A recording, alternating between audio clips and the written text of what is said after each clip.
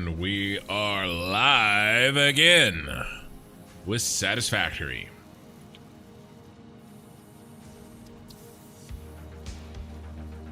I know this can feel like these Satisfactory streams are few and far between, but just know I am, if you're not keeping up, I am actually coming to, there's light at the end of the tunnel on my Factorio playthrough. So, and when I finish, then I will be streaming Satisfactory many times a week. I do have a couple things coming up. This is my last stream until Wednesday night. I'm going on a vacation with the family. We're gonna go to Monterey Bay Aquarium, which is massive. Those tickets are so freaking expensive. But we're going with the family. It's gonna be great. And then I'll be back Wednesday, and so I'll stream Wednesday night, Thursday night, Friday night, Saturday night. And then I have a conference. But I'm hoping by the time I get back from my conference, you know, week and a half, 2 weeks, Factorio will be, if not finished, nearly finished. And then we're going to focus on Satisfactory. And I'm going to give the same treatment to Satisfactory that I gave to Factorio.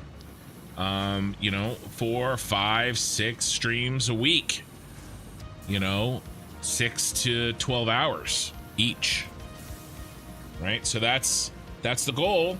And then after that, I have another game planned.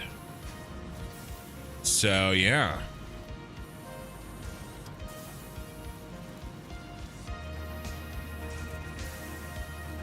Okay, let's take a quick, I was getting this prepped out and I ran out of time here, but we are looking at the city map right here.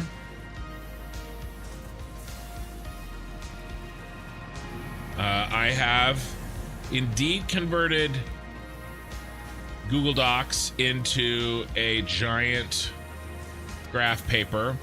Each of these squares does represent a foundation in the game. So this is our kind of guidelines, our map for the city and how everything's going to be laid out. All right. So I kind of wanted to get this ready to go. We're going to be working on the shard again today. We are very, very close to being able to actually build a factory inside of it. We're actually working on the lower part, the lobby.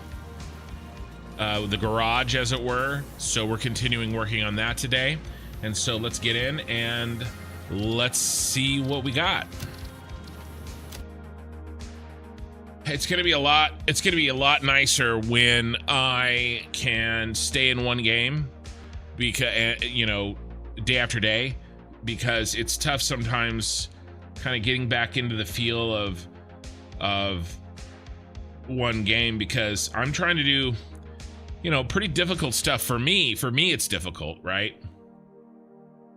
And it's tough when I have to spend so much time trying to remember what the hell I was doing. You know, whether I'm doing kind of hard stuff in Satisfactory or I'm doing, you know, Factorio, which is a new game. So basically everything's hard. Either way, it's been really tough kind of taking breaks between these games, but we're back. Yeah, so last time we finished all the lighting effects, although I do think, I can't remember. Does anybody remember that watched the VOD what I said I was gonna do with the siding? I think I may want to try to, does that not have power?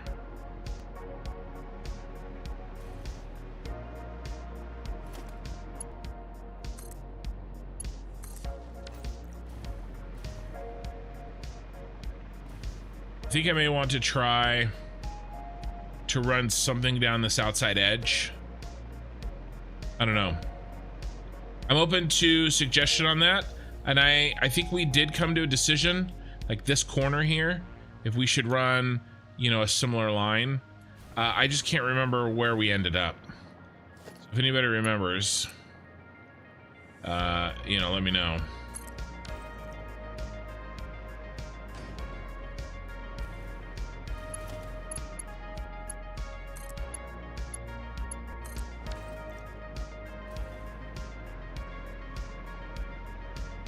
But yeah, I will enjoy the vacation. It should be good. Lots of resting. Oh, Okie Sooner, I waited until you got here for this. You ready? Just for you.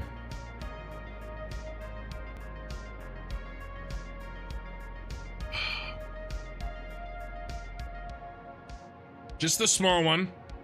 Here, let's see how many ounces is this. Can I still use ounces? Is it still early enough in the stream that all the metric system fanatics haven't showed up yet? And me using fluid ounces makes sense to the majority of the people listening. 8.4 fluid ounces. I wonder if it's actually in like, that'd be hilarious if this was actually in milliliters. It might be. Like, who makes a can that's 8.4? It's probably a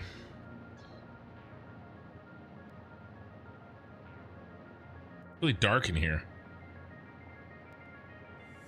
I'm obsessing over the size of this liquid in this can. Hey, how's it going? Here, let's see. Let's see if it's a nice round number.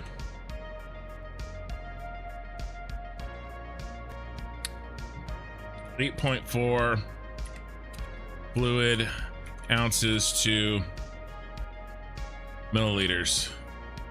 250 maybe? 250 milliliter? Could be. Could be. Haven't been able to catch a stream in a while. Well, thanks for being here.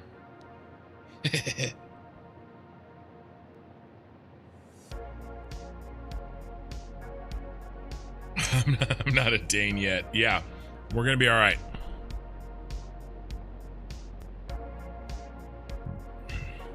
England survived their invasion. We'll be okay. Ian.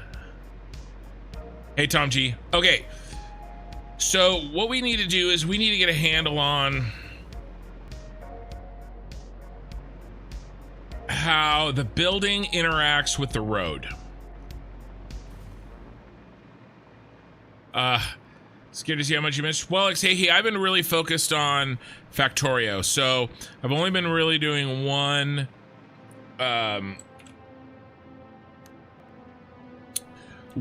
Satisfactory stream a week, so you haven't missed too much. But the time is coming where I'm going to be heavily focusing on Satisfactory, and so a week will go by and there will be a lot different, a lot of change. Interesting. I don't like these. So, you know, just to keep in mind that time is coming.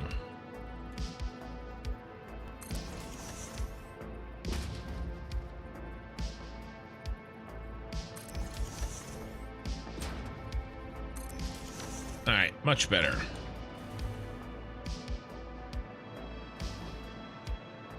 Yeah, we got this road in.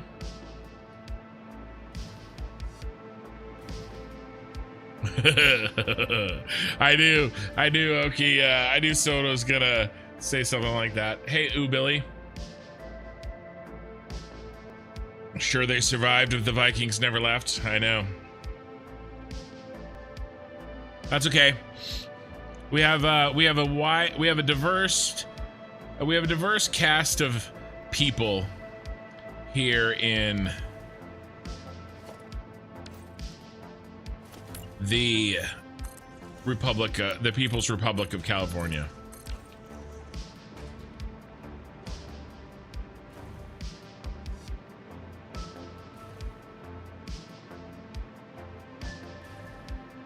Ray, story time. So today we've been so busy. To put it simply, we have done twice as much in sales day. So on average, way too busy. Half of your crew is sick. We're playing hooky. Let's build out some of this. I want to kind of build this out a bit, and then I want to take a truck and drive on this road.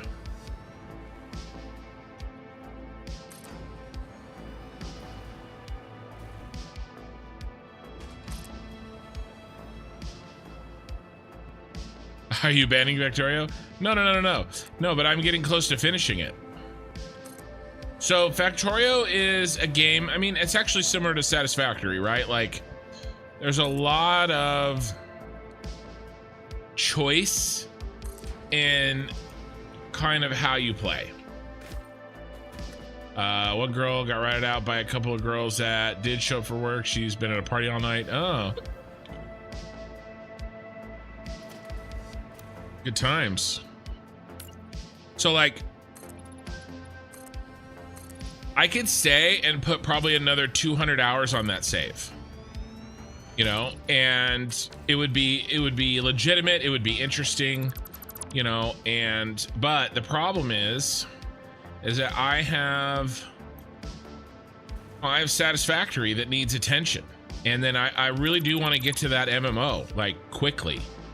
And so I'm going to win Factorio, but I'm not going to like build like 1,000, you know, science per second or something like that.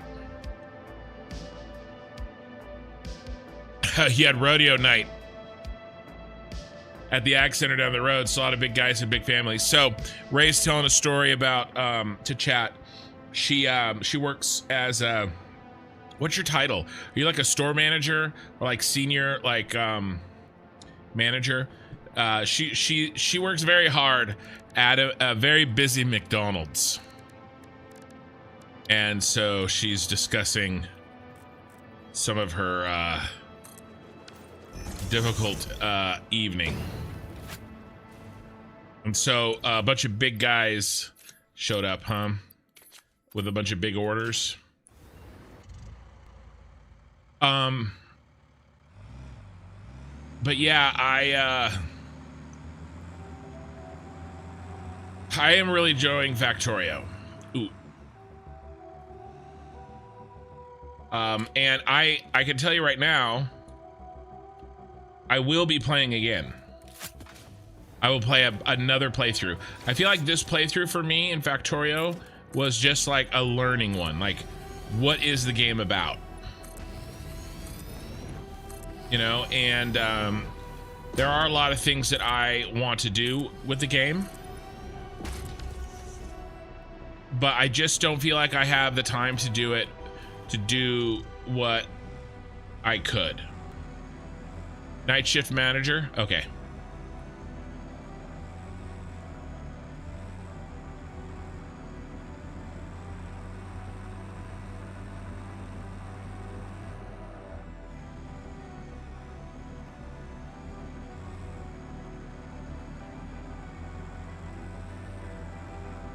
What do you guys feel like this feels like a little cyberpunk city? We'll go around a couple times. Autosave.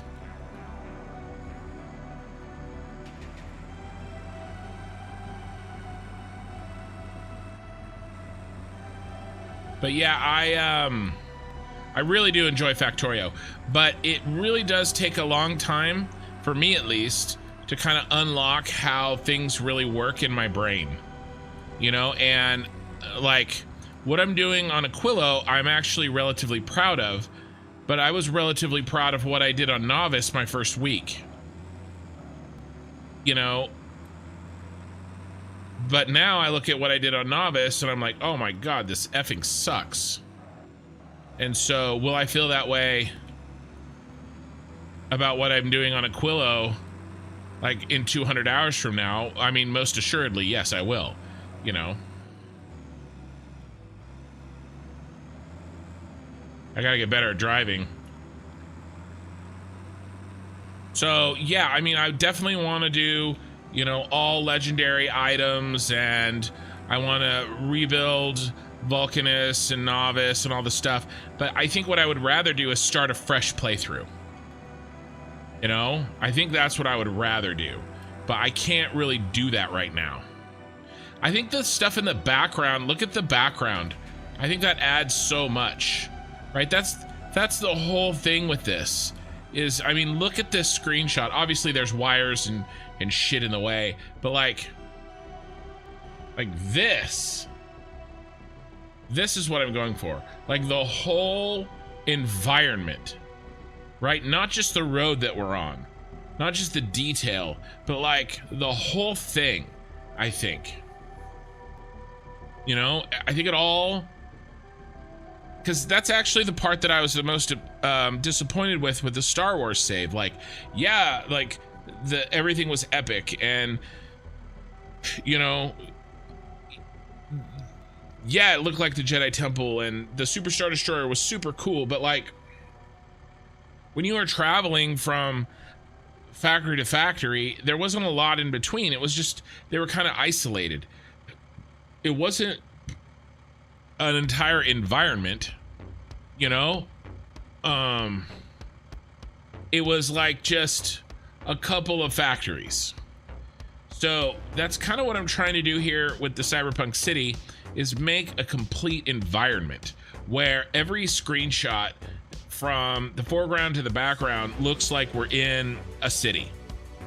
And so that's kind of why I'm taking so much time and being so detail oriented, is to create this immersion in all aspects of it, rather than like, oh, we're playing Satisfactory and this is a Star Wars thing in Satisfactory. You know, I want people to watch a video or see some gameplay of what I'm doing here in Satisfactory and not even know that that's what I'm playing.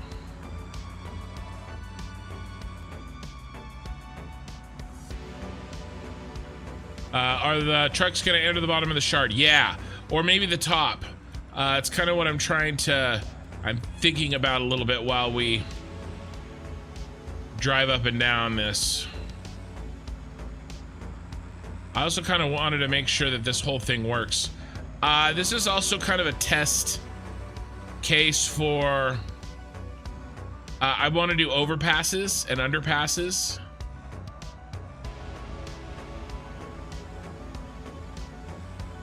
You know, and so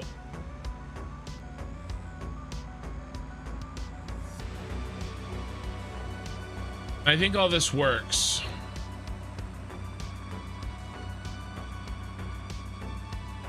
Oh, we ran out of road.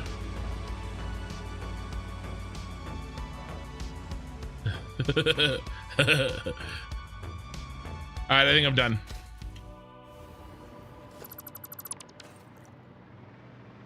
I don't know, I kind of wanted to think for a second and just kind of get a feel for what it is we're trying to accomplish as we make these decision points.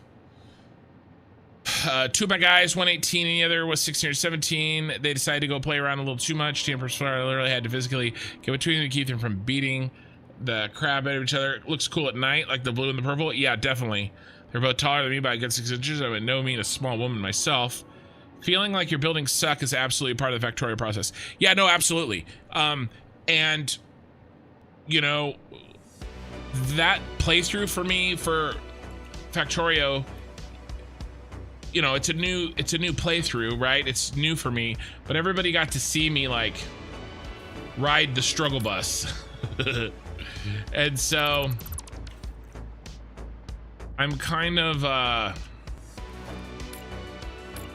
there is a lot I want to do with the game, but I need to be in a position where I can give it the attention that it deserves, because I feel like I've rushed a lot of it. And to be quite frank with you, I really shouldn't have even started it. You know, I probably really shouldn't have even started it. just because I wasn't in a good position to do it the right way. But now I didn't really know what I didn't know, which is always the case in life.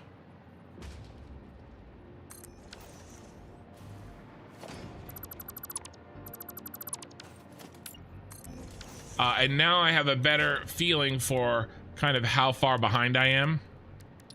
And I do want to tackle that issue. I just don't know if, you know, I want a fresh start to tackle that issue, I guess. Right? You know, we might be able to make a blueprint. Probably should. Maybe I'll come up with our street like corner here and make a blueprint so we could just go, you know, bam bam, and it's got the painting already on it. Did you fire him, or did you just like kick him out for the day?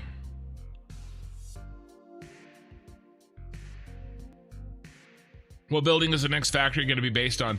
Yeah, so I think we have to do the steel factory after you finish this shard, and there's a bit more time still on this, of course. It's going to be over here, and I think it's going to be the steel heavy modular frames factory. And the plan is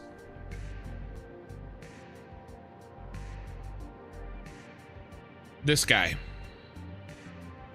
this sort of spinning drill bit looking thing.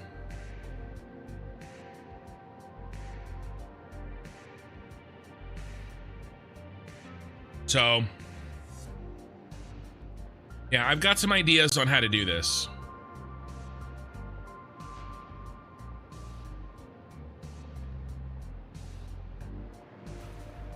But you know, that's time for another evening.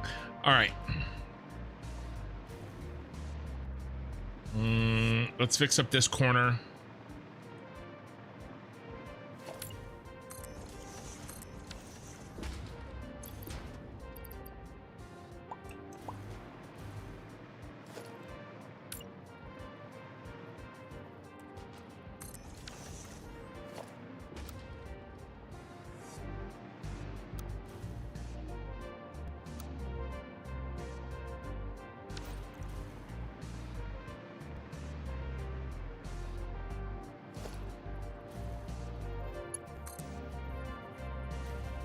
All right, those are already connected.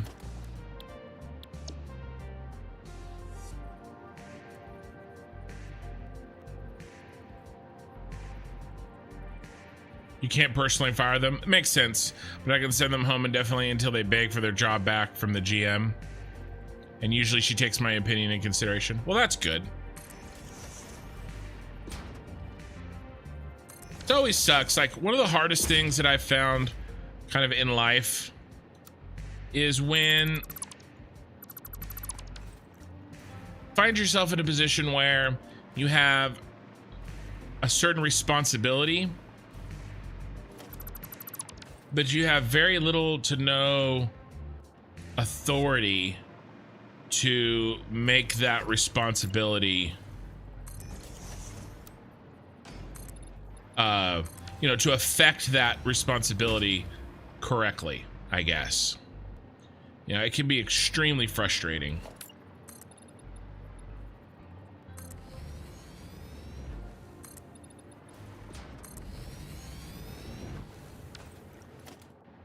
You know, I liken it to if, like,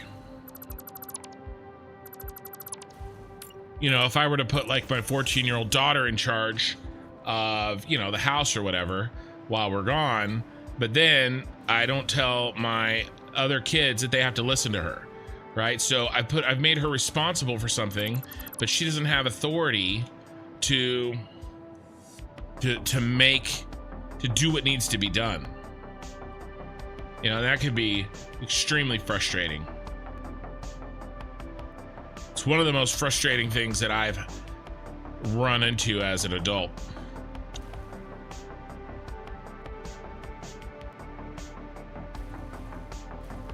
You're gonna miss the extra large blueprints with the next Spire building. I know, man. I already miss it. It's It's what I immediately, because when I decided I wanted to do this, I had already come up with how I was going to do this actually pretty easily with that large blueprint method. And now I'm too stubborn to change, even though that blueprint method is now unavailable. Stubborn, stupid, you know. All right, no more ricking you guys with burping in the middle of my sentences. The sugar-free Red Bull is complete. All right, so I've just been kind of floating around, working on little things while I kind of consider our next move.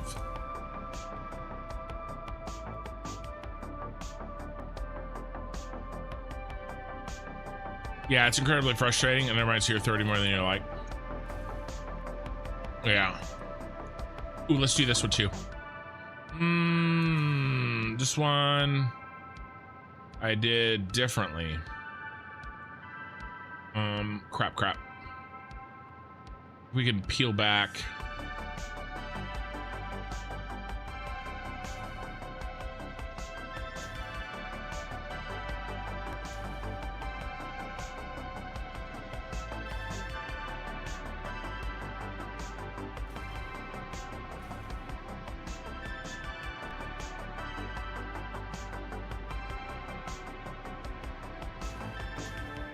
Can't really move this one back.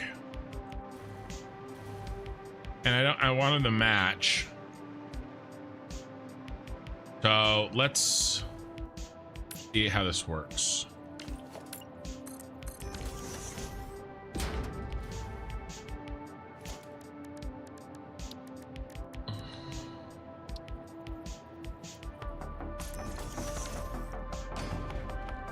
It's not gonna work at all. All right, well, let's just go with this for now.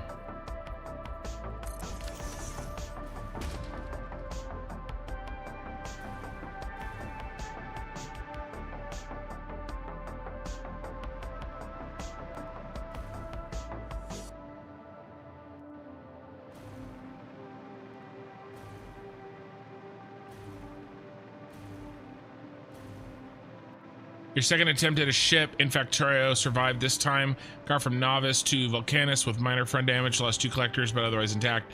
Delivered uranium for the tank and finally killed a worm. Good for you, man. Gotta, you know, gotta expand the territory. All right, I think, is this intersection gonna be relatively, I kind of want to build out an intersection so we see it. This is an interesting 3-way intersection here.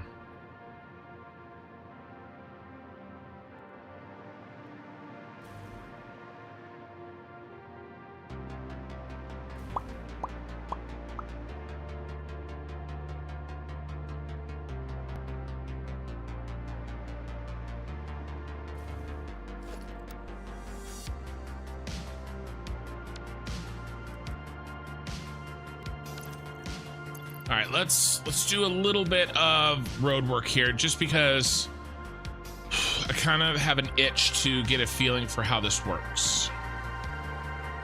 Plus, I'm not really sure yet on how I want to solve some of the other complications.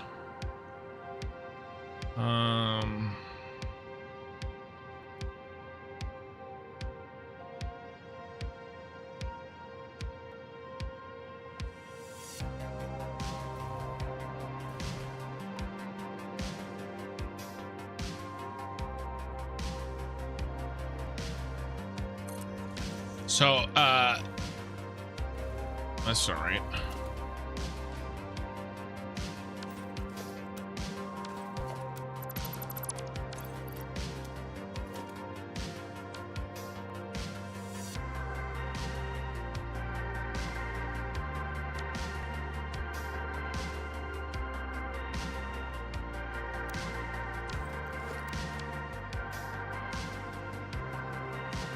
I'm definitely stalling. Definitely.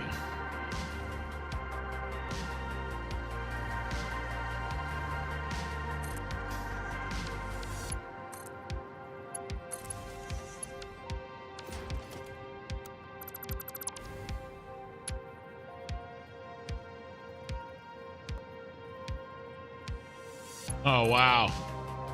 Yeah, bad storm. Yeah, definitely be safe, Ray. But I'm sure you'll make it through. And then I'm thinking these guys, but I want the kind without the narrow. I gotta build on these guys. So let's see.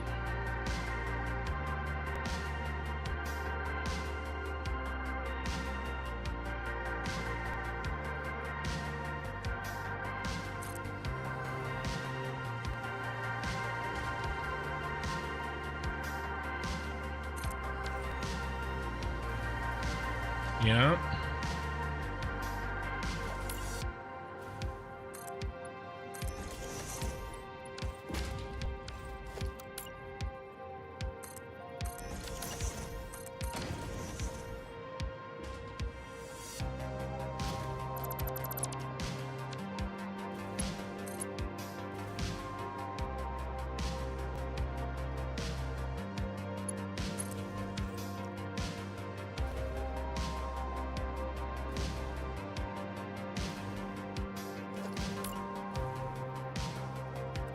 I want to decide, you know, what we're gonna do for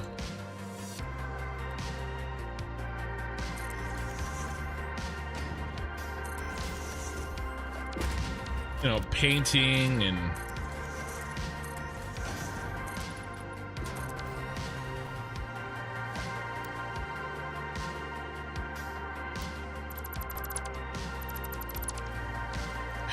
on the crosswalks and stuff like that.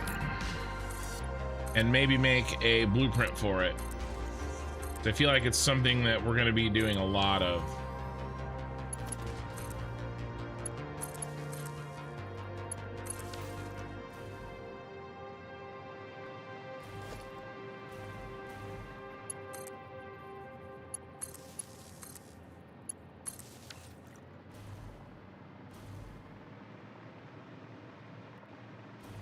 You're getting a generator installed at the house? Yeah, I think you mentioned something.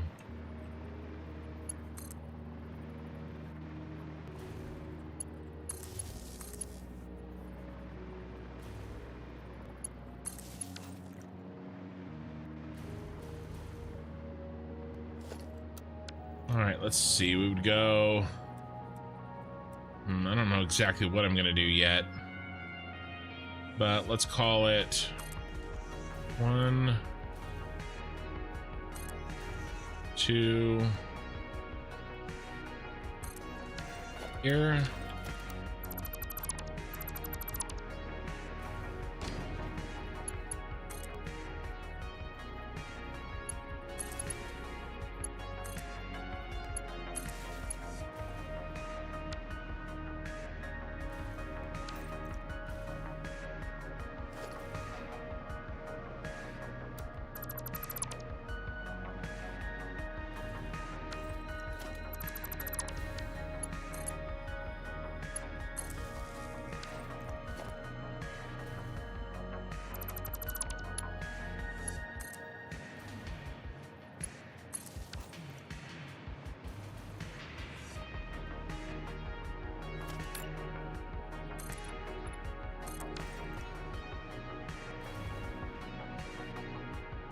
The grid is good where you live, but we even lose power in the storms. Yeah.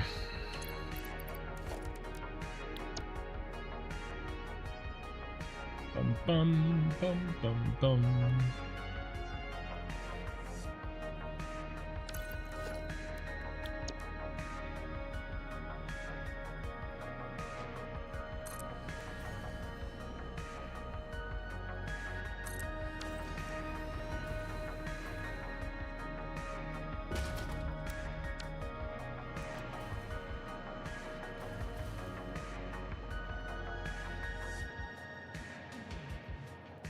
Is that right? Yep, that's right.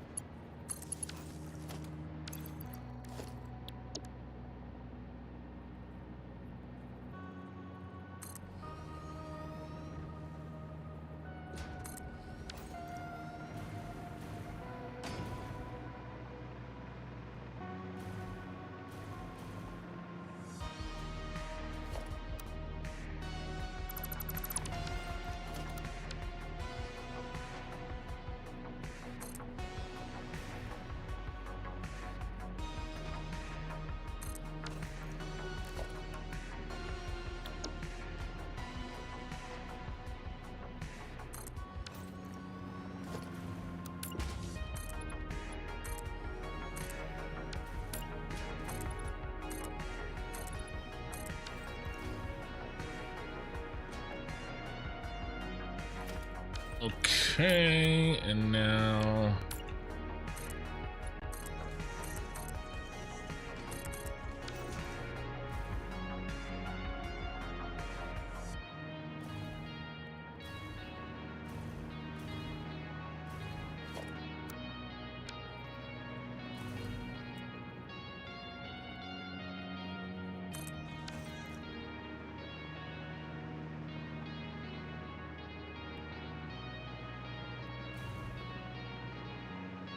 probably I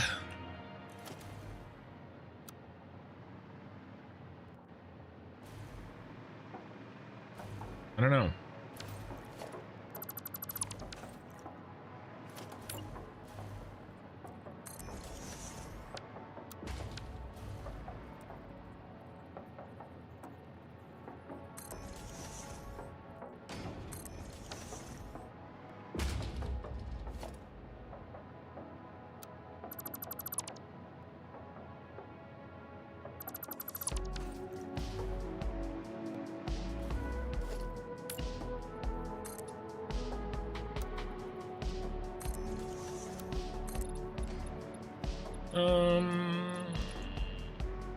Let's take it to there. And then let's delete at least to there. Not sure what else we might do.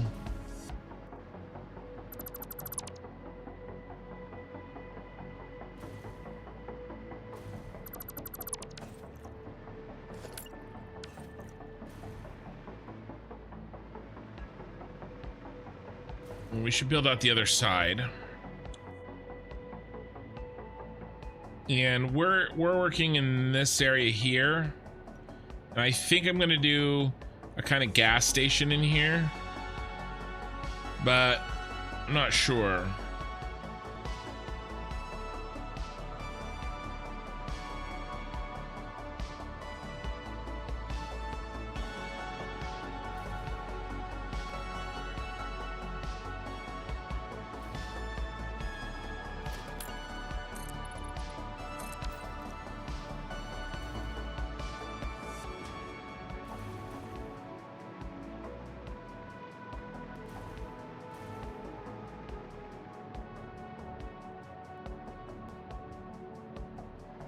Yeah, no, okay, Sooner is, Sooners are aren't they a mascot? I don't know what they are. I don't know what I don't know what a Sooner is here. The Sooners. Sooners is the name given to settlers who entered the unassigned lands illegally in what is now the state of Oklahoma before the official start of the land rush. The unassigned lands were part of Indian territory that, after a lobbying campaign, were to be opened. American settlement. President Harrison, officially, okay, yeah, Oklahoma district. Designation Sooner had a very negative connotation, while boomers were merely expressing pioneer spirit and their desire to take and settle former Indian territory. Sooners were essentially stealing from other white settlers by cheating on the claim requirements to get better land. Oh, there you go. Of course, that is Wikipedia, so it may have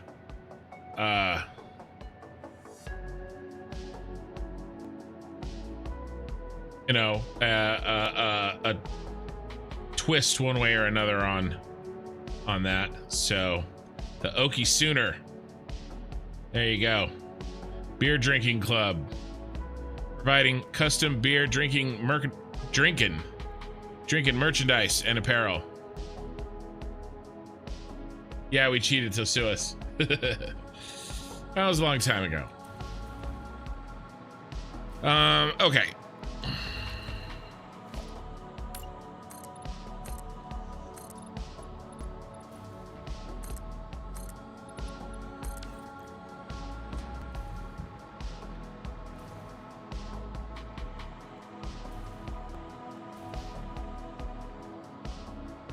All right, let's come up with our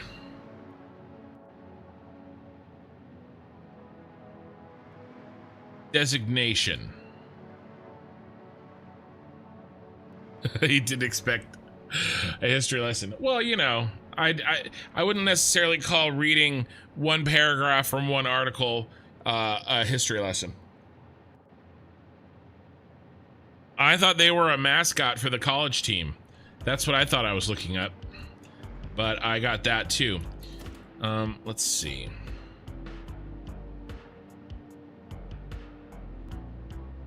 I think what we ended up doing...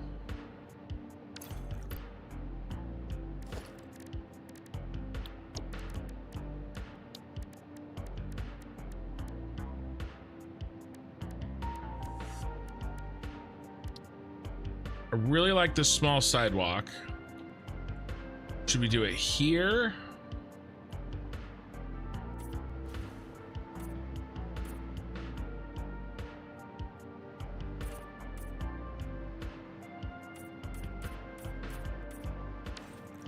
Kind of like it there. What do we do in this corner? Let's change the color.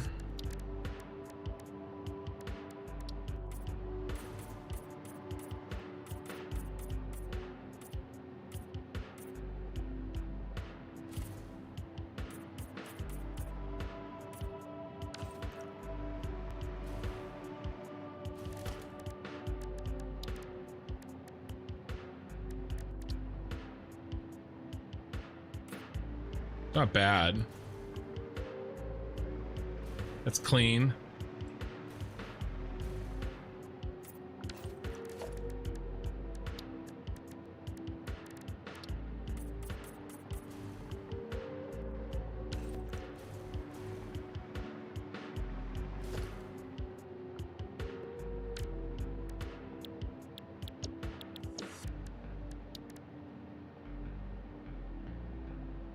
The boomers were the Sooners. We just called them Boomer Sooners. There were really no boomers, just some people being honest. So, Okie, I didn't mean to, you know, open up, you know, any any battle wounds or something, you know, like it's okay. It's okay. I believe you.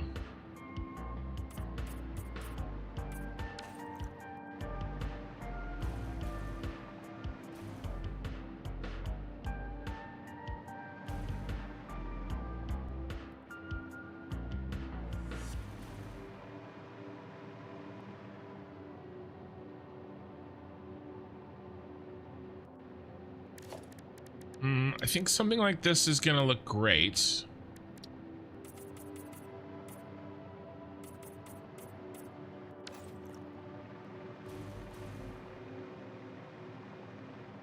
We could definitely do a crossing here as well. The honest people were stupid and lost out.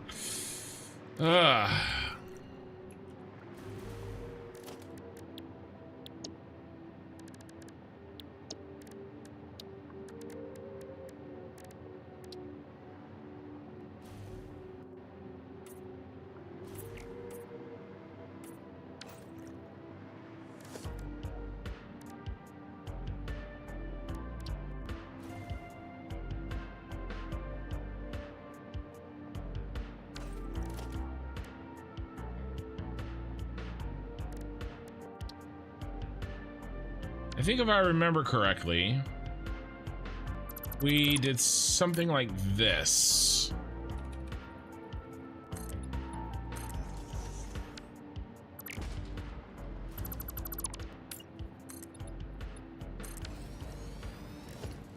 Then we went that side, that side, that side, that side.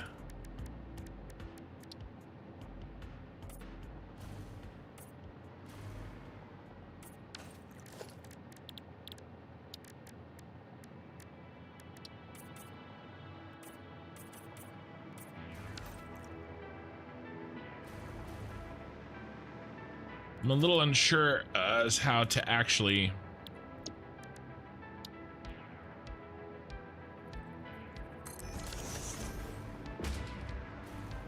blueprint this. That looks really good.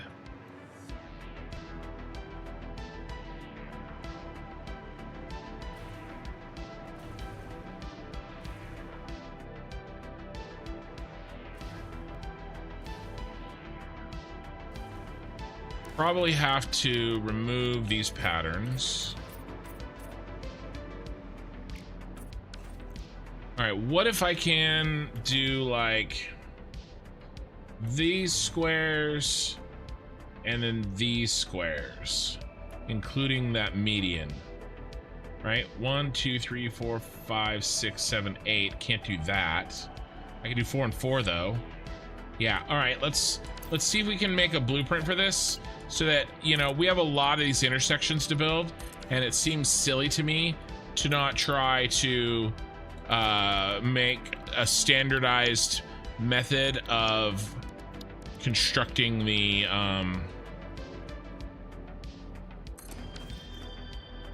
an intersection. Just don't bring up the land run with the reassigned tribes and you'll be just fine. Yeah, Oklahoma has an interesting history. So I'm gonna tell you a little bit of story that is sort of the family story for me. You know, we all have like the family stories, right? I have no idea how accurate these are, but you know, they're the family stories. So as the story goes, my family, how many are we gonna do? We really need to do 1, 2, 3, 4 with an edge. So my family, well, let's go here, is that my father's grandmother, and by the way, my grandmother is still alive, my dad's mom, there's a lot of Native American, right, in the family, Native American blood. As the story goes, her mother was born in a teepee in Oklahoma on one of the reservations. That's what everybody says. I don't really have any way of proving that. And I've never taken one of those ancestry DNA things, mostly because I don't trust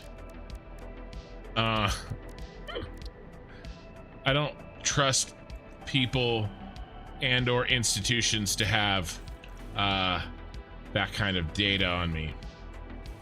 You know what I mean? Like this. And then I think like this.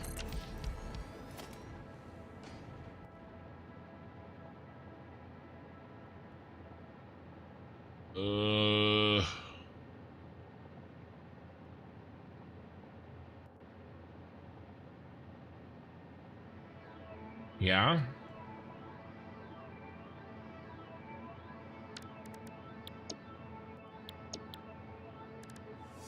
So, yeah, I mean, and then my father's father also had, as the saying goes,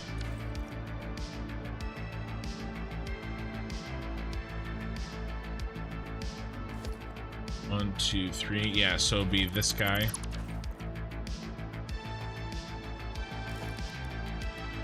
A decent amount of American Indian in him as well. So, in theory, my dad is... So, let's see.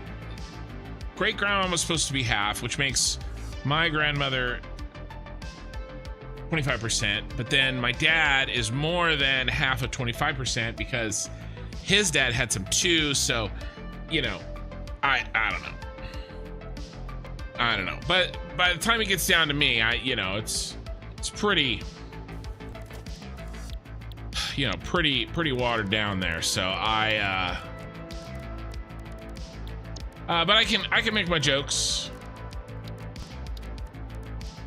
You know, I can make my fire water jokes. That's why nobody in our family drinks alcohol. Which is true. I'll say nobody that still is alive in our family drinks alcohol. Let's see, 2 with the line, and then the next one comes up on my dad's side. On my dad's side. Let's see, so this is corner, and then up from the corner, and then 1. Oh no, it's this one. Has that design. And this one's reverse. And then this one is sideline. So yeah, I mean, so at this point all we really have is kind of like, you know, Granny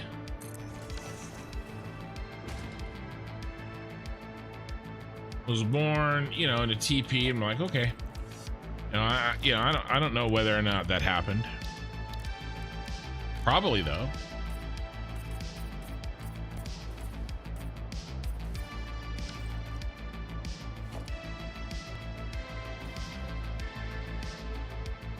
I don't need this square. It's not doing anything.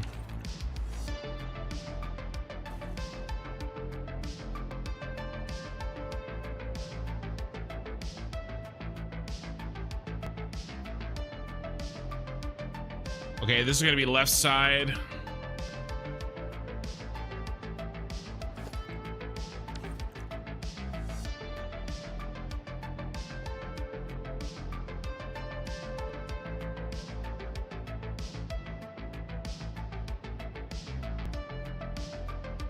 Can you do John Paul, George Ringo crossing the street? Probably not.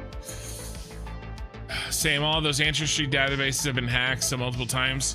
Yeah, I mean, they're also using them for like, I mean, and like from a perspective of like a public good, I totally get it, right? But I mean, there was somebody that they caught somebody like off a cold case because they ran this guy's DNA through the database of DNA of everybody that had done those like 23andMe and stuff. And like, I'm all for like murderers getting caught, but like, you know, did all those people agree to add their DNA to a searchable database for whatever? Like today it's finding, you know, murderers, but what is it tomorrow? You know, and I could go into all sorts of crazy conspiracy theories on what could happen, but you know, and maybe they did agree to it, and in which case, okay, that's fine. But like, did they know they were agreeing to that? I don't know. I'm not a super fan of. Once it's out there, it doesn't go away, and sure, and it could also get hacked, and so. Yeah, I don't know. Not necessarily a fan. And it's just mostly so that, you know, I mean, if you're really interested in your ancestry and stuff like that, that's fine. But like, I'm not really. And so there just seems like it's more risk for very little reward. So, on the other hand, I mean, honestly, like 2 seconds on Google search, anybody... I've been sort of kind of trying to not hide, but just not announce who I am on the stream. But like, anybody with a brain can find me, and it won't take that long, and it wouldn't be that hard. That's the thing. Even if they did, the data lets them find people who are second or third cousins. Correct. So that's actually how they caught. It was actually in my city. They caught a guy who basically he was a serial rapist like 20 years ago. And they caught him because like his aunt, his cousin or second cousin or something took a 23andMe test. And so, you know, they tracked him to, you know, there was like a list of 10 people. Some of them had alibis or whatever. But then what they did is they went to his garbage and like got DNA off of like something off of his garbage and then ran it against the, you know, the original DNA from 20 years ago, and it was a match. But they found him because they searched through the 23andMe stuff. And again, I don't have a problem with that necessarily, right? Because, you know, does the end justify the means in that case? Probably. But will it in the next case? Like, I don't know. Like, it's just a weird thing. And I'm not saying that it shouldn't happen. I'm just saying I'm going to opt out. That's all. Let's see if we can figure out what we're going to do here. Cyberpunk City. So this is going to add to the narrow street construction. So let's do the purple, and we'll go left side, intersection, crosswalk. We'll go left side, we'll go right side.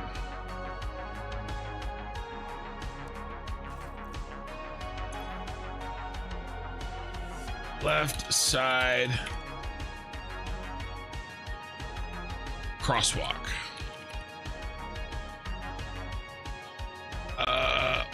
Left. Let's see. Painting or pattern and paint for left side, cross walk intersection for narrow roads. Mark 2 BP. Always try to do, if you can remember, to do to put in your description of your blueprints what size blueprint it is, because you can't load a Mark II inside a Mark III or Mark I or whatever. So what I try to do is in the description put it there so that if I need to load it, I can see which one I need to have open. My mom has done a lot of research in her family history. Yeah, my mom went through a kind of a phase, you know, of a hobby, right, where she did a lot of that. The thing that stuck out to her most is how many people, you know, 100 plus years ago died from something as simple as childbirth or infection or broken bone, or on how young everybody died, and you know, or of the flu, right? I don't know. The injuries in the childbirth is mostly injuries in childbirth, right? Men with injuries, you know, broken bone, whatever, falling off a horse, gunshots, lots of gunshots, back in the the Wild West, and then women childbirth. Privacy is a tricky thing these days. You have to opt out from a lot of conveniences. You actually care about your privacy, right? And at a certain point, it's like whatever. That line's different from everybody. So for me, it just wasn't really worth knowing, I guess. And I really mean a lot. Her father's side, she had tentatively traced back to the BC area. Not kidding. We have ancient Ireland blood, Celtic. Nice. So there's another family rumor on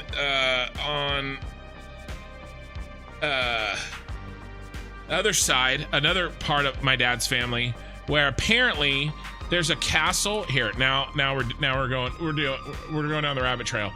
Castle used in filming of the movie Macbeth with I think it was Mel Gibson. Did he do a Macbeth? Yep, it was Hamlet. Yeah, not Macbeth, it was Hamlet. Wait, are those the same thing? I can't remember. Yeah, Donator Castle. Apparently, we are related to the people that used to own this or owned it, or like ancestral home or something. I don't even know. It's like one of those stories that one of those ladies that is like your great aunt that you've only met a couple of times, and it was kind of an awkward like meeting where you're sitting around in like a very old house with very old furniture that kind of smells weird, and sort of smells like smoke and a hospital all at the same time, and having a discussion about things that don't really ever affect you. That's how I found out about this. But apparently, yes, this castle is way back in the here, where's a good picture? It's kind of cool.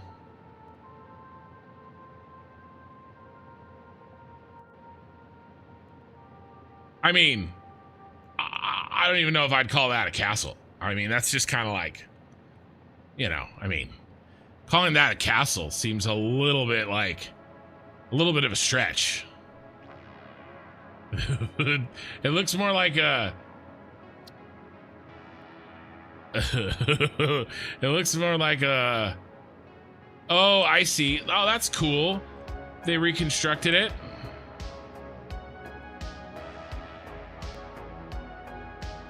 Like what it would have looked like.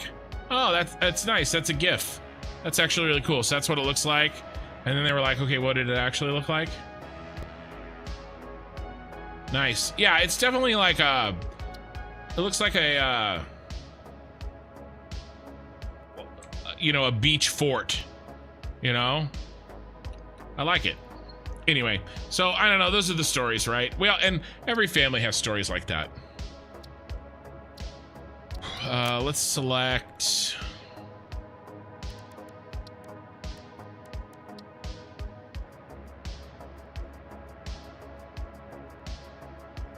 Do like this.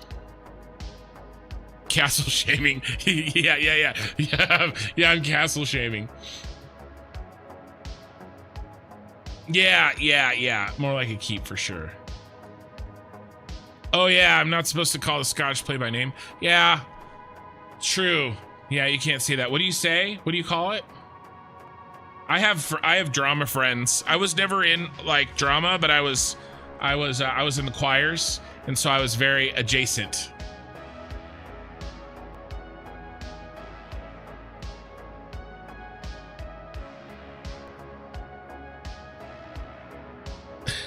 Yeah. The Scottish play, right? Hamlet. I don't know. I get them all mixed up. Hamlet's different, right?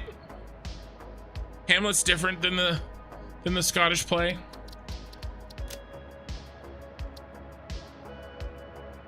I used to have them all straight. That Scottish play, right? I will say that as a senior project in high school, back before like the way we edit now, we did a I filmed a we did read that Shakespearean play, and everybody got an act, and we filmed a Monty Python style version of that. It was pretty funny. We had the witches, and we did a whole thing. All right, left side crosswalk, pattern paint sidewalk crosswalk. Okay, yeah, and then let's resave this.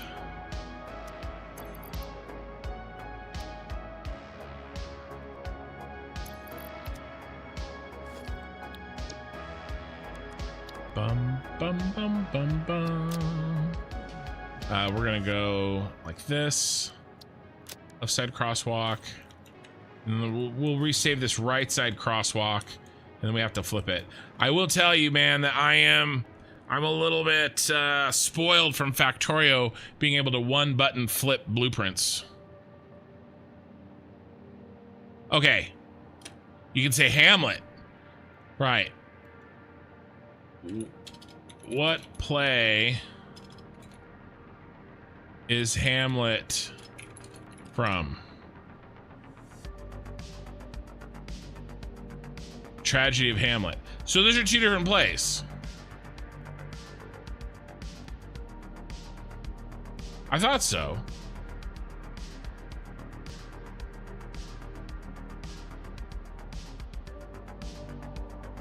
Yeah.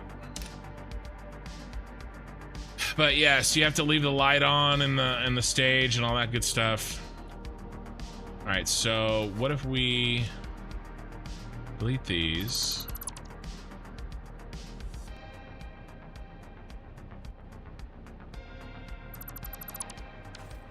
Actually, what if we, yeah, we save right side.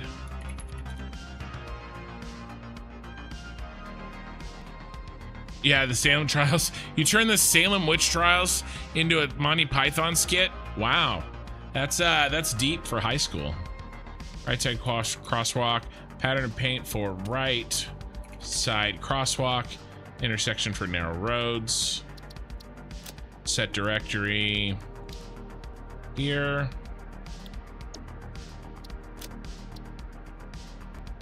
Yeah, okay, I thought so. I thought they were. I don't know, what Oki Sooner was saying was confusing me. Not that he's wrong, I just was being confused. Let's see. So we want to extend it this way. Delete that. Change this one. I'm definitely spoiled. Delete this one. Add that one. Oh, let's build the left side so that I can see and copy it.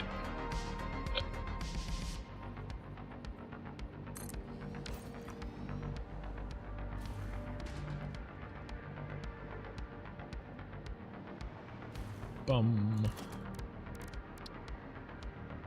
Because in Factorio you can hit H or V and it flips the blueprint vertically or horizontally, which is super, super handy.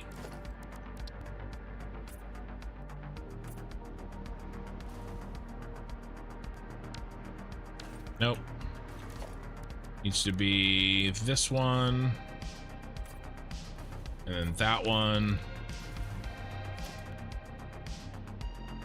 And then a flat.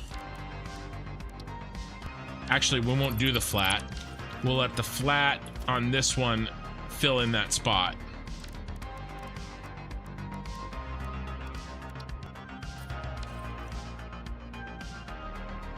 Hey, Jimmy.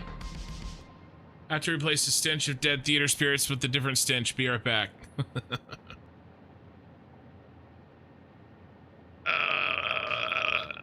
Yeah, how's it going, Jimmy? I was in the special smart people class. We got away with a lot. Yeah, I was too. We did all sorts of stuff. I did in my English, my senior English, we had a little project. I built an electronic piano from scratch in my English project. I don't even know, man.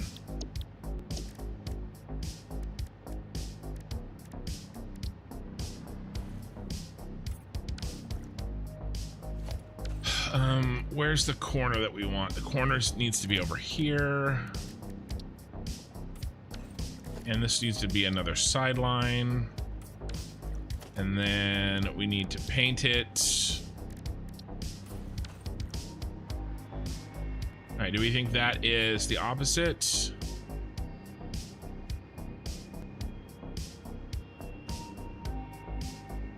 Yeah, it looks great.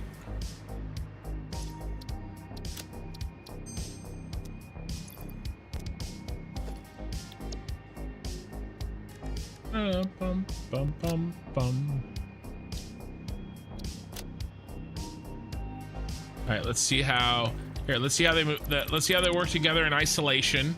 Make sure that they work together with each other, and then we'll make sure that they work together in the road.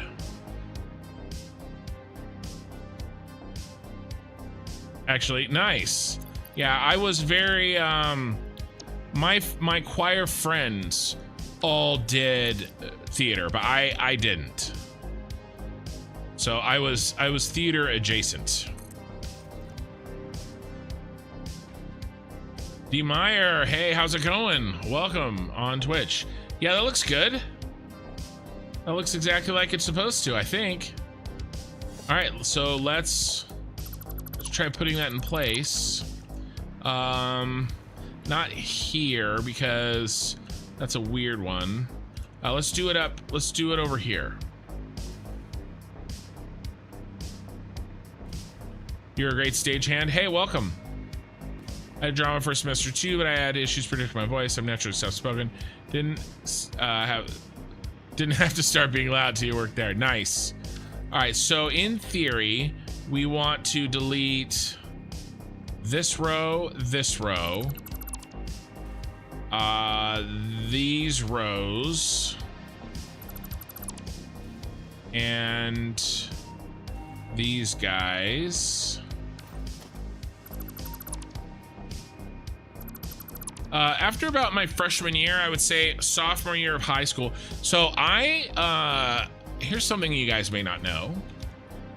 I was homeschooled until my freshman year of high school. I did go to 1 year of a private school. My wealthy aunt purchased that. 5th grade, I went to a fancy private school. But yeah, I went to public school for the first time as a freshman in high school. And it's the high school my daughter's going to right now, actually. I live, basically, if you walk like 2 minutes up my street, maybe a couple hundred feet, to the end of my street onto the bigger turn, from that spot, you can see the high school. It's like a 8 minute walk to get to school for my daughter. She walks every day. And that's where I went. And it's not like the best school in the city or anything, but it's in the top, 10%. It's a very good school. All the parents are very active and,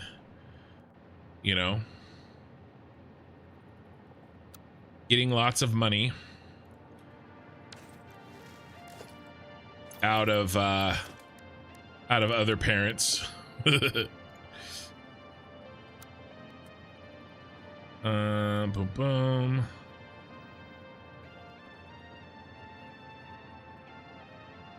Oh, we have a different setup here. So yeah, let's.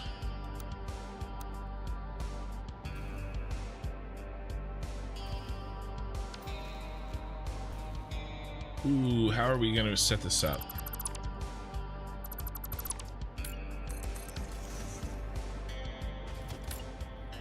All right, so that's going to be important. I'm going to need to know exactly where that line is.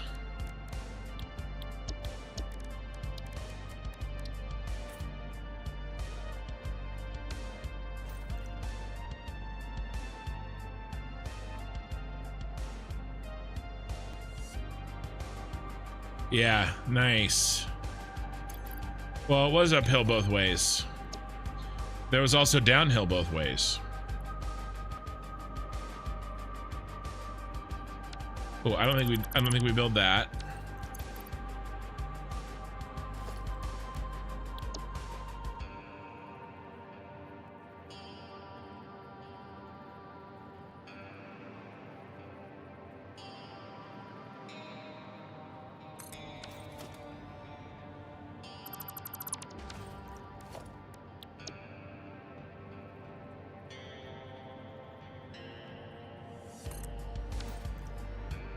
I didn't even need to delete those. Wow, that looks good, and that came together really fast. It would be even faster if I didn't delete these.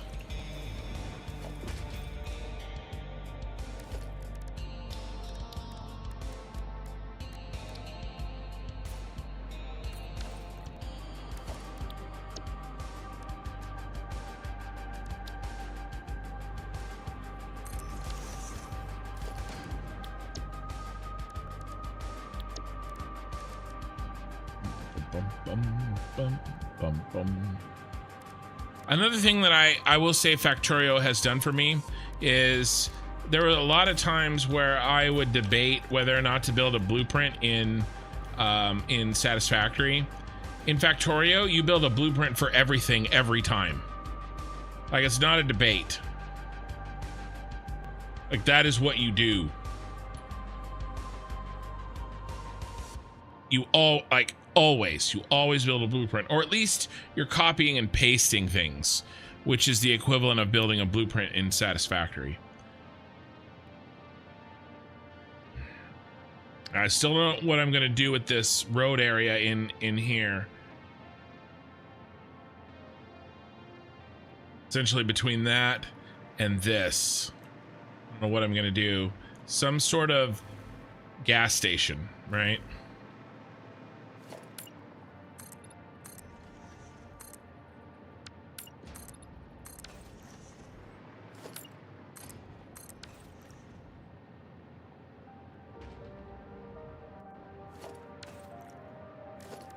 So for now,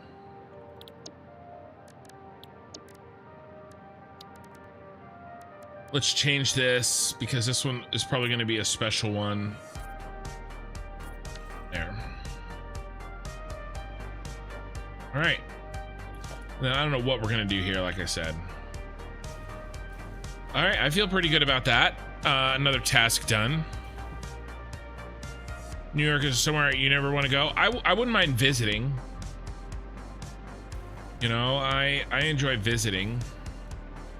I really enjoy visiting, you know, San Francisco. I wouldn't want to live there. We're going to the Bay Area tomorrow for the vacation. I mean, Monterey Bay is south of San Francisco Bay, so we won't necessarily.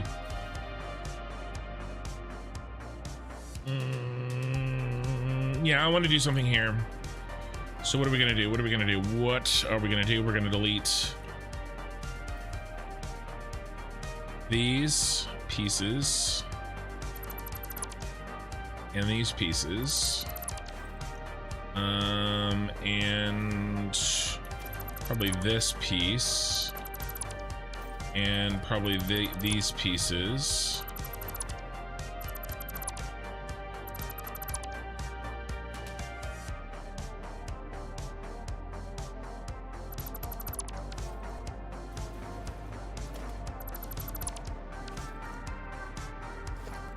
All right, so we intersection, left side crosswalk.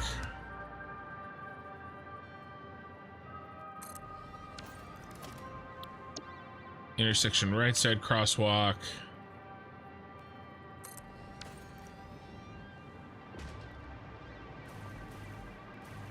And then there. Then I'm thinking one of these, probably actually that blueprint.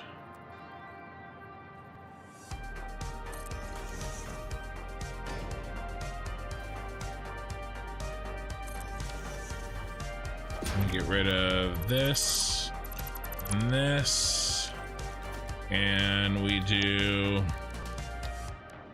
bum bum bum bum bum bum bum bum bum bum bum. This guy.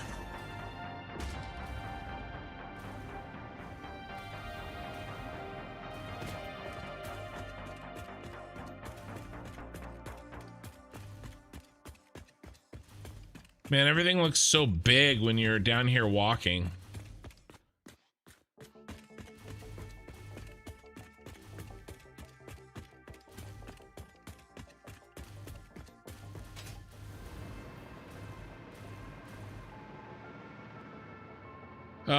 Been up and down Cali, really never made it further south in LA, which I did not like much. Yeah, LA kind of sucks.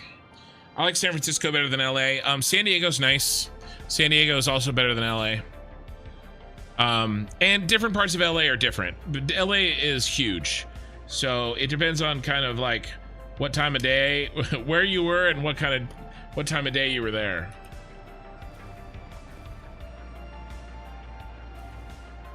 Let's build out this road and that intersection because I'm feeling very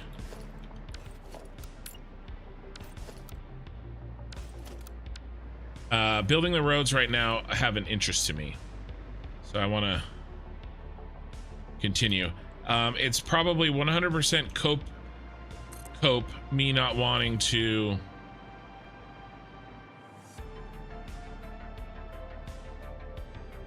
deal with the trickier parts of building the shard that I am not sure how I'm going to fix yet.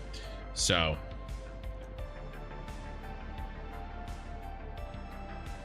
this intersection comes out here.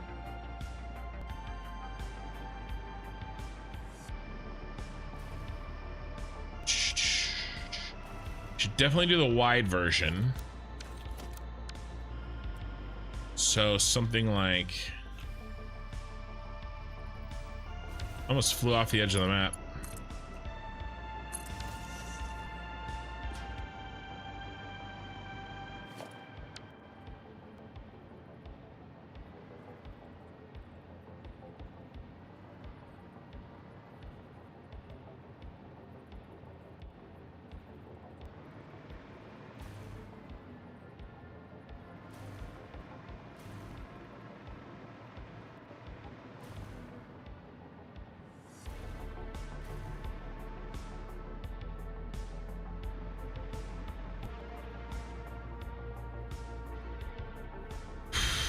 Downtown area, I guess, near the uni there, visiting college buddy at the time. Too many tall buildings, felt claustrophobic. Yeah.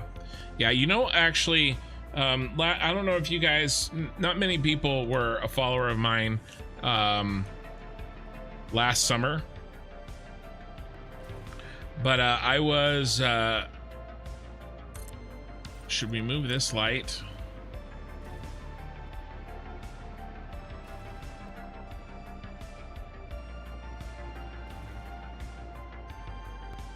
No, but I was I went to my sister's wedding in Washington State, and now it didn't really bother me too much, but my mom and my sister really had a hard time with the trees, and you know, they're so tall and so. They're just in your face, right? And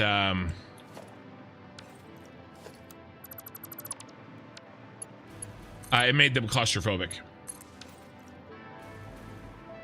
But also, my mom's from Kansas, so she wants those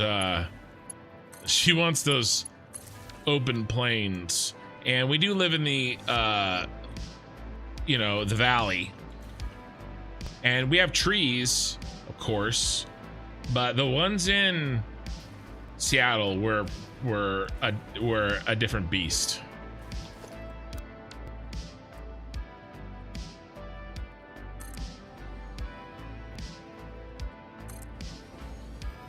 I don't think I can live in a city. I know the advantages. I just, it's not really what I want to do. Having said that, I don't want to have to drive an hour to you know, go to the store either. So I'm happy with my suburb life. Thank you very much. Where is the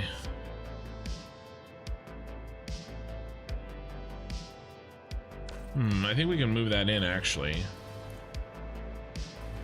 Yeah, he can be moved in.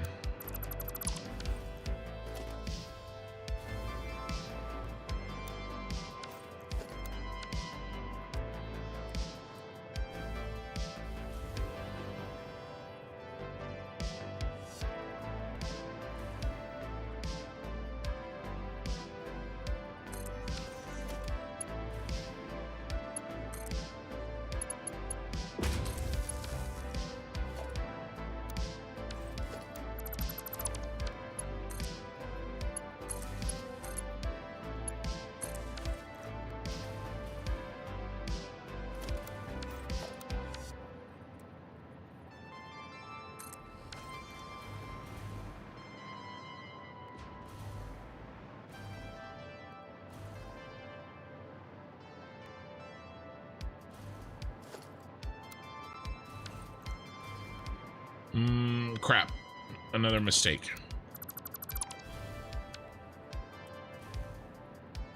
I think technically it goes here. Yeah. Goes there. We're gonna have to build this out over here.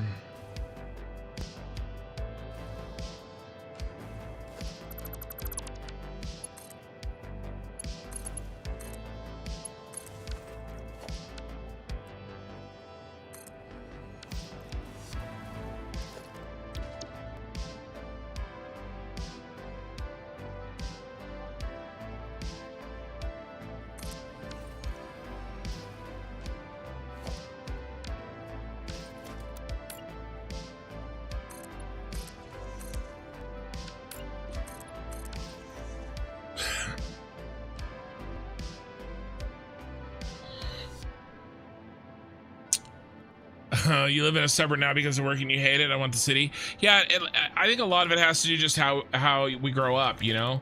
Like, I think that in general, you know, as long as you had a halfway decent life, you know, we feel the most comfortable around, you know, in situations that we, you know, that we grew up with. So, you know, I just want to chill and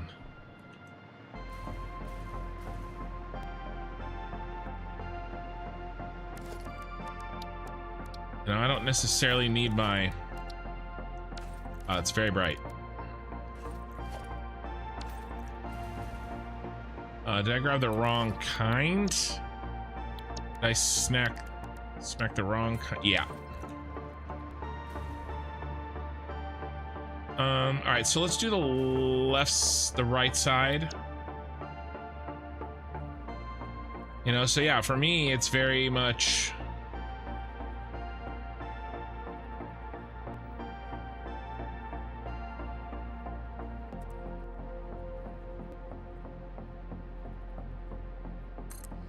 you know, a comfort thing more than anything else.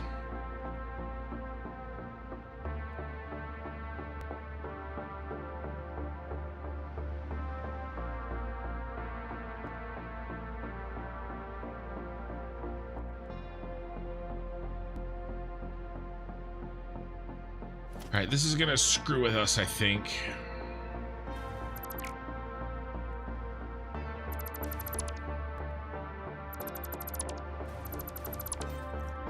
Because this, by necessity, this one's different.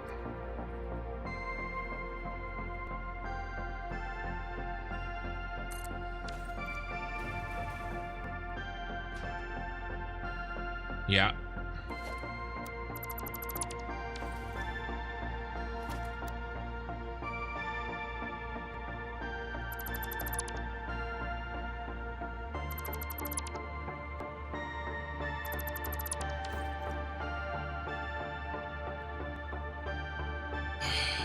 You're in the shed watching the stream. Welcome to my shed, Kin. All right. Next time I drive through Oklahoma, I'm coming to the shed. Is that like the same shed that you take people out the back of? The wood shed? Beat the hell out of them? Yeah, give me wide open spaces and not a soul around besides family. Yeah, I'm a little bit there. Although I don't want to be so far removed, like I said. You have to dodge woodland craters on my home on your way home every night? Yeah. Not redwood scale, but virgin growth white pines. Nice. Living away from the city sounds horrible to me. I hate nature. Give me the concrete jungle any day of the week. I'm okay with small park, but not any more than that. I just like the... It isn't so much a nature versus like city conversation for me. It's more of just like, I don't know how it feels. It's so funny too. Like, I don't know. I think most cities are similar, but there are some really nice like areas outside of downtown, meaning like, you know, some affluent neighborhoods, basically places where really good food is. And I always have these city guys like that I work with, these younger kids that, because my work is downtown, and they're all like, I was like, yeah, I went out to dinner, it was a really nice place, and the assumption is that I ate downtown. I'm like, no, I don't really go downtown to eat. And they're like, what? Like, to them, the suburbs are like this backwood, like backwards, like it's so funny. And I'm like, no, like, no. I think that works. We have to cut it. We have to cut back one more then. I'm like, there's really nice restaurants out here. Like there's a part of the greater Sacramento area. It's maybe hour and a half, maybe an hour out of downtown Sacramento. Eddie Murphy famously kind of like had a house out there. There's these little restaurants tucked back. Like the type of person that would buy a house that Eddie Murphy would live in, right? kind of out by a lake in the hilly area, you know, where when it's you're in like you're still in the same county that downtown Sacramento is, but like, so you're in civilization, but when it's dark, it's dark. It's not the middle of the country by any means, but like, it's just far enough away where you feel like you could be. You know what I mean? And so those areas, right, with those kinds of houses, those have where do you think those people eat? Like, of course there's gonna be super, super nice restaurants, you know? Like, of course there is. Like, so it's just funny to me, sort of the built-in kind of like, you know, like, ew, the suburbs. I'm like,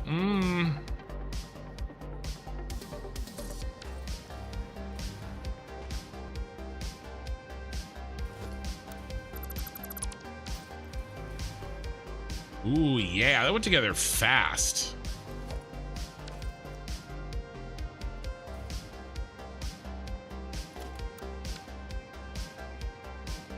While I was talking.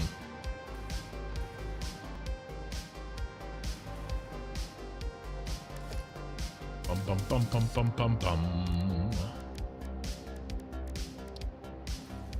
Like, if you know where to look, and the thing is I drove Lyft for 3 or 4 years, right? And I drove the specialty.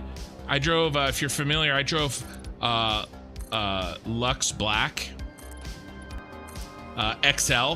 So I did basically I did the luxury SUVs, and they have to be black.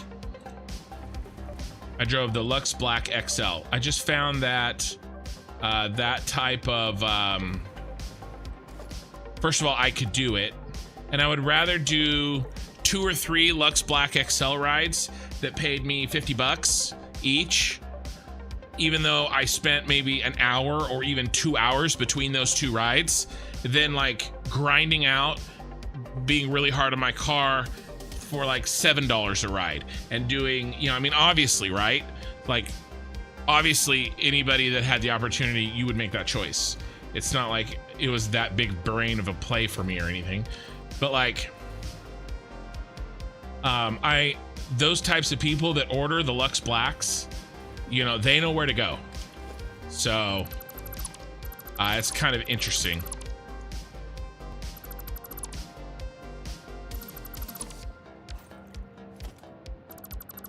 I kind of learned all those little places, you know. We gotta get rid of these, I think.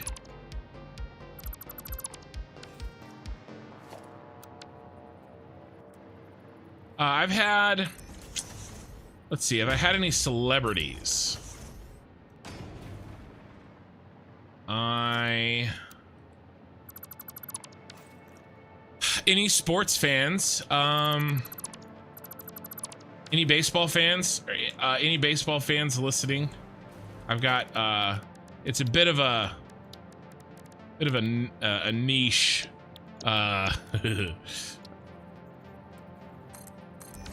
story, but I did have, oh, you suck. Why do you have to be that way? I'm just gonna leave it. No one's ever gonna notice. You guys can't even see it, right? Can't even see it.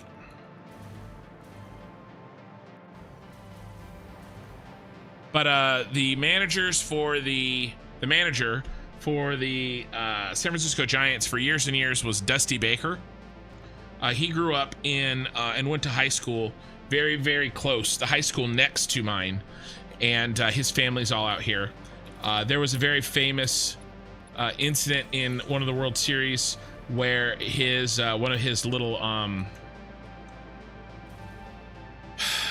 nephews, I think, almost got, he was a bat boy, and he almost got run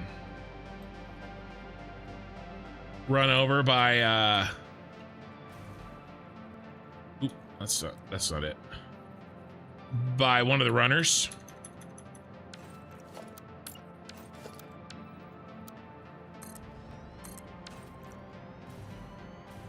It was, let's see. Giants Bat Boy during World Series at plate.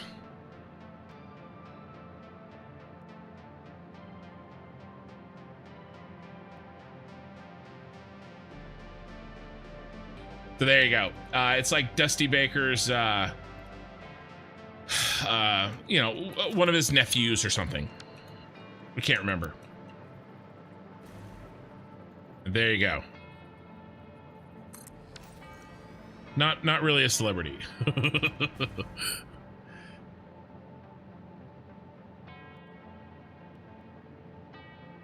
I want to be far enough to play that you have to plan trips to town. See, I don't want to be. That's too far for me. I don't want to be far enough away from town that I have to plan a trip to it. I drove an hour to the city and back yesterday to attend a 1-hour jazz concert. The concert was half as long as the trip, but totally worth it. Nothing out here in the suburbs. I know, I like that. I don't want to have to do anything. That's why I like the suburbs. So I don't have to do anything. That's the point. Like, I barely want to go see my daughter's stuff. Like, I don't want to do anything. It sucks out there. It sucks out there in the real world. All right, let's go ahead and connect these. All this will need to be cleaned up.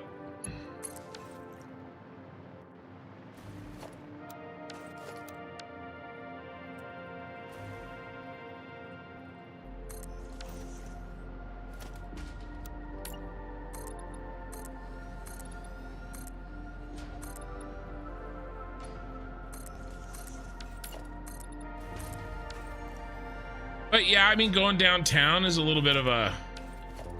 for me, I'm probably 45 minutes to downtown.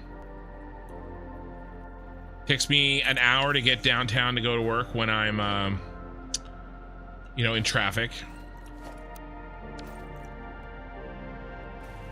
Which is why work from home has been so awesome.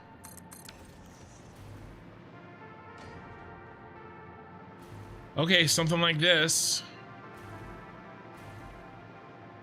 I don't know what we're gonna do with this over here. We'll leave it for now.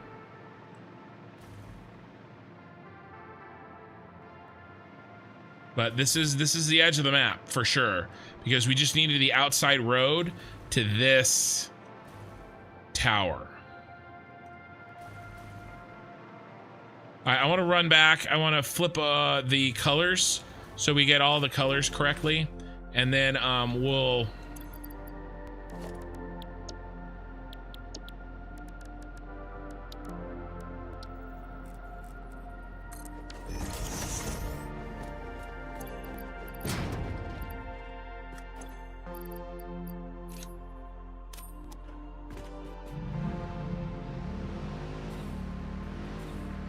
move on to the next thing.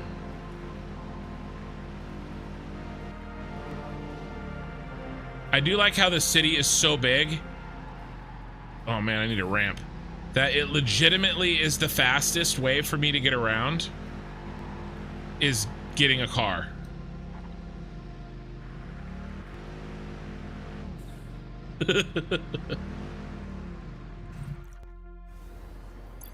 Like, it isn't something that I do for fun. Like, I really do need to get on a car. That's how big it is.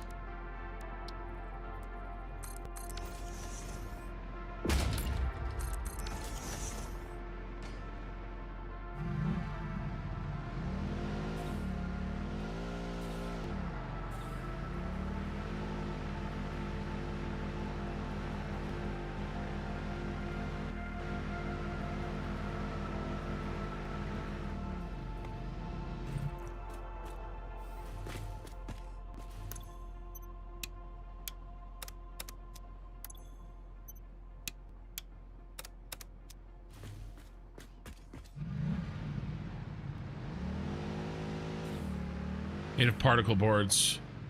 I missed the reference there to the particle boards.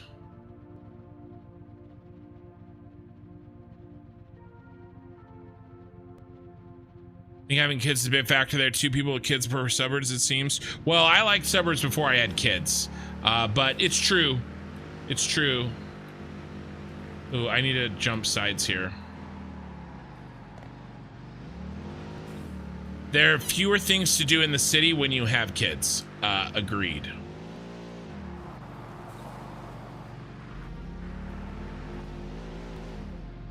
Oh, shit.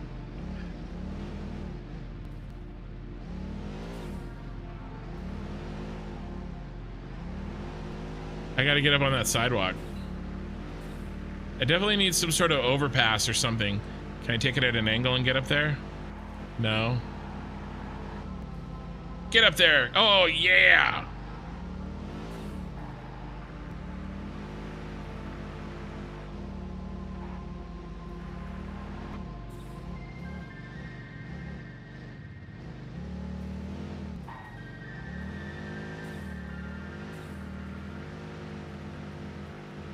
Sorry, I'm sort of playing in my playground and I'm really enjoying it.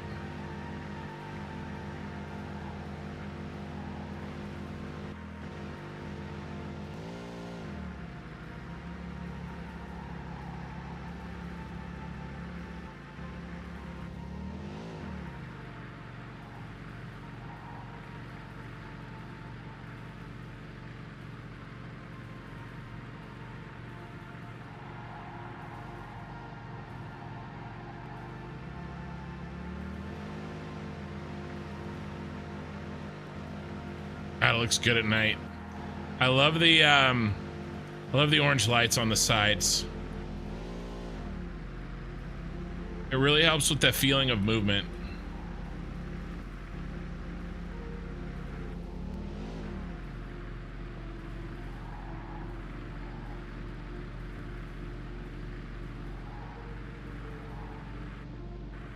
All right, guys, we gotta, I've sort of been putting this off. Not putting it off, but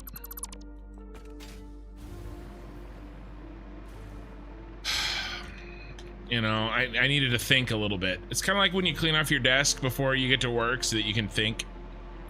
The outside of this is done, and so now I kind of have a feel for how it connects to the world. We have to do this inside, and we have to get this under control. Let me finish catching up on chat. Challenge you to come to Lansing, Michigan. What's up with Lansing, Michigan, Ian? You can drive 10 minutes from my house and be in the middle of a giant wind farm, and at the same time drive 10 minutes from my house and be in downtown Oklahoma City. Yeah, nice. Yeah, Sacramento's like that. It is a very, it's a city, but it's a rural city, if that makes sense. Oh, your thing is made out of particle board. Your shed. I am the sky. Welcome. Sorry, still not really here having discussions, but I think right now you don't build complex structures where you need my trusty eye to check for issues. Well, I am working on. I'm gonna try to. It's design work mostly. Figuring out this stuff in here. Like, essentially, what we're doing is not that complicated, right? What we're doing next. Hold on, my little window got messed up. 34 concurrent viewers on Twitch. Welcome everybody. 34 on YouTube, 11 on Twitch. So, ooh, all this got disconnected.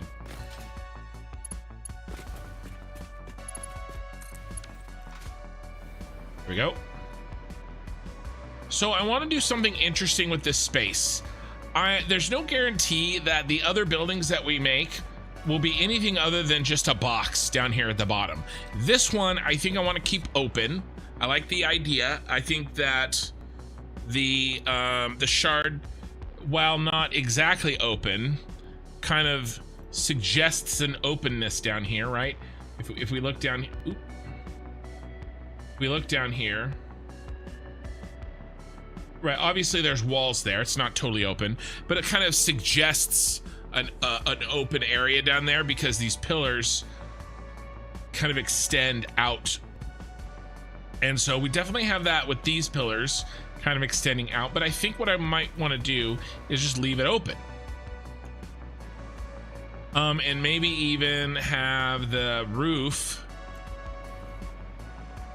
be up here.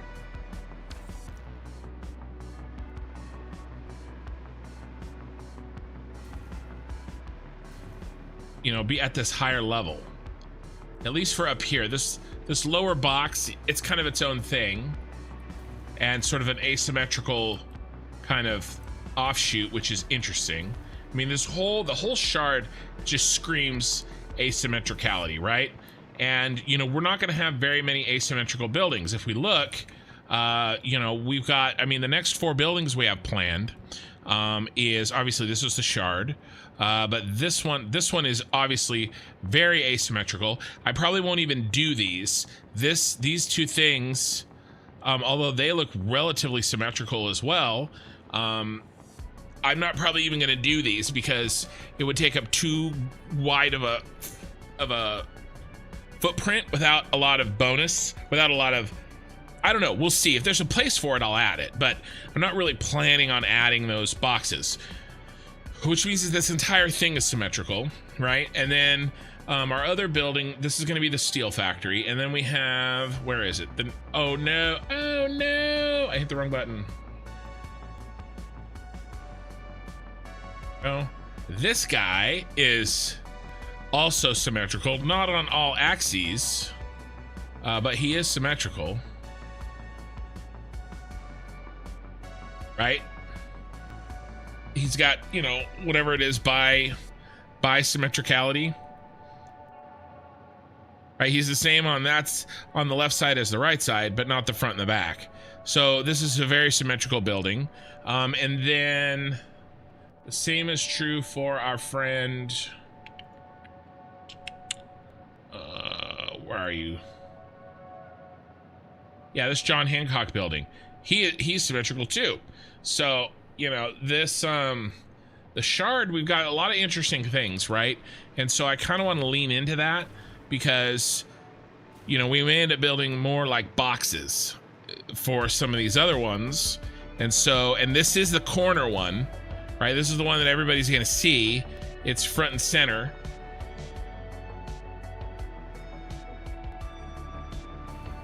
Better be good at vertical production.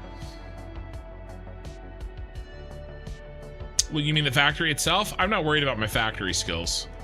I'll fit it in here. No, I'll make it happen. But yeah, I just, like I said, I kind of want to lean into this open air thing. So where do we start? Well, we start with the easy stuff. This is a little bit tough, right? It's there's a lot, and I'm trying to work through, like, where do you start? What do you do? There's a ton to do here, but big shows pass us by. You have to know where do you want to go. It's weird. Dead state capital. I miss many parts of living there. Huh. The Russian one will house which production? Aluminum. Yeah, the Mercury Tower this is Moscow right here. This will be the aluminum factory. Aluminum.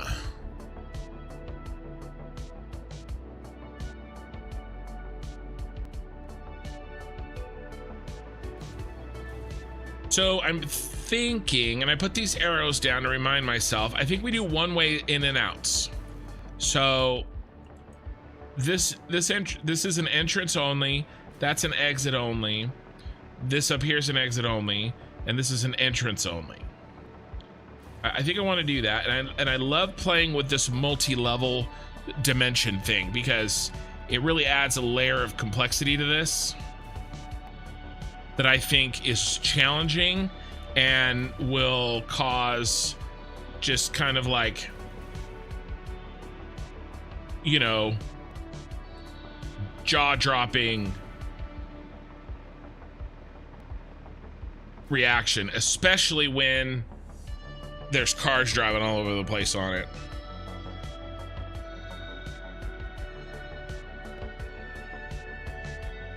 So where do we start? And really the goal down here too, we need to have at least,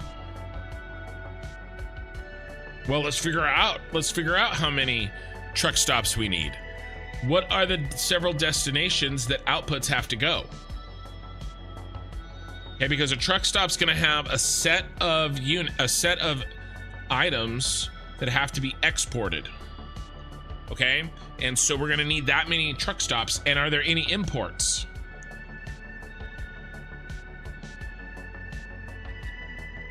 Okay, so let's take a look.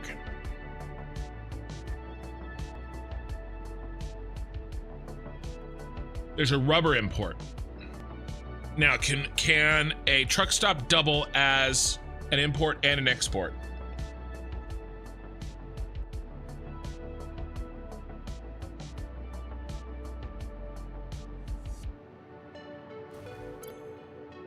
Even if it could, I don't think we want to. I wouldn't want somebody picking up, let's say, copper for one plant and for a different factory, and the rubber guy, he doesn't have room to drop off.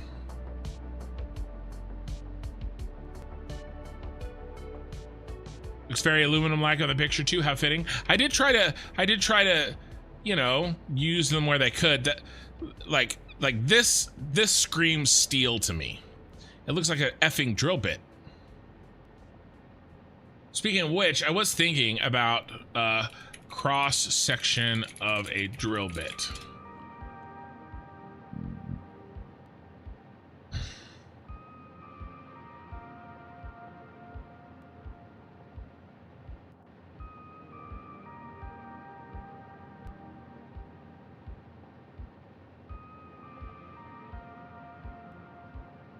Right, so if this is our, you know, that's a cross section, and then it spins as it progresses. I mean, that's like a classic parabola right there. It's kind of interesting, right? And so I think we could do something like that. Now, obviously, let's see if we can find cross section of, I don't want to get too far ahead of ourselves. What's this called? Windham. What's this thing called? Manama. And I'll let Eye in the Sky and some other trusted internet sleuths find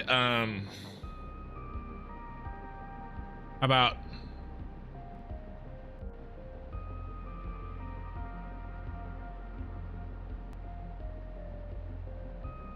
wow, that is a cool looking building.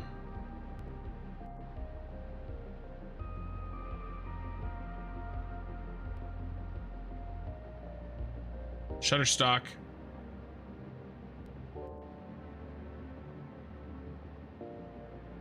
What a sick building. Look at that.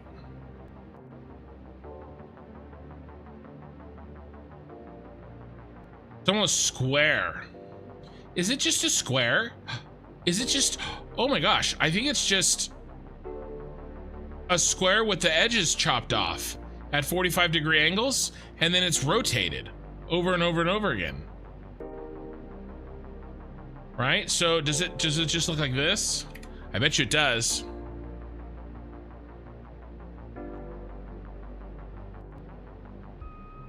Right? So you take a square.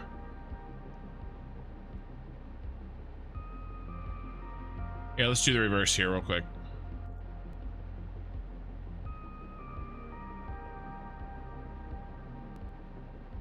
I'll go dark mode for you guys.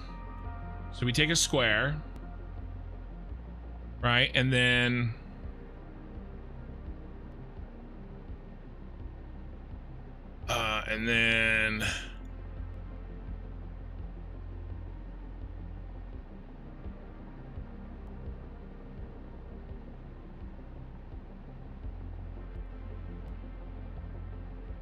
right?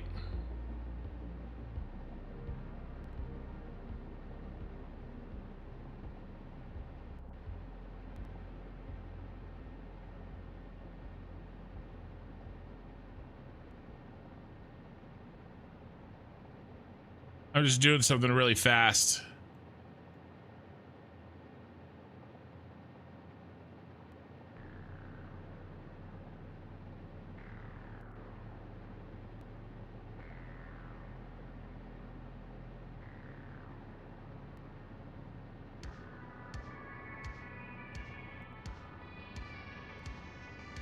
I was maybe too aggressive with the corners.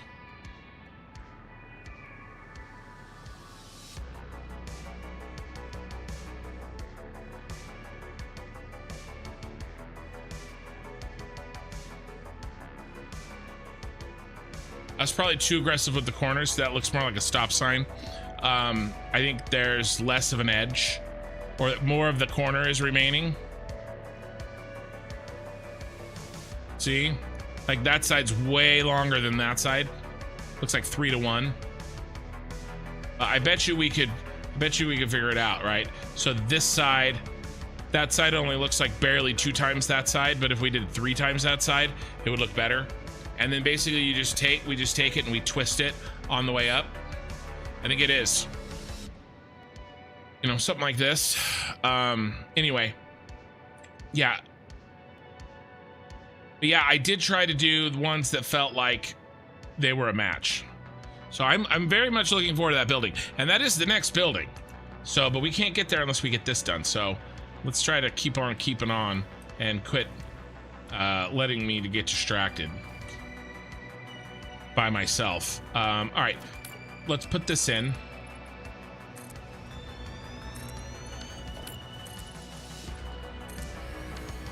And this too, I think.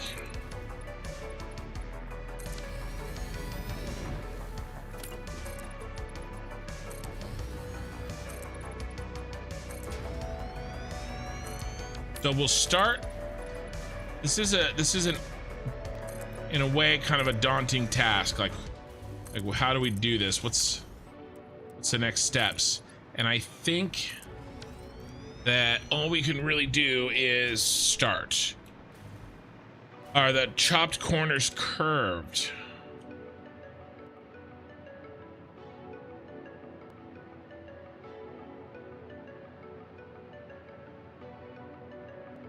Hard to say.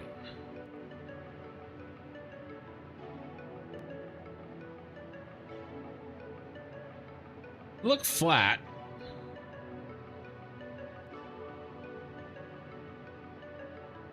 They actually look like they're indented a little bit. Right, like that doesn't look flat. I don't know if I'll be able to do that. That shorter edge. There's some really interesting, I don't know, man.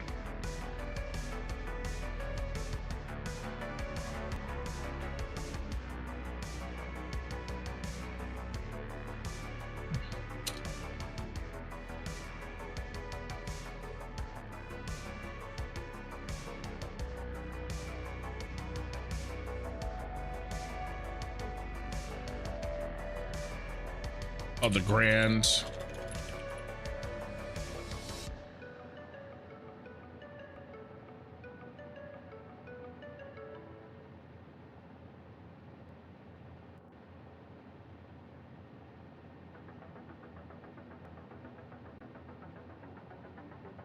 Yeah.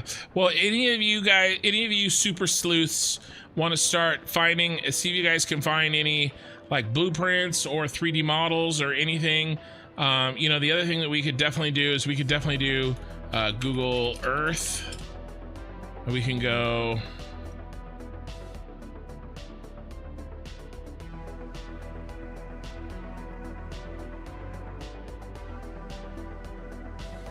Damn. Grand. Oh. Just like that, we go from the shard to this thing.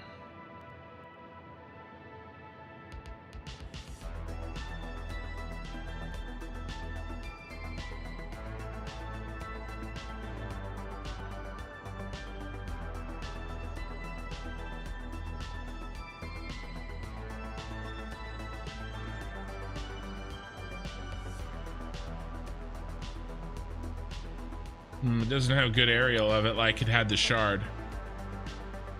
I mean, looking from the top though, the question is it like that all the way down? I mean, look at the top. That's revealing in and of itself. And I wonder if every slice, every cross section is the same shape. That's what I was trying to make on paint.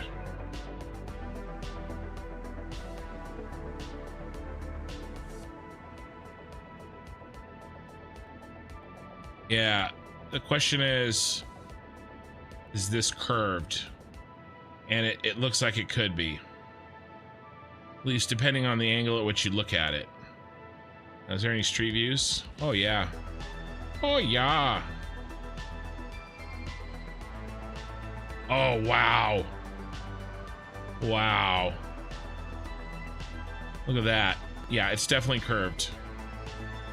I don't know if I'm going to be able to do that. Ours might have to be flat.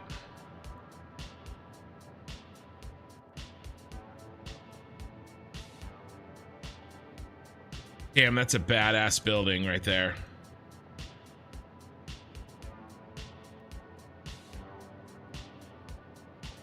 Look at that shit.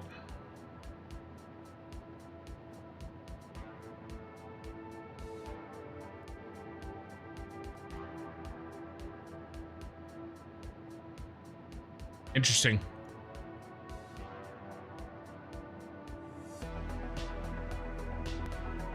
Plus, the way that we're going to rotate it, it may give the illusion of a curve, too. And that's really cool. All right, but we have to keep going. I do want to get, we got to get there, right? All right, so curve is at foundation corner. Yeah.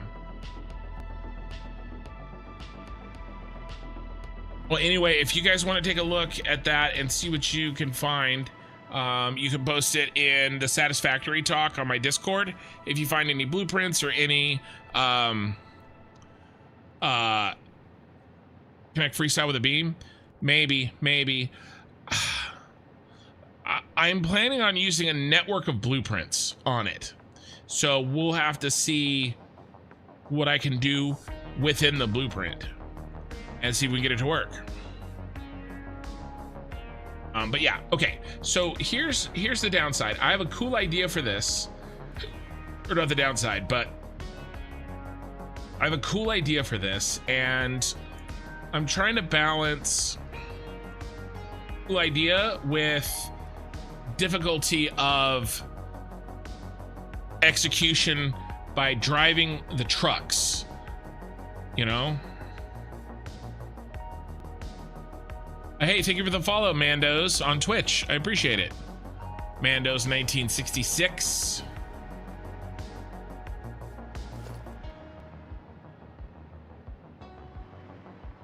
All right, what's our width?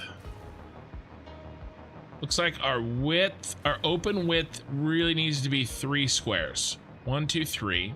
And then chopped corners are 4 and 5. If we make this one the chopped corner, that means 1, 2, 3, and that's the other chopped corner.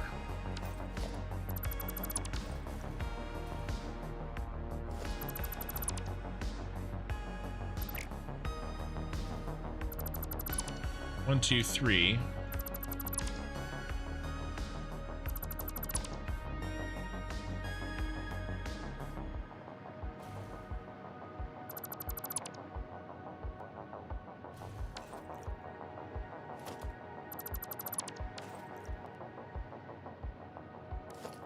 How's this gonna look? This is gonna probably look bad. I may have to move those.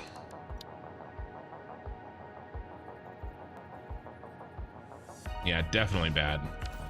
All right, so we move this. What are we talking here? What are we talking about? All right, let's do a wall. These are actually kind of a pain in the ass to move. Move it back here.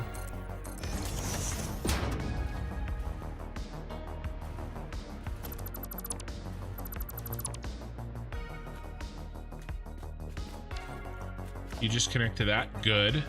And you just connect to that. Okay, good. All right, maybe this won't be that bad.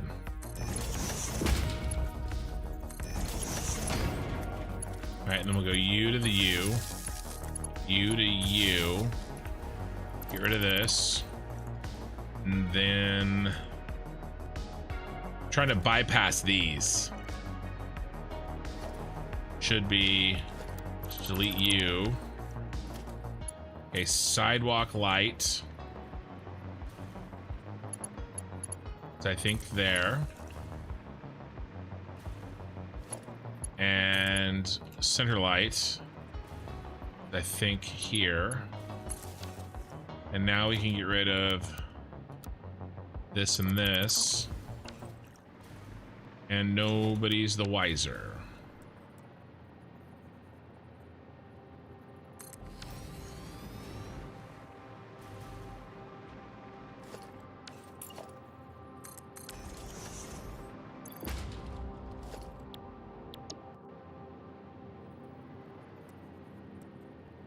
One more.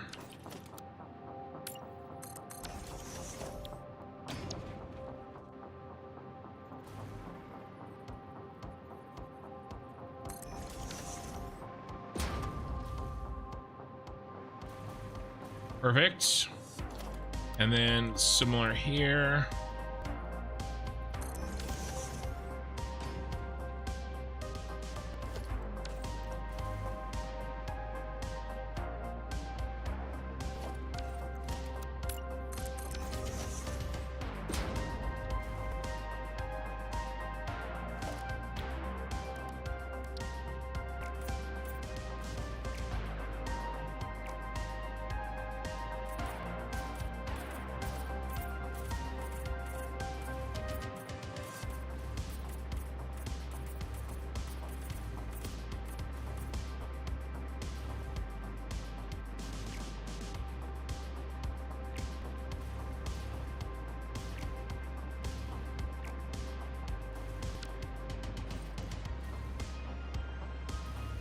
All right.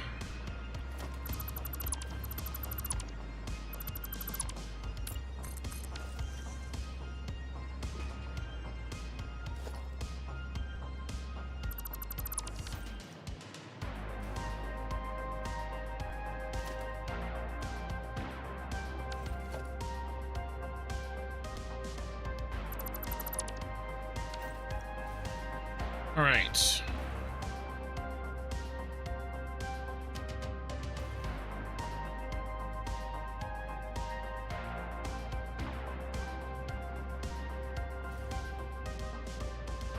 All right, there's our basic entrance.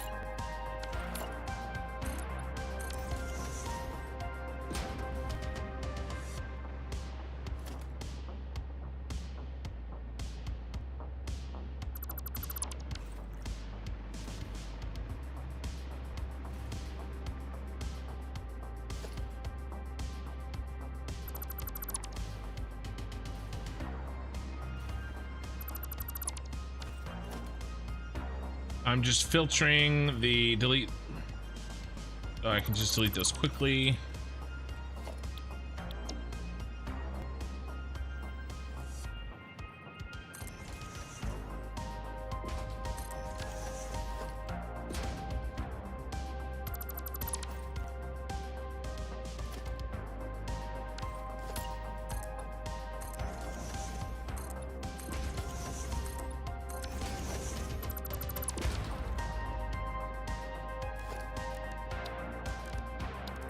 Bum, bum, bum, bum, bum. We're coming out, right?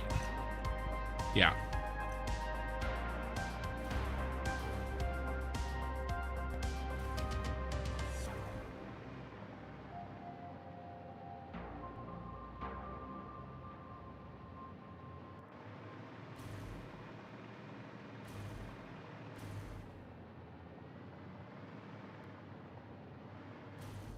All right, what were we doing? We were checking to see, so we need one for out, or one for in. All right, and then what are the 3 destinations we need to send stuff to? Okay, well, one for the central storage, easy, because that's 2. Out to central storage, in for rubber.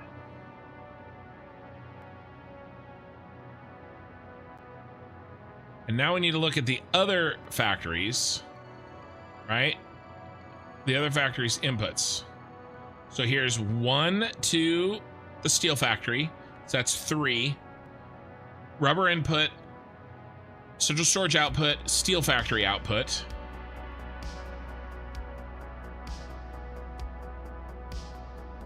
I think we're safe here. We're not making stators, right?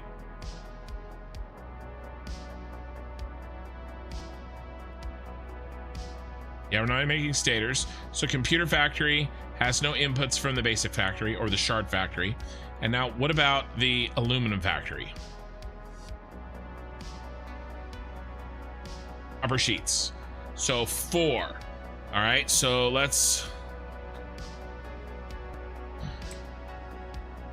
make some notes.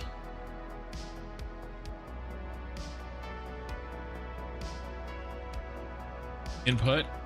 Oh my god, it's so tiny. Input. Output.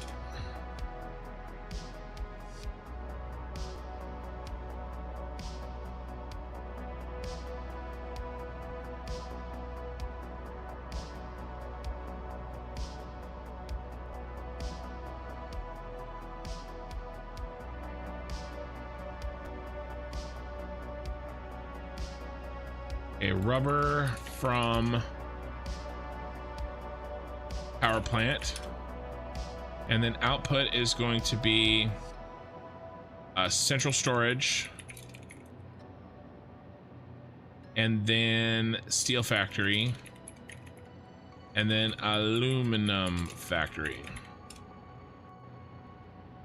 All right, so that's a total of 4 truck stops. All right, so we're gonna need to find space in here for 4 of them. Here's 3. These could be the outputs. I do like reusing this blueprint. And then we just have to maybe do one off by itself for the inputs. I think we can handle that. We'll build this here for now. I gotta reload my chat window because it's bugged. Spaghetti not allowed. Okie, part of the main project at work is done. I'm so tired and sore, I'm going to bed. We'll see you in the morning or at the next stream. Yeah, so next stream for me is Wednesday night. We will be Factorio-ing it up. I really feel like I have, this may be, you know, stupid of me to say, but I do really feel like I have maybe between 4 and 8 live streams left on Factorio. More like maybe 6 to 8. So we're gonna be back to it. And then again, once I finish that Factorio playthrough, I'm gonna be focused hardcore on this city, and we're gonna be hitting live streams 4 to 7 times a week.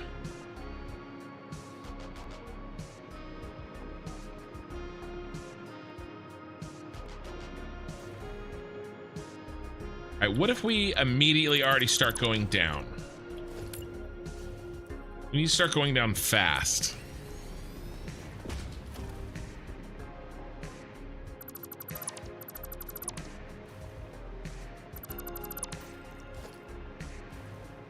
What if just by definition everything is down 1 from this point?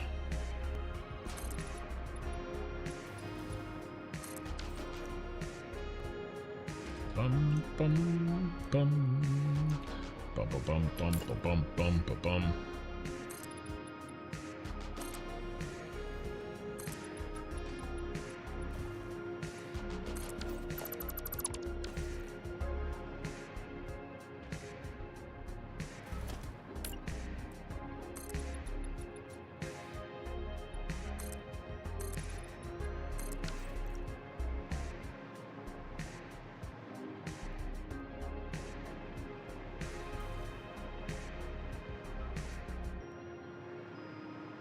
Outputs go there.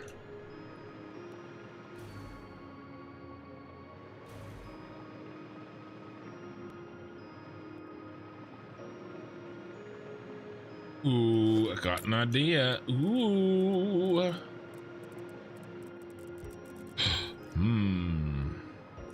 Okay. Okay.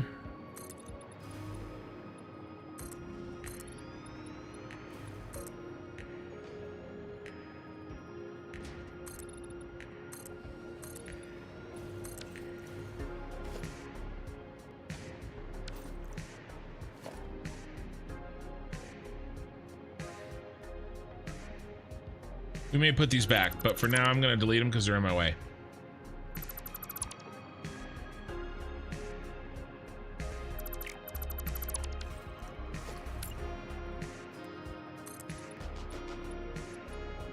Ah.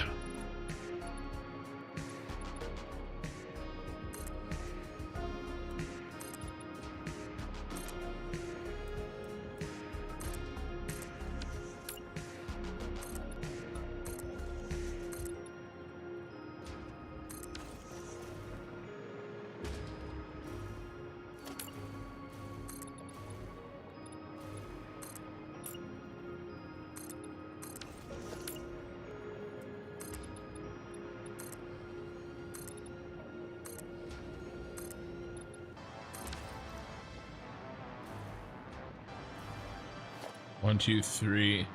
1, 2, 3, 4.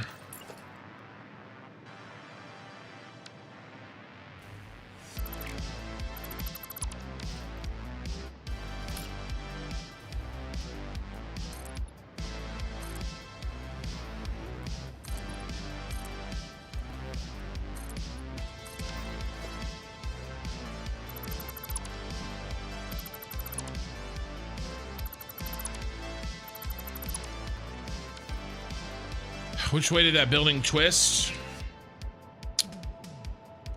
What a twist. Looks like it's twisting up and to the right.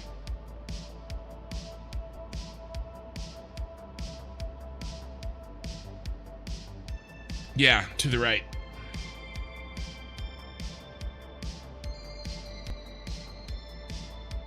Ahmad, Sammy, city's coming on nicely. Yeah, I try. Are you going to use one truck stop for multiple items? Yes. Yeah, so I'm going to use a truck stop for the destination. Right, so all items that need to head to that building will get its own truck stop. All items that need to head to the corkscrew building or the drill bit building we were just looking at, they get their own. And then all items that head to the aluminum building, which is just one, gets its own. And then the fourth one will be an input. And then we'll sort them when they get there.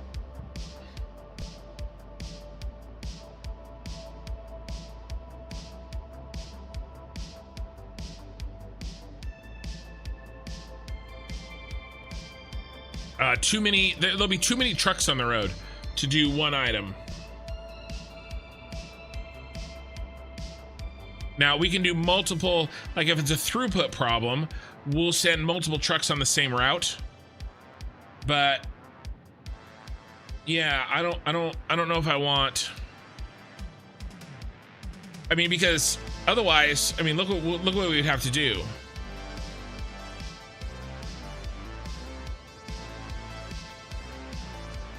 If we went one, right, we need 1, 2, 3, 4, 5, 6, 7 trucks.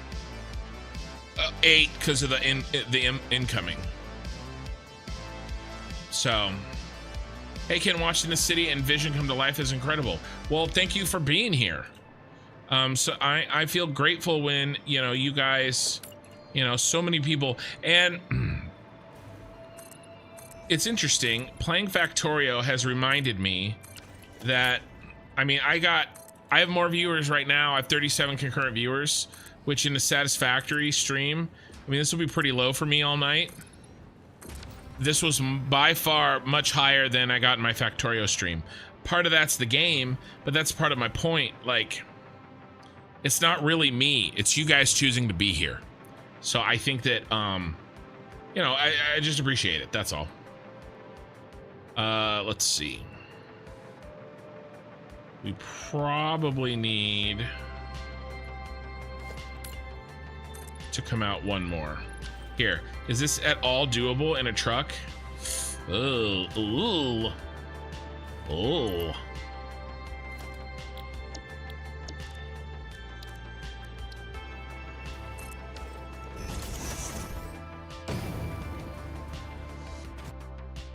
A very important movie to me as a growing up was the movie Hunt for Red October with Sean Connery. I quote that movie a lot.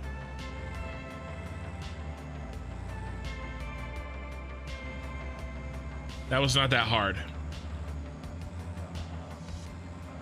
So it's a bit of a deep quote when I say this, but if you know, you know.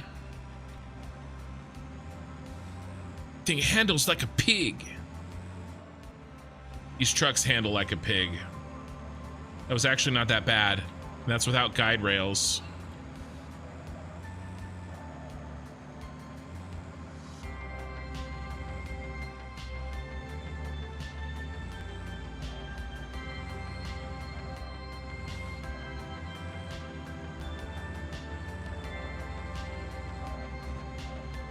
It's a long weekend in Canada.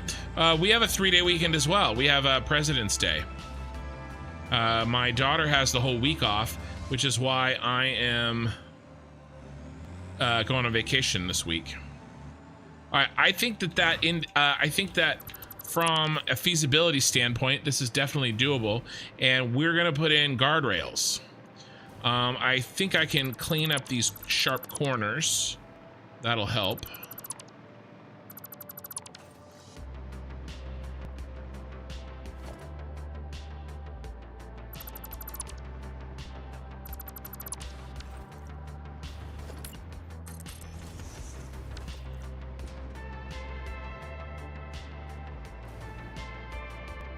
Build it and they will come.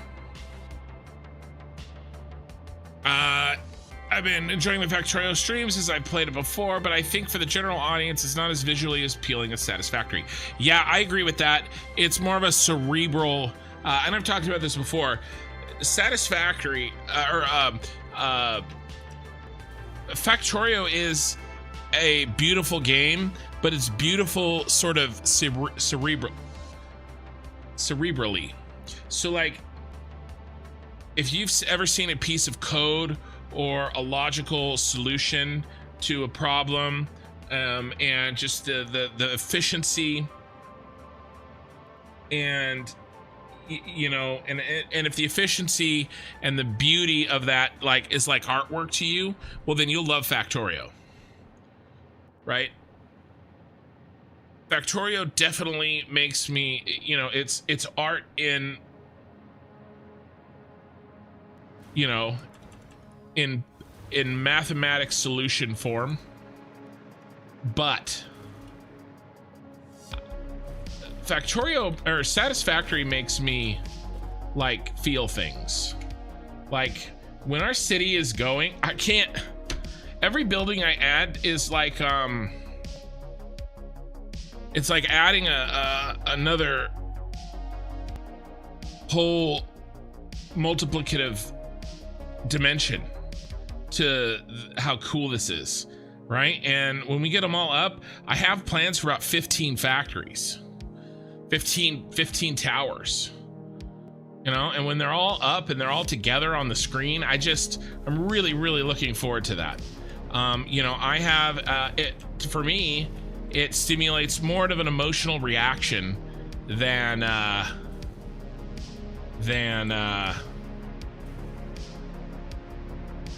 you know, Factorio does. Having said that, I still really like those kinds of mathematical solutions, so I still really enjoy Factorio, but it elicits a different response. Yeah, so it's President's Day, but it's really it's Washington's birthday. It's like Washington, Lincoln's birthday. It's more celebrating the founders than any current politician, if you know what I mean without saying it. History of President's Day holiday. Holiday is still formally designated as Washington's birthday by the Offices of Personal Management. So it's Washington's birthday. Washington's birthday was an informal holiday during the country's early existence, and President Rutherford B. Hayes formalized the holiday in 1879. So the holiday is, you know, it's 150 years old, and it's George Washington's birthday. It isn't anything else. If you were wondering, if you don't live in the United States and were wondering, I call it President's Day, and that may invoke a picture that is not accurate.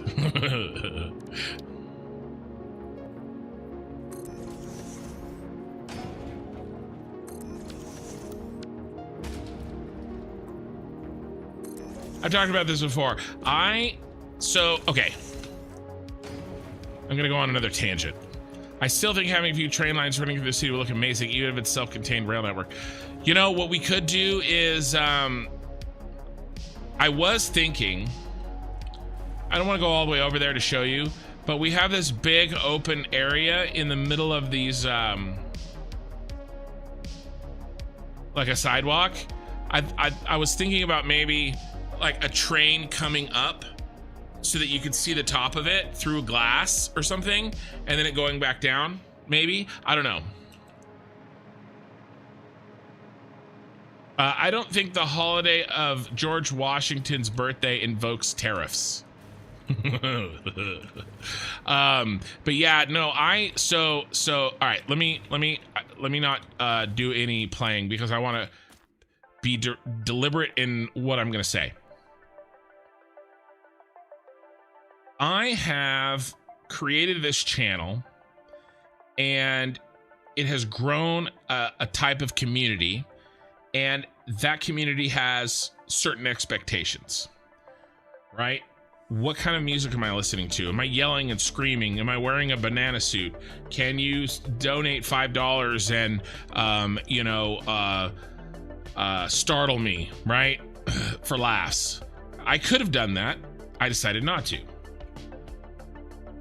Those are just examples, right? There's other things too. There's other expectations in this community, right? And the number one expectation, I feel like, is a place where anybody can come and chill, right?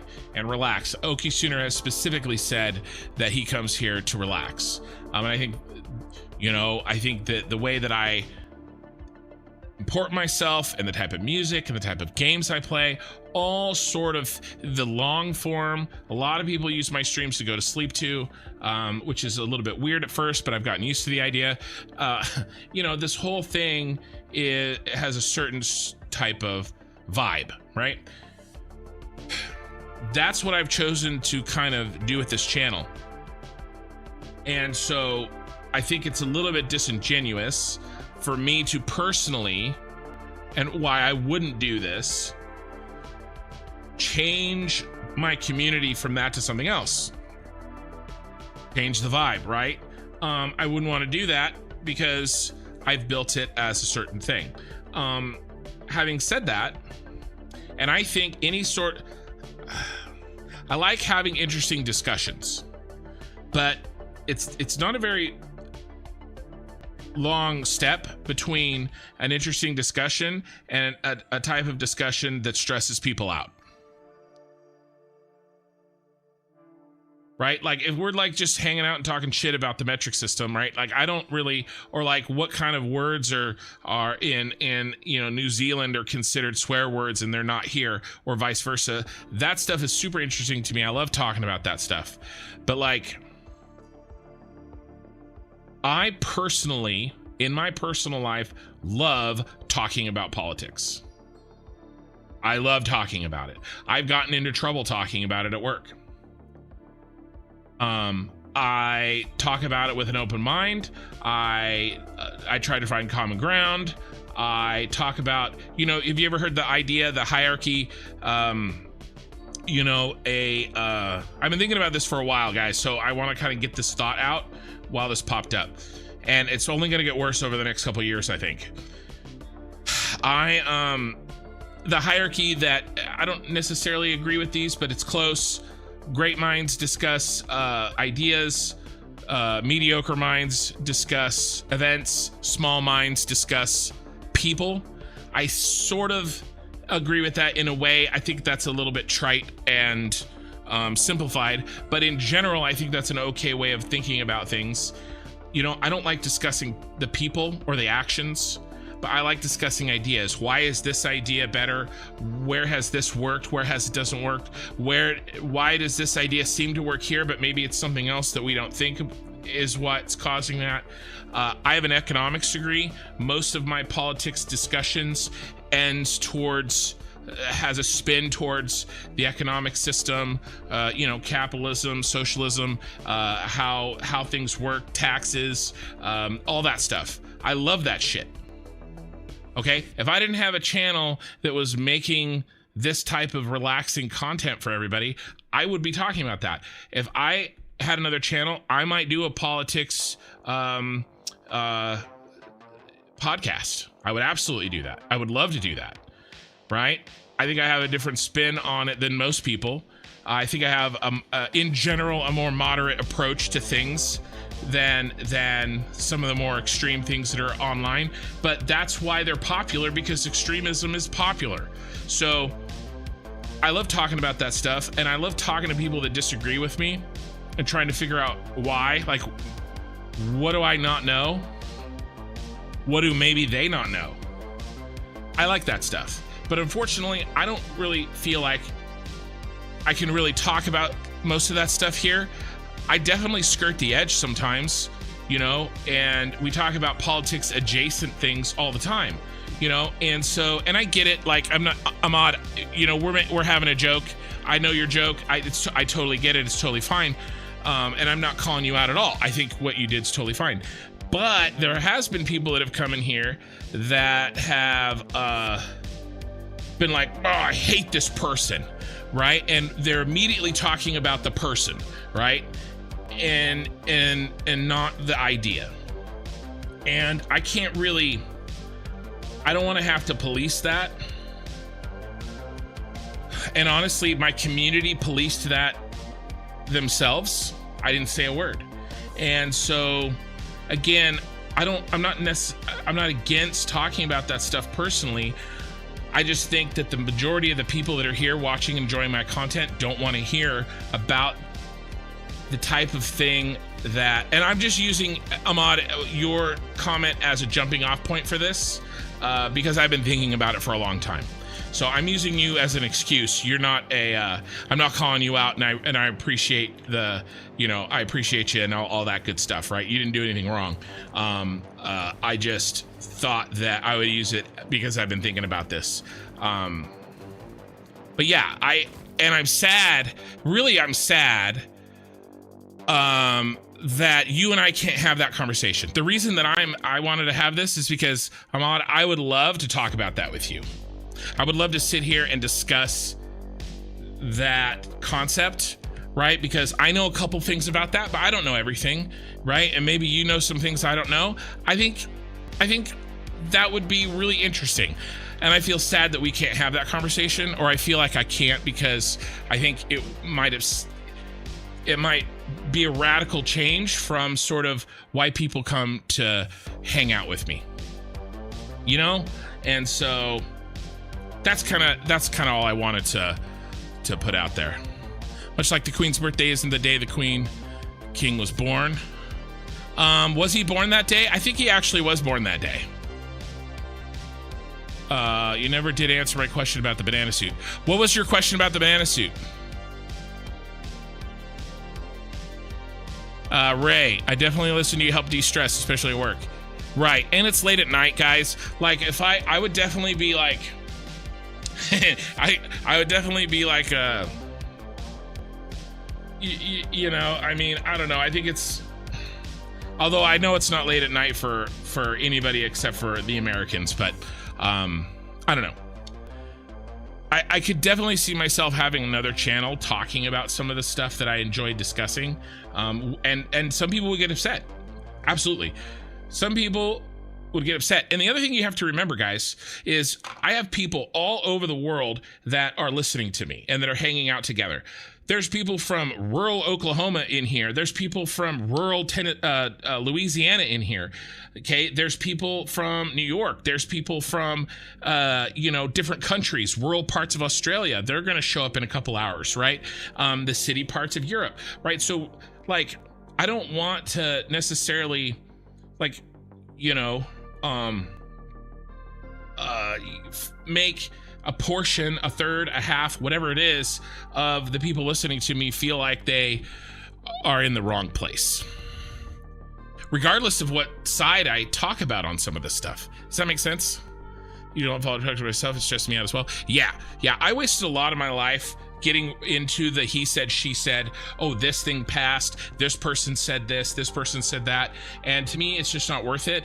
But at the same time, it's important, I think, for all of us to know what's happening in the world, and to have at least some sort of understanding of some of these ideas, right? So that's why I try to concentrate on the ideas more.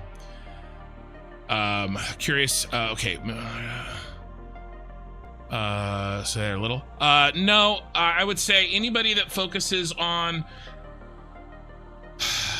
I would say, again, that was a more generalization. That's a pretty famous quote, by the way. And I'm pretty sure that a woman said that quote. But I don't think that women women like gossip.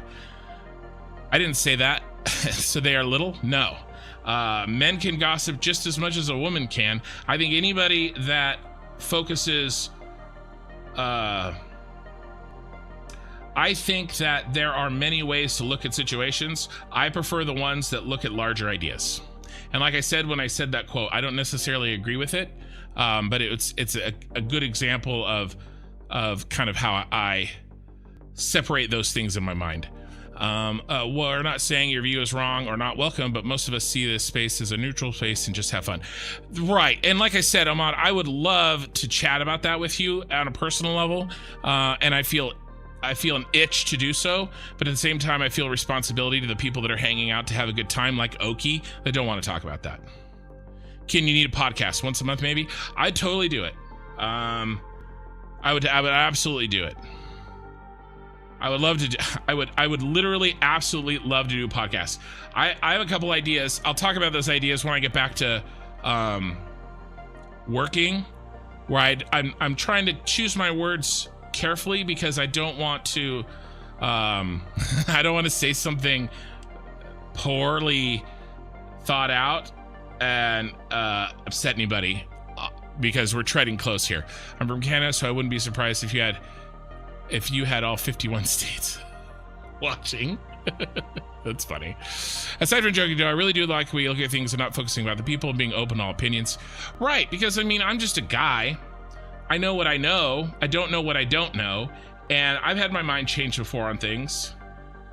I do have a very simple personal philosophy, but even saying that would probably make people disagree with me, but that's okay. I talked about it earlier, the whole privacy thing with the the DNA thing, that sort of got us close to it. Let me continue through this, and then we'll move on to a different topic. I just want to read all your guys' comments. I've actually recently been adopting determinism, which commits me to not blaming people as well. These days I tend to be more curious and angry. Determinism, I haven't heard of that. It's 7 on the east coast of Australia. There's a joy in sharing your trials and tribulations. Thank you all with share. Watch out for the moles. Hey, Edge Roller. Sorry, in Australia we have the Queen's birthday as a public holiday, but it isn't when the current monarch was born for the President's Day thing. Well, okay, so the current President's Day thing isn't when the current president was born either. It is the first president of the United States ever was George Washington. That's why we have Washington, D.C. and Washington State, which, by the way, Washington, D.C. is not in Washington State. They are on completely different sides of the country. It takes 3 days to drive from one to the other. So the birthday is not the current president's birthday. We do not celebrate whoever is in office's birthday. We celebrate the first president of the United States' birthday. Just to be clear. Think before you speak is well advised in today's day. Well, the problem is when I'm playing this game, I'm only sort of half thinking about, I mean, think about it. I'm playing a game that's actually pretty difficult. I'm doing a difficult thing in a game. I have to control my character. I have to talk. I have to try to give you guys something interesting to look at. I have to read chat, respond in a thoughtful, respectful way while trying to continue my, because this isn't a podcast, right? I am actually trying to play a game. So while we can take little breaks and have a fun chat, I still do need to try to continue building this thing. No, Ahmed, you're fine. I just used you you didn't do anything. I absolutely used you as an excuse to talk about some things that I've been thinking about. Absolutely. And by the way, when I sort of, in 4 to 6 months, when I'm no longer playing Satisfactory and we are on that other game that I've been talking about, that vibe may be pretty different from this vibe, and maybe there I can talk a little bit differently. I may feel differently. This isn't a forever thing, but right now, Satisfactory, we're here to chill, so that's all.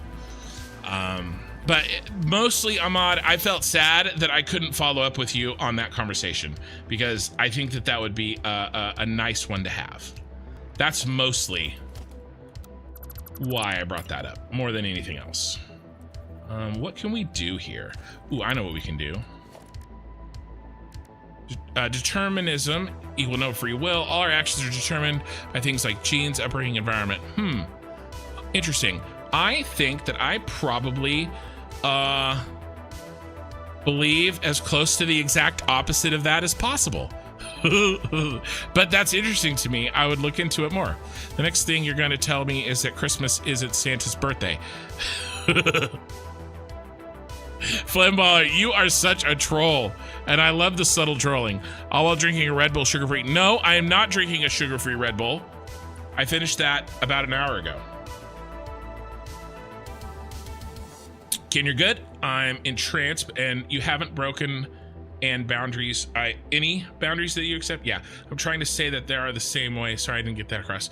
Okay, no worries. Yeah, they're the same way. Agreed. And kudos hitting all the chats you can keep up with. I tried. Twitch has been really quiet. Twitch, are you guys alive over there? I'll tell you what, Twitch, there's a much more active Twitch community in Factorio. YouTube loves Satisfactory. Twitch loves Factorio. Ooh, not good.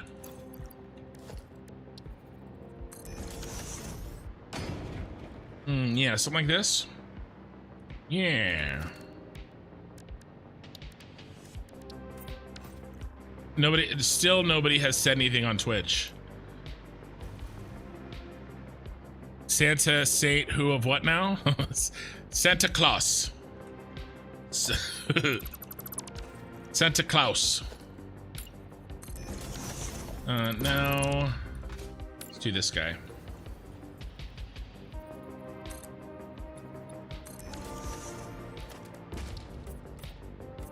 I would love to do a podcast. I think my greatest strength as this YouTube live streaming thing that I'm doing is, let's be honest, I like to talk, and I like to talk because I like to hear myself speak. I have no, I'm very self-aware of of this tendency. So how are we going to separate? I want to make this open. We want to have a little bit of separation between outside and inside. I have to think about that. So I had an idea. I've got a coworker. She actually sometimes listens to me. She used to watch my streams. I don't think she really does anymore. But podcast would love to see you. Yeah, but she used to have very, very interesting conversations at our at the work lunchroom. and she's a really interesting person. The chances of her listening right now are very slim, but I always say what I think, and I would say this to her face. Let me give you an example.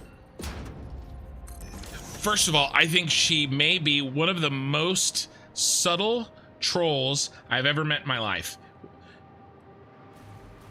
She's awesome. I'm pretty sure tutorials is that because everything has a cause and effect, that everything that has happened only happened because of what came before it. Okay. I can be down for that, but so let me try to have two conversations at once while trying to play a game. I guess where I would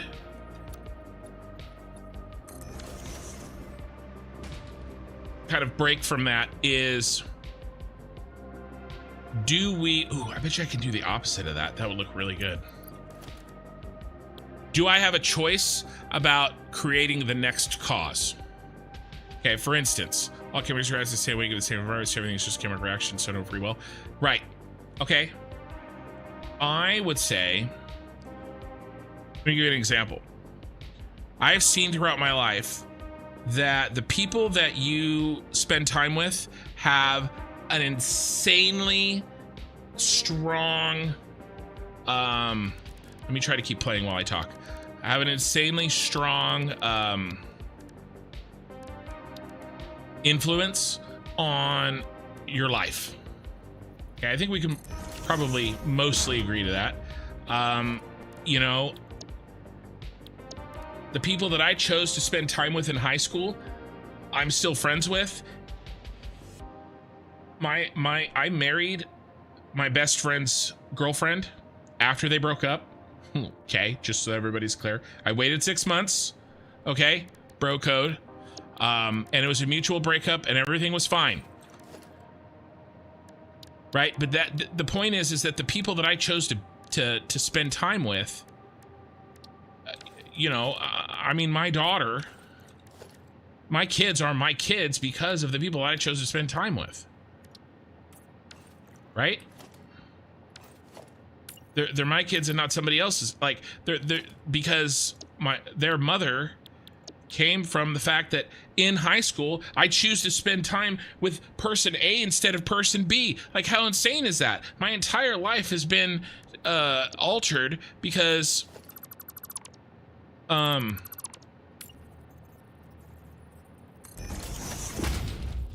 know, and my kids have the they are the people that they are just because I chose to hang out with this person instead of that person when I was 15 years old.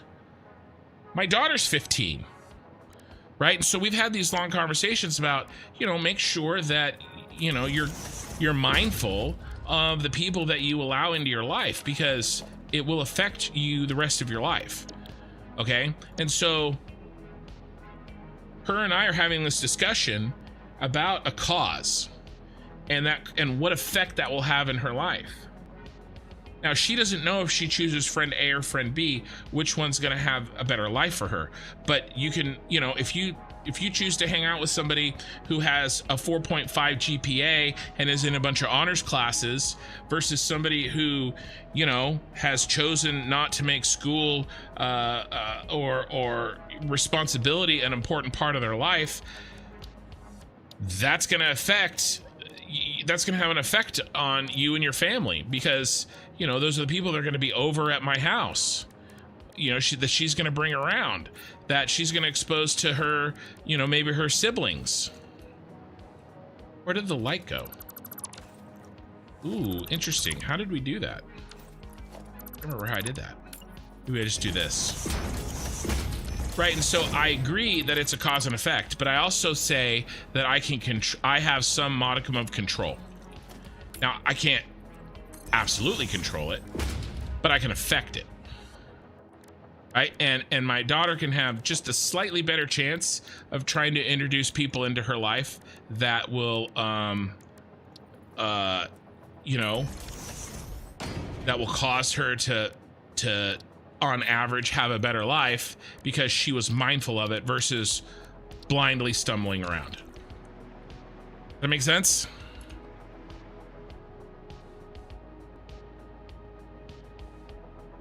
Well, I follow a YouTuber called Alex O'Connor, a philosophy graduate, and he actually got me convinced with determinism. A couple years back, if someone had told me there's no free will, I would say you're crazy. The problem with that is I believe in personal responsibility. If you start saying there's no free will, real quick, people start doing whatever they think they want to do. I get points here, I get pints here, switching over. Points. Can you just purely describe the material plane? I suspect you see far beyond that, though. I'm only talking about the material plane. Destruction, flame boiler, sure, but just because you can't determine where a particle is doesn't mean that. Okay. Construction, the point is, the reason that you make that choice to begin with is because your character was formed in a certain way, led you to make that choice. True. I agree with that. But I can choose today to go to do thing A or thing B.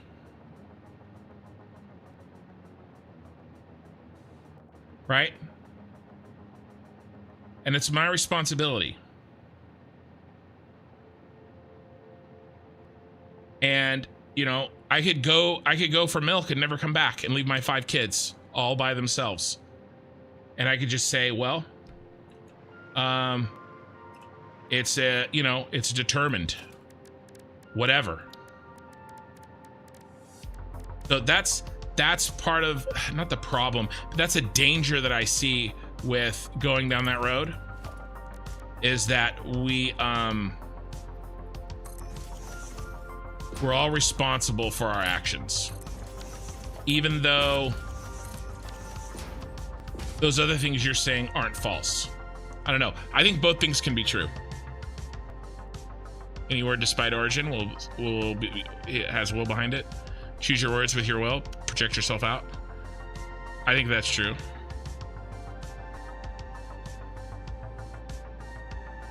Determinism is a philosophical question, a very interesting one. Free will and all, but scientific theory, it falls flat.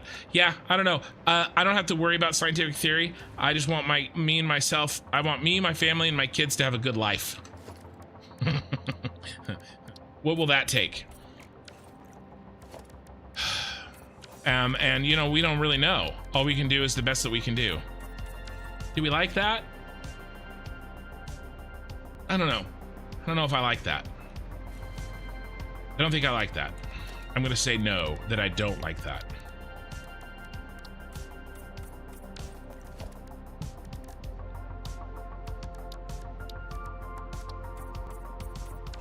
How about that for now? But it's interesting, and I like talking about that stuff. Okay, we gotta figure out, we need to do a couple things here. I can put edges on all this, and I'm thinking we put the truck stops under here. That's kind of what I was thinking earlier. Like we could do something like this. Or maybe we make an inverse of this. I think we make an inverse. 2 on that side, 2 on that side. Because we want to have enough room. Maybe the trucks come down and then they go back in, they load up. We need 4. We could use this as a guide. I will probably use this as a guide. We'll do something very, very similar to this. Really like the purple and everything. We do something very, very similar to that, and we back it in. Okay, so like,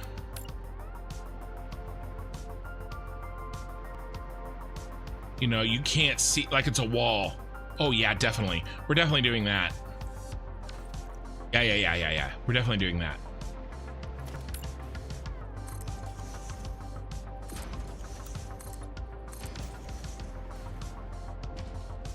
Crypto. What about crypto? I really love this conversation, but I feel I need to let you play the game. No. You can always, you can talk. I can choose to follow up on conversation or not. That is on me. The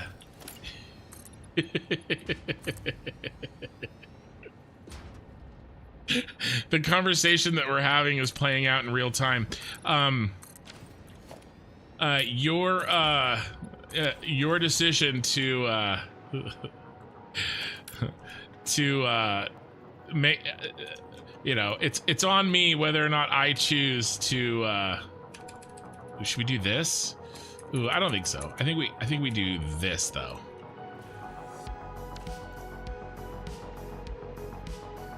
You know, whether or not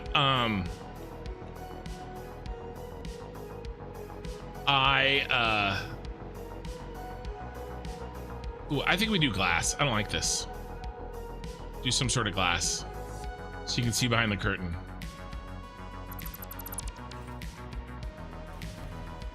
What we talk about on my channel is a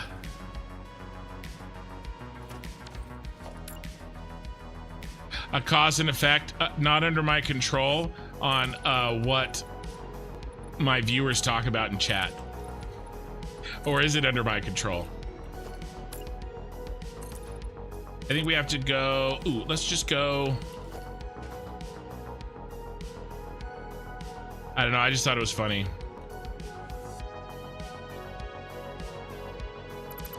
Do I have or not have control over how my stream goes? Or was it all self-determined by who showed up in chat today? And what their pre-existing philosophies were. All right, let's go with this.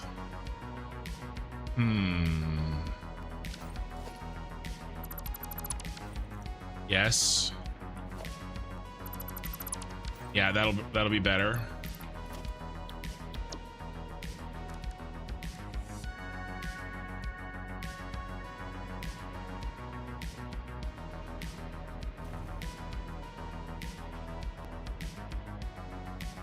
But my point was, you guys can feel free to chat about whatever. This is a marathon. This kind of game is a marathon. And to be honest with you, taken in isolation, you guys watching me build some random shit is probably not that interesting. I think the conversation is at least, if not more, important than, you know, the game itself. But having said that, I can't not play the game.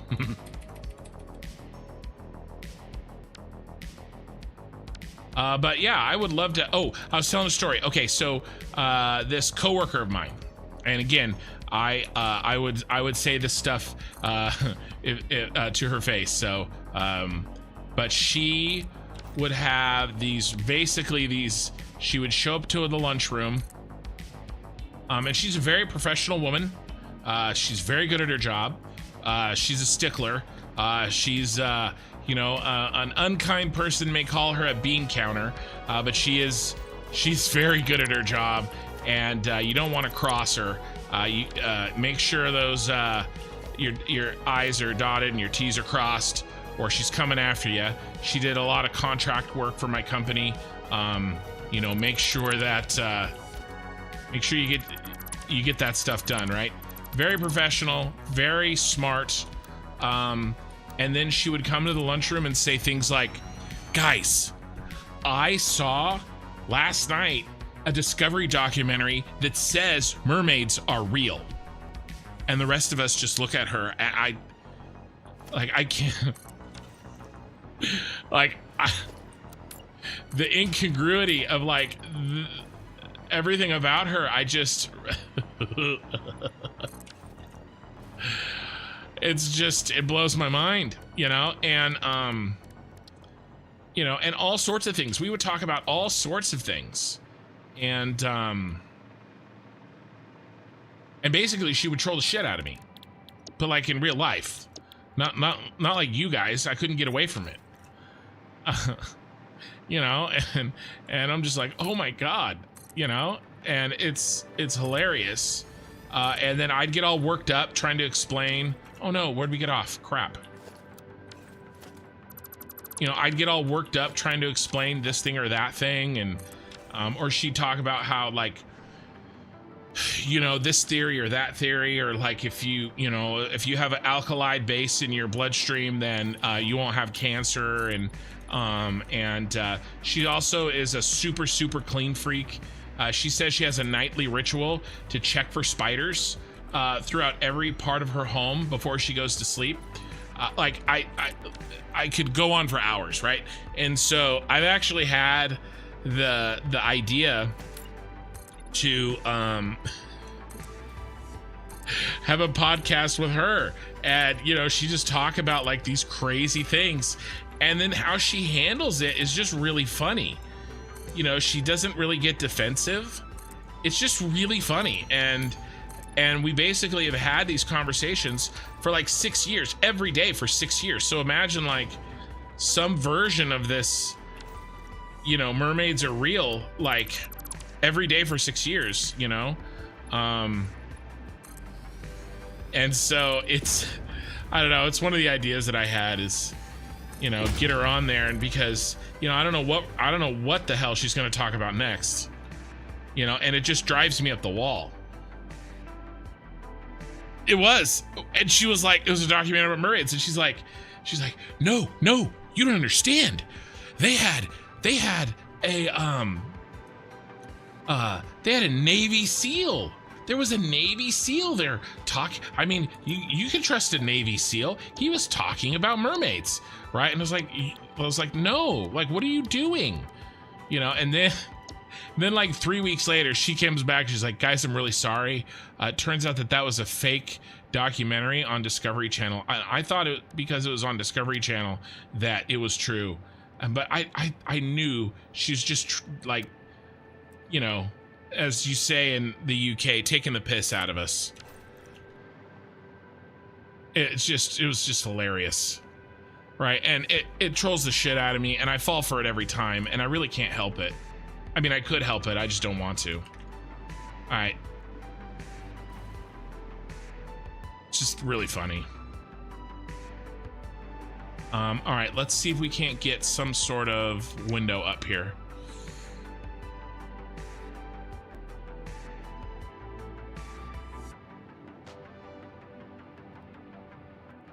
Your monologues bring great thought as to how multiverses intertwine with congruent dimensional space. Moles. It's amazing what they show on the World War II channel. Yeah, you know, I don't even really watch TV. I watch more YouTube than anything. For example, some experience show that subconscious is what actually makes decisions on our conscious. Yeah, I can see that. I sometimes use that to my advantage when I don't know. I mean, that's why we sleep on it. Right? That's why, I mean, I think we know that intrinsically. I think deep down, we all know that. And that's why we say not to make a big decision until you sleep on it. Like, why do you need to sleep on it? You're not thinking with your conscious mind while you're sleeping. So why sleep on it? I think we know. Like, I think most people know deep down that's exactly what's happening. All right, inside the building, I think I want to switch to purple. What do you guys think? Or maybe if it's road, we stay orange. You know, it'd be nice, orange on one side, purple on the other. Ooh, we may have to make that. I don't think I have that. I road barrier yellow 2x. I road barrier teal. I road barrier purple. Okay. Yeah, let's make a orange on one side, purple on the other, 2x. Won't take long. Politics, momentary, religion, longer, but life persists far beyond. You have a friend that exists like she's Buffy the Vampire Slayer, demons everywhere, and she's the Slayer. Interesting. My mom and I were talking about things that are actually scary. You know, things in life that are legitimately scary. And she said one of the scariest things for her was she was talking to one of her friends at work. I think it was like her boss. And just very nonchalantly, this woman states that, let's load.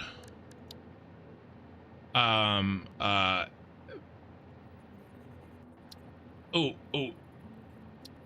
we gotta do the little guy. That she couldn't buy a house because if she bought that house based on the type of stairs, that there'd be nothing protecting her children from the demons.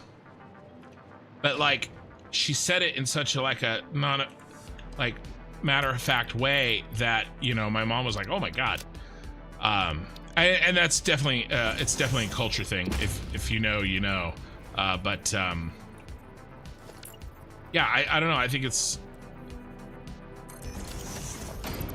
there's some interesting stuff out there for sure. Oh, you know what? We just changed the color. Let's not move these. Let's just change the color. We'll go purple.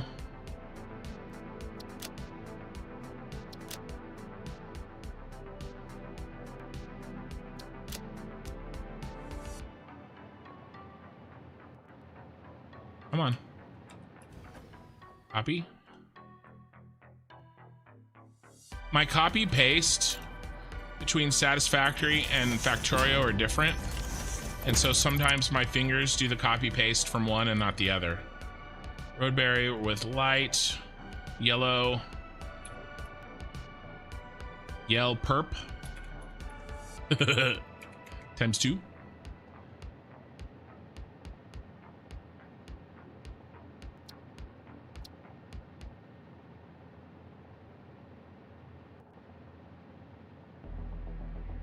And purple, light, double-sided.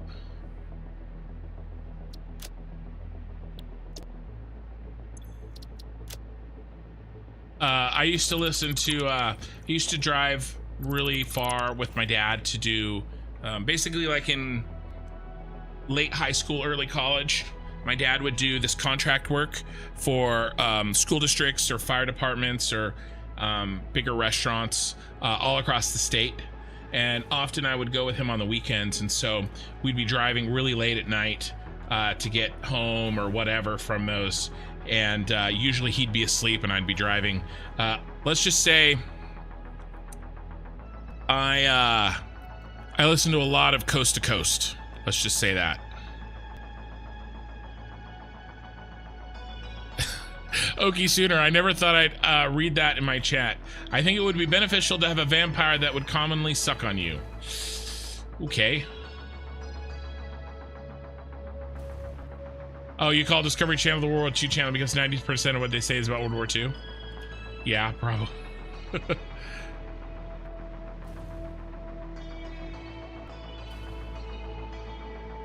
Can we have her on the stream, not to make fun, but to dig into her wild theories? Hey, if you're listening and you know who you are, the chances of her listening are very slim. She used to listen every night, like about a year ago.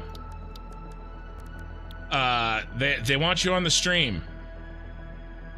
Yell perp right here. Ooh, but which side is which? The arrow. Ooh, and we gotta go there. Oh, perfect. So arrow inside. Arrow is orange.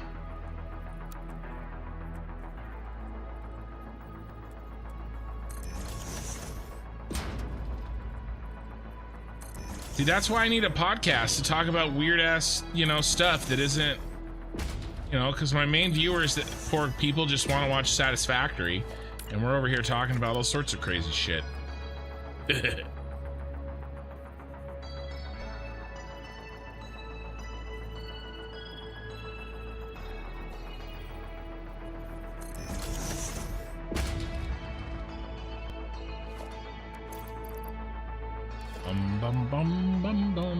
But I actually would do a podcast. So anybody out there wants to, you know, I would do it. I would do it in a heartbeat. I've told you guys about I've told this channel. I don't know if I've told this current crop of viewers. I don't know if I've told you guys. Let's do the silver. I'll watch grass grow. The conversation is lively. Hey, I try. The mind is such a powerful thing, unless, well, it isn't. Perspective of personal power is fickle. Yeah. The other thing, too, in my life, this goes back a little bit to the determinism thing and the power of your mind. I had a very important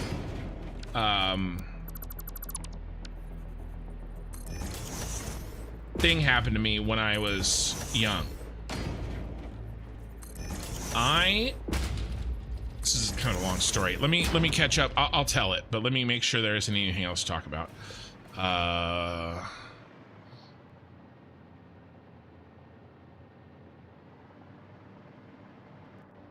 Yeah, interesting. Your marriage shocking from the thought. That's okay. Edge dweller, distract away. Well, if you had regular feed, I think they would have an interest. Yeah, but Okie Sooner, I have an interest of keeping you know, cows alive. So that doesn't mean that you know, it's necessarily good for the cow.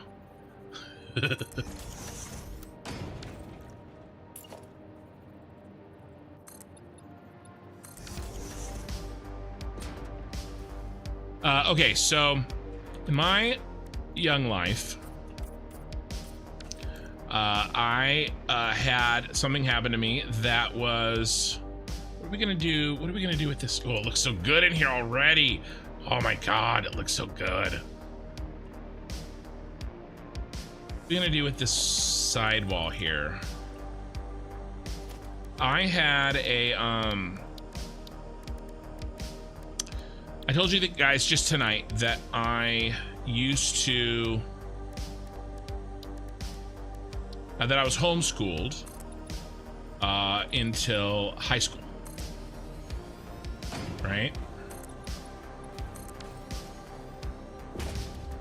And I was kind of a, you know, I wouldn't say that I was like a really fat kid. I'm a fat guy. I was chubby.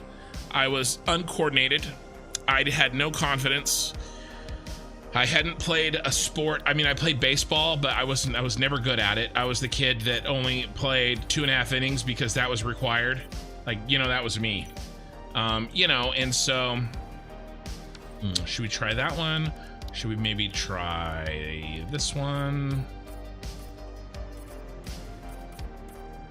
However, as a freshman, I decided that I loved wrestling and I was going to do wrestling, and that was going to be my thing.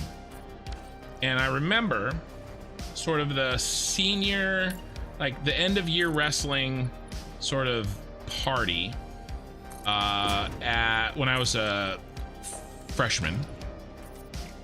And I remember the seniors being so kind of disappointed, right? A couple of them had gotten hurt. And they just had talked about how they didn't get as far as they wanted to get in the sport. And I made this determination as a, you know, 14, 15-year-old that I was going to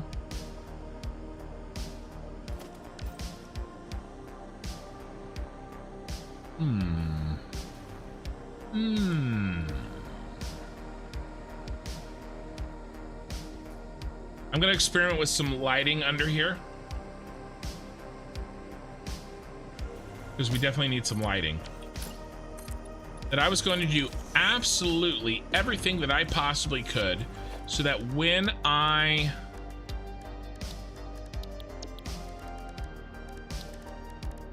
graduated, I had no regrets.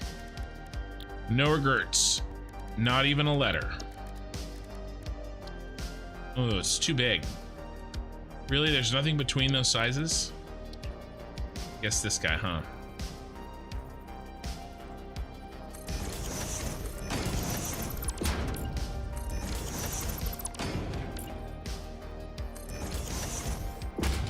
And so, essentially, I worked my ass off for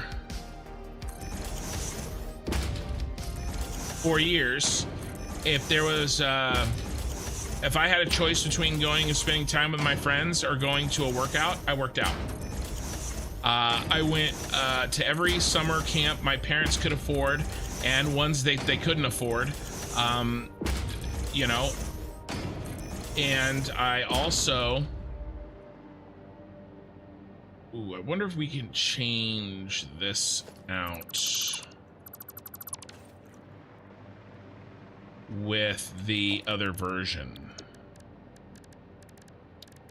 And so I put everything I could into it. Everything. I left nothing on the table. Purposefully. And so because when I was done, I wanted to make sure that I didn't have any regrets whatsoever, that I did everything that I could possibly do. So we could either do this, or we could do this and that. I like that better. By the way, I was successful. I made it to... I was... they call it masters now, but at the time it was called sections. Essentially, if I had won 2 more matches, I'd have made it to the state tournament of California, which is a big deal. That I probably would have made it in most states. I would have made it to the state tournament, maybe even into like on the you know, in the final, like somewhere on the podium, like top, something medaled, like top 8 or something, in most states, right? Not in California. I didn't even make it to the state tournament, but essentially, you know, that was I was successful. And you have to keep in mind, I was really bad. I mean, really bad. I lost 9 wrestling matches before I won my first match, you know, and I was the team captain as a senior. But you know, that doesn't really mean a whole heck of a lot. All right, that's probably good enough for us to test. But I got there as a senior. If I'd have told somebody as a freshman that I was going to be team captain of the wrestling team as a senior, and you know, make it to that far towards the state tournament, I probably would have gotten punched in the face. Like, I was really bad, right? And so, but what that did for me is I have this bone deep, I mean truly bone deep belief that I can do anything that I want to do.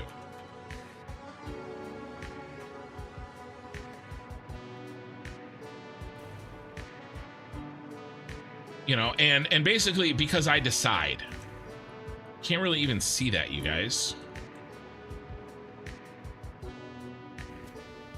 No, I don't like that. I can't even see it from out there. It's not good. All right, let's try straight down. That's 2 meter. All right, what if we go... Madrigal, good morning yourself. What if we go 1 meters all the way down, and we offset the lights? Thank you for the 10 memberships. Oh, member for 10 months. Thank you for that. I appreciate it. Sorry, I misread.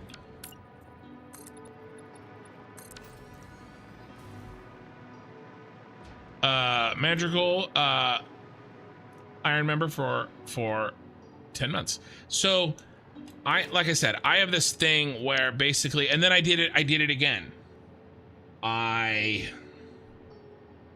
didn't have any, I had, you know, parents had enough money to keep clothes on me and make sure that I didn't starve, but like, you know, all the money from, you know, that I spent to go to the local state college, you know, it, you know, it came from other places, right? I had to work, and what am I trying to do? This.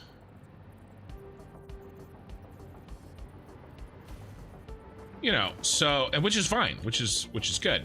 I'm just saying that's, you know, how my life was.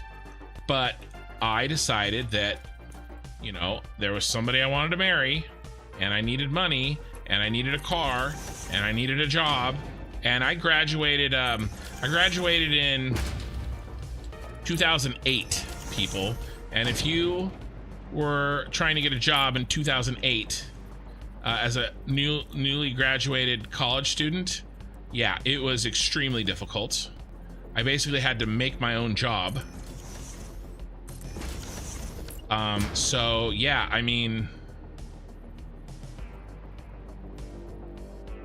you know, starting a family, finding the right person, right? All this stuff. You know, I just decided I wasn't going to stop until I did it. And I did it over and over. I've done it all my life. I'm doing it right now with this channel. I've decided that I want to put everything into this. And then here's the thing. If it doesn't succeed, that's okay. But if it doesn't succeed, I know that I've done everything that I could have possibly done to make it succeed. And then I can go on to the next thing, knowing that, you know, I did all that I could, just like I did with wrestling. You know, I didn't have any regrets, not even a letter. Uh-oh.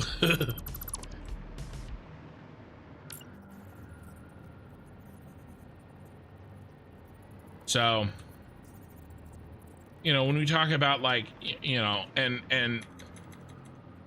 kind of, you know, your mind and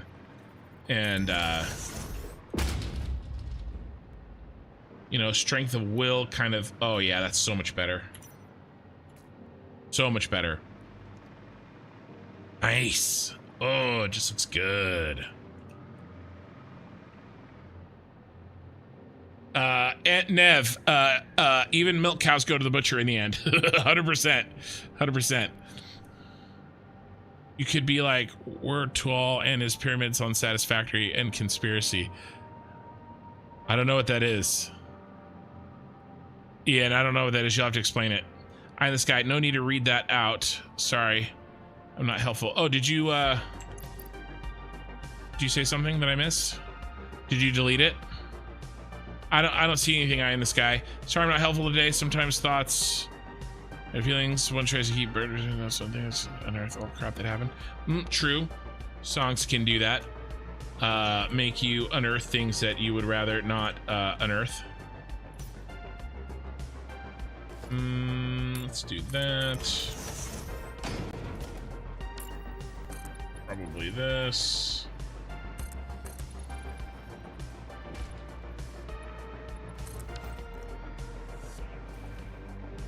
I think this works.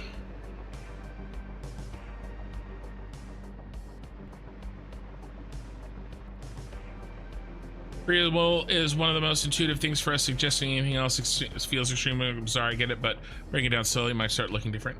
I think there's a difference between. I agree with some of the points that you're making, and I think that you can have. Well, here's the deal. Of course, you're not in a position to really explain what you think, because all you can do is chat little snippets from you know, while I'm distracted playing a game. Right? So it's not like we can have an actual real conversation about this, because unfortunately we're just not in a position to do so. Having said that, I find what you're saying interesting. Maybe not interesting enough to spend what is the most precious commodity that I have right now, which is time. Oh, I decided to yeah. There we go. To research it more, but that doesn't mean that I necessarily dismiss it out of hand. But the point that I was going to make is that I agree that there are a lot of things out of our control. Ooh, I messed that up.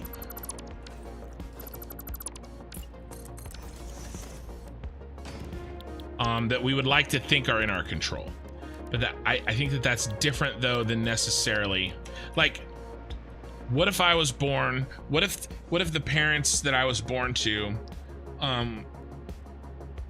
had a different life philosophy? Then I would have a different life philosophy, and I'd be teaching that different life philosophy to my kids. I get that part of it. I do. It's something that I've thought about.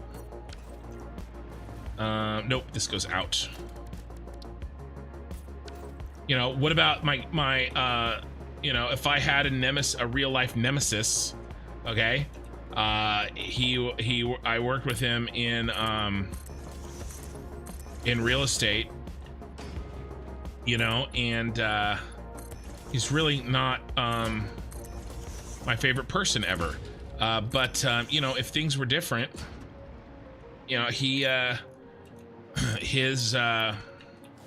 was in a position where his father was able to provide things that to him that my father wasn't able to provide to me. And so can we tell the difference there? Is that perfectly? Yeah, we can. Sad day. You know, if I'd have grown up with his life and not my life, you know, I'm fundamentally a different person, right? Basically, he was able to progress faster in the real estate business because he had a bunch of money, right? And I came from, you know, no money. And ooh, we should do a door here. Ooh, yeah.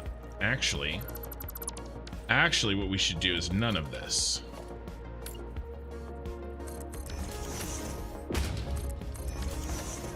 Do that.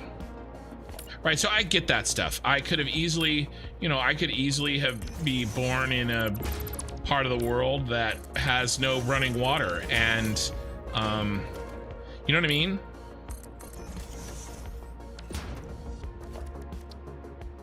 But I wasn't. And so all I can do is try to that doesn't mean that I'm not responsible for what I choose and think to do as well. Tell us more about that real estate nemesis.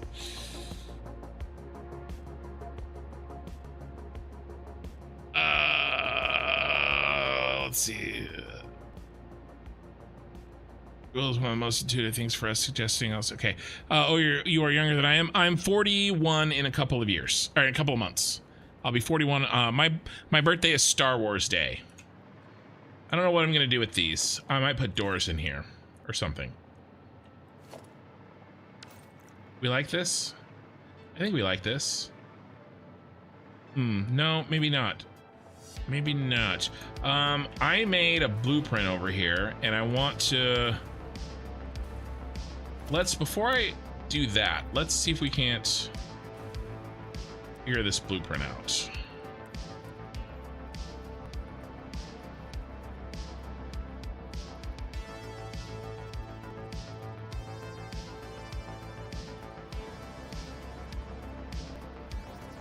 Where we want this.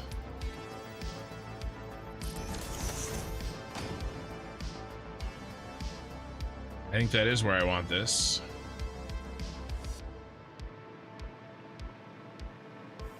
But I need to make purple on the inside. Or can I just go paste? Ooh. Can't get to it.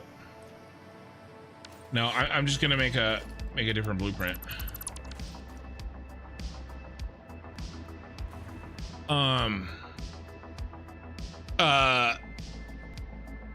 So you posted something on Discord. All right, thanks, Iron Sky. I'm not really working on that right now, but I will check that out.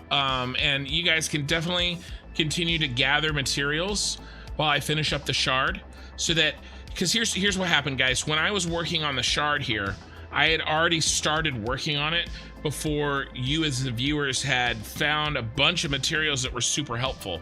And then what caused, I had to delete a bunch of it because I didn't have access to those materials when I first started. So my thought is if you guys can get ahead of me, and you guys that are so inclined to do so, find material, you know, 3D layouts or models or blueprints or whatever that will help me get off onto the right start on the next building. Do it now. You can put it in my Discord, and then I'll have access to all that shit when I start that then. So I appreciate that. And Oki sooner left me a pick. And looks like Eye in the Sky left me something too. The game is the main thing. I'm the distraction. I know that. Sorry, I can't help myself. No, be a distraction. It's totally fine. Oh, tell us more about the real estate nemesis. I will. Ahmad Sammy, achievement for thinking he's really a distraction, and I bet he makes screws. I think I need more in real life friends. Very few people like these discussions, so it's tough. It's tough. I love my life. My wife is the most amazing person that I've ever met, and I would choose her over any one of you, any 10,000 of you. But sometimes it's hard to have. My wife thinks about life a completely different way than I do, and there are things that are just important to me that aren't important to her, and it's tough to have these types of conversations sometimes. Now, I meant that I wasn't watching your stream the whole day because I wasn't at the computer, but at least the video ran by itself, so for your viewership, it hadn't a negative impact. It's all good, man. It's all good, and I appreciate you thinking about that kind of stuff. We need to make a quick blueprint here. I want to put these diagonal barriers up. I want to continue this use of this. But I want to put orange on one side, purple on the other. So let's knock that out real quick.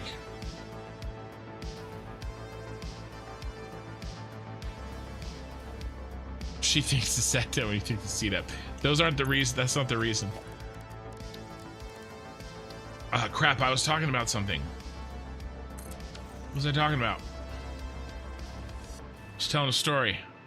The real estate stuff. Okay, so I can tell a little story about my first jobs out of college. Blueprint 77. Actually, we have an autosave here. I really need to use the restroom. I'll be right back. And then we're gonna talk.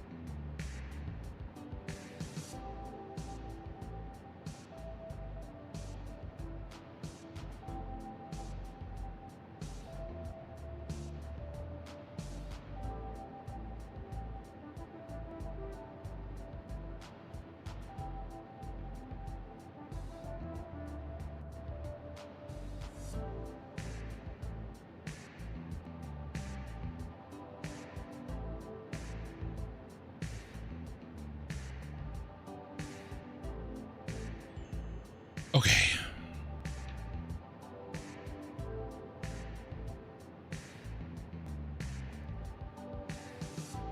All right.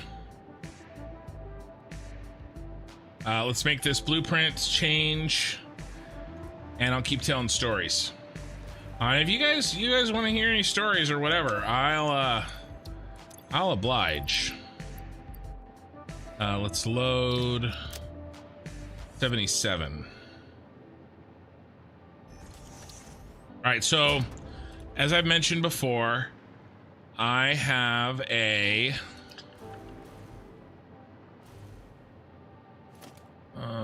let's do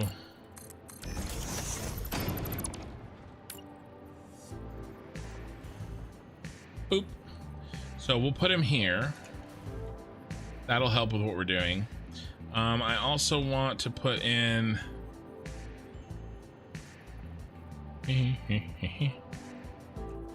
let's see, does it matter?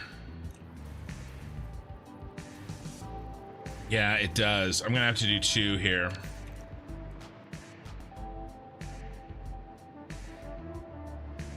Crap. This is gonna be a little bit of a pain. Purple. So I graduated with a degree in economics. I was computer engineering, and then I basically felt like I wanted to graduate, and I was tired of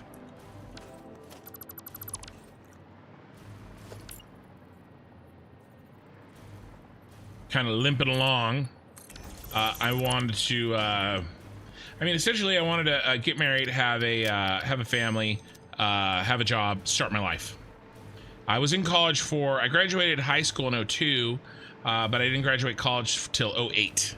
So I was there for 6 years, and I enjoyed it and everything, but I was done. I was ready, and so when I left, I had done a lot of volunteer work. Well, through my college years, actually, I had done a lot of volunteer work with my old I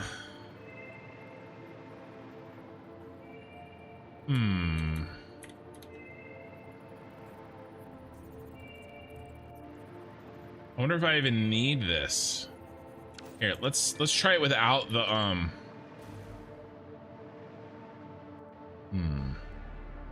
No. Let me get the first one in, and then maybe I can lock them to each other. I'd done a lot of volunteer work with the wrestling program. I had done a lot of coaching, and is this right? Yeah, that's right.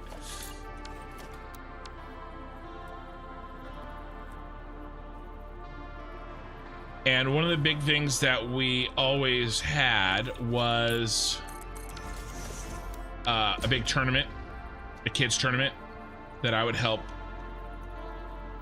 put on and manage.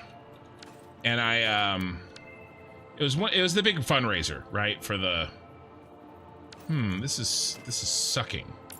What if we go side to side?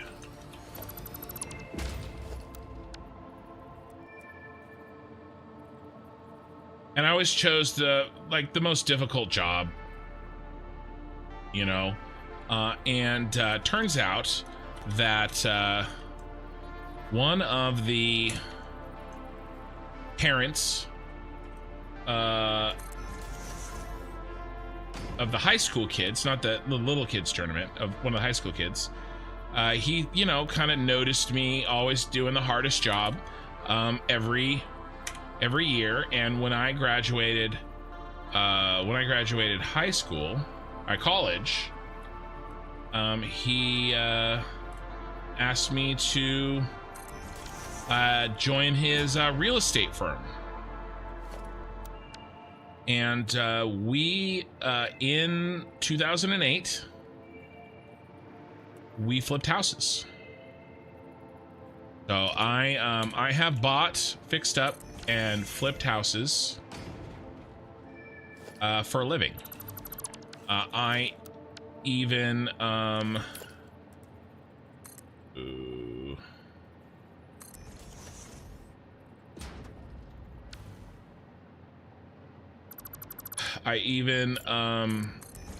my own LLC.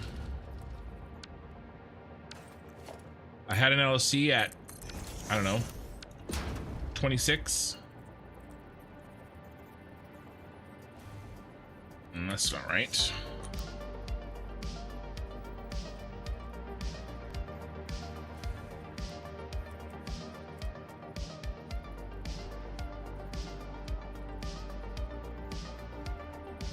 That looks right.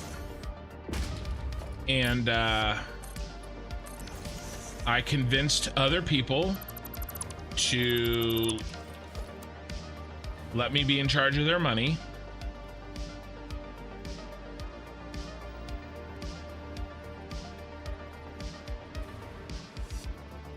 And had investors, and I flipped houses. I was relatively successful for basically a one-man show, me and my buddy. So, but he did some of the research, some of the title research for me, but I did pretty much everything else. And no, why are you being a pain? But this guy that I talked about, sort of, if I had a nemesis of life, that's an exaggeration and hyperbole, but it's funny, and so I say it. But he actually joined, you know, that when I first had that job, and I worked with that guy who owned the company. He, you know, I basically came up with the math that we used to determine whether or not we were going to buy something. Ooh, ew. Why are you different? Why are you so different? Did I not notch you in? I think I forgot to notch those guys in. Crap.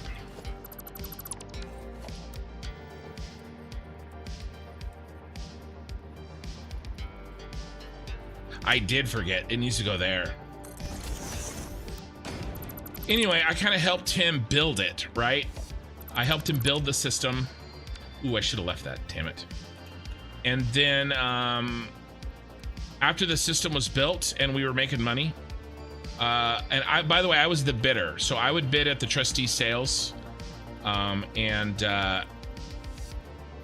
got to remember, these homes are almost all of them. This is 2008 crisis. Basically, if you watch the movie The Big Short, which I would recommend to anybody watch, The Big Short is an amazing movie. It's that financial crisis. Think of us as like maggots. Right? We were the maggots of the real estate world. Disgusting. Nobody wants to see them, talk about them, but they play an important role. It was we cleaned up the dead real estate. That's, you know, maggots and vultures are an important part of the ecosystem. That was us. So I get it. We could act. I wouldn't mind talking about the, you know, but almost every house we bought were, you know, a lot of them were bank owned. Not all of them, but a lot of them. A lot of people were in bad situations. I felt the worst for tenants. Tenants had it really bad. But and like I said, I wouldn't mind talking about all that stuff.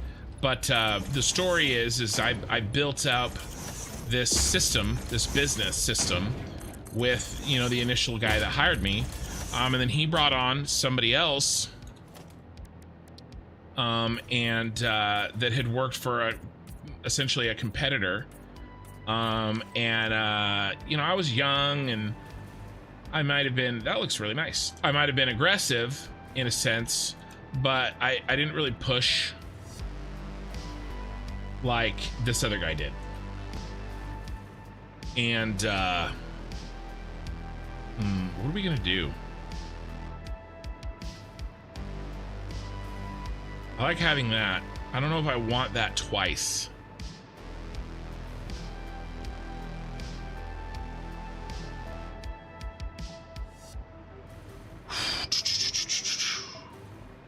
How do we delineate outside from inside? Think for a second. It would only be hyperbole if you said arch nemesis. Anyway, basically, way too long story short, it's already too late for that.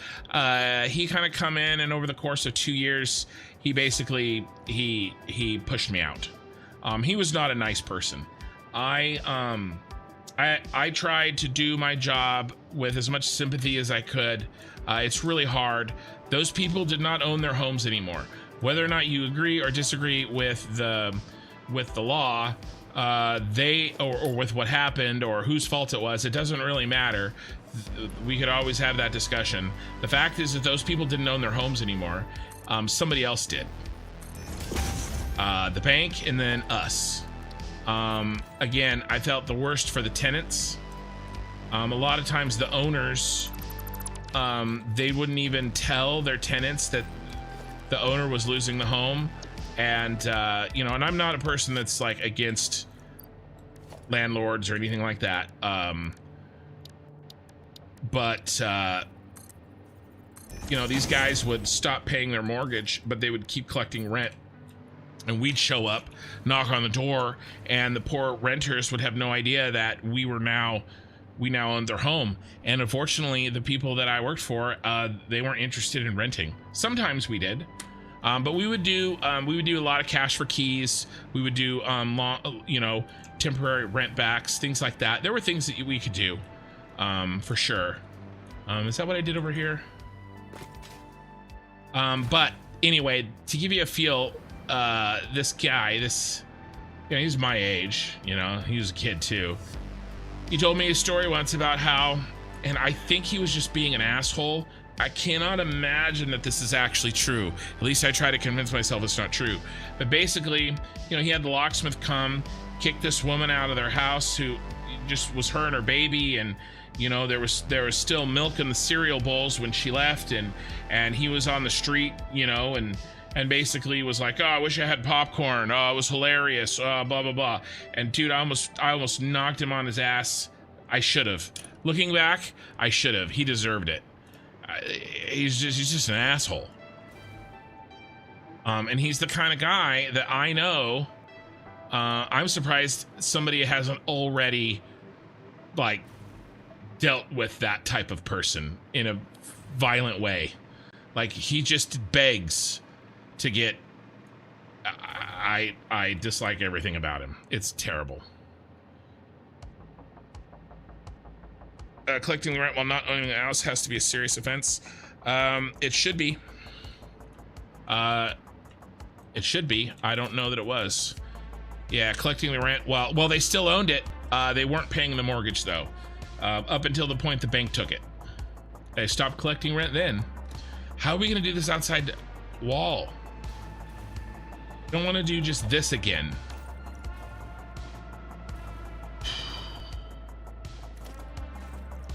What if we slope? How can we slope it off? Maybe a steep slope. Anyway, the guy's a grade 8 asshole. And like I said, more or less pushed me out of the business that I had helped this other guy build, and his argument was always like, well, anybody could have done that. And I was like, well, yeah, but I'm the one that did. I mean, it's true. Anybody could have built the business that we built, but I'm the one that built it, So, but it's fine. He's not a happy person. I'm happy with my family.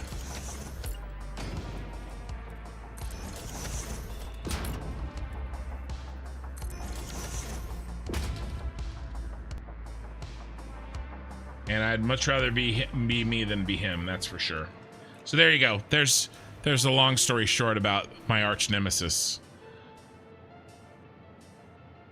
That was not a fun time. No, it was not. It sucked. I don't like this. What are we gonna do with this wall, you guys? I think we have to do some kind of glass out here. I kind of wanted to make it open, but I mean, I guess we could do pillars. I think we have to decide what we're gonna do with this outside before. I think I've reached an impasse on the inside. I like this. I think this works. I think we're gonna do something like this for the pickups. Right, let me just knock these in here.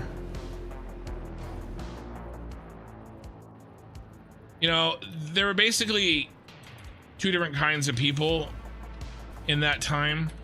There was the type of person that I would walk up and tell them that they lost their house and they had 2 boats in the driveway.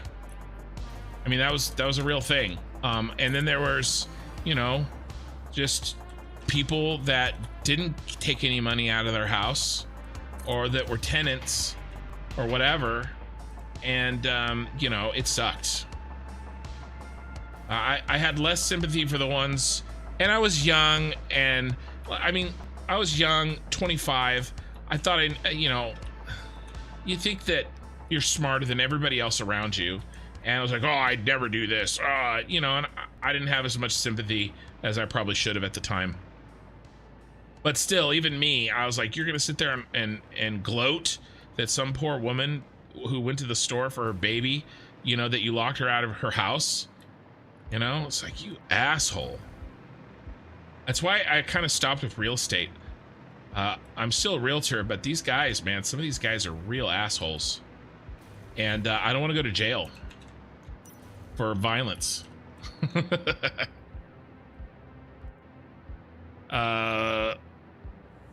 The house market falls in the US, the whole world suffers a recession. Yeah, well, what do you do, Ahmed? You know, I mean, when you're the king. I almost lost my job and I was working in an oil field in Egypt. Yeah.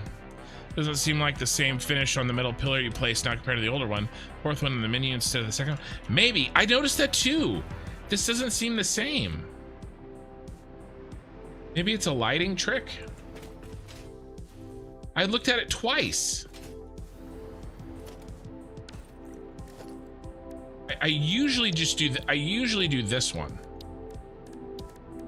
I usually do chrome. That's definitely chrome. It didn't click. Right? It like made the, it didn't make a change noise. It made the, yeah, no, that's the same. If it had changed, it would have gone the bink. So no, they're both chrome. I don't know if I like it necessarily, but it's fine for now while I think about how we're gonna solve this other shit.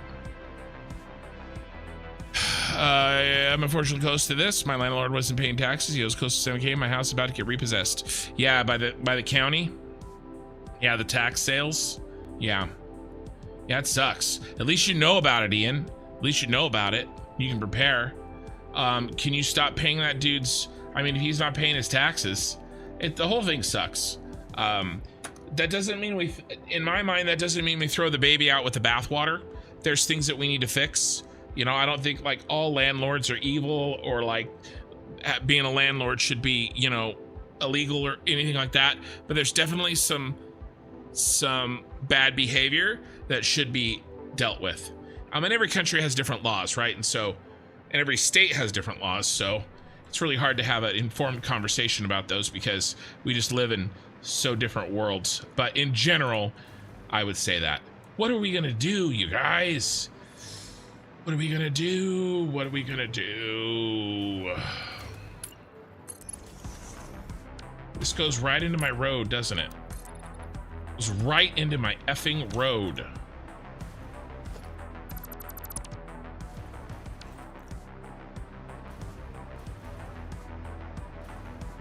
Okay, we can pillar out here straight down. We need to put the first floor in. That'll help.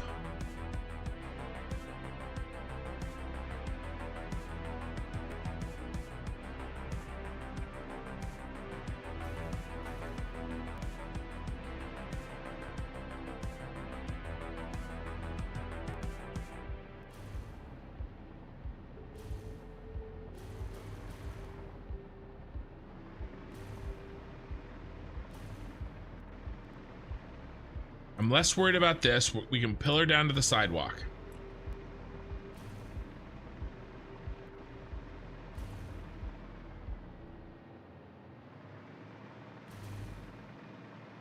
I still kind of want to make it open. I still don't think I want to cover this in glass.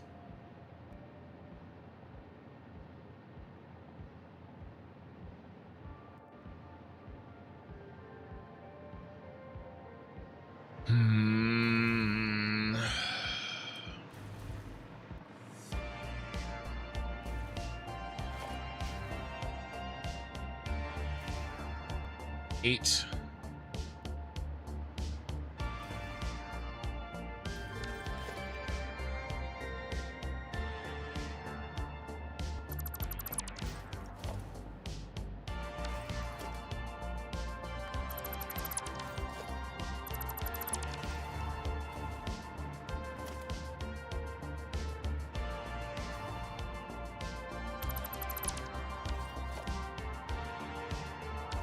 Thinking. I don't know, guys. I just don't know.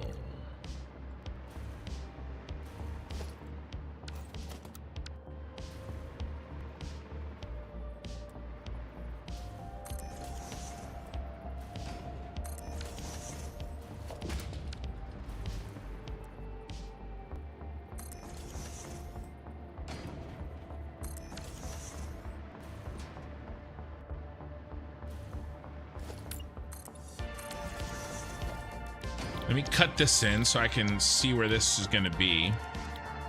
What do I want? I want these guys.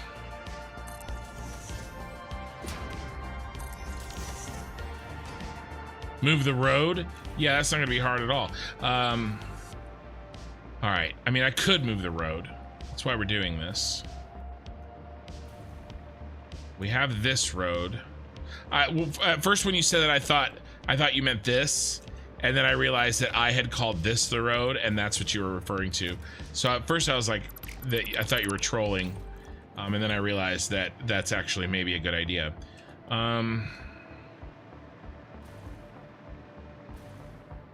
What if we came in deeper?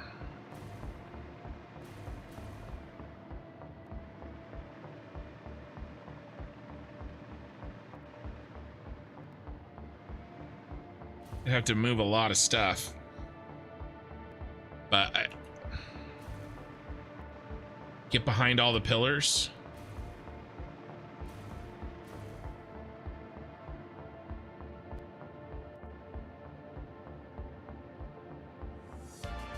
Well, I get you. Nev, I don't disagree with you, but you know, the people that own their house, so I've done both. I've rented and I've owned my own house. They're also paying 30 or 40 or 50% of their income when they own a house. So I think everybody should have the opportunity to buy a house if they can.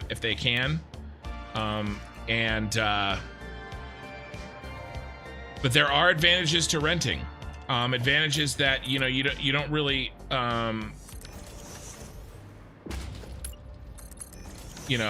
when you miss them, then there are advantages to renting, real ones, not just like something that oh, that's something a rich person says.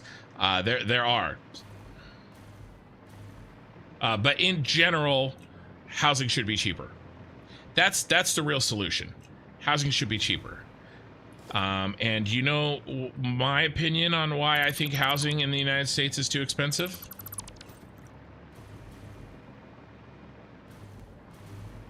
I bet you can guess.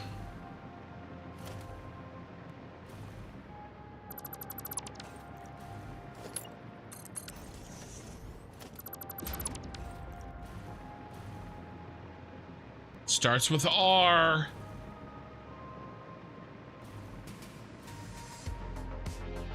All right, we can move the roads in.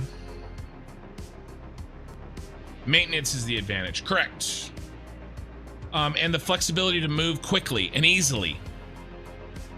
Mr. Matty Moo is exactly correct. It is, it's very expensive. And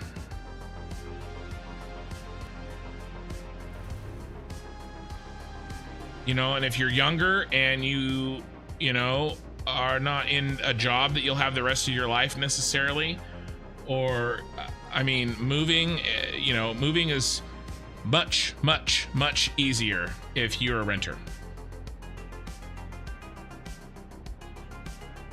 I rent my house all the time. Yeah, I spent a lot of money on my house. Now I was lucky. I bought low and sold high, but my house could have easily crashed in the meantime, and then all that money that I'm putting in, it's a negative. That's the other thing. Renting is neutral. No, owning is neutral. Renting is shorting. So if you're renting, you're as if you're shorting the housing market. Owning a house is you're gonna go up. It depends. This is a whole long conversation, but basically, My house could have dropped in value as easily as it went up, and I have no control over that. So on paper, yeah, it looks and sounds great. Like, oh, you made money on selling your house, and so, you know, if you were renting, you wouldn't have made that money. Well, yeah, but if I was renting, I wouldn't have lost the money if it went down, plus all the maintenance. So it is a more complicated conversation than at first it seems. That's all. The house flipper community, like me, like I just talked about that I do. No, it's not. I don't think that's the reason. The reason is there's not enough homes. Guys, the reason that it's supply and demand, it's really, really simple. Houses are too expensive. Why are houses too expensive? They're too expensive because there are more people than there are houses. That's it. That's it. It's not some big conspiracy, okay? It's not because corporations own too much. Like, sure, those things affect it, but nothing can beat supply and demand. There aren't enough houses. Because if there were, then the prices would go down. I mean, it's just really that simple. We're not building enough houses. We don't build enough houses. And I think that there's a thing that can be fixed in to fix that. You know, if everybody wants to own their own home, do it. But they're too expensive for people to buy. Should there be limits on the demand side? I have no problems with that. We're gonna have to move this damn road. Ugh. What can we do? We can come in. Why don't we come in and then come down? But the number one, we're gonna have to delete this. I hate to do it, but we have to. This isn't gonna work without it. I know it may seem like I'm just talking and not playing, but I'm letting my subconscious think about it. I'm letting my subconscious self-determine how this is gonna work out.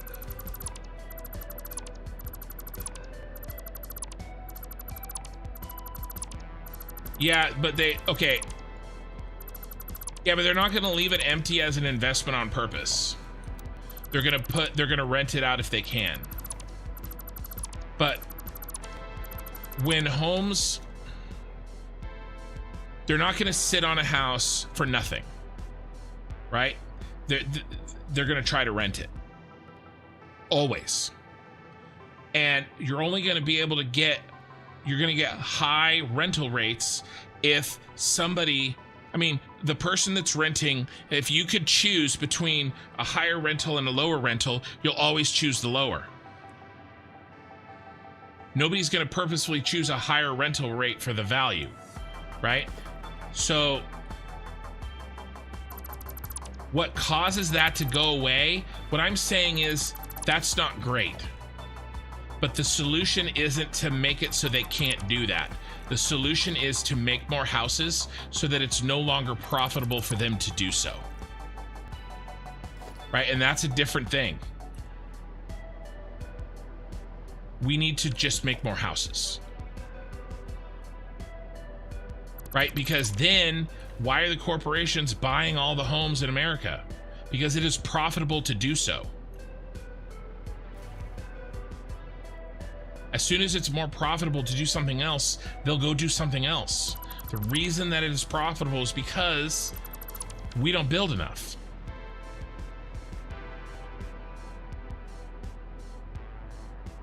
Rentals are getting more common, companies large. Right. The rental market needs to crash. The housing market needs to crash. And, you know, it sucks if you already own a home, but they need to, or at the very least, they need to stop going up. Non-available homes, holdings, Airbnb, speculate. Yeah, Airbnb stuff. Agreed. Corp's holding real estate can make billions a year based on asset value in the market, not based on need. Guys, I worked for, you know, don't like unsub or anything. I worked for Blackstone.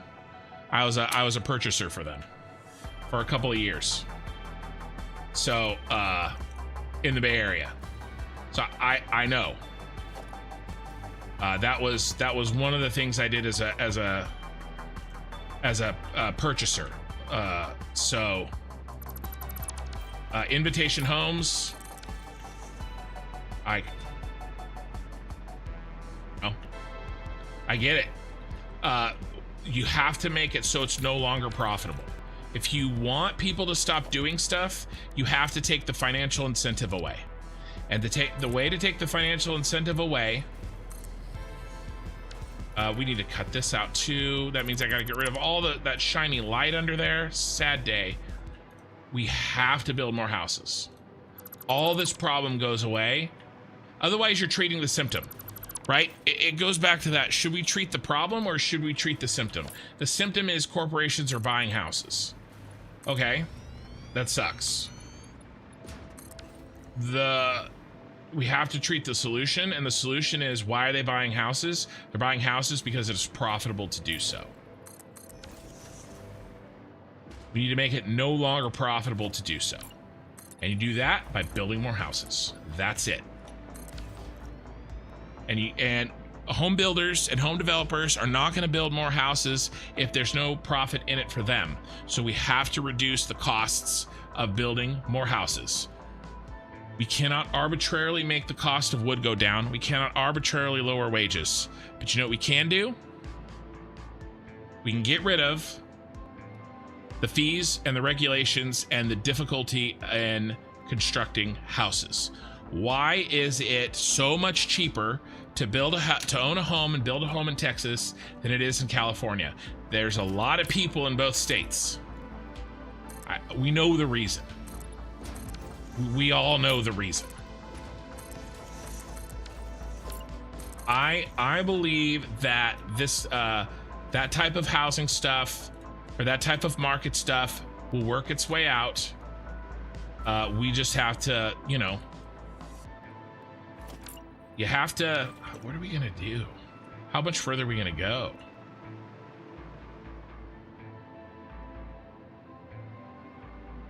You have to make it easier to build houses. Regulation, the R word. You can't build a block of units without a company building it? Well, sure, but there's a lot of small companies. There's a lot of small companies. Just because it's a company doesn't mean that it's a big corporation. I mean, the vast majority of the people in America work and own small businesses. Most construction companies are family businesses, right? Just because it's a company doesn't mean that, you know, and even developers, right? All right, so what if we come in, then come down again? I think I'm gonna have to abandon my idea of making it part of this wall.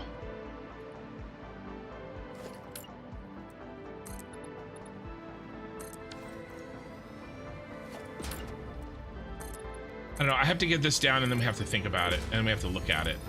I don't know if I like this. I do like the layered, I like the layered feeling that it gives.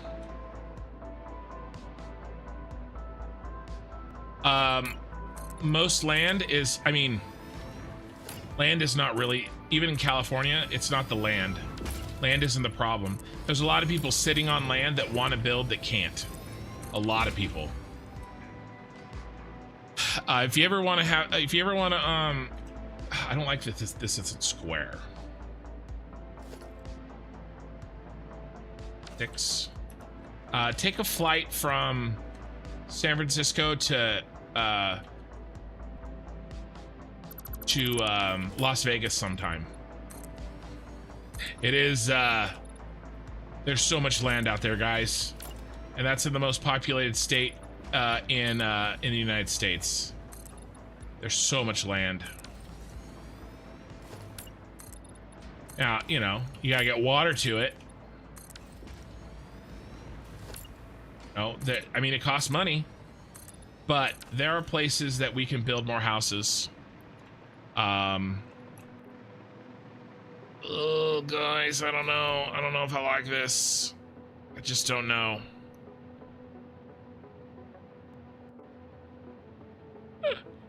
Come on, no, no. We need to pay people to pay people. Once people are getting paid, they will also pay people, creating an infinite loop. I don't disagree with that. As long as, yeah, I mean, yeah, I don't disagree with that. Hold on, there's a lot of chat.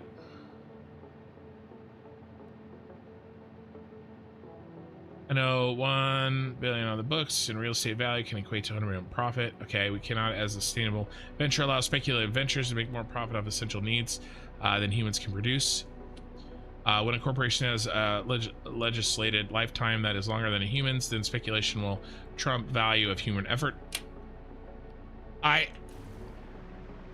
Again, I just go back to Corsair on Twitch, the fact that, you know, I mean, why do you think that those kind of companies support regulation? Because they keep making money off of it. That I mean, that's just build more houses. Like,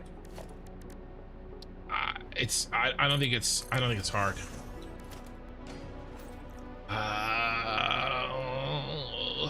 How are we gonna do this? There's not enough room. We're out of room. We can't go steeper.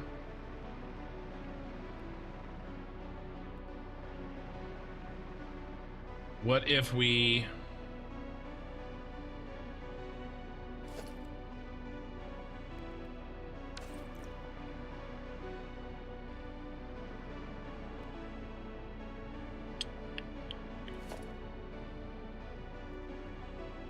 Look, nothing is that simple, right? I know that I'm saying it as if it's super simple. It's not. I know that, right? It's complicated. There's a lot of moving parts. There's a lot of things that affect prices, okay? There's a lot, okay? I am not naive enough to think that it's just that. But that is one thing that can be done that would help a great deal.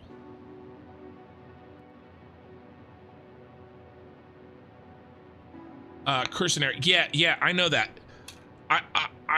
Well, so your argument is sort of bridging into the fact on whether corporations should exist or not. To me, that's outside of this problem. Okay, what I'm talking about is, why are rental and housing prices high? Because there aren't enough houses. Done. Okay, whether or not we want to get rid of corporations, fine. That's a different conversation. Okay, whether or not they should be more regulated or not, different conversation. And we can have that conversation, but that's not the same. Okay, what if we went down? You're gonna come in, turn. What if we went in like this? How tall is a...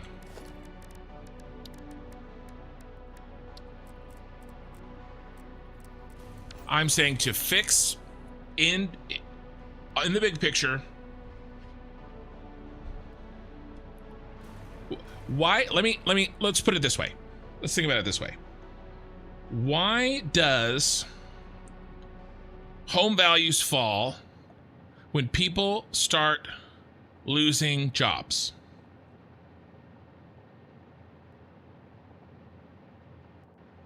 There's still the same amount of people. It's not like they're dying. It's not like we have less people. It's because people they don't have as much money, and so a lot of times they are multi-generational in one home, okay? And so you have more people in the same amount of homes. And the supply and demand, the demand falls. The supply isn't going up. Okay. The prices go down because the demand goes down. Okay. The relationship between the supply and the demand goes down. Okay.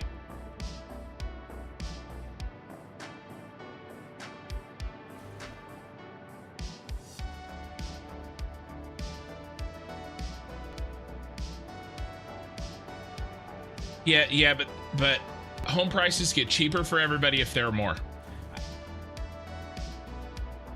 That's a fact. You can't. What you're saying is not necessarily untrue. Okay, I have to think about this for a second. I'm not arguing with you that there are problems with our setup there. That is one of the major issues that I have with our current state of economics. Let's also change all of this so that I can see the difference here. Okay. But what can local, state, and government do to make things better? And what can we do? We can encourage the construction of more homes.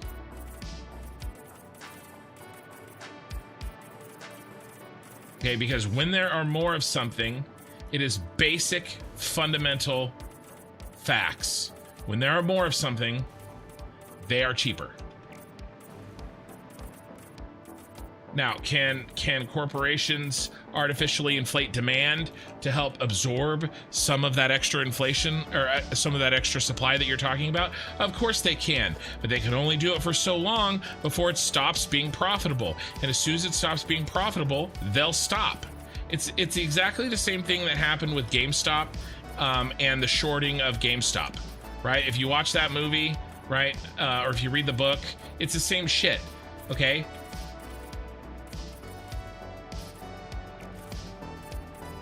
You know, they're shorting something, and you know, as soon as it became, and the corporations that couldn't get on board, they went out of business. And yeah, they got bailed out by all their buddies, and that sucks. But it's the same concept. You can always count on a big company like a corporation to do one thing. You can trust them. They are very trustworthy. You know what you can trust them to do?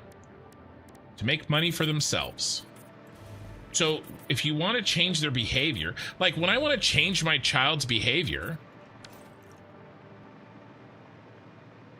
I make it more painful or less pleasant for them to continue doing the thing that they're doing that I don't want them to do. They will change their behavior if there's not as much money in it. I just don't believe that, Corsinar, that there are more dollars out there, that demand is irrelevant. Nope, I don't believe it. I lived through the 2008 home crash. We will have another. It will happen, and it will suck. And that crash will happen, and home prices will readjust again, and homes will be very affordable for people. It's funny, like, this conversation has ranged, right? We talked about how the 2008 home crash was really, really bad, but then it changed and like home prices are really, really high now. Well, what's the solution for that? Another really, really bad home crash. I wish that policies were in place where, you know, the market didn't look like this. I'm gonna pull out my inner pirate software. You know, I wish that it didn't look, you know, it didn't look like, oh my gosh, like this. I wish it looked like that. Right, where each of these is like 15 years. We're just right here, guys.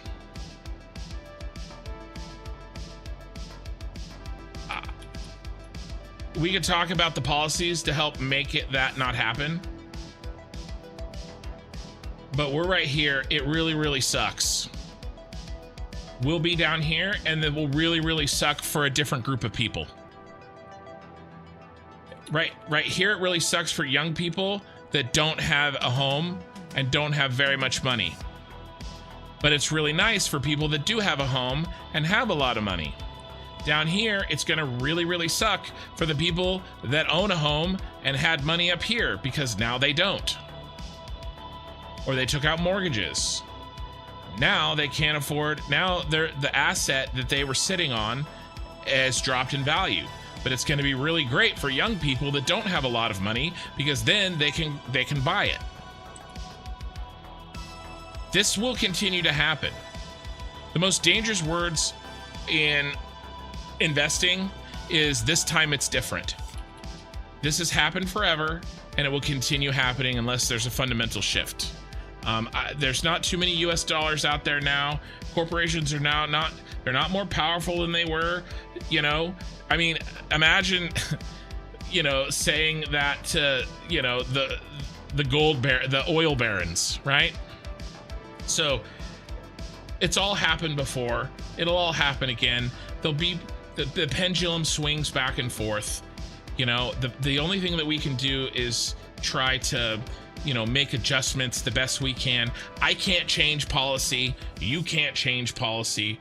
All we can do is try to figure out what's going on and make it so that, you know, our families don't, you know, suffer. You know, we have the most success as possible. Yeah, that's all speculative futures. Yeah, but what if the prices crash, Corsinar? That's why they don't want regulations to go away, because they know they don't want more houses. That's why we should do more houses. All right, I have to figure this out. You guys, I've been neglecting YouTube really quick. California is a terrible example. No, we have water, Ian. We have water. It's a regulation problem again.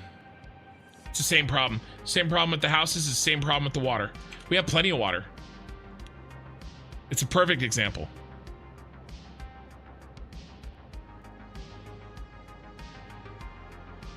Yeah, Eye in the Sky, I saw that too. That's only a part of the story. That's really not the reason. Well, it's a corroborating reason, but it's not the only reason. It's much the same answer twice. Talking about a corporate hegemony while building a cyberpunk city seems to be on theme. Good point. Yeah, Eye in the Sky. I know exactly. I knew that's what you were talking about. That is a drop in the bucket. Get it? Of the problem.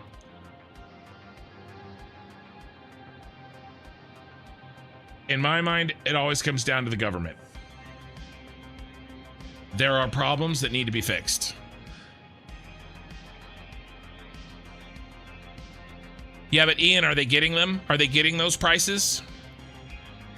I think anti-monopoly rules need to be more aggressive. Ahmed, I don't disagree. The fewer supplier there are, the easier they can control supply without competition. The price will go down easy.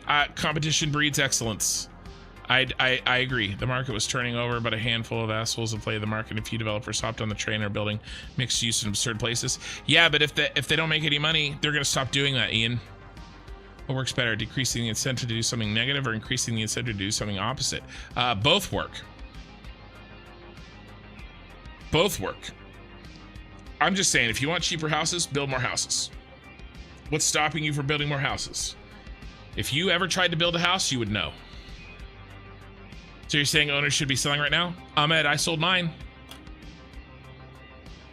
I sold my house 4 years ago. I sold it in 2000 and, well, no, not 4 years ago. 3 years ago. I sold it in 2021. I haven't been right yet. Home prices haven't really dipped. All right. I have to, this, see, I love talking about this kind of shit. But even then, this is on the edge, right? But I still have to think about this. All right, what do you guys think? Here's my general thought on this. Let's try to concentrate on this. I think I made my point. There are plenty of more points to be made. We could definitely talk about this for hours. And I really, I didn't say, Corsinar on Twitch. Imagine saying that corporations couldn't change policy. Of course they can. Of course they can. Federal government right now is killing all the regulatory bodies.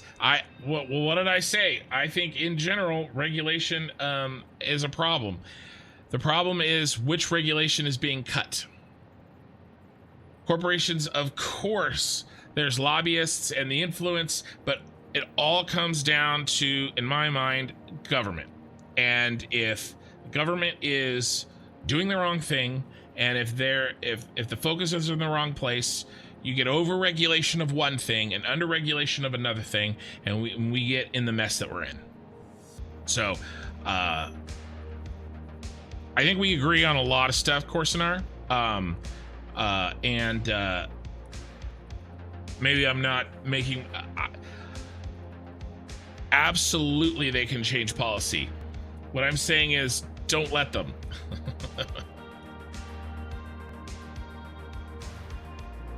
I know it's just one puzzle piece. I don't address the problem as a whole. Way too complex. Just a statement that I agree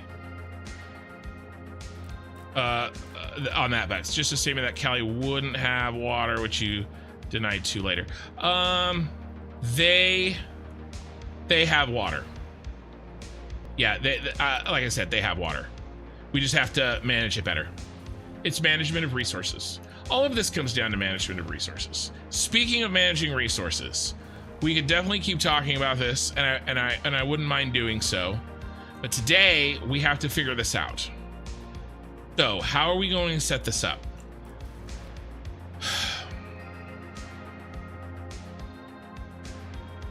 We come in, come down, go this way.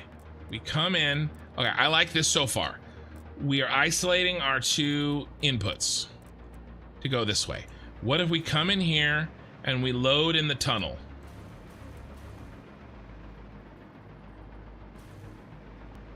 We load in here. We clean this up. We make this look nice under here.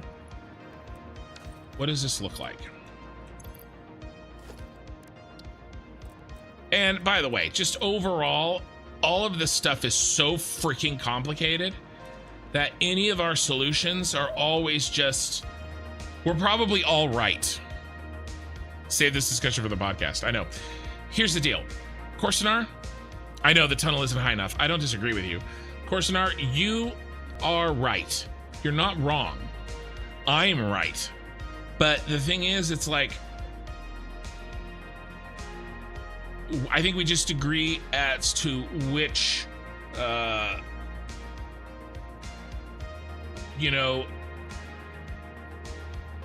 extent at which the problem is the extent at which the cause is having the effect that we don't want. All right. Your thing is absolutely 100% contributing to the issue. My thing is too, right? And I think that we probably, just because of our perspectives, are closer to one thing or the other. I've been on the ground. I work as a realtor. I can tell you right now, when I'm trying to get the most money for my client who's selling their house, the only thing that matters is how many other houses are being sold. That's it. And interest rates. If you go to sell your home, I'm talking real world, nail, like down to the ground, like where the rubber meets the road, you go to sell your home, the only thing that matters on how much money you're going to get for your home is what other homes are being sold at that moment. That's it. If there are more homes being sold, prices are going to go down. If there are less homes being sold, then I'm going to tell my client, hey, I think you can get 30 more for this, because there's not any competition. If we want the prices to go down, we have to have more competition in the market. You know? Again, the talking is where we find what works. They've convinced us lately that the talking is of no value, and ads. Well, I'm sorry about the ads. That I agree with. The talking is where we find what works. They've convinced us lately that talking is of no value. And that's the other thing. I would totally be down for attacking this problem on multiple fronts. Right? But again, we have to be careful that we don't throw any babies out with the bathwater. You have to be very, very careful, because there are other positive things that we don't want to lose because of if we're not careful. That's all.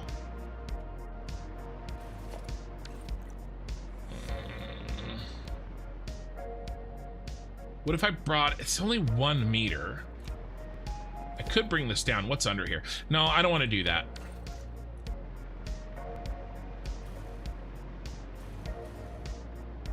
Tunnel is too low, you say? Okay. Okay. All right. What if...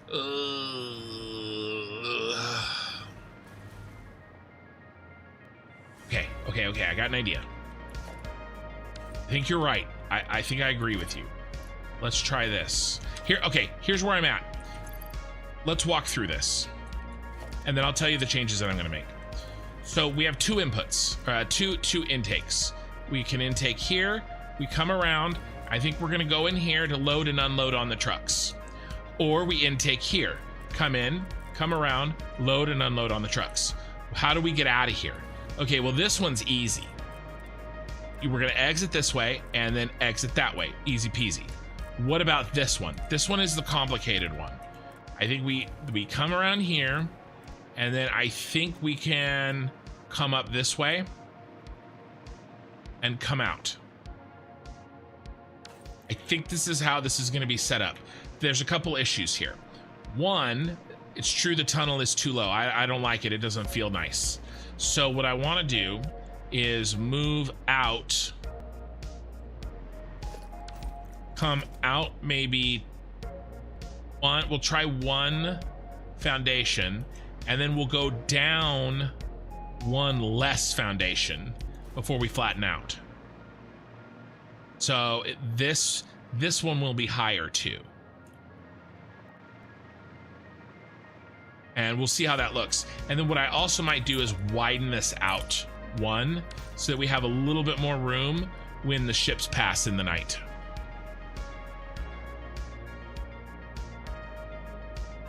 I think that's what we have to do. I think that's how this works.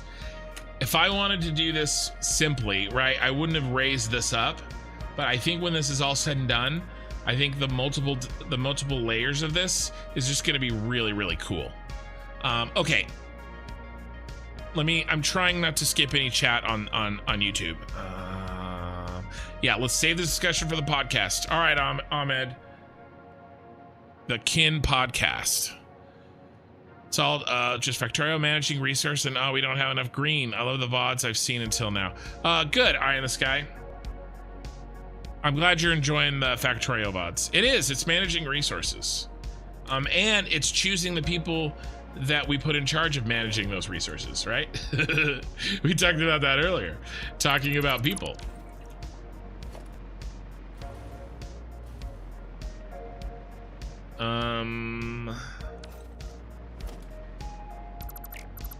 If I come out 1 more, ooh, yeah, get rid of this. Oops. What?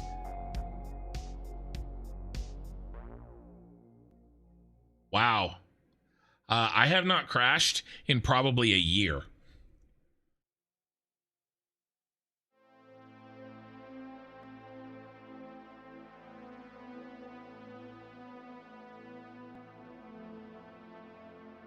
Huh. This is absolutely my first crash in 1.0. I'm gonna grab a screenshot of this. And so any of you really smart people want to check out the Discord and look into this, you're more than welcome to. Hopefully this is an isolated thing and it's not something that I have to worry about.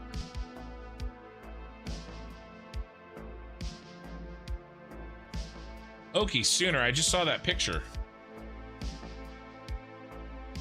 That's really cool. Did you make that? With beams? I like that. Oof, crash. Yeah, so it used to be the Super Star Destroyer, but I am slowly transitioning the feel of my channel from a more sci-fi to a more fantasy, because we will be switching in as soon as my city is done. We will be playing a little different kind of game. Trying to catch up on YouTube chat. You guys are awesome today.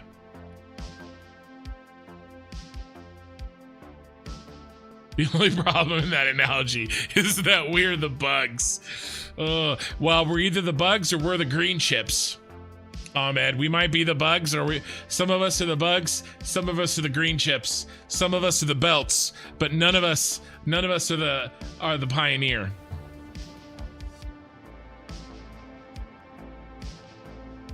That's true, Ahmed. Some babies will unfortunately be thrown out with the bathwater. All we can do is make the best decisions that we can try to make. I agree. Eye of the sky. How would you attack the price? Problem supply is first. What is second, third priority? I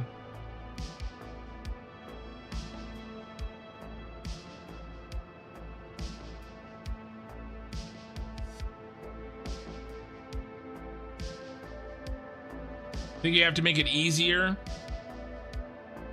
You have to reduce friction in. It's reduction of friction. I think in general, it's a reduction of friction. What was I gonna do? We didn't really lose anything, so that's good. Oh yeah, I was gonna move this out. That's what I was gonna do. I think it's a reduction in friction. The first, like I said, is a reduction in friction in the construction of homes. But I think that there are things that we can do reducing friction in the purchasing of homes. And we have. There are plenty of instances where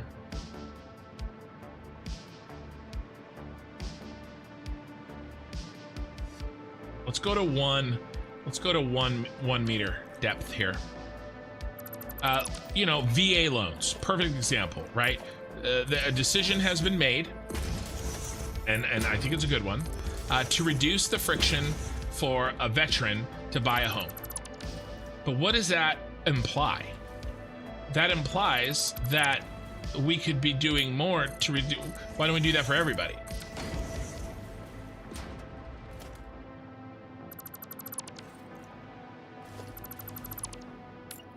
You know, we could absolutely reduce the friction of buying a home.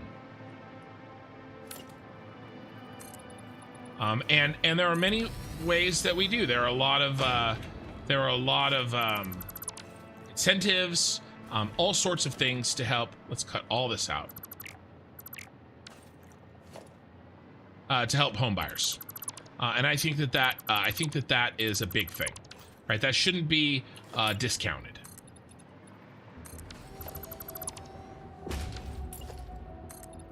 I think that there's something to also be said for, so California right now is going through there's a lot of local planning departments that are going through and having to do organized housing elements, right? There needs to be a certain percentage of dense housing, right? That is cheaper housing.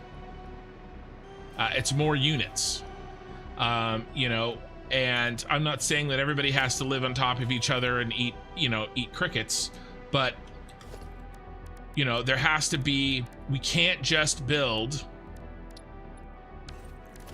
the most profitable. We can't take every piece of land and make sure that only the most profitable type of construction is put on that land.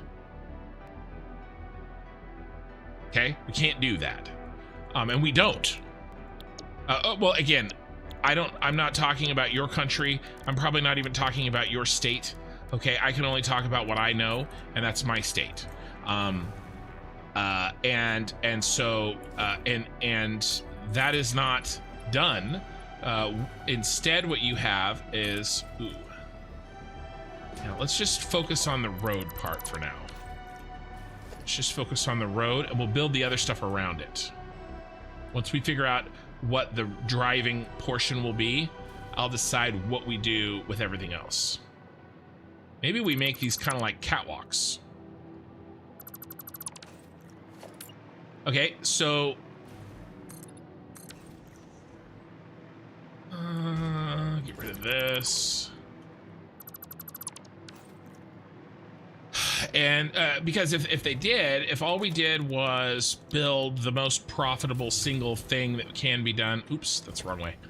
with land, there would be no apartment complexes. There would be no lower income units, you know, and so, you know, there's a balance to be struck. But again, we don't want people making slums, so you could take that too far. It just, all of this stuff is a push-pull. Construction, can you please put the nice lights back in and find a different solution? Oh, look, the game agrees. Yeah. I think at the highest level, there are a lot of ways. Let me put it this way. Broad strokes, I have to stop and concentrate. I have to make sure I be clear on this.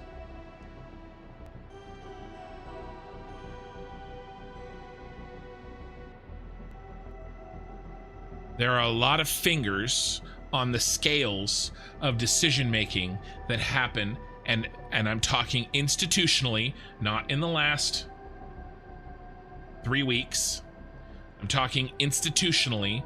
There are a lot of fingers on the scales of decision making that and those fingers walk away with more money than they should. I'll give you a perfect example. You don't know about this already, you need to look up 2 trackers. The Jim Cramer inverse index, where basically everything he says to buy, if you shorted it, and then everything that he says to sell if you bought it. If you do the exact opposite of what he said, it is up a shocking amount of money. Ooh, what if we make them out of glass? What if we make these out of glass? And what's the other one? Jim Cramer inverse index profit. Yep. What's the other one? And I'm gonna say a name, and I told you I wasn't gonna say names, and this isn't politics, but I'm trying to illustrate a point here. So this is dangerously close to what I said I wouldn't do, and I'm sorry, but I blame you guys, not myself. Nothing's my fault. I'm gonna say a name, and this isn't a one side or another side thing. This is a huge problem overall. But there is a Nancy Pelosi profit index of her investments, and it is shockingly high. And there are plenty of people on all sides that do that. And I just think that it would be helpful if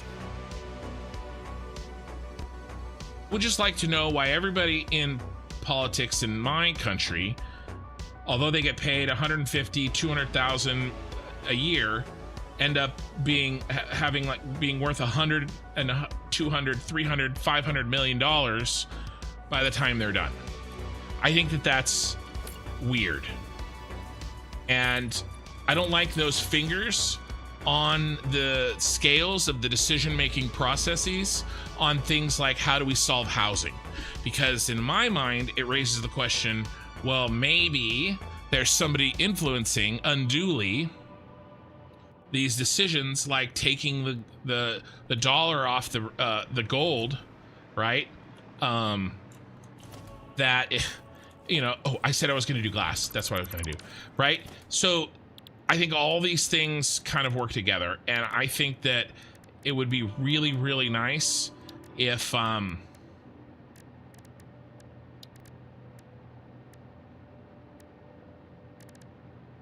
everything went through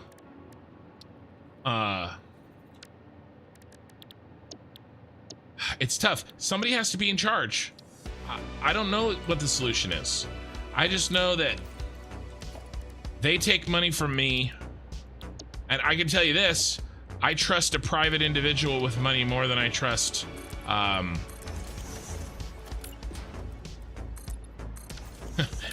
you know, more than I trust. Oh, we're gonna do flat. Let's do, I like this idea of the glass. We used this already.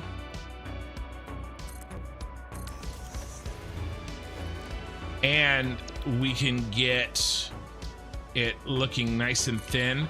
Plus, I think it matches our, oh yeah, it matches our aesthetic.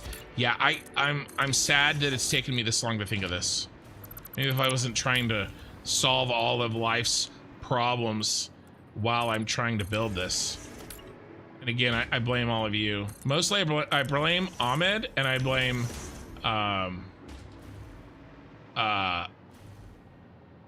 Corsinar. It's your guys' fault.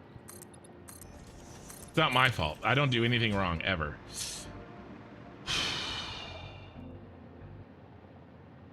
Can a truck go up? All right, let's test something.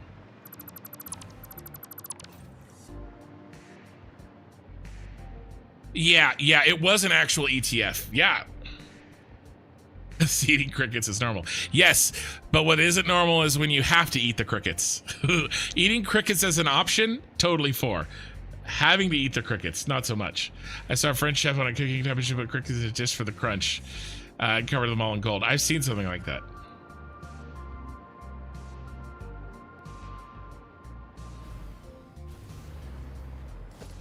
Kin, never consider it a waste of time to look for better futures for all.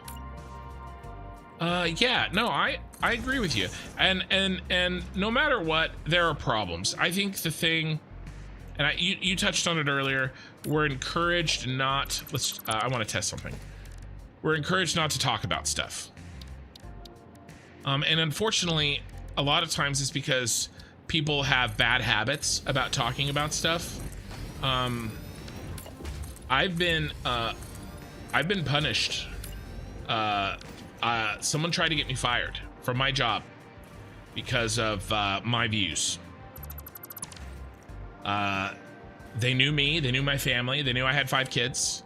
We actually have to take, this was 4 years ago now, and we have to take mandatory, my job, because of an incident that happened with me, we have to take mandatory sensitivity training, basically. Because of something that happened at work. I was accused of some very inappropriate stuff that I did not do. And one of my my current coworkers was a roommate of this person that was at that time an employee. I see no problems with that, you guys. Look at that.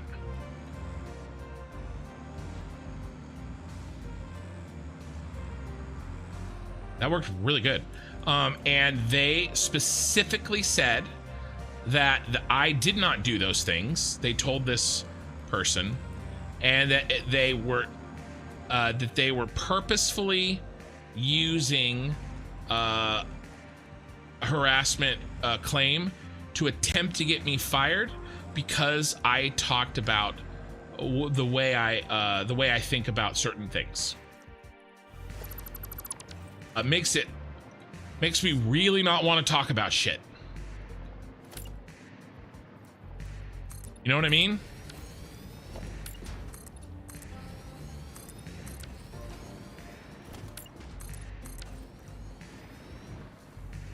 So I hear you on that.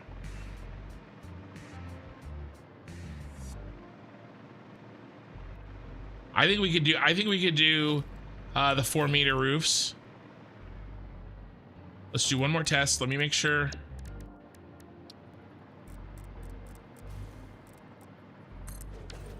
We're encouraged to argue rather than talk. And again, like I said, I think some people just don't know how to do it.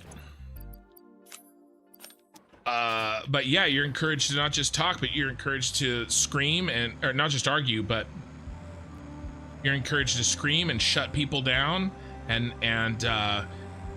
not just argue, but not allow the other person to talk, even if they're wrong, even if they're very wrong, because a wrong person still has to be able to talk out that, because I could be wrong on this stuff. I probably am. I don't think I am. I do the best to, I think this works. Ooh, you know what we really need to be careful of? Let me here, let's record a path. Let's record a path and let's see how we do. I'm not gonna make this. I don't want to make this and then find out that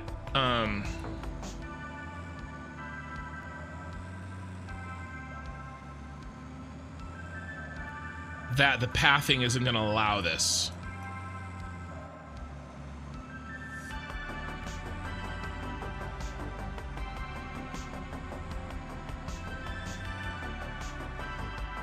I don't know. I think you have to talk to wrong people, but there's definitely a culture, and it seems like it's all over the place, where what is considered wrong is not allowed to speak.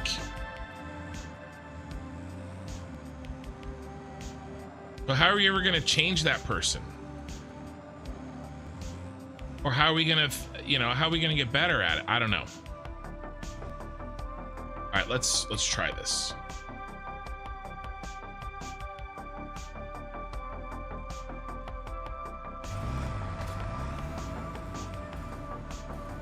Let's see how this works. That's tough, man. How do I tell my daughter in diapers, hey, sorry, I can't afford your diapers because I said some shit at work that somebody disagreed with so much they managed to get me fired by lying about me. So yeah, I'm gonna shut up. I'm not gonna talk about stuff because the consequences can be too high. It's one of the reasons why I'm hesitant to talk about certain things on this channel. It's all connected, right? Now, I don't even make, I make a little money off of this. I don't make a lot of money. But imagine if I made,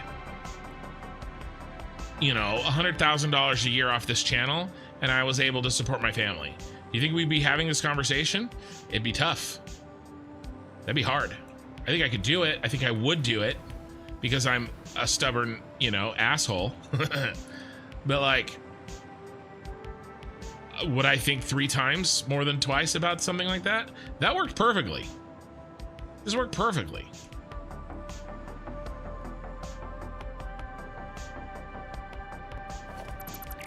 All right, we better delete the path.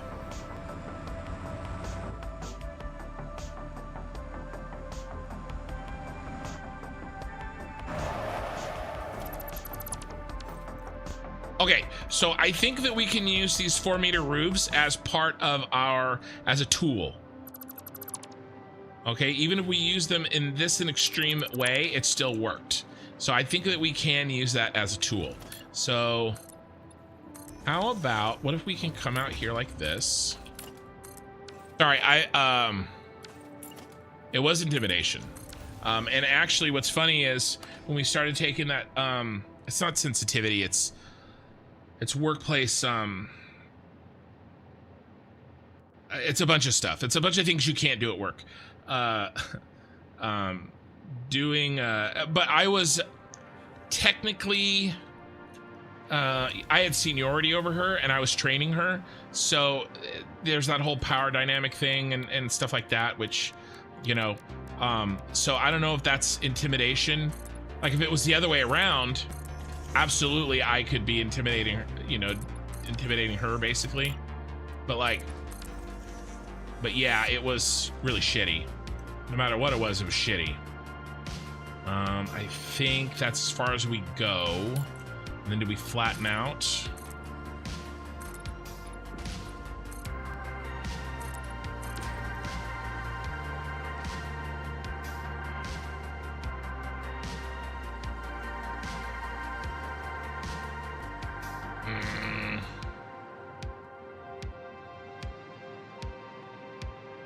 How does this feel?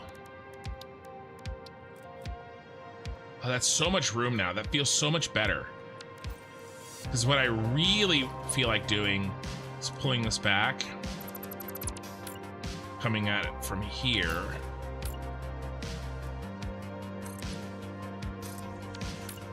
I feel like we're gonna have a bigger problem.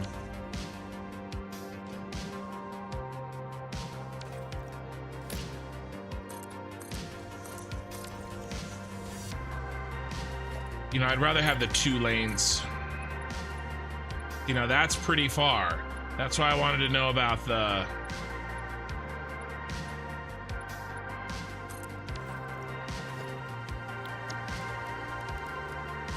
I guess I just wanted a little bit of extra room.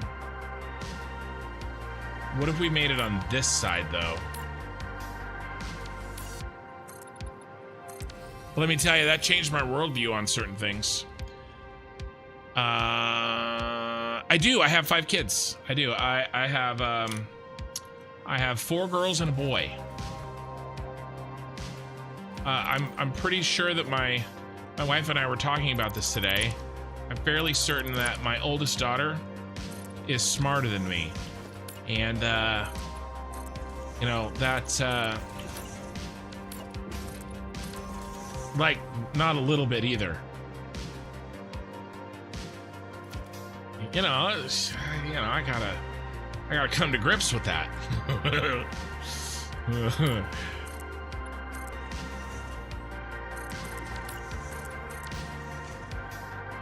Yeah, so maybe we do a whole covered thing. I think we could do that. Oh, now what? Now what? Now what? We have to all come down here for sure. That is tighter than I would like it. That's what she said. What if we do the end here? Oh, not that.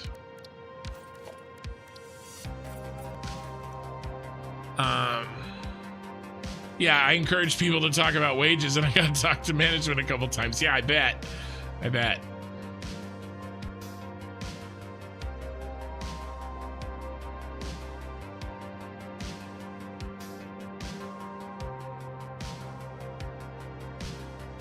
Huh. Am I saying your name wrong? Just putting together my printer stand. Gotta go to bed. See you, Ken. All right, Okie Sooner. You also have to differentiate between right, wrong, fact, right, wrong, opinion. True. True. But it doesn't, some people don't know the difference, but I think also some people, the difference doesn't matter. They just are trying to get what they want. And some people don't talk about things genuinely. You know, from a place of good faith, right? They just want what they want.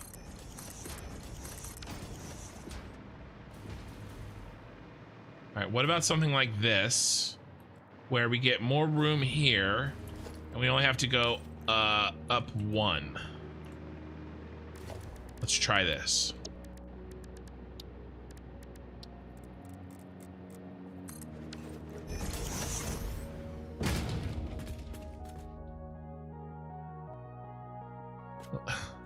Yeah, well, my current set of coworkers are well, let's just say that battle lines were drawn and nobody was on this other person's side. Everybody was on my side. So.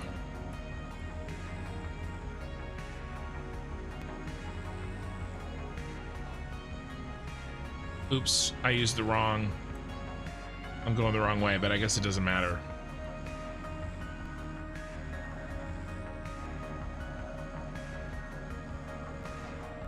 Why do I need to go down anyway? I mean, that's a good point. I don't necessarily have to. I kind of wanted to for the idea of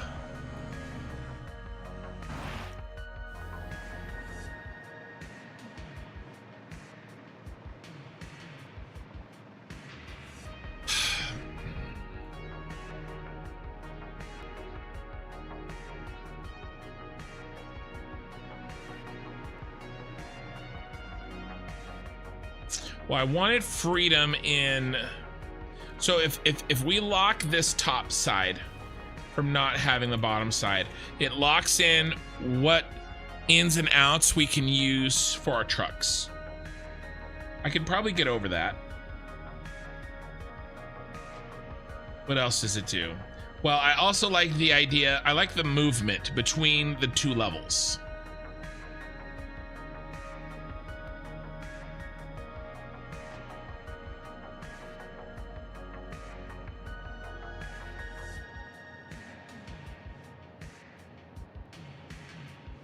In theory, We could have like just one truck stop up here.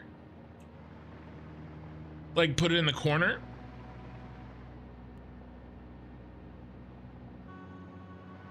Kind of like that. This is proving to be a little bit of a pain in the ass.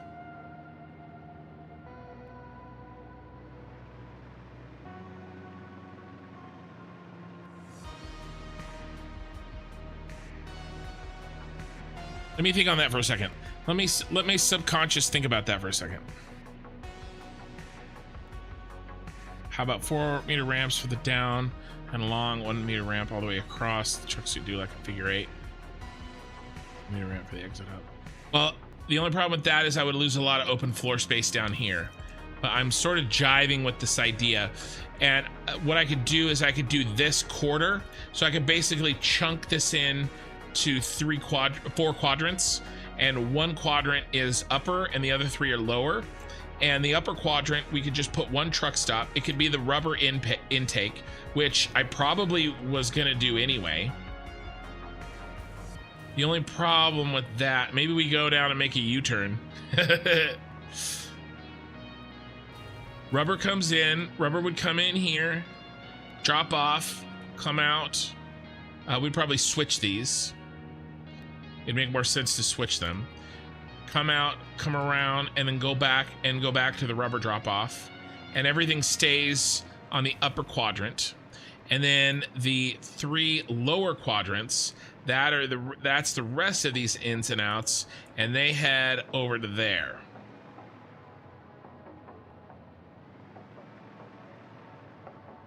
I think that might be the best solution.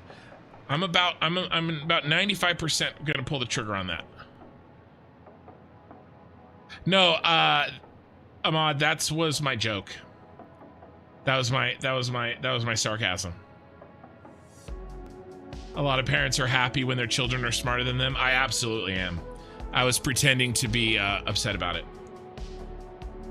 All right, 3:30 a.m. Need to head horizontal, Ken. You good peeps. Appreciate you in this world in which there are more of yous. I'll remember that the next time. Remember that the next time I say something that irritates you. Which won't be very long. Ken, why do you need to go down to begin with? Yeah. If you compare the real shard as a train station in it and the building itself. So 2 sets of entrance exits are 2 different areas. Here's K2. I like it. Just both trains and pedestrians are trucks now. Yep. I got my purple lights with a lattice back that way. I do like the purple lights. Those were coming back no matter what. Okay. All right. I think we're gonna try that. Now here's the question: do we make those glass as well? This upper quadrant, do we make that glass? This does solve a lot of problems, and we still get to use the we still get to use the multiple level you know, fun. I don't think so. I don't think I use the glass. I think that we stick with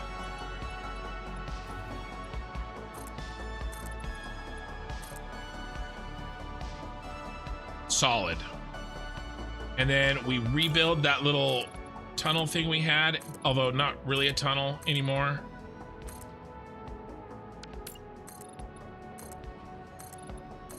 Thanks for staying up and chatting with me, Corsair on Twitch. Appreciate it, man. And anybody else that was maybe irritated about our conversation the last couple hours, I apologize, but you know, we talk about all sorts of stuff around here. And sometimes we talk about things that aren't as interesting to others. All right, so...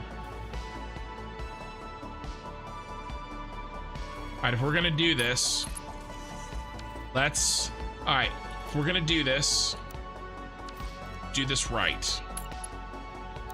Give me the zoop. We gotta bring these down. Can't bring him down.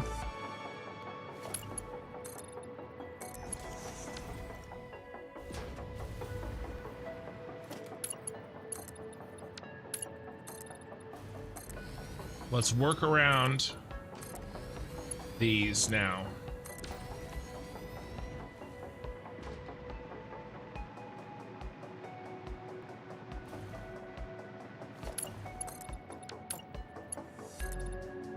I don't think this one can stay.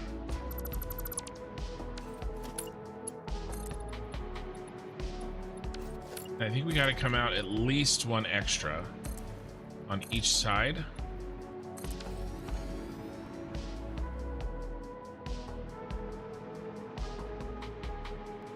Two extra.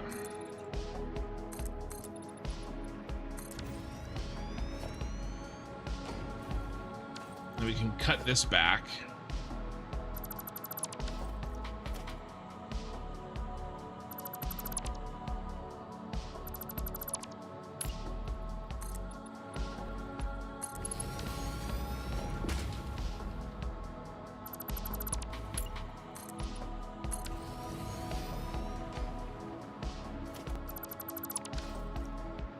I go to bed. Can't disturb my biological clock any further. Still need it for work. Really enjoyed the conversation. All right. Thanks for hanging out, man.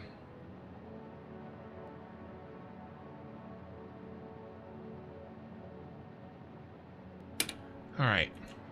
Looks like all the troublemakers have gone to bed finally. So.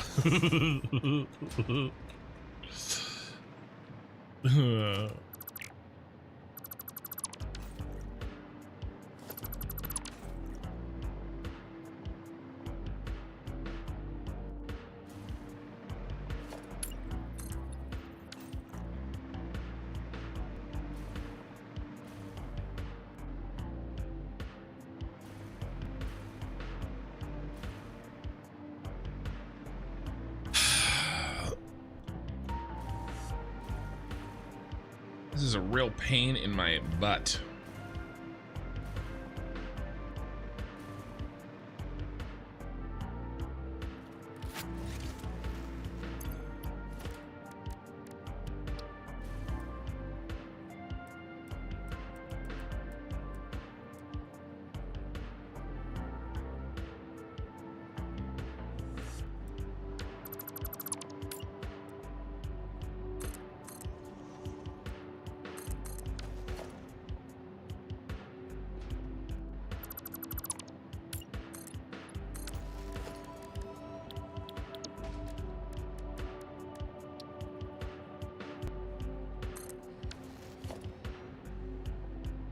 Don't tempt you how?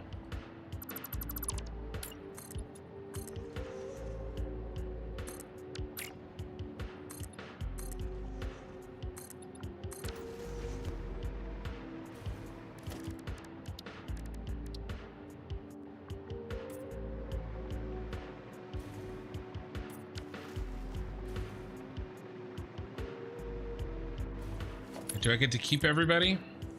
I hate that. I hate that that's clipping like that. How could we theoretically change this?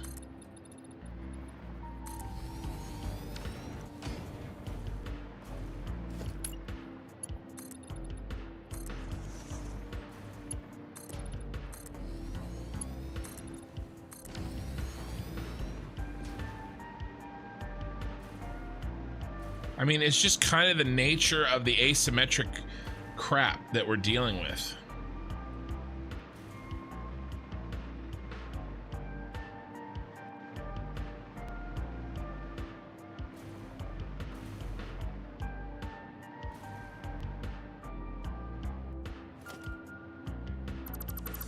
Could try a trick here.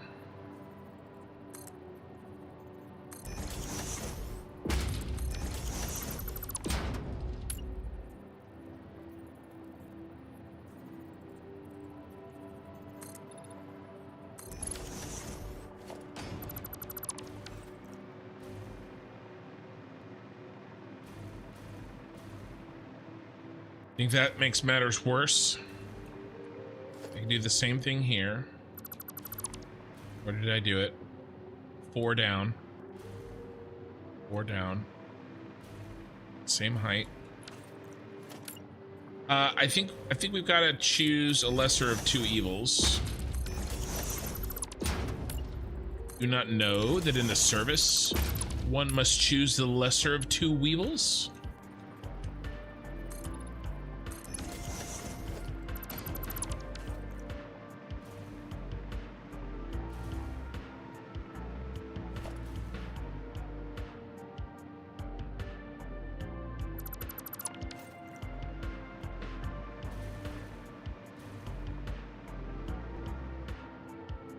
I could make all of them up here do that. All of them on the second floor, so that at least they match.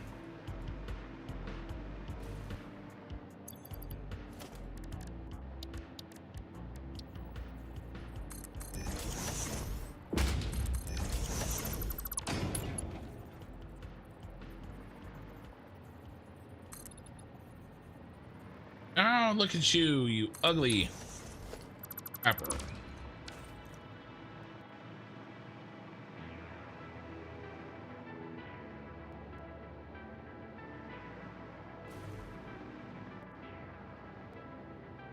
What if we go here and here? What does it look like?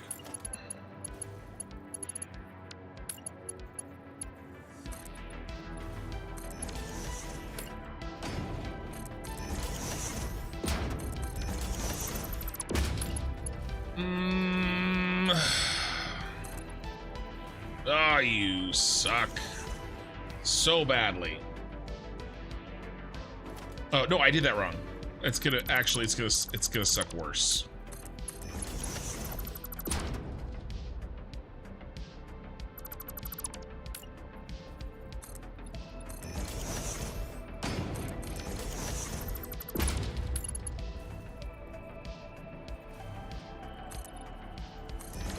Suck worse. What if we moved everything? Do we move everything? We could easily move everything. Okay.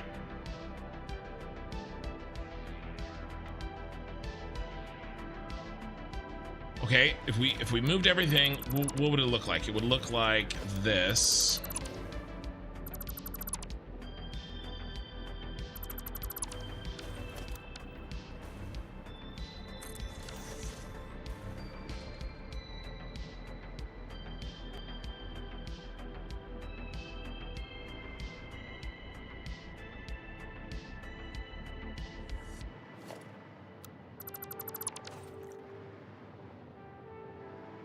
Use a half nudge to shove that pillar backwards.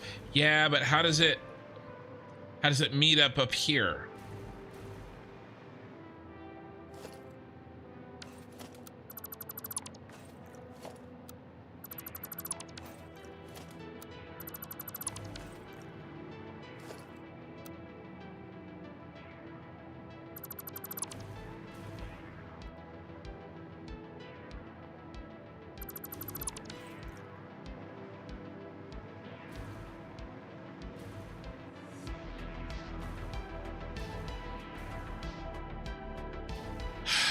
I don't know. I don't feel like that's enough pillar.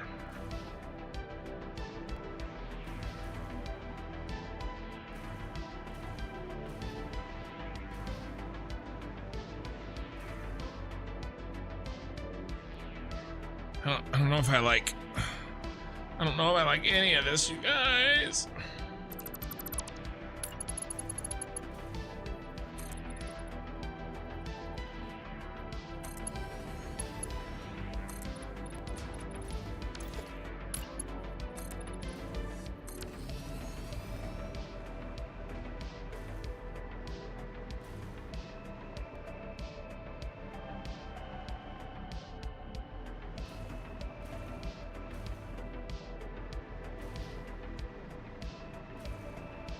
Everywhere else is fine.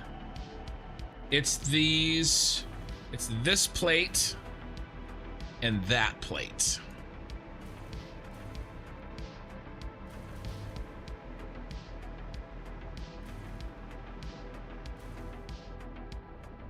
Yeah, the building just needs to move a couple meters to the left. Yeah, I'll get on that. Hey, Simrian, good morning from the UK. Hope you're all well. The joys of trying to reconcile a non-linear build line. I know, it sucks. Twitch has just passed YouTube in viewership. Welcome, Twitch. 39 of you watching and 34 on YouTube. But I appreciate you all. What am I gonna do here, guys? What the actual F are we gonna do here?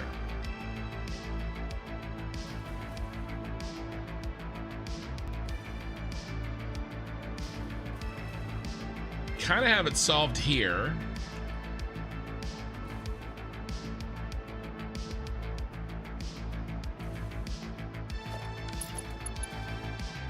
about something like this?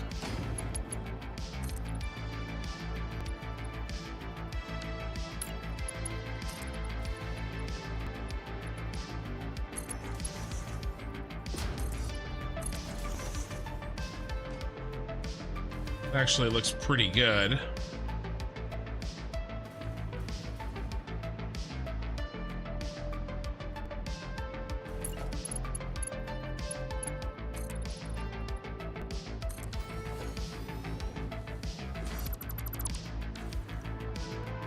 They got a match though.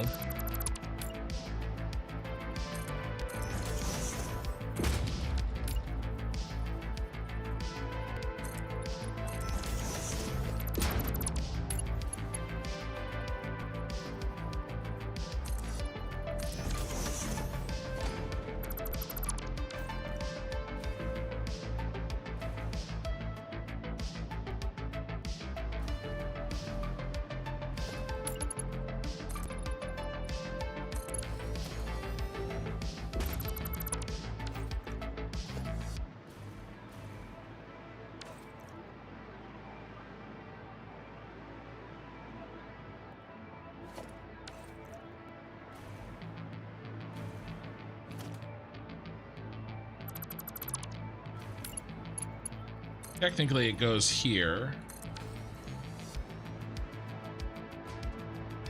I think we got a match.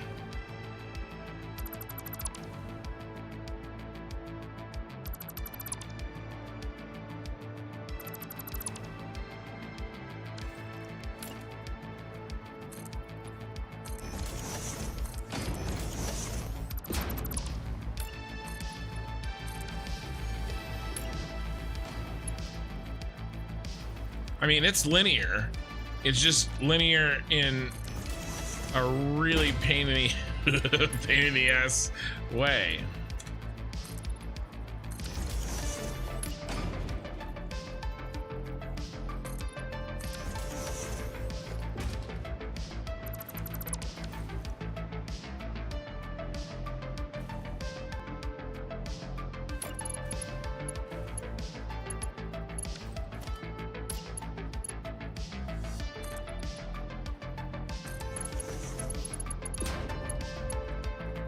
Bum bum bum bum bum bum.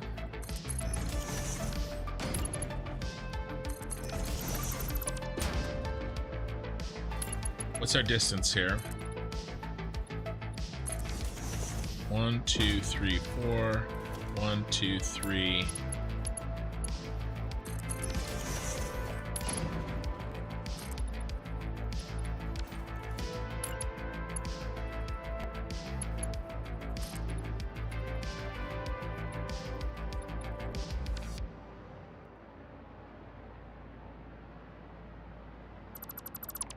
Yeah, that's why I did that, doy.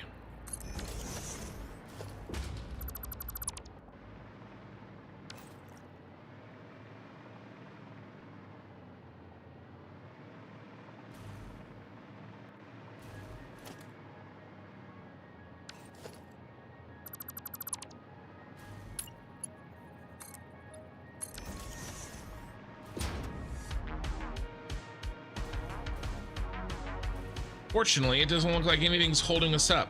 What if we came out?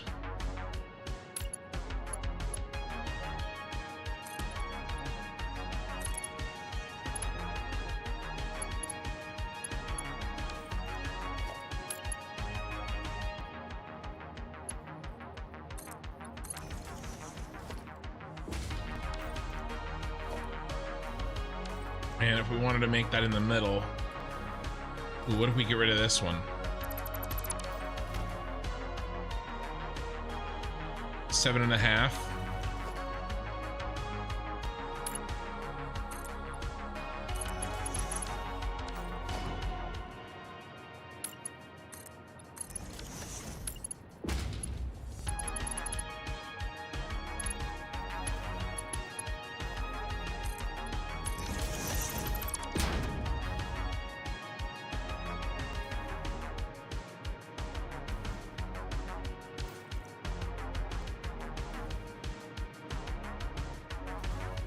I don't know. I don't know. The more the street to the left, not right, and use the gap between the two facades as the entrance. Move the street more to the left.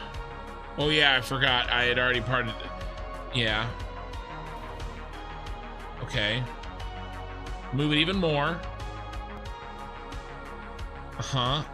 Okay. All right. So if we move it again, that puts us here. Yes. All right. We go here.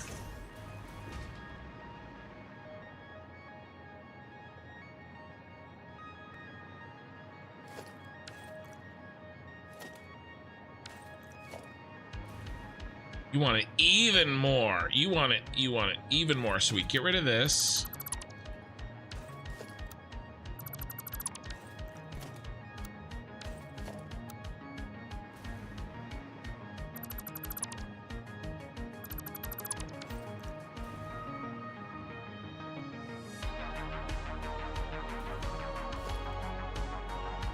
If we want this to work, I think this is the solution. And it is worth some finagling on the entrance to make this work. So this comes down. We got to get this.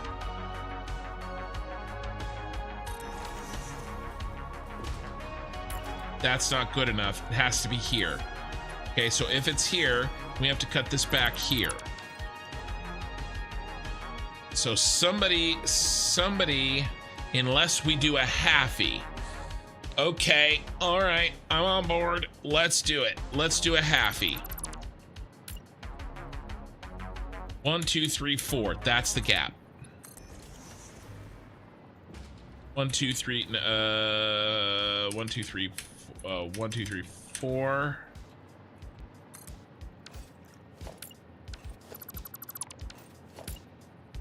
One, two, three, 4. 4 right there.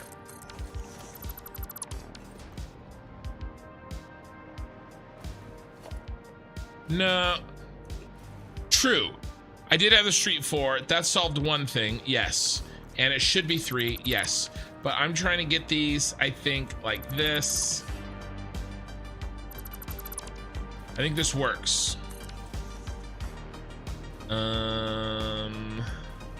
And then this is gonna really throw me off unless I make these down here match.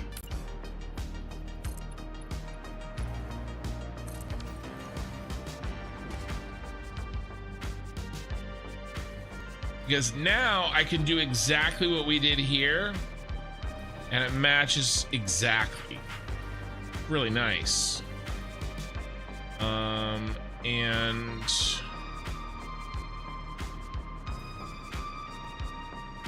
that looks really good.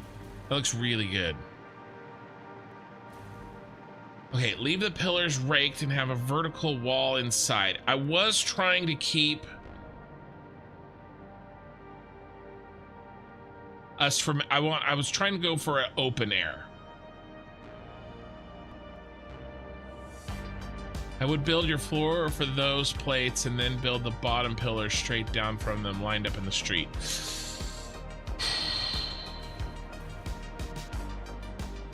Well, I'm trying for the fact that I want this to look like these continue in pillar form. Right, so I wanted them to line up directly off of these beams that we were using all the way up. So they're a continuation. That's what I was trying for. I think we're close to this.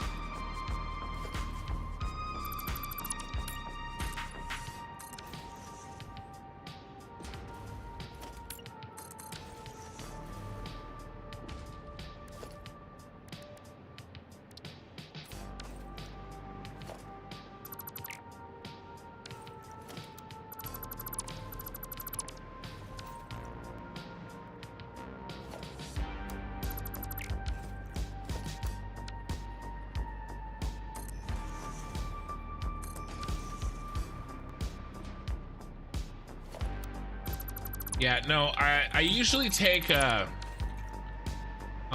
was definitely a suggestion from Eye in the Sky that helped me get here for sure, but I don't always take the suggestions exactly, but I often use them as inspiration for,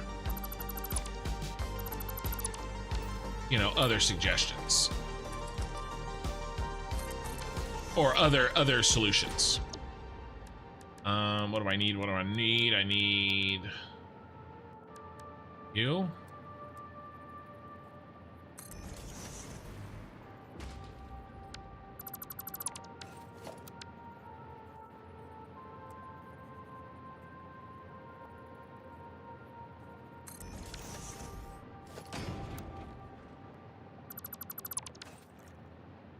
Oh, I wasn't ready for him yet.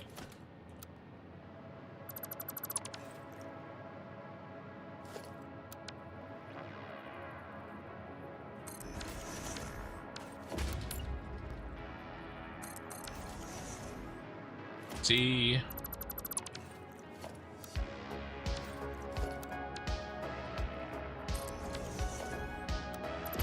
How is it?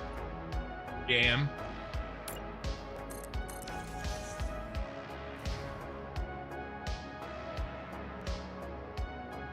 Bum, bum, bum, bum, bum, bum, bum.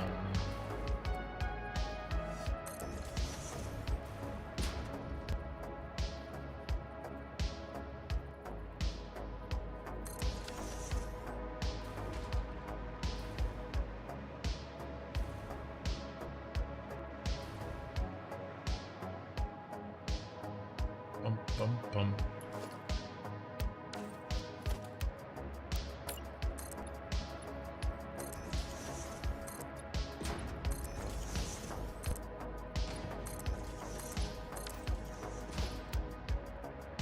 Eye in the Sky. So if you're enjoying the Factorio playthrough at VOD 3, I think you're really going to enjoy it later when I start to not be quite so much of a shitty player.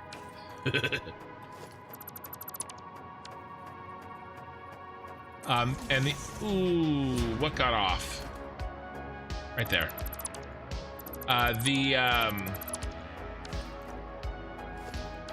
The other planets are really good. I also rushed. I was rushing for a while, and then I started to really understand a little bit better and kind of embrace what I needed to do. And so things aren't quite as rushy after I hit my stride. Another random suggestion. How about those traffic arrows? Oh, those are temporary. That's just a temporary mark. I'm gonna do what I did over in the other sides of the map. That's not permanent by any means. I'm gonna all of this is gonna look drastically different.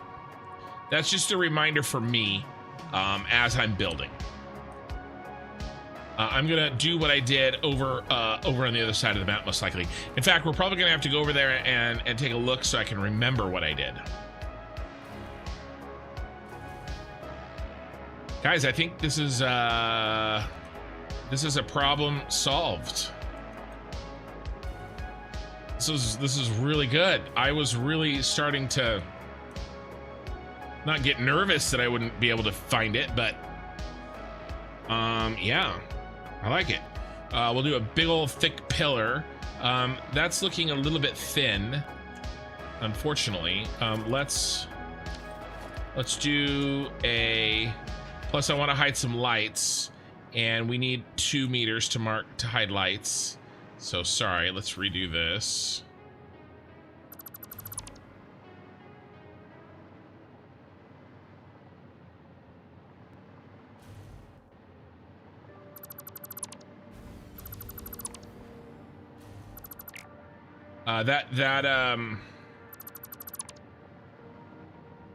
That location for the train station is also temporary.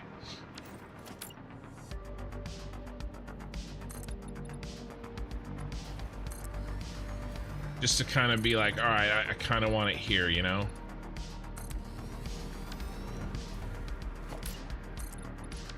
There's been a lot of experimentation this stream. We haven't exactly gotten, I would say, a lot done, but we have solved some fundamental problems, which can take time. And let's go one extra out so that pillar will fit. And then this pillar needs to miss. Yeah. All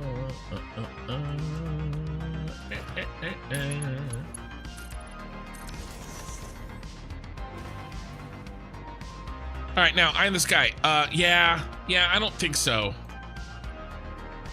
Hey, Ken. Rushing for a flight to DC this morning. We want to take a second, say hi. I can see you're just beaming with ideas this morning. Catch you in a week. Should have time then. All right, man. Thanks for stopping by and saying hi, Jay Marshall. I am beaming with ideas.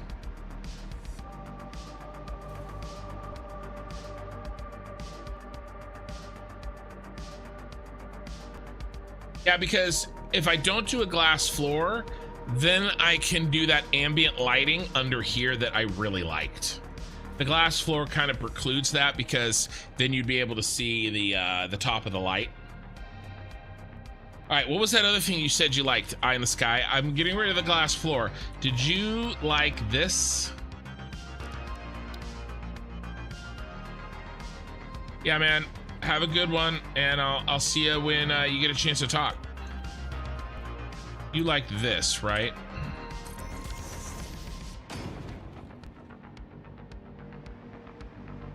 Oop, not that one.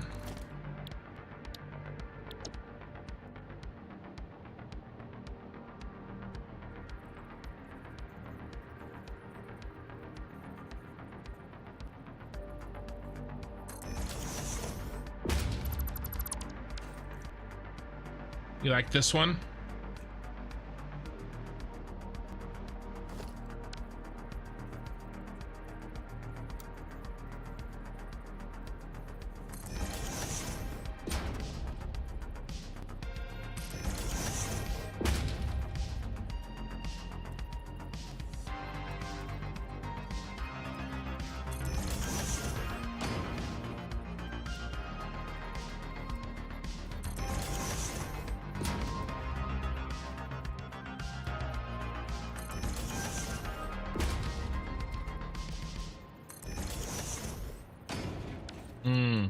I don't like a square. Let's do something nice.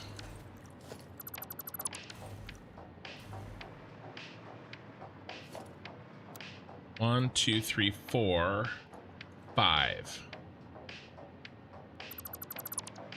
1, 2, 3, 4, 5. Did I cut 5 or leave 5? Cut 5.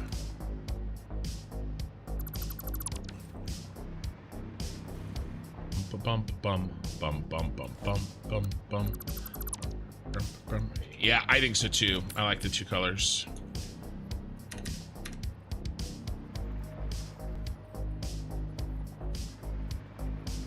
Oh damn, I'm good sometimes.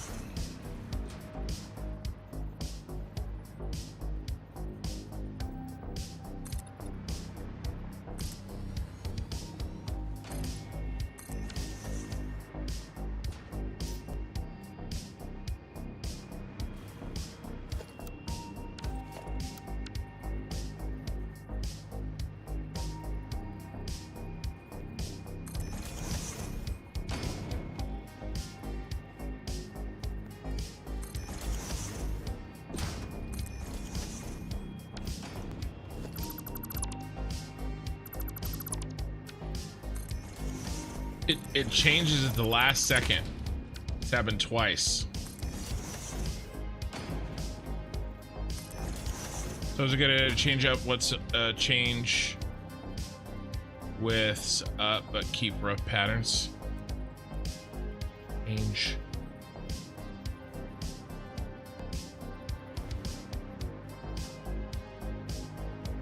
So this area is only for driving in, dropping off an exit. Seems you made it rather small compared to the try some hours ago.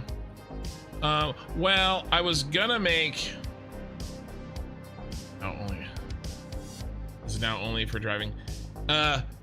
Well, so the try it before, I was gonna come down here and do it all on this level. But if we're only gonna do the one, then, and we're gonna do the other 3 here, then yeah, you need a lot less space for sure. Most of the space was being taken up by the act of having to change levels, right? Your typos are making it particularly difficult to figure out what the hell you're trying to tell me. I'm really trying.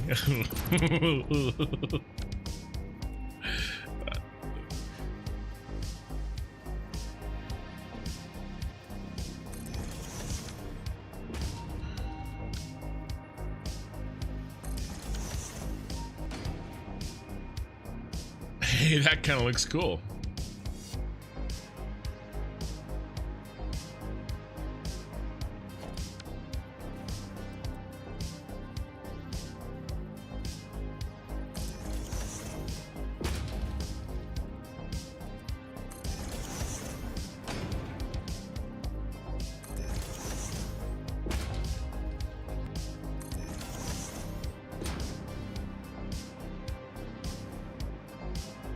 Yeah, change things up but keep familiar patterns. Yeah, that is kind of what I'm doing. I mean, we're using this exact same thing way over there in that other building. But you know, they're different colors and they're oriented in a different way, and this right here reminds me of what I did out here on the road. In fact, this is probably exactly parallel to that, right? So there's some parallelity in there. Which gives me a little bit of comfort after dealing with the asymmetric ass that is this shard. So, all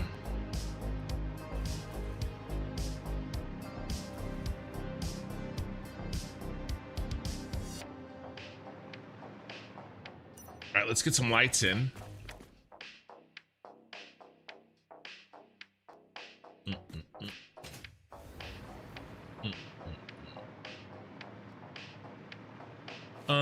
Okay, I think I'm gonna do something that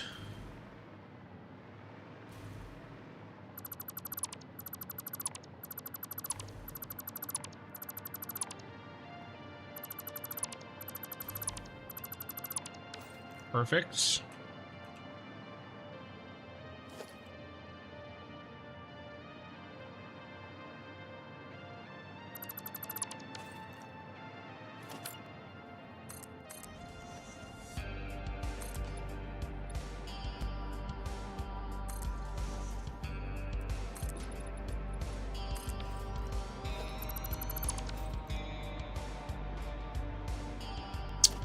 Actually,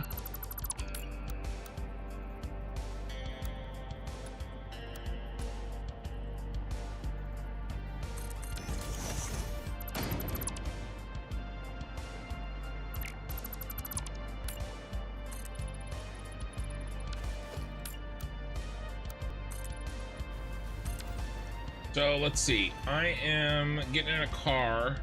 I'm driving my entire family to our vacation place in 9 hours. We got some more time. We got more time. I really only need to sleep 5 hours.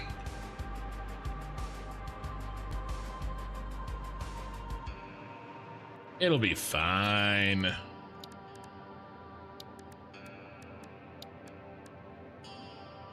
He says as he yawns.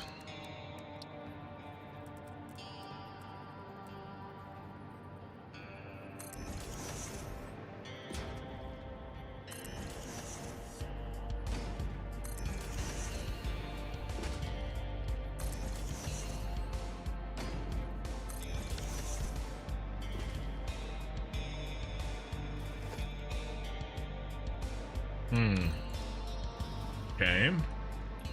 Not you then.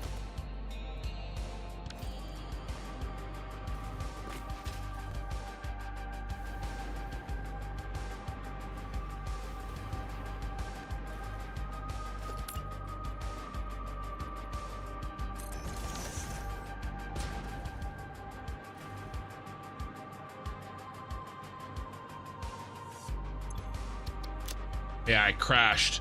I was trying to paste because I knew I copy pasted earlier, but I had my game crashed, so I lost the copy paste.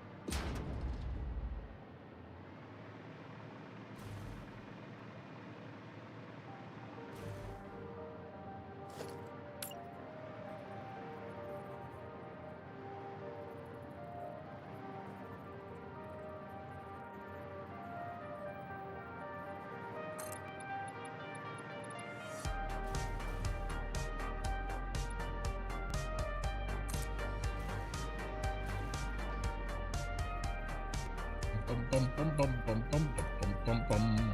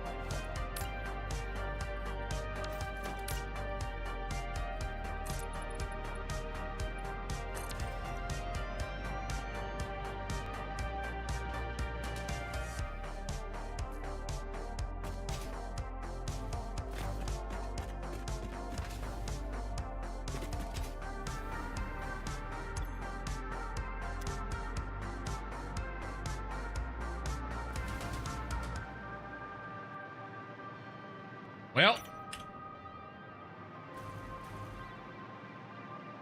it's a little messy up here. But, oh, and actually, what we really need to do, this will be the determining factor here.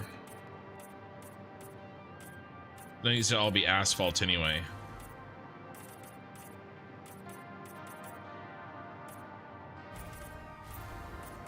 Luckily, asphalt doesn't really want to, it doesn't Z-fight with itself very much at all.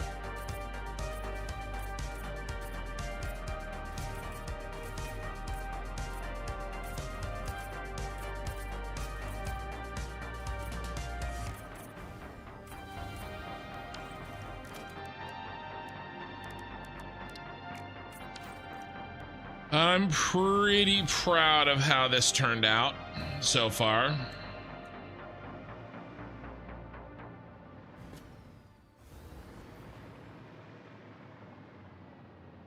Okay. Going back to lurking. All right, Iron Sky. Not only 5th if you need, not only 5 hours if you need to drive. We need intact construction and family, not a car crash. Kin fraction and one less child wife. No, I'm not gonna sit here and tell you that I have that sleep thing that makes it so that you don't have to sleep as many hours as the average person. But to be honest with you, I don't sleep very much. Even when I can sleep as much as I want to, I wake up at about 5 hours, and like if I'm sick or something, it's different. Feel tired at 4, at 5 or 6 hours, I feel totally fine. Now I might take a nap later, but I'm gonna tell you this right now.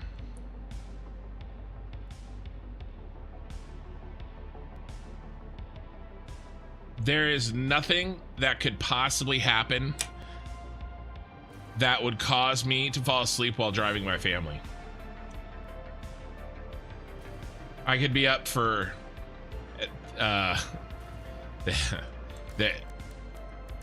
you guys don't have to worry. You guys do not have to worry. But I appreciate it.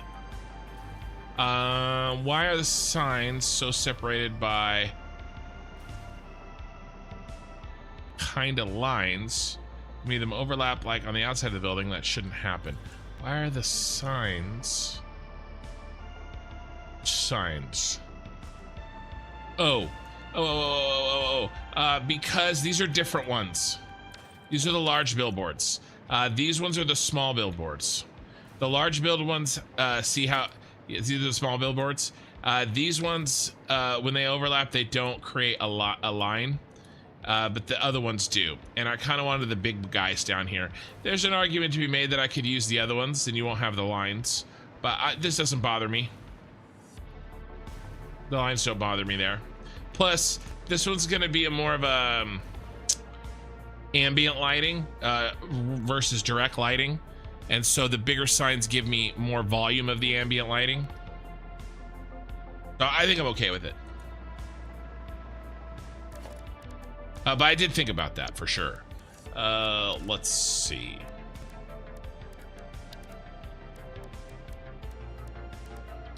Yeah, at 5 hours, I don't really feel, I feel a little tired, but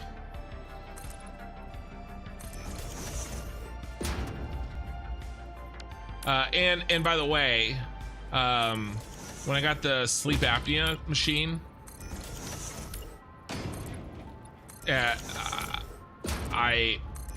completely different life changed to me. I'm a different man. It's insane, actually. Legitimately insane.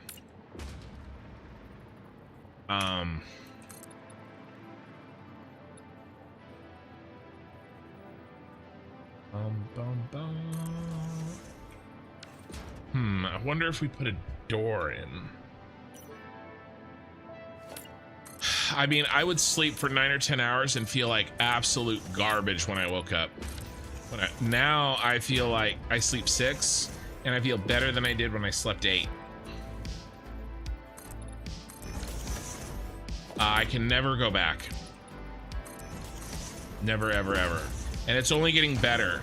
And Oki Sooner talked about this, but it's almost as if, I mean, my body is getting more and more used to having the oxygen while I'm awake. I mean, while I'm asleep.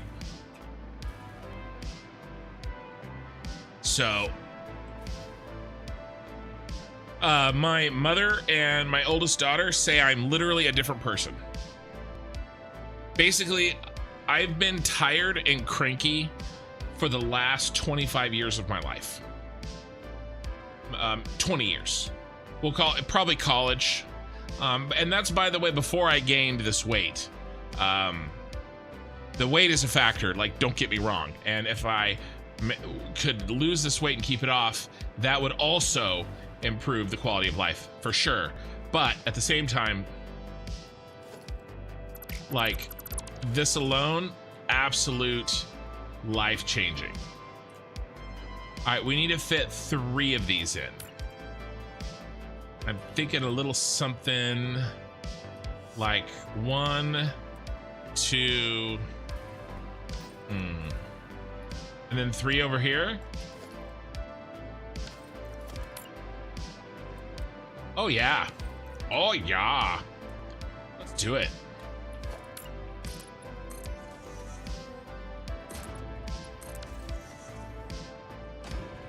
How does that look? Do we like that? Nah. Nah. What if we... 1, 2... Is there a place that we do like it?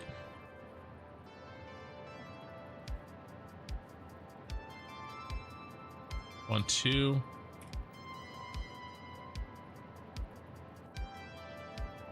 No. What if we change up?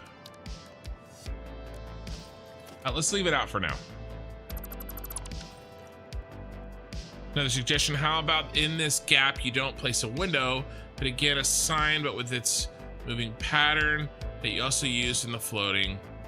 Yeah, maybe. I think we could pillar this out. Well, let's wait. Let's place this and let's see what we like.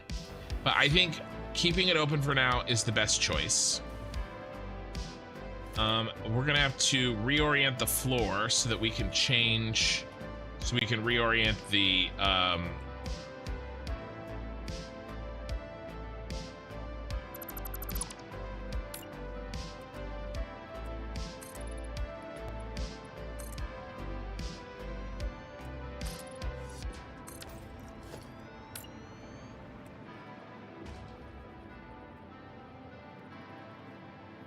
I like the idea that some of it's behind glass.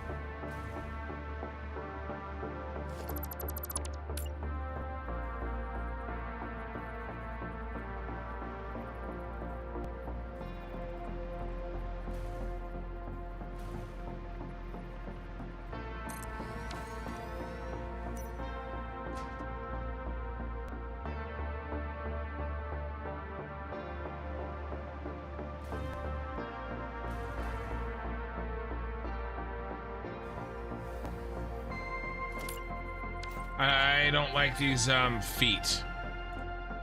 We don't have them here. We have them here.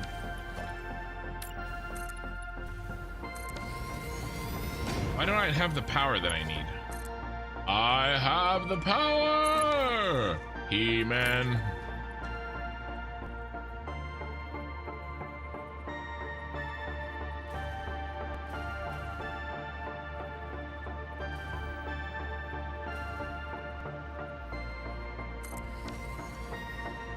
No feet left behind.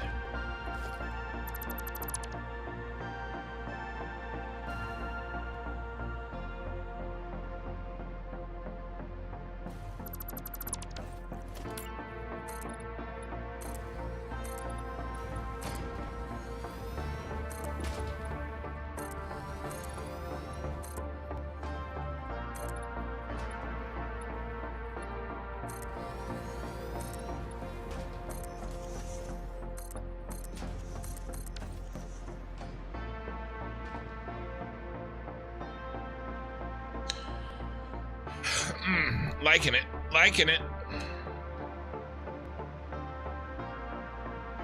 It's gonna be really sweet to see like these trucks coming in. They're a little close. There's gonna probably be, I mean, maybe, no, I think we leave it. They are a little close. Right, so we're gonna come in here, we're gonna come wide, drop off, and then pull out. Always got to pull out, and then this way, and go do our thing. And this guy's gonna come in here, and he's gonna come in like this. Then he's gonna come wide, and then turn like that. Pulling out and coming wide. So I think that works. I definitely want to rebuild, though, this, recreate some of this flare that we have.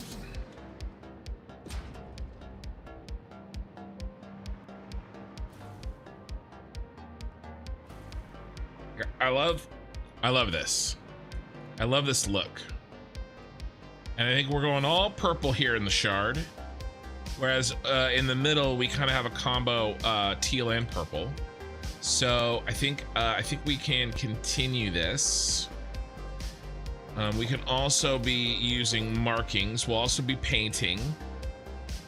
But let's get these up. Do I have a double purple?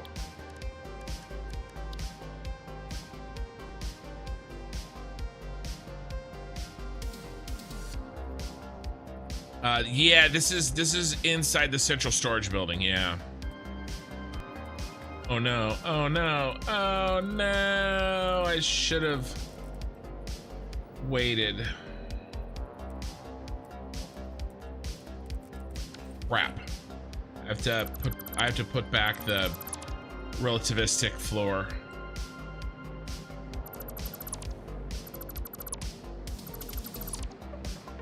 Oh no! Hey, there's a couple pieces I missed.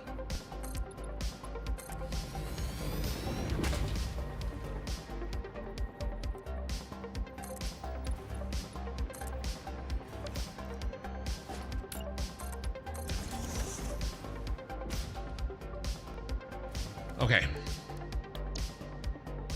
Double purple.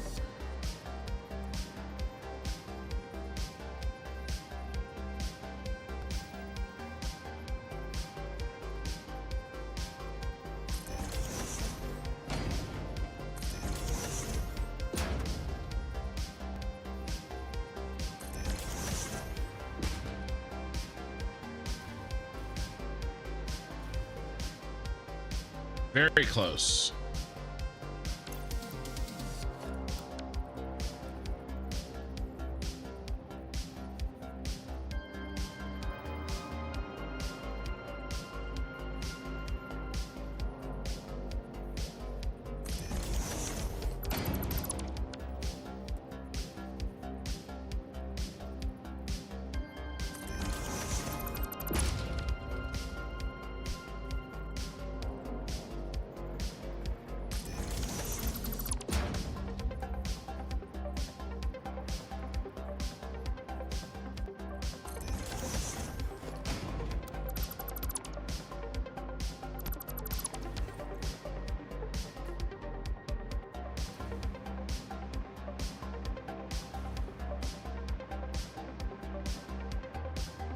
I don't think I can complain about that. In fact, I love that so much. We're gonna make a blueprint. Yeah.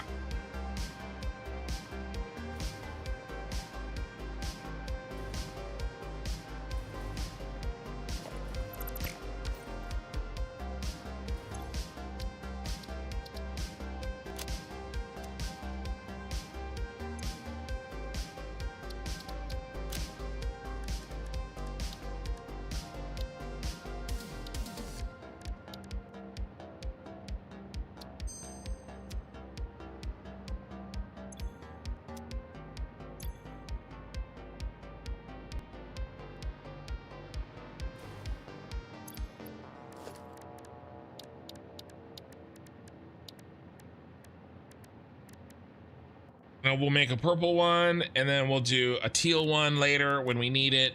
And then that way in the future, I can just throw these down. I said this earlier, so I apologize if, you know, may have already heard this, but one thing that playing Factorio has encouraged me to do is build a blueprint for everything. You know, there have been so many times where in this game I've kind of,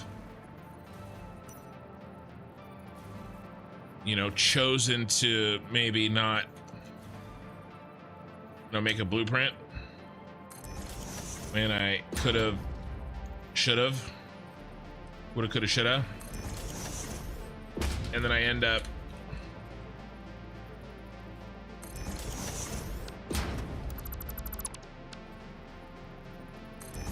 you know, spending a lot more time than I should have.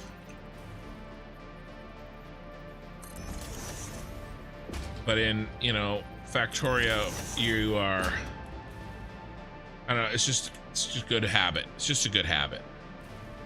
Do we want to do anything else snappy? Anything else fun? I have an idea. I got an idea that's dangerous.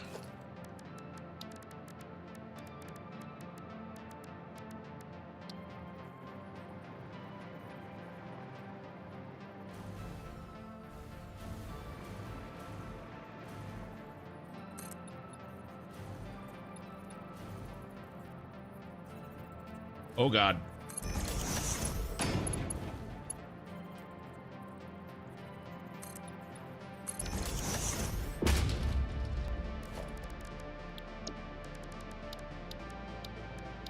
He can't be stopped. He can't be stopped.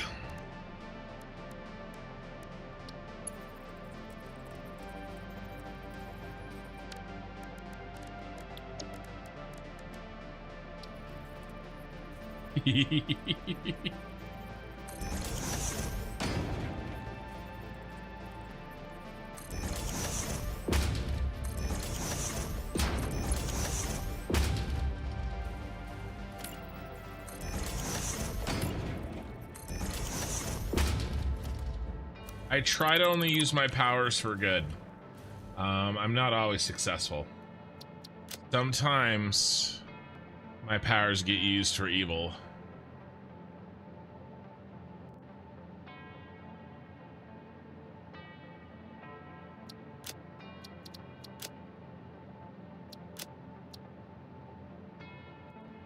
This may be one of those days.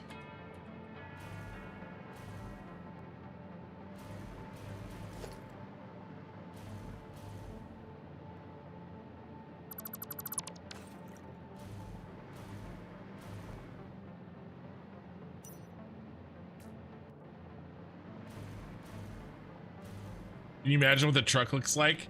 What the truck's gonna look like driving in there and that light shines on it? Ooh.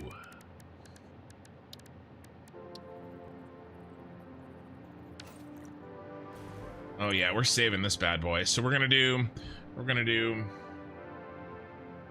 truck station lit.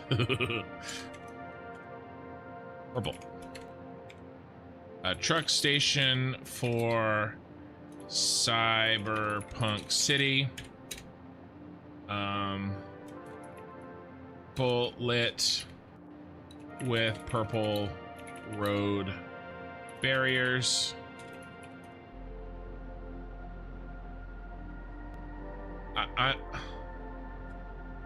Well, roadblocks. Mark 1 BP.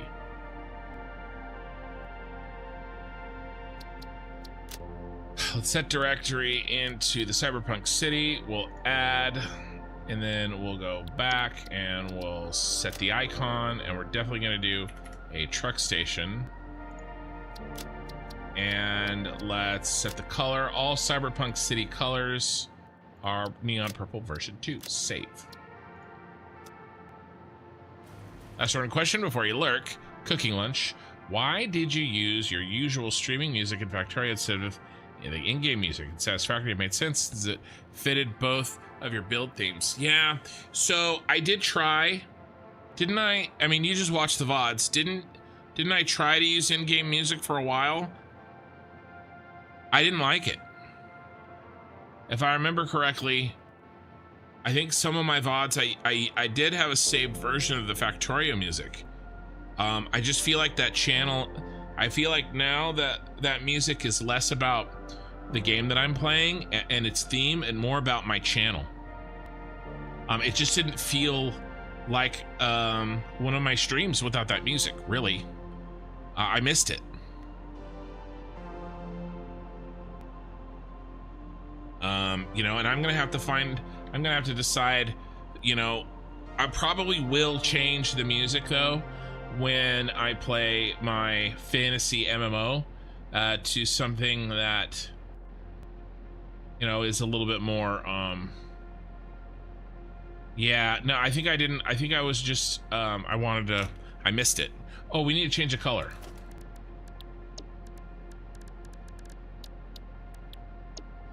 You want to do gold? Gold and purple looks amazing. Yeah, no worries. Yeah, and then I probably will need to, I gotta look for some new music to play while I'm playing Ashes of Creation. It may not, it won't be this, most likely. We'll probably say goodbye to this.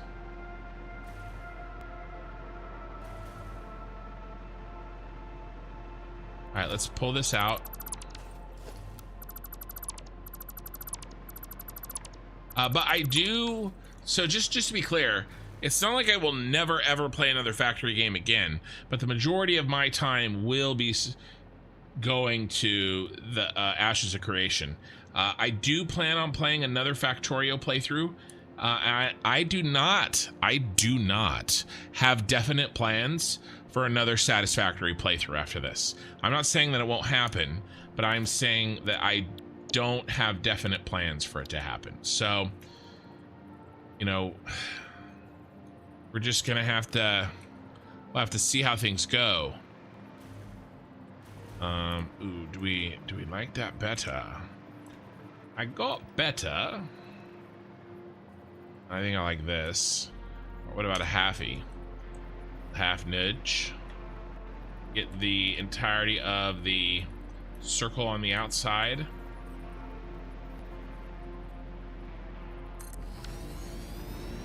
Hey, Snowman. Yep. Right now I am doing Satisfactory streams on Saturdays.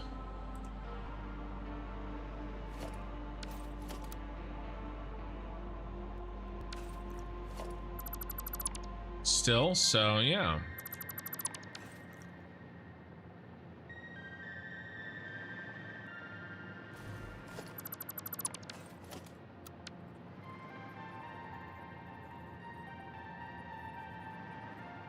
Bum bum bum bum bum bum bum.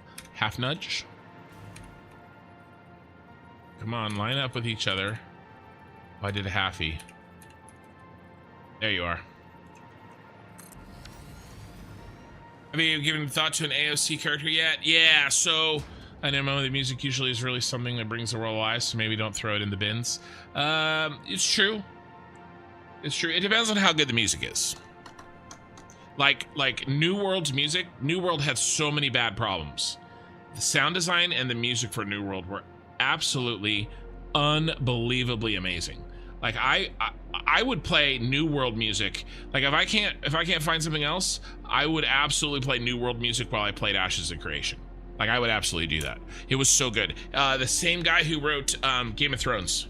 I can't say his name, and I don't want to butcher it. Ramon.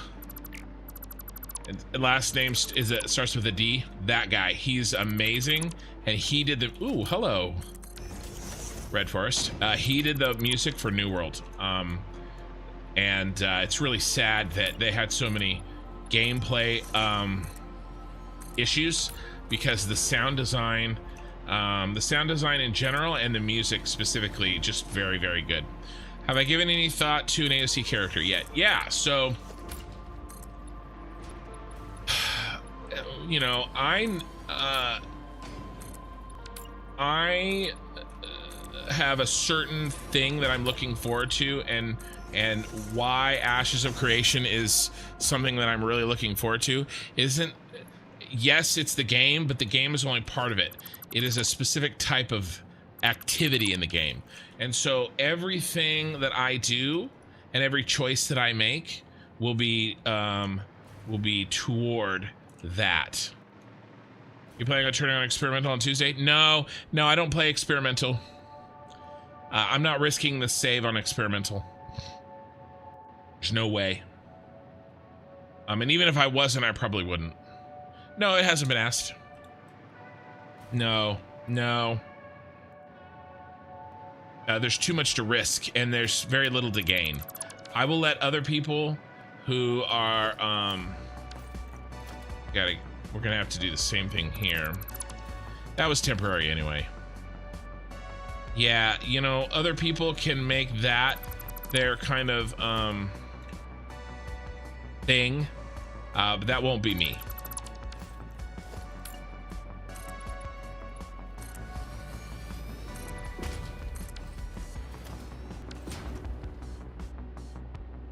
Bum, bum, bum, bum, bum, bum, bum.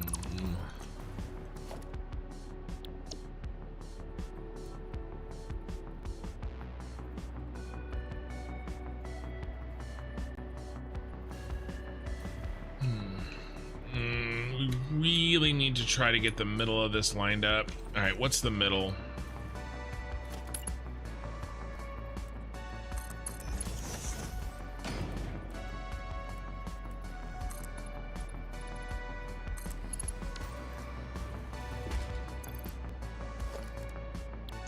Yeah, no, I will let others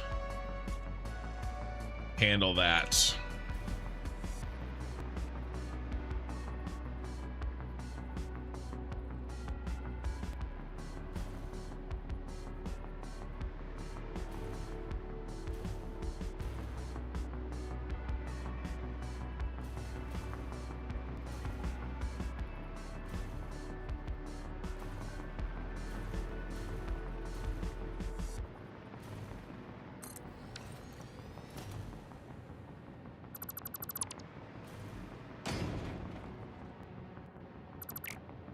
Did I leave a pillar in there?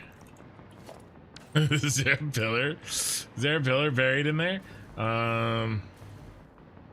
Shoot.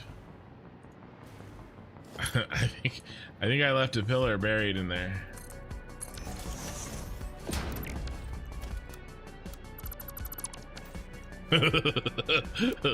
Hello.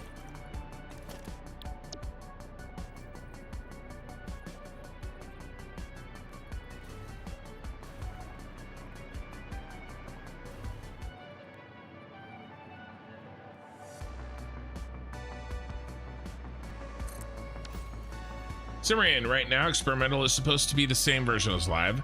I switched over to it yesterday as I'm experiencing a lot of the issues which are going to be found. However, my game is crashing more now than it was previously, so I would say that they are not the same even though the game version states they are.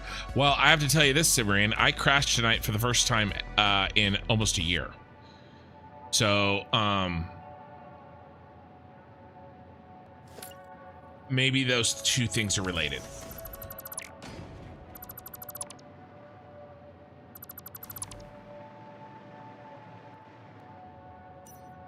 The fact that I crashed the first time and you were crashing more. And the other thing is too, I don't feel like there's any reason for me to play on the experimental. You know, I'm not experiencing really anything that needs to be addressed quickly. And I just, you know, when it's not experimental anymore, well, then I'll play it. You know?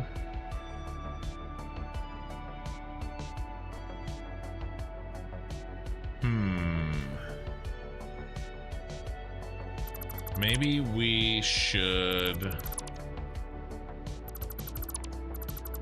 I want to do some painting.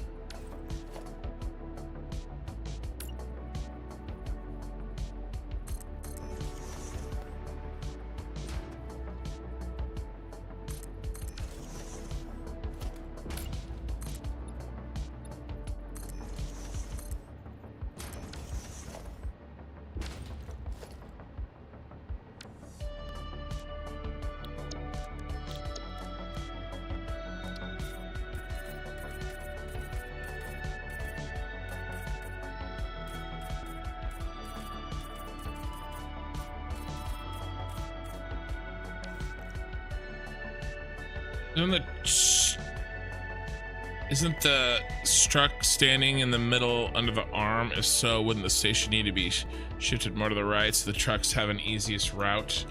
I think there's room though. You mean out? When you say right, do you mean this way? I think that's the direction I was facing when I built it.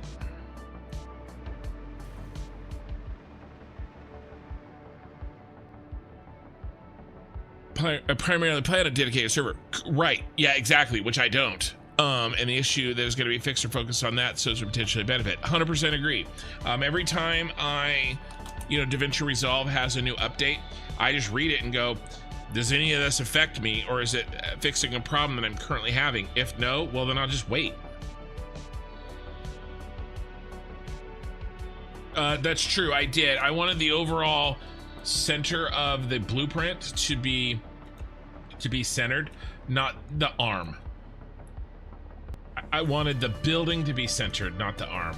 Honestly, I don't think we're gonna have a problem coming in here. Well, it's this way, right?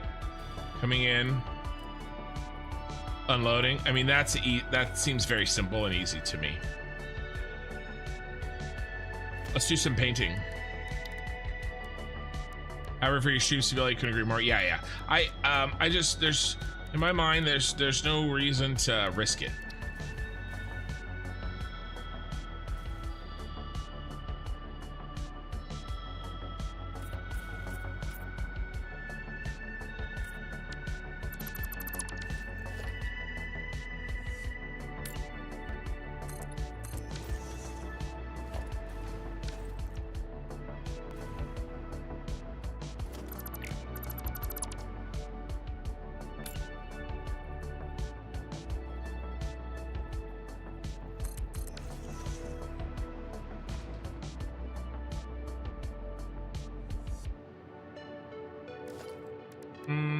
Not really happy with that.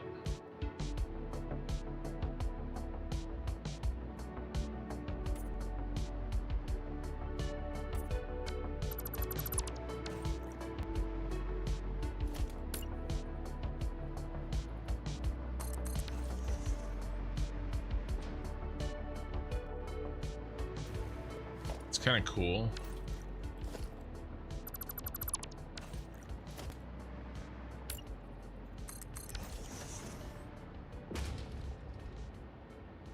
Should have left well enough alone. Oh, just can't help myself.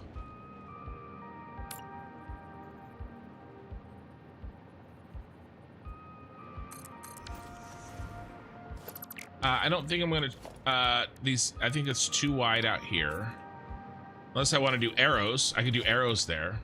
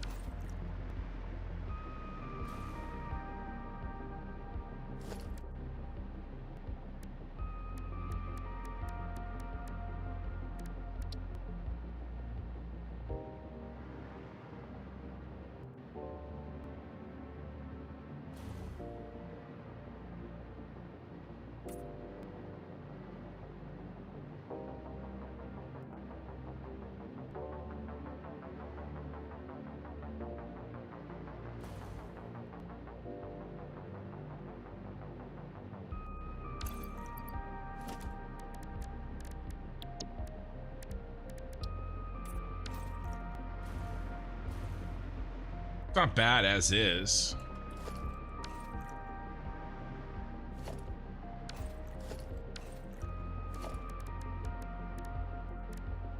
I could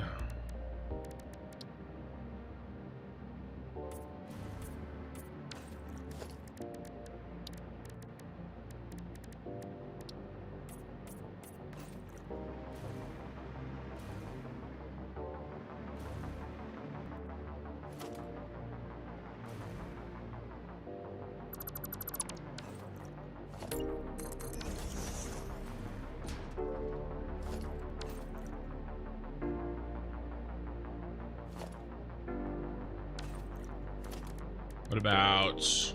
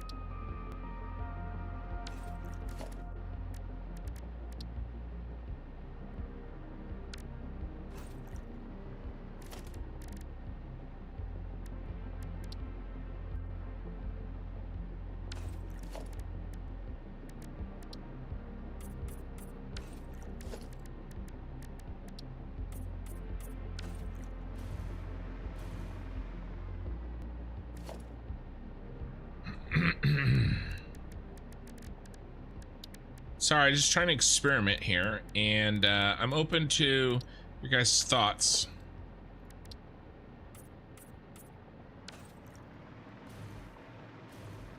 I like this idea. I kind of want to do a 2-color.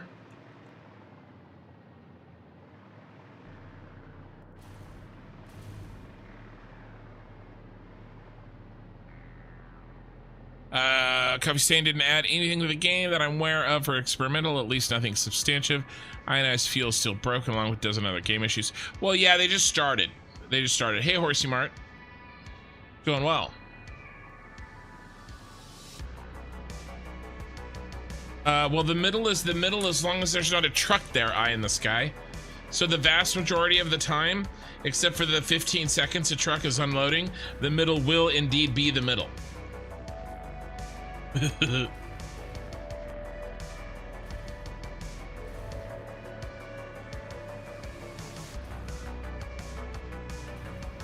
about white?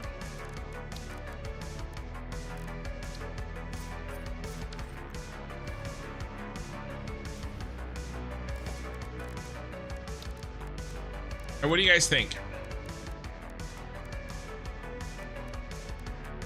I like the pattern. I just haven't decided on the colors.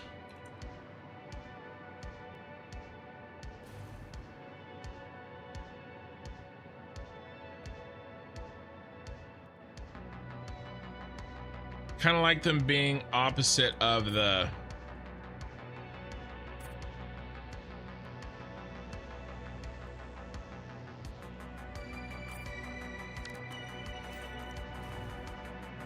side ones.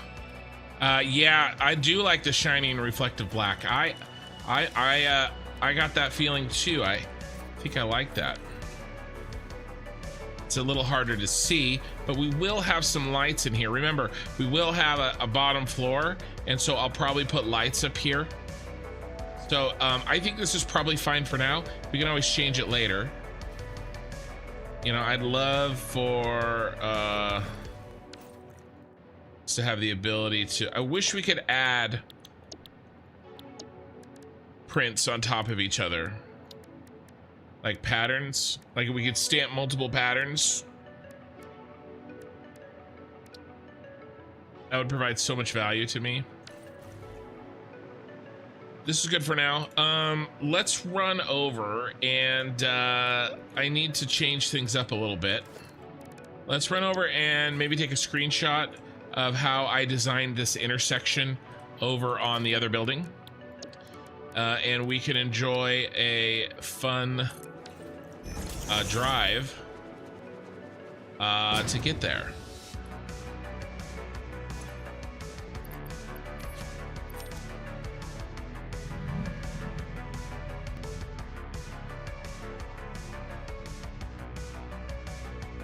Is there no yellow with the same sheen?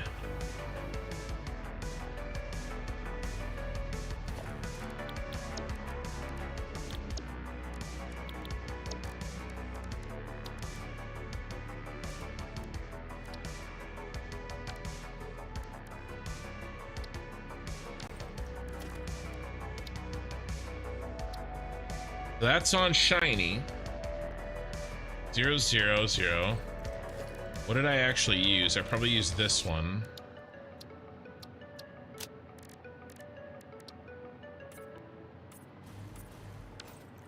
This might be the nature of, I mean, it's there. The black probably shines a little bit better. It's on shiny. Yeah, I don't think so. What if we went 5 here? Yeah, it changes it to red. What if we went 5 here? Oh, that makes it brighter.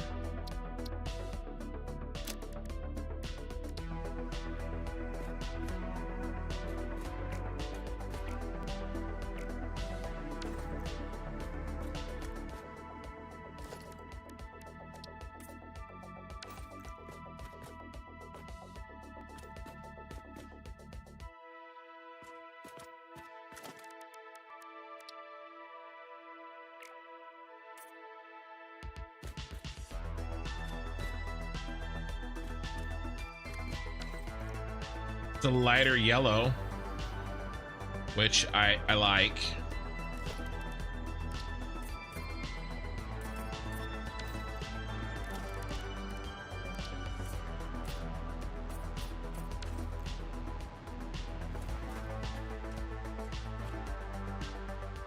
Shine wise though, I think they are the same. It's maybe just a little bit less noticeable, or it's more noticeable with the black. But I like it for now.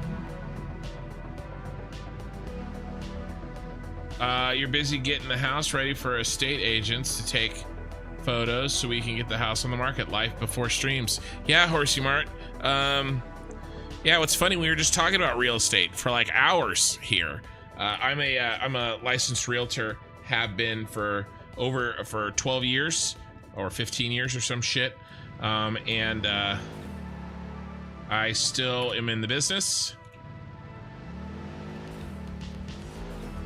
And I've done all sorts of things in real estate.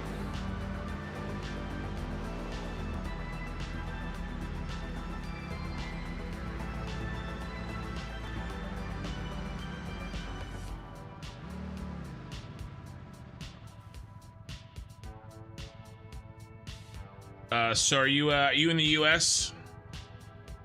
I don't know how things work, you know, in other places. Oh. Why not have my...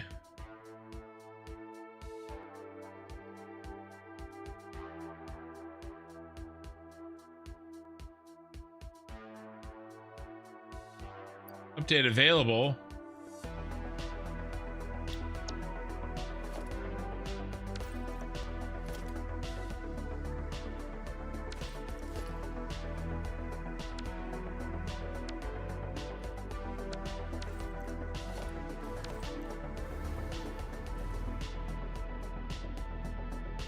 Macro's missing, you guys.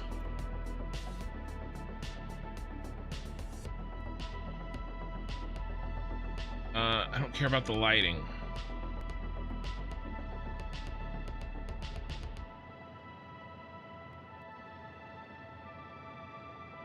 Macro should be on 10.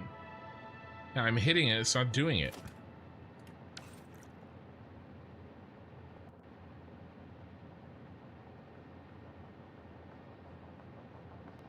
Yeah, this is what I want. Why isn't it playing?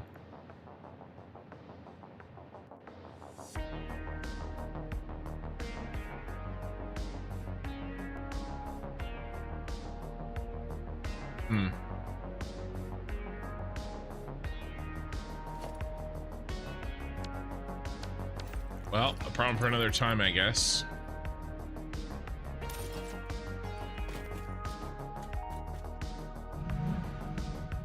All right. Yeah, it looks nice. Thanks. I'm gonna have to deal with those little lines.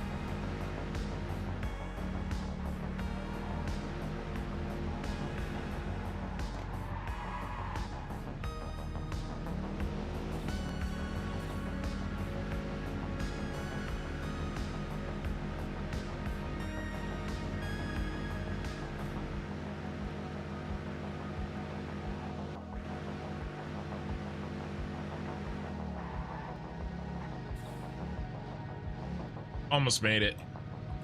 There we go.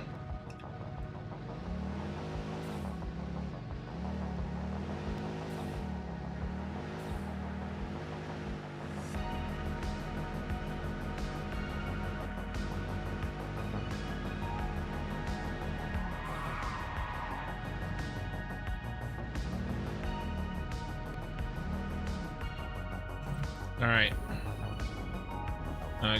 Here, we'll go over here.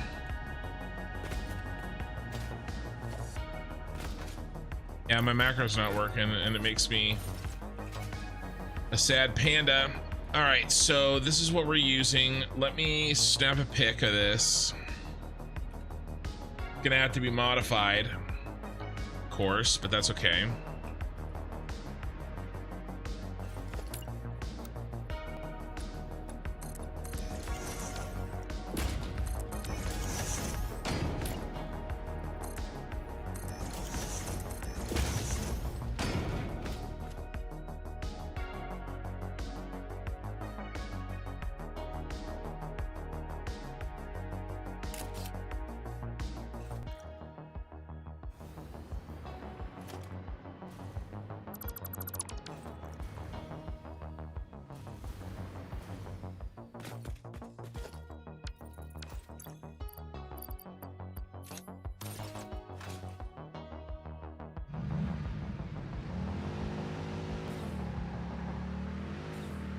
Yeah, let's go the other way.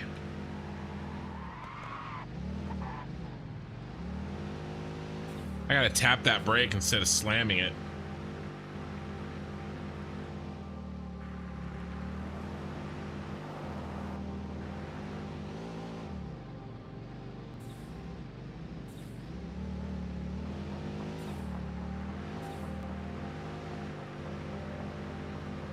Gotta hop the curb, boys.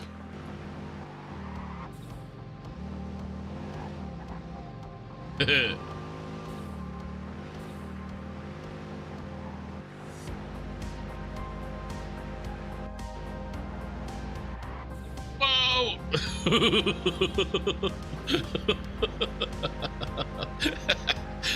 That was fun.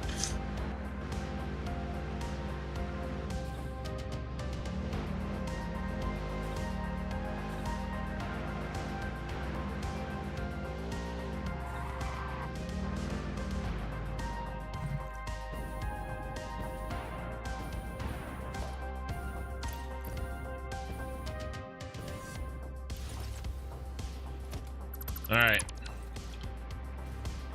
We survived Kin's driving. All right. Still horrified by how you drove at the beginning of Factorio? Hey!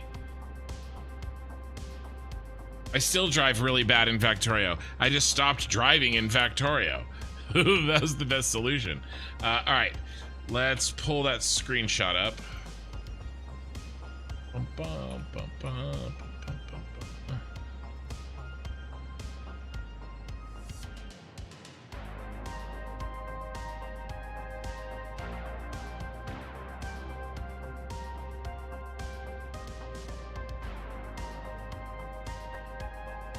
Okay, so I did a split lane.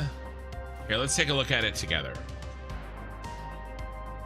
I did a split lane, but we're not going to do that.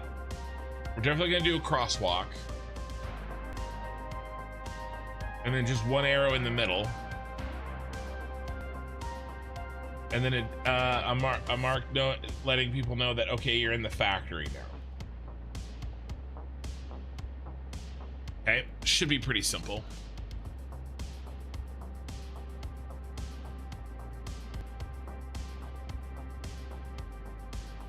I was sure you hit every obstacle on purpose, destroying your own machines and power poles, but you insisted that it was not for comedic effect.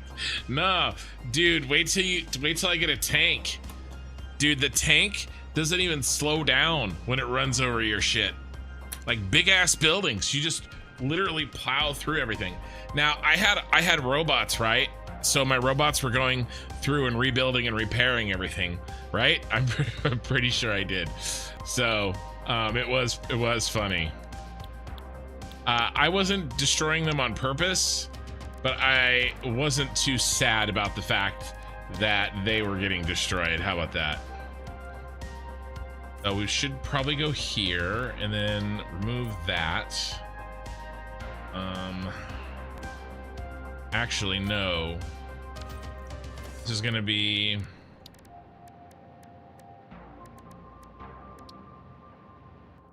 line. And these lines say, yes, good. And then these go boom, boom, boom. Boom, boom, boom. Just like that.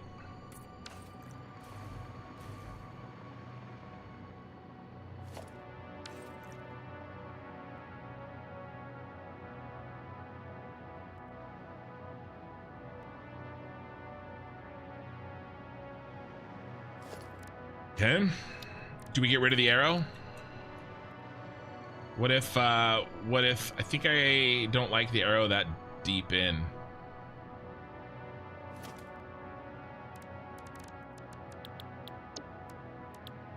What if we did this?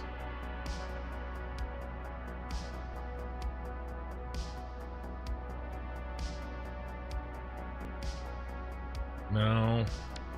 I don't like any of that. Well, let's change the color.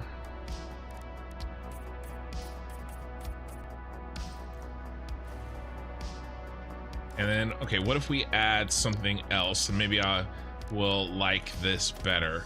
What I don't like is the fact that it's so far up. Maybe. What if we were to do...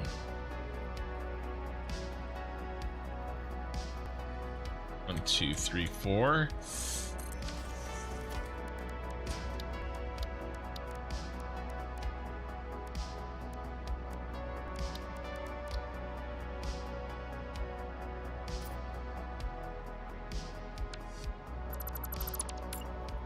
One, two.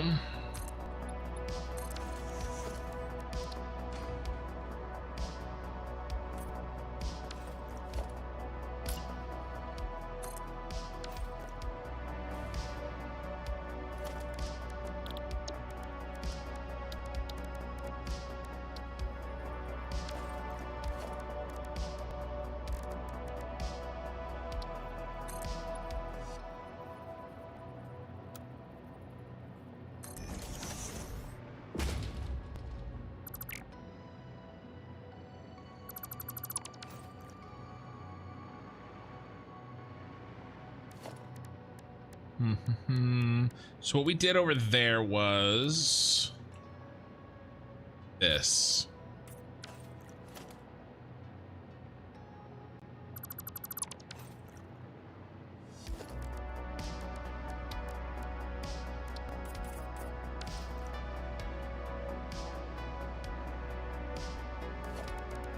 This is an easy fix. We just grab that guy.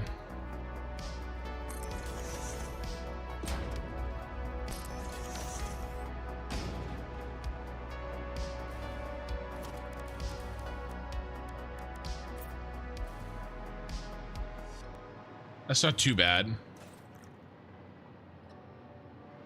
The space in here is a little crappy.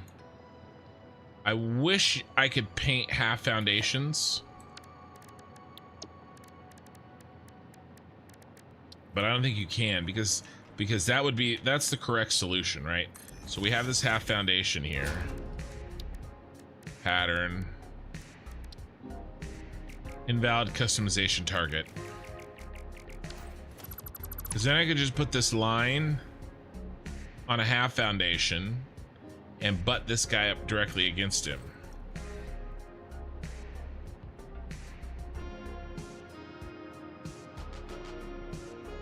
Certain you were trolling, so you want to tell me first time.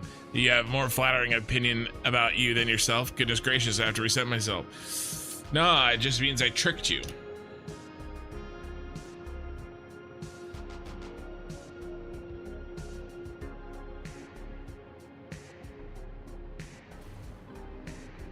What about something a little bit more,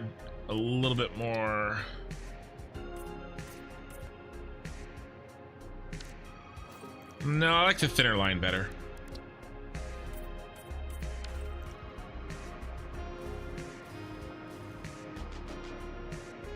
I think that looks good.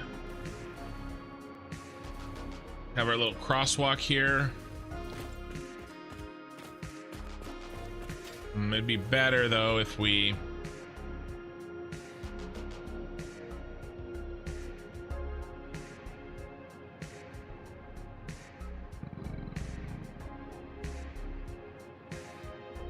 don't really want to use this.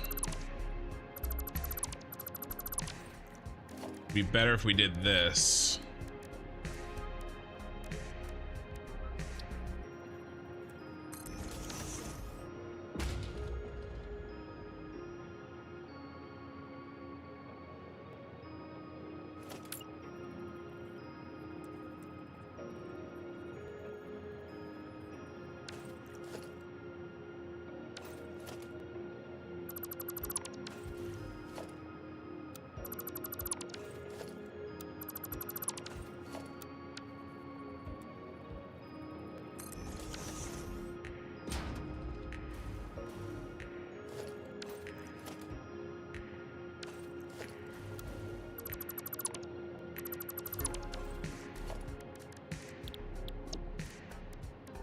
Yeah, see?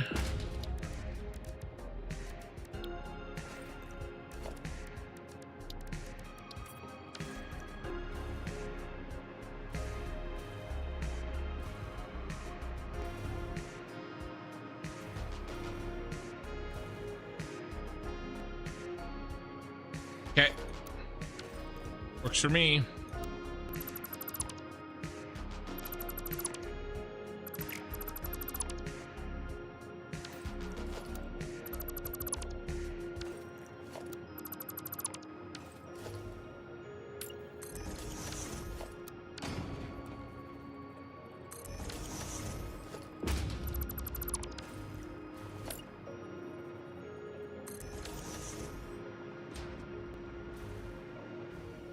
Now it's an actual crosswalk.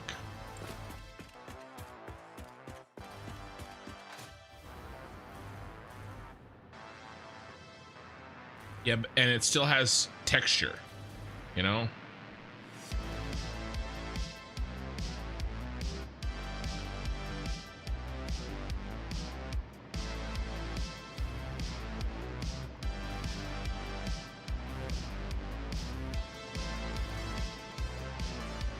Okay.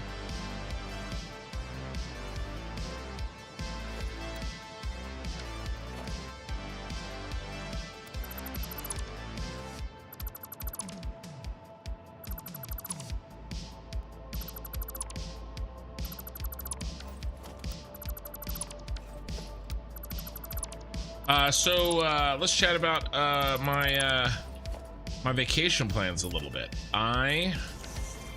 I've sort of mentioned them a bit here and there, but I'm gonna be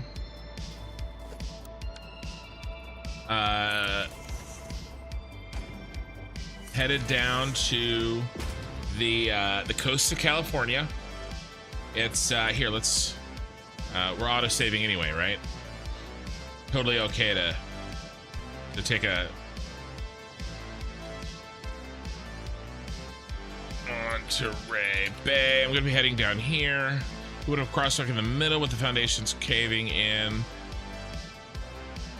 Actually, a good idea. I might do that.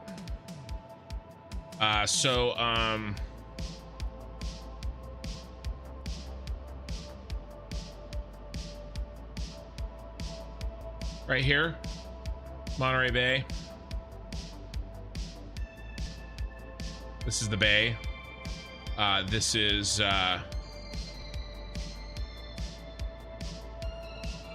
Monterey. The aquarium is where we're going, is over here somewhere.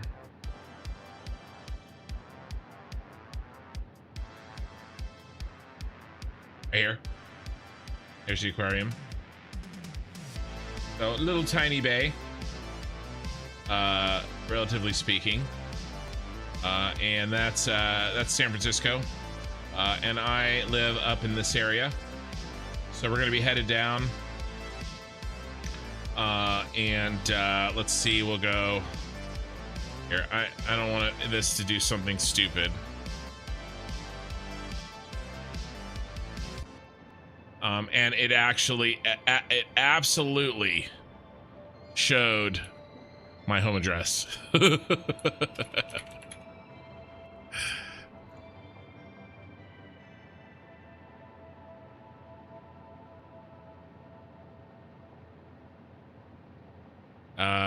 Wow, why is it doing that?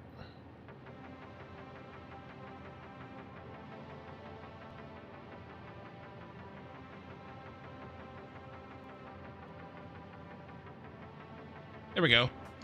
So, yeah.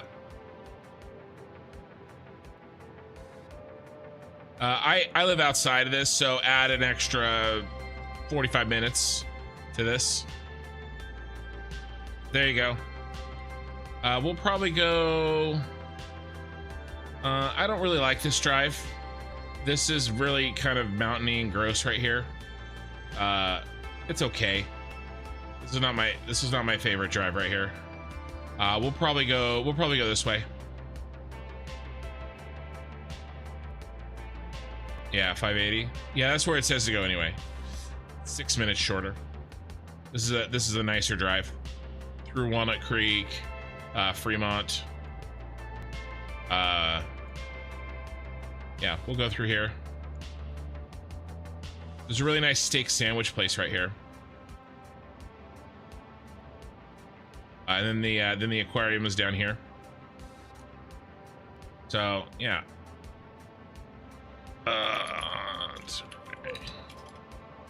Monterey Bay Aquarium.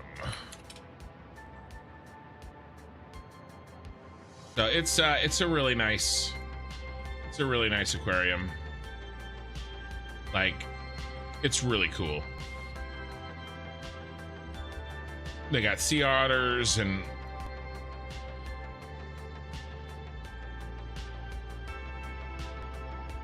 it's gonna cost us $400 to go for the day. There is 9 of us.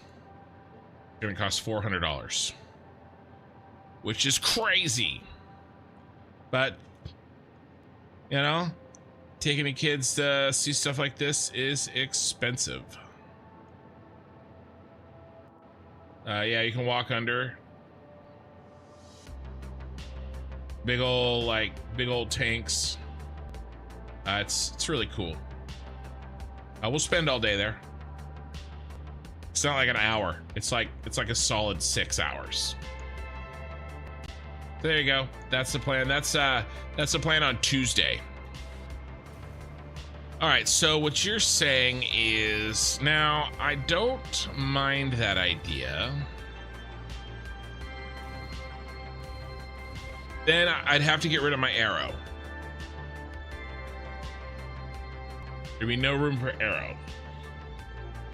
No, $400 total. $400 for 9 of us. I kind of like the idea of caving in the sides. I do like that idea, but I'd have to ditch the arrow. Yeah, I think I'm okay. I think I'm okay as is. It's a close one though. If I was designing this fresh, I might go with that, but we're gonna keep on keeping on. We got a place picked out for, really it's gonna be lunch. It'll be breakfast for me, because you know, at 4 o'clock in the morning right now, I am hanging out with you people instead of sleeping. So we're planning on leaving about noonish. As soon as I wake up.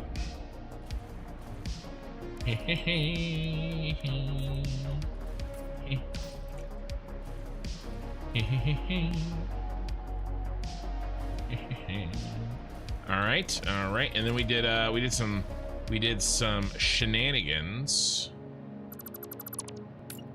I think we did 1, 2, and then let's get rid of this, and then I think I did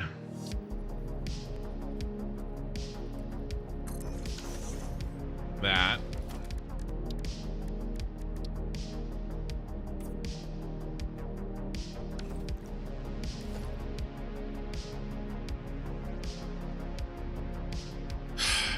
Fresh sushi is expensive. We're not going to be eating it. Yeah. Yeah. So, yeah, I mean, what is that? 50 bucks a person? Well, you have to remember,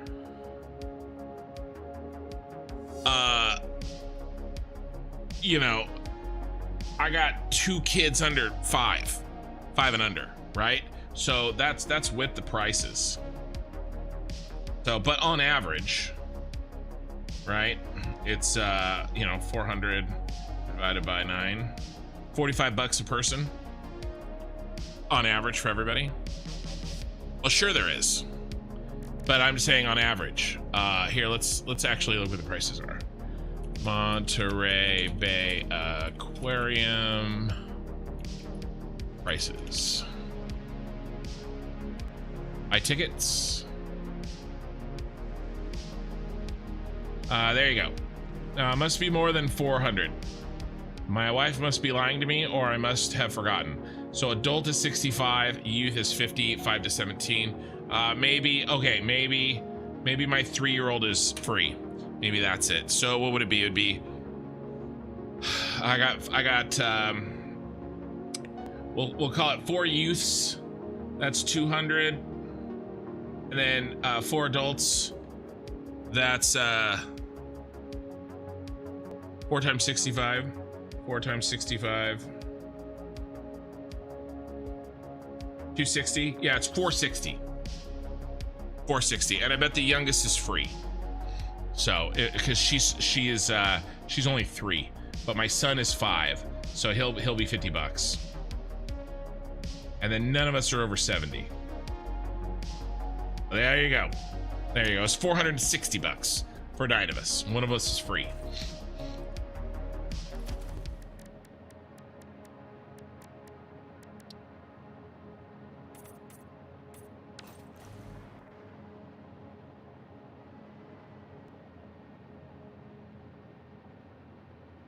Was that the Sea Life Center that was used for Star Trek Voyage Home? I think so, Horsey Mart. I always wondered that. I'm pretty sure.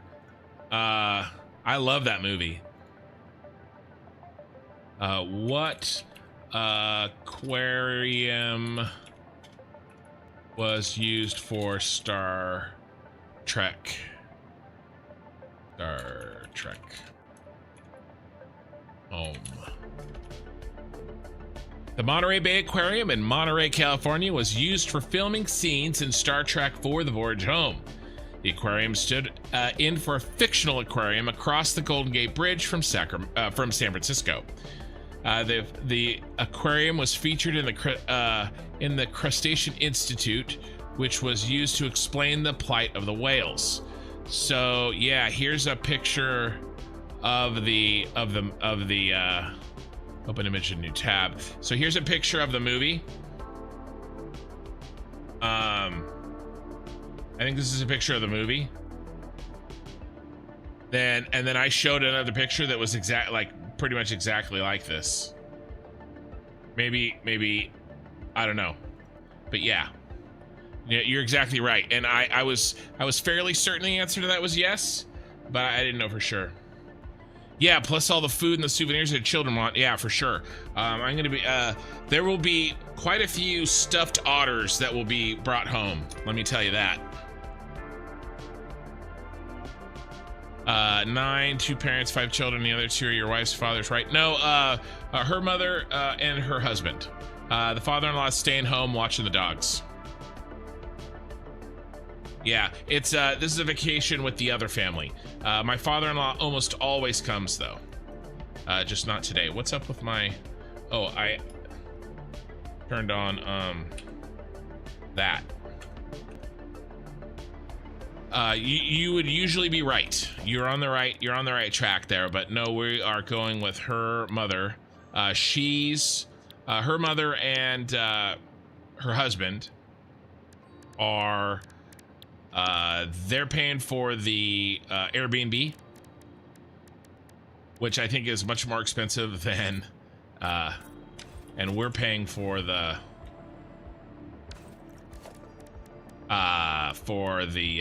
tickets for the aquarium. So we got off easy.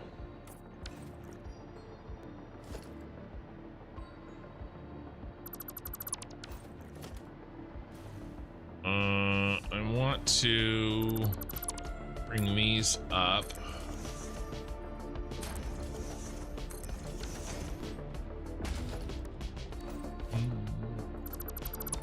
And then, ooh, you get out of here. Get out of here, you. And then we'll buy our own foods and stuff, of course. The last zoo that you went to cost about £5,000 due to it being in Australia. Yeah, that would up the price for sure. Good call there, Horsey Mart.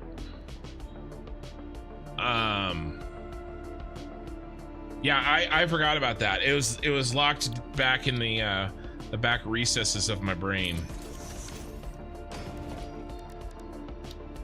I love that movie.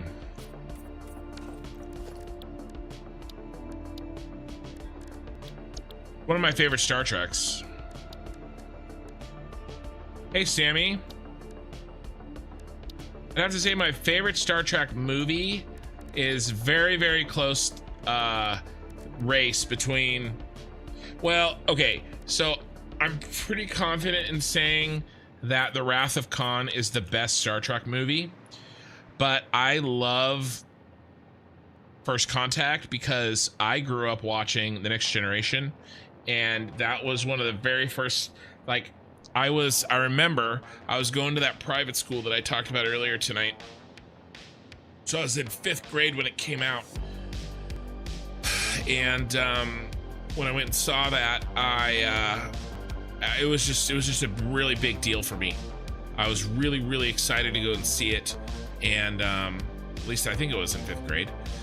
And maybe that was Star Trek 6. That could have been Star Trek 6 Undiscovered Country. But anyway, oops, sorry, I hit the mic. I just really, you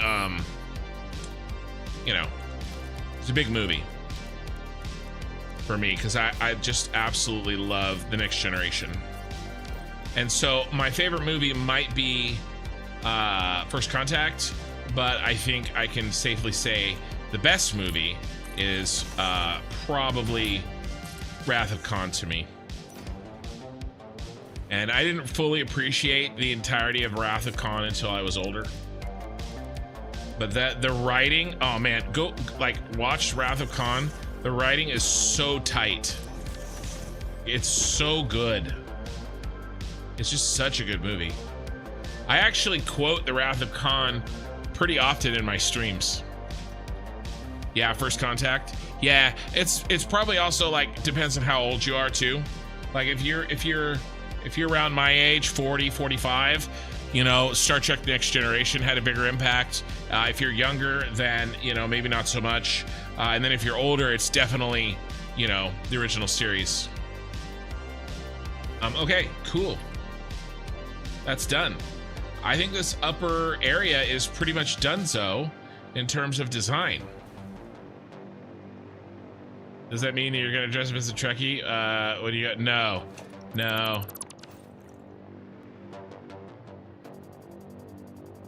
Yeah, you saw Wrath of Khan at the cinema? Oh, that means you're definitely older than I am. So, yeah, that was what, 82? I think Wrath of Khan was 82. Off the top of my head. Here, let's see how correct Kin is. What year did Wrath of Khan come out? June 4th, 1982.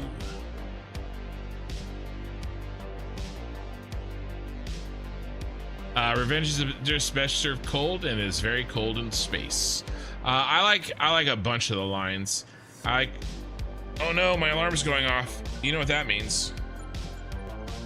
I gotta stop and do it right now. Dude, last night when I was playing Factorio, the alarm went off and I was like, oh, I'll remember in 5 minutes. It was an hour and a half later when I remembered. to do my thing. I don't have to get up and leave, guys, and we're not gonna like, we just have to pause for a second. Here, let me actually pause. Is that a pause?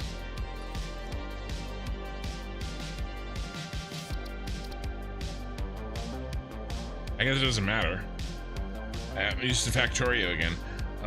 I just gotta do my nightly tasks.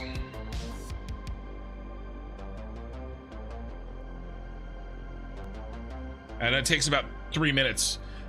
Con has huge lore in Star Trek. Well, sure, but like, now it does. Like, it was just a one-off episode, you know? I mean, it was a good episode, but it was just an episode. I always wanted, I actually wrote when I was in high school, I had a task to write like a journal, and I wrote a, they didn't really call it fan fiction back then, but I essentially wrote a fan fiction. I wrote like a breakdown of what I thought a really good movie would be. And basically what I wanted to do was to have a version, you know, because the Star Trek movies with the Next Generation cast were, you know, were coming out at that time. And I wanted to do the Next Generation version of a Wrath of Khan type episode, right? Where you bring back, what a cute alarm. It's just an alarm. You also saw Wrath in the theater with your father. Nice. All Star Trek is good, but I do like Foreign Nemesis. Yeah, Wrath of Star Trek beat. I didn't like Nemesis, and I can tell you why. Captain's log. I can tell you why I didn't like it is because Data died. Data's my favorite, and I didn't like it. And I know, Data's the only person that you can kill and bring back and make sense. I don't care. Don't kill Data, you pieces of shit. I feel strongly about this.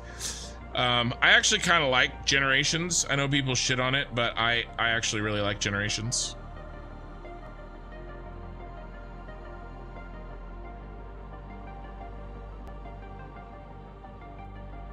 But he did not. Well, not really.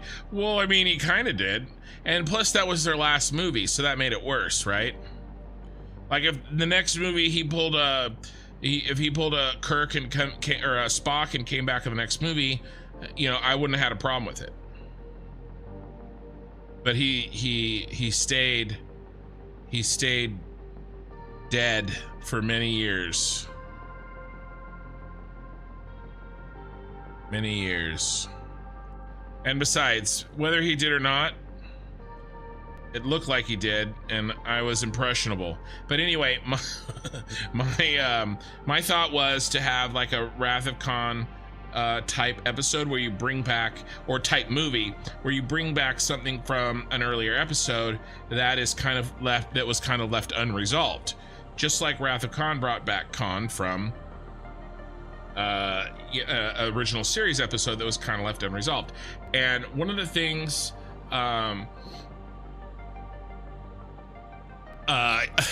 understandable regarding Data. Yeah, one of the things that one of my favorite episodes, now the first 2 seasons, and some may argue even the first 3 seasons of The Next Generation are pretty rough, right? The pilot is pretty rough. It's hard to watch. There's some weird stuff in there. If you go back and watch the first 2 seasons, now there are a couple of really good episodes. I think one of my favorite episodes is in season 2, and it's The Measure of a Man, where they, this is the second time we've talked about Star Trek The Next Generation episodes on my stream. I'm sorry, but it is what it is. My idea was to take, do you guys remember the one called Conspiracy? It was the episode called Conspiracy, and it's very memorable because it's the one where the bugs would take over people by crawling in their mouth, and then there was a little thing on the back of their neck that they used to breathe, and it made everybody super strong. And then at the end, Picard and Riker pretends to be taken over by one, and then Picard and Riker blow one of them up, like with with their with their phasers, like its head explodes. That one, at the end of that episode, they go over to like the communications panel, and they're like, "What?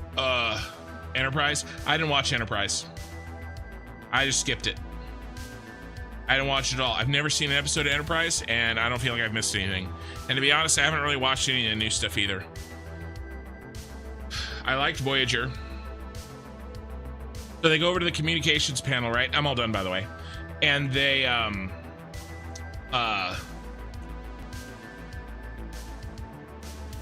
we do the same stuff for his. This is a little different, but we can do the same kind of stuff. And they and he goes, what was he sent? What was he doing? And then he was like, oh, they were sending a message somewhere into deep space, right? And the implication is, of course, is that they were trying to message others of their kind to you know, and why were they infiltrating Starfleet to begin with, right? To look how fast I have the daylight set, you guys. That's how fast the shadows move. I have it set to I have a 5-minute daytime cycle. So what I wanted is obviously an episode or a movie where the those guys came back, you know, and you could add to it by making them not so easy to detect, right? Make them level up. And that they come back and, you know, give it a full-on movie, make them creepier, you know, make it so that you can't see the little their little breathing thing and on the back of people's neck, so it's really hard for people to tell who's a bad guy and who's a good guy. I think that was really, I really like that episode. I love the concept of it. You know, it's just sad that, you know, we only got the one. There we go. That looks really nice. And that came together really fast. Let's do this other one over here. Lower Decks is the animated one, yeah. Who do not like Voyager with 7 of 9. Yeah, again, we've talked about this before, but 7 of 9 and Voyager happened while I was, well, you know, here, let's take a look. Let's take a look. What year was 7 of 9 in Voyager? 7 of 9 first appeared in Star Trek Voyager episode Scorpion Part 2 in 1997. Does anybody want to venture to guess how old your streamer was in 1997?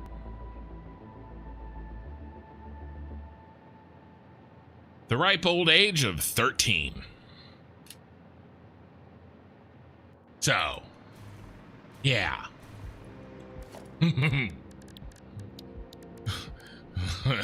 Some things are just not my fault. It's just bad timing. Bad timing all around. Yeah, Star Trek Stranger Worlds. I watched some of the first season. It wasn't that it was bad, but I never really felt like a desire to go back and keep watching. Like, I wasn't repulsed by it like some other series that start with star but have a different second word that shall remain nameless. I wasn't absolutely repulsed by it, but I just didn't really feel the driving need to like keep watching, and I just got distracted and I didn't get back to it. I was about to say 11. Yeah, 11 would be a little young. No, 13 is 13, 14, man, that's the worst. We need an arrow, like Armageddon. And we're going in. All right, there we go. That's our design.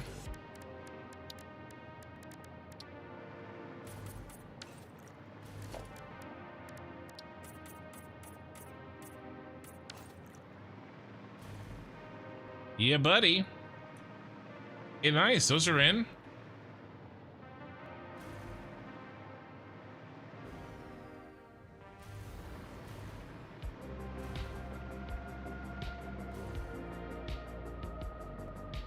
What about... Oh, so I never really watched Stargate. I don't know why. It never happened.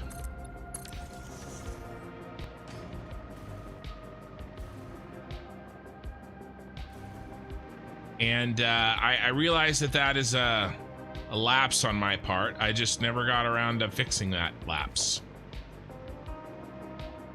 All right, so should we do some painting shenanigans? I think so. I really like how this looks. And I think it should probably stay the same. So let's peel this out again.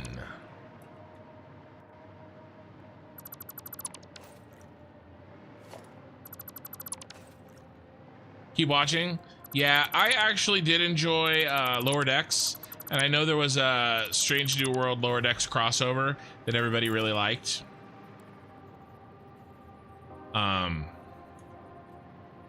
Yeah, I have heard that. I do want to also...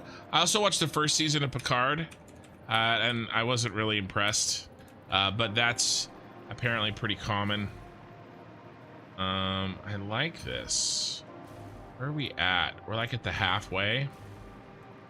And then I know season 3 is considered to be a lot better on Picard. Is that what we did?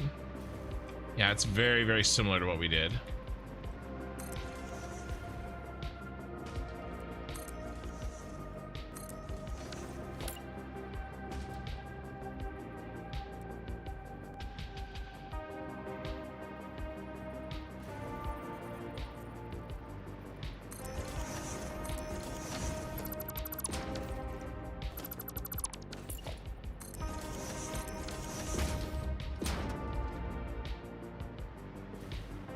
And that's off. Let's go a half nudge.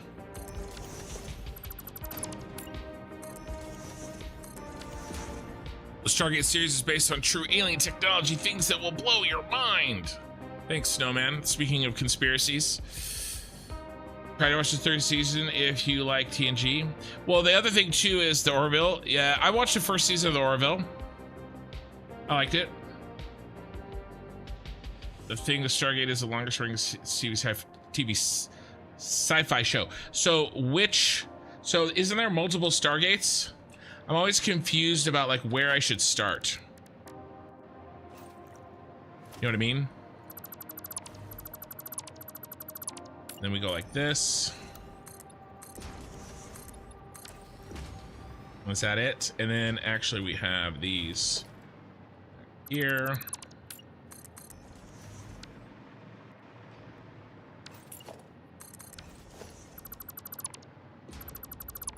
SG1. Start with the movie. So actually I've seen the movie. That's the one thing I have seen. That's got David Spader and Kurt Russell in it, right? Or David Spade? Not David Spade. That's the guy that voices Cusco. Tommy Boy. No, David Spader, I think.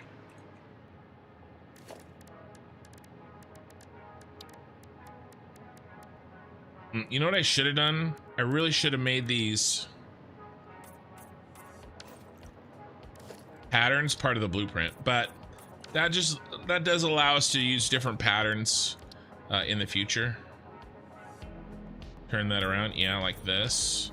Oh, and then I forgot, we got to get rid of this. But yeah, I actually have seen that. When I was growing up, Kurt Russell was my mother's favorite actor. And so if it had Kurt Russell in it, I've probably seen it. That is actually, we were talking about movies last week. I remember I said one of the very first R-rated movies that I saw was Backdraft. That's why. It's got Kurt Russell in it.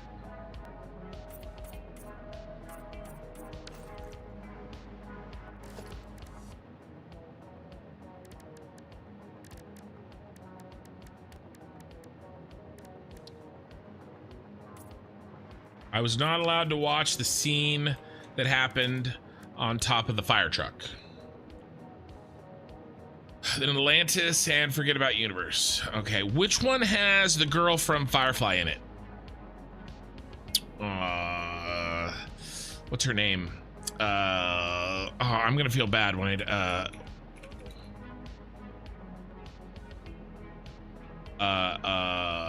yeah, that's her. Jewel State. And then which one is she in? Because I know she's in one of them. She's a Canadian actress. All right, Canada. Good job. Born in British Columbia. What was she in? So she was in which one?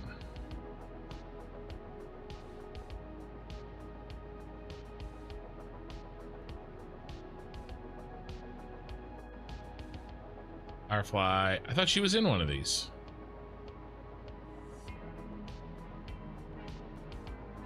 Wasn't she in a... Oh, Atlantis. Atlantis. Oh, that was after Firefly. Oh, I thought it was before Firefly. Well, good for her. Turn that Firefly fame into... Yeah, she's only in 33 episodes. But, I mean, apparently that's a lot. I don't know if that's a lot. There you go. Yeah, Atlantis. She's the doctor. Here, which one? She's in 33 episodes. She plays Jennifer Keller. Ella? Yeah, I mean, there's a lot of people in Atlantis, right? There's her, Jason. Isn't that Jason Momoa's first thing too? Before Game of Thrones. Yeah, she's in Atlantis. Let's see. They come in here and they do this. Okay, I think we're set. We just got to do some color. What color do we do? We use yellow for that. So black down the middle and yellow for everything else.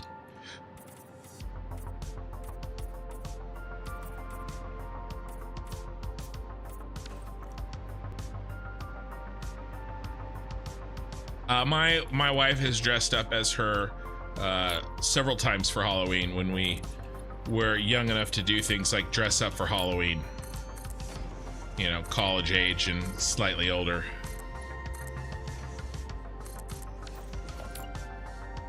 My wife has a very similar look to her.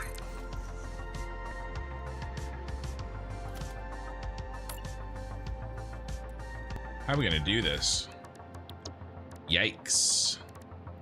Big yikes. Ooh, that's how we're gonna do it.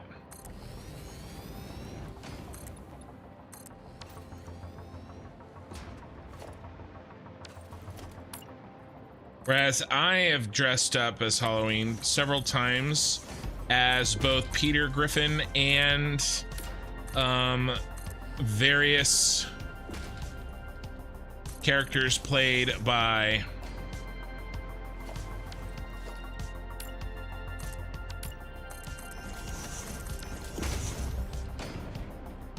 what's his face?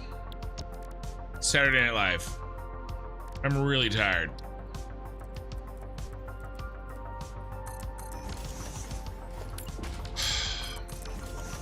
Chris Farley. My favorite is probably Matt Foley, motivational speaker. Living in the van down by the river. I did the whole thing like all night at a Halloween party in college. And by the end, my voice was really like hoarse, just like his is, and it really only added to it.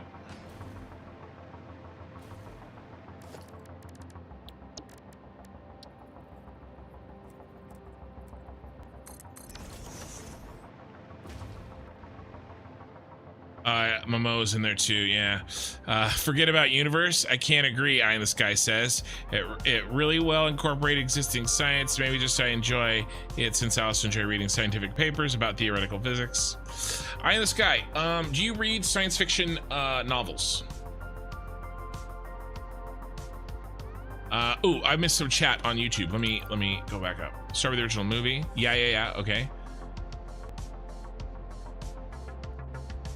Yeah, the spin-offs of Atlantis were nice. Yeah, okay. The Orville was hilarious. Kind of sad Stargate Universe didn't really end. It had a great promise and a cliffhanger. Yeah, I agree. Orville was very cool. More than the Firefly episode she was in. Yeah. She was in Atlantis. Yep. The medic. Melissa is in there too. Oops, my damn stream lags behind a minute. Sorry for the unsynchronized comments. It's okay. It's okay. By the time I read them, they're even more unsynchronized.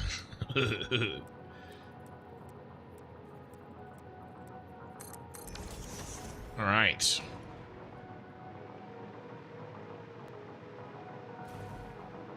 We are looking very fine.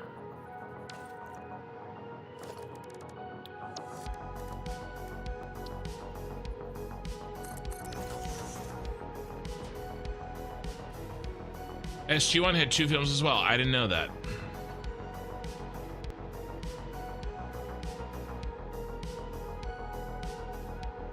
What are we gonna do with the rest of the space, guys? Oh, well, we have to put in another one over here. Let's do that. Let's do that.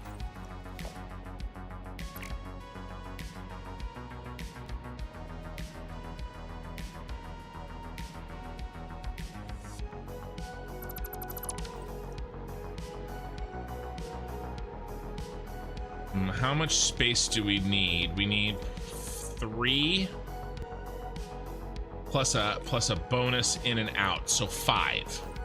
We need 5. There's those and those. That's 5, right? Yeah. Bum, bum, bum, bum. And I think we can move everybody out. One out to here, because this guy, he's gonna be in and out. Yeah, I like that. I like it a lot. Then we do these guys on the half. So let me switch this over to, which one's the easiest to see the center? Grip metal. Doing okay? I had a weird noise. Everybody's still live? Yep, everybody's still live, so we're okay. And then let's put this where he goes.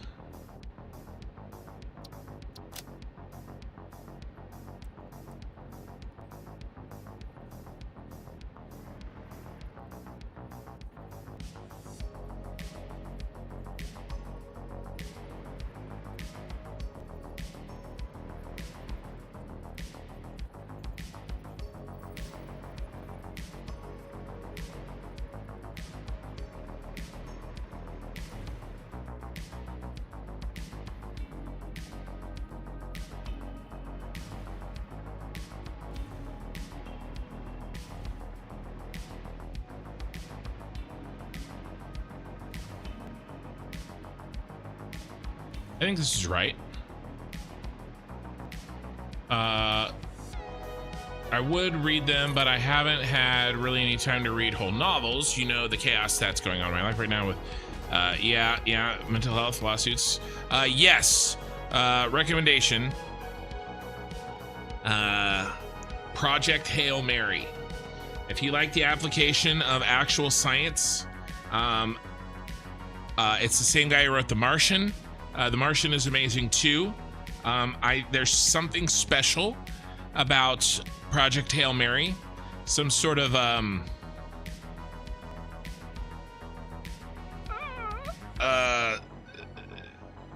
just undefinable sort of, you know, I don't know. There's something about it. I really like Project Hail Mary. It's very good. I've really enjoyed it. I've read it several times. So I can name,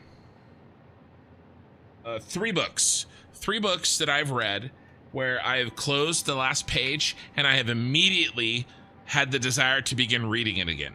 Like, I mean, same sitting. I've had 3 books where I've had that desire to do so. Only 1 book where I have actually literally done that, and that was Project Hail Mary. There is something about it. It is just so good. It is just as good. It is as good or better than The Martian. I actually didn't really like Artemis, which is his Andy Weir's second novel. And Project Hail Mary is being made into a movie, and I'm very, very much looking forward to it. Oh, no, we go this way and that way.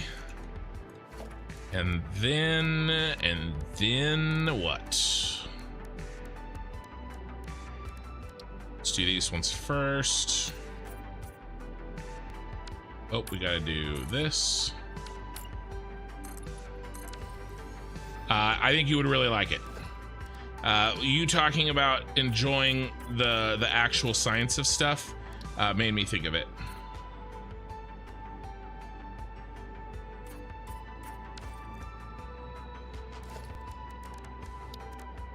And The Martian too, if you haven't seen The Martian.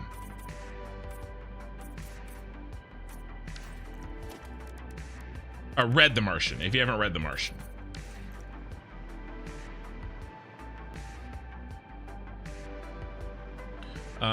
Okay.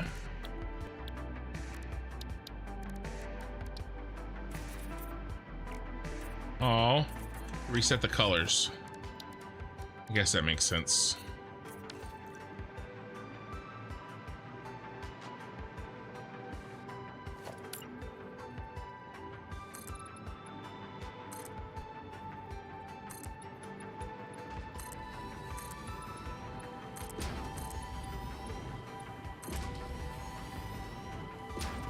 Oh, you little sneaky.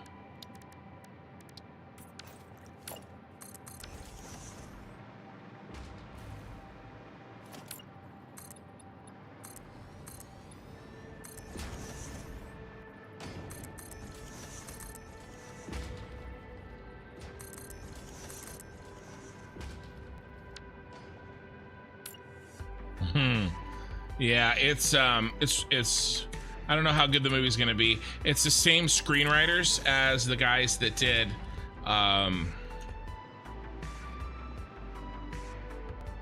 The Martian, the movie. It's a different director. And then Ryan Gosling is playing the main character, and he will be a very good, I think he'll be a very good actor for that character. Okay. What are the other 2 books? Oh, fantasy books. Little like weird little, they're not even epic fantasy ones. One is called The Goblin Emperor. It's a really weird movie, really weird book. It doesn't really have a lot of action. It's kind of one of the first books. There's this thing in fantasy books that's being dubbed cozy fantasy, which is a little bit like lame sounding, but it just means that there's there's not necessarily a lot of action. It's political intrigue, good character development, stuff like that. Yeah, looking good. What other cleanup can we do? Let's do some cleanup, guys. I'm starting to run out of time. We got a little time, but we've got to be aware. What color are we gonna do? Purple on the inside? I think we have to. And then the other one is there is a series of books that I really enjoy. I want the double. She's famous for a different series of books, which I'll talk about in a second, which I also really like. But she has a standalone book called Uprooted. And it's just this little, almost like a little fairy tale. I don't know, something about it. I just really enjoyed it. What am I trying to do? I'm trying to do blueprints and then basic construction, and then I want a double purple. Double purple.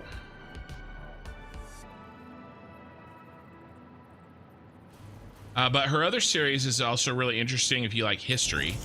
It's an alternate history series. That's a full-on like 10-book series or something. And it is essentially Joel sitting on a floating platform. Yeah. Hey, Games Wizard. So we started chatting about stuff. Are you new to the channel? I was sort of just following the conversation. I could give you a tour. We haven't done a tour today. I could do a tour at the end of my stream. But yeah, this is where we are. And there will be a subway. So it's over here for now.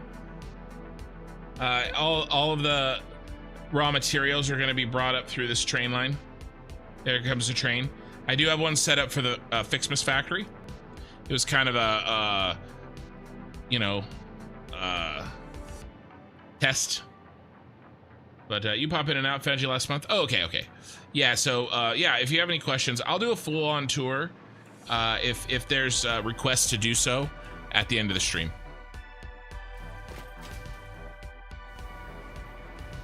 Let's finish building these guys. Do we like this border? Yeah, I think we do.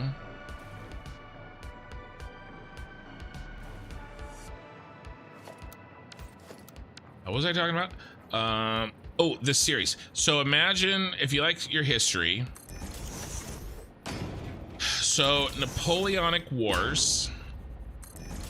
I'm including Napoleon and other historical figures of that time, but also with dragons. And basically the militaries of both England and France use them as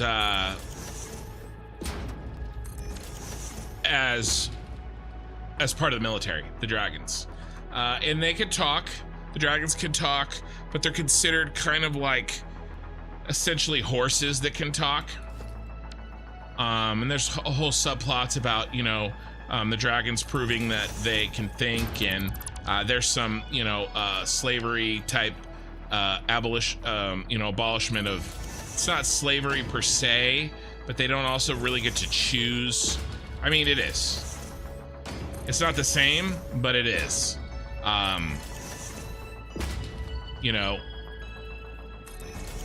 When the person that you are,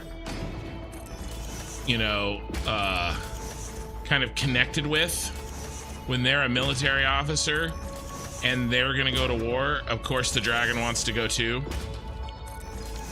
But, they didn't choose who hatched them. So there's some subplots about that, but yeah, they some are smarter than others, just like people. But you follow a naval captain that and the aerial corps, like the airman corps that do the dragons, they're kind of looked down on.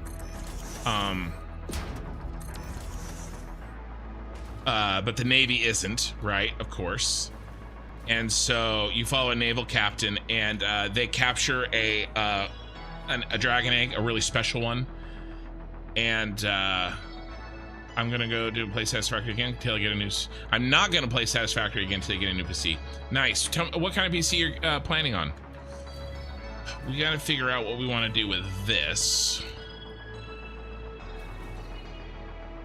Probably another one of these, to be honest. Anyway, he was a military. He was a captain of a ship, and he's forced to become a aerial. Take a hit in the status of his life, and be an airman essentially instead. And then the dragon that he ends up, you know, hatching and rearing is a Chinese specially bred, super rare. There's only like 20 alive in the world, you know, and they in China do not use their dragons for war. And so, yeah, it's interesting. I really like it. I think we're gonna just do a straight up wall here, cover this up. And then most books that you travel through the world at different, you know, different parts of the world during that time, everywhere except Americas. Well, North America. You go to South America. There's one in Australia. There's a book in Africa. There's a book in China. There's a book in the Middle East. There's a couple in like the Alps / France. You know, a couple in England, of course, where the main characters are from. It's a good one, but that's a long ass series, and I really enjoy her writing. 4070 GPU and probably an i7 core GPU. Nice. But the one that to answer the original question, the one that I really enjoy, let's do foundation sides here. Let's look hefty. Wimpy. Is same writer, but different series. Like I said, that one's called Uprooted.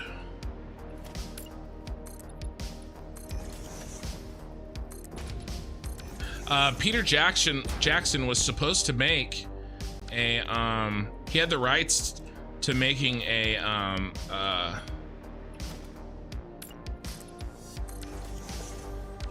we better leave that out.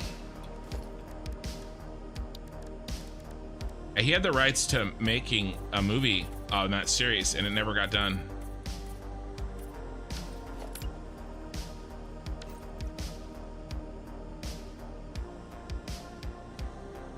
Reminds me a bit of that one game that was like Roman, Greek, others antiquity, but with dinosaurs, and they used them for war, but the book series sounded way less silly.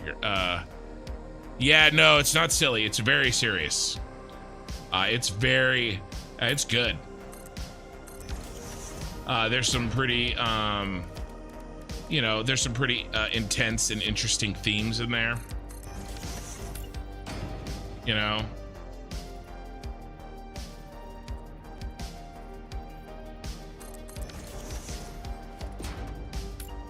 It's good.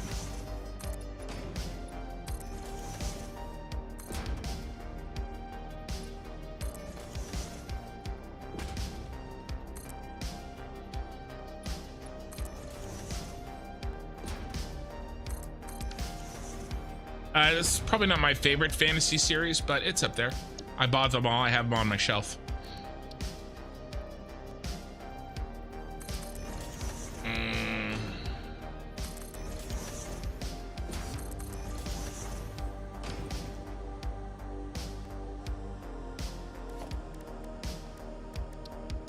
Let's go.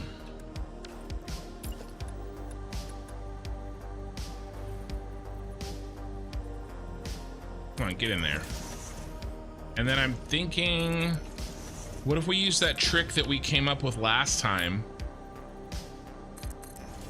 and put a nice bright light?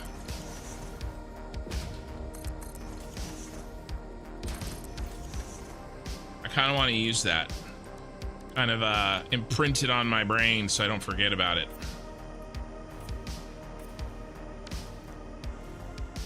We'll leave this hole open so that we can delete that.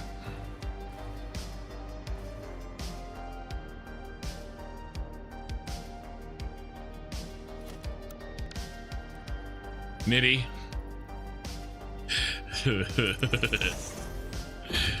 It's funny.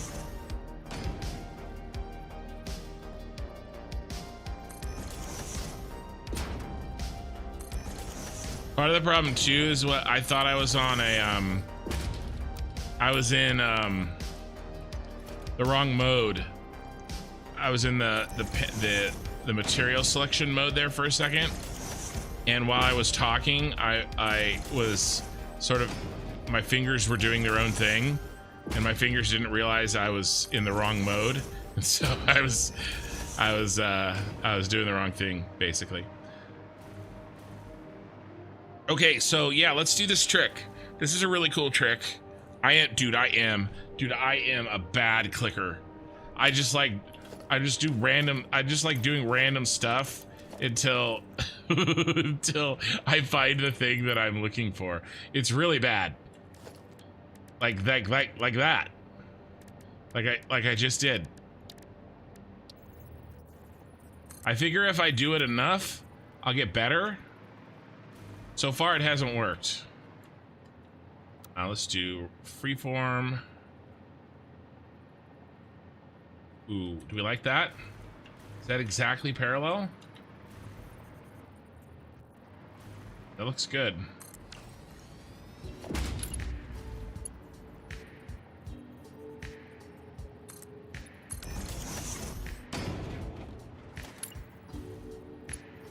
Dude, I am a clicker. I feel called out and exposed.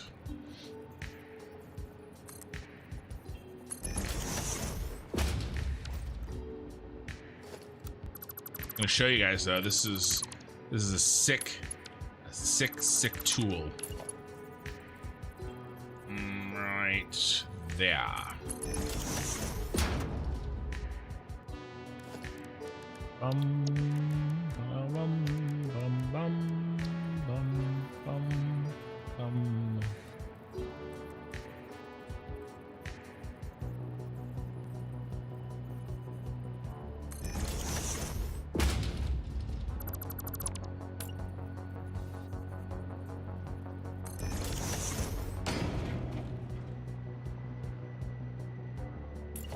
Then remind me, what does this look like?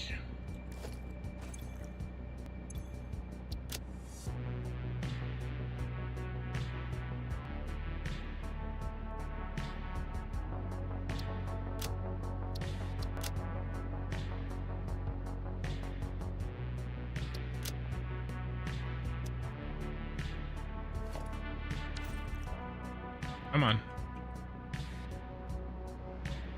Okay, and then what if we...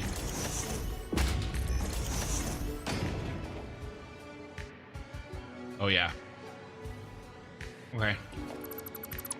So look, I'm able to exactly match the angle. If I just tried to do this,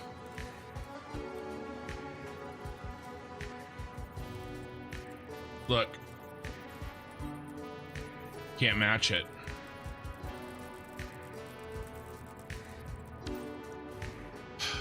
Have you read anything from two different people, David Eddings and Robin Hobb? I have read probably everything from Robin Hobb. I have read nothing from David Eddings. The Soldier Son series from Robin Hobb. I am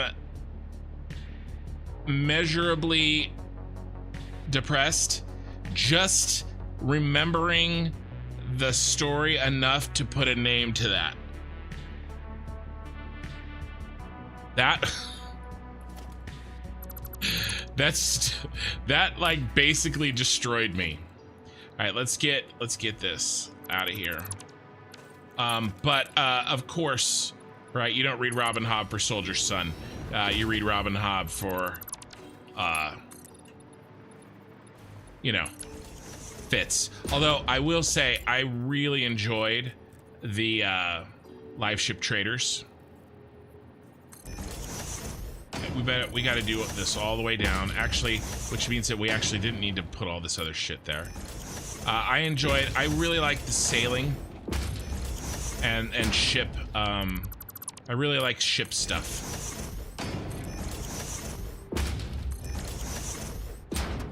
You know, the nautical goods. But yeah, live ship traders. Well, it's all the same, right? But I know it's kind of broken down into two different pieces. But in my mind, it's all one story, and you just track different characters for a little while. But yeah, Farseer, yeah, I like them all. The first one is obviously very, very, very good, but I enjoy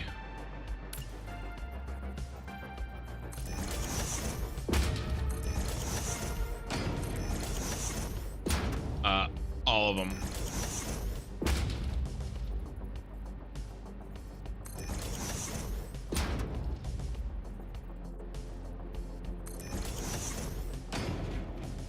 All of Fitz's books, not just the first series. Some are better than others, for sure.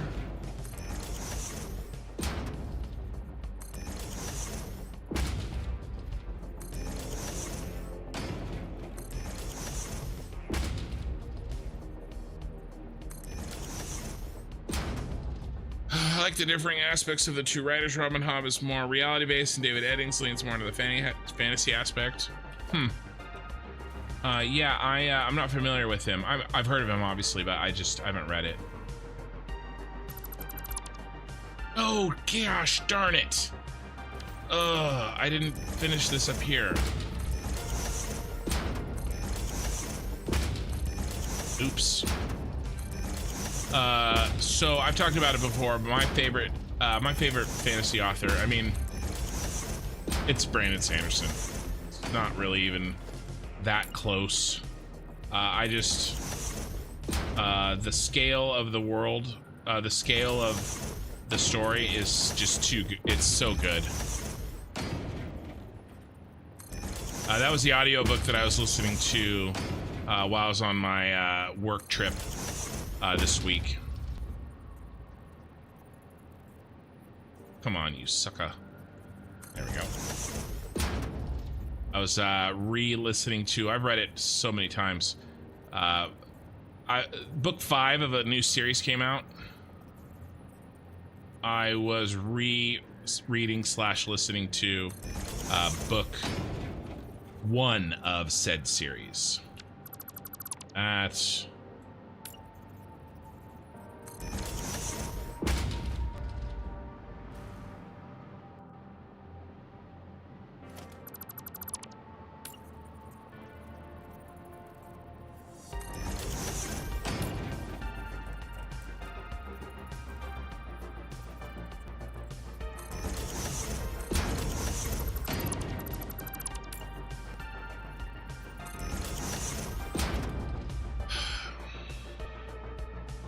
this first series called the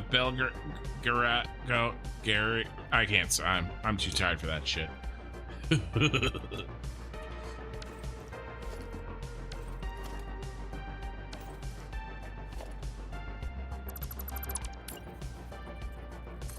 There's too many vowels together and consonants or whatever.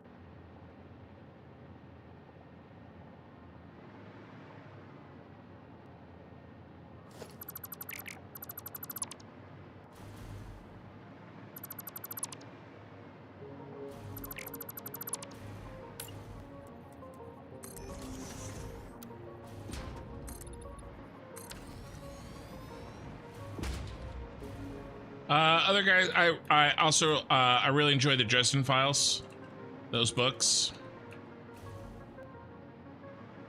Robin Hobb, definitely. Robin Hobb's up there. Who else?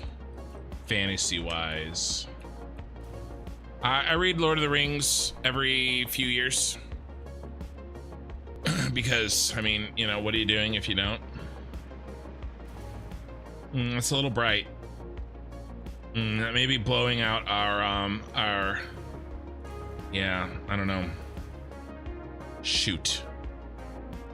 Seems a bit much inside.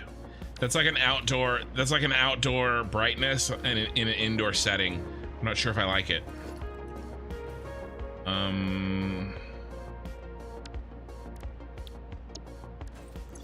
What if we went to 2?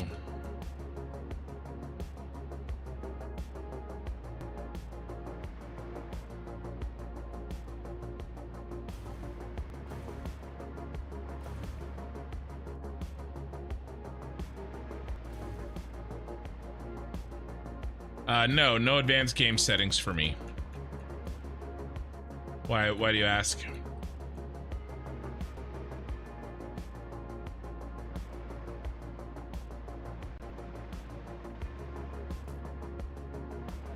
That's a little more tolerable. Still a little thick though. What if we augment our reality with a couple of beams?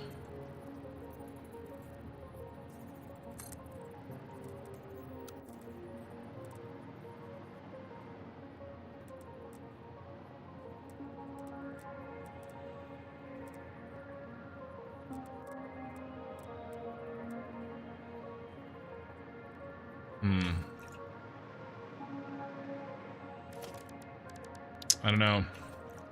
It's too thick. I don't like it.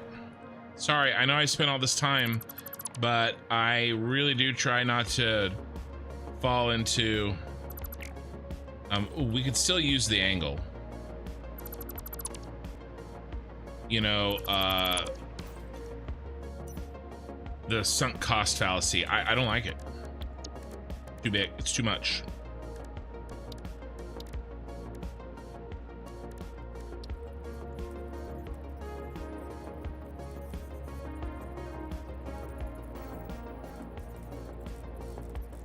You don't want to lay to the side either.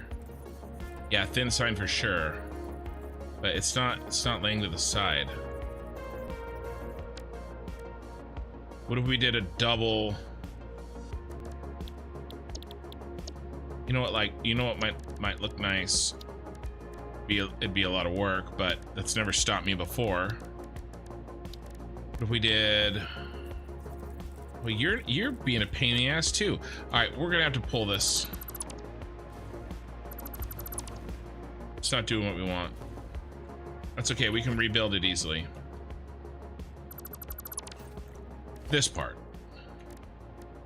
All right, we go to architect, we go to painted beam, place it here, we go freeform, and we look for exactly 40 meters.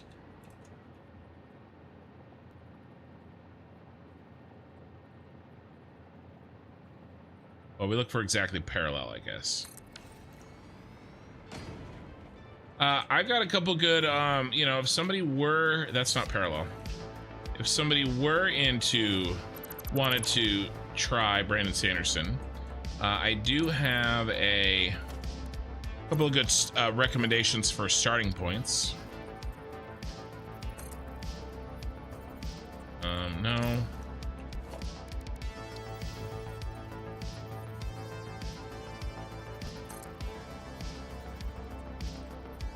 Like that other one. Maybe there.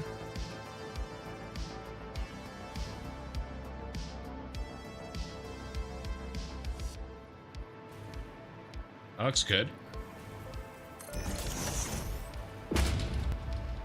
You can snap science to science. No, yeah, I can, but they don't want to snap. They don't want to snap horizontals to verticals. So I was in a problem where. Here, I'll tell you. I'll show you. So I was using this. That's a portrait.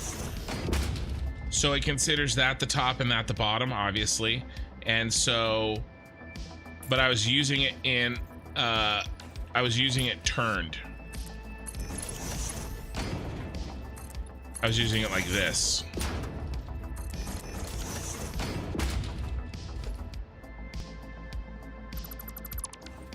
All right, and then I wanted to use this and snap it to it. But it would only snap this way because the tops are it snaps top to top, and so it wouldn't let me snap it in a different way. So what I have to do is I have to redo this, and the same thing would be true this way.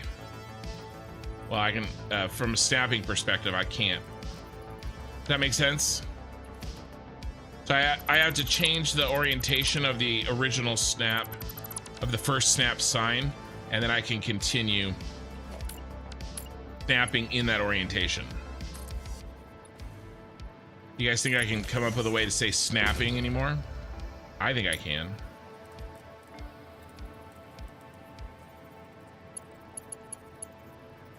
You have to move this. Ooh, not necessarily.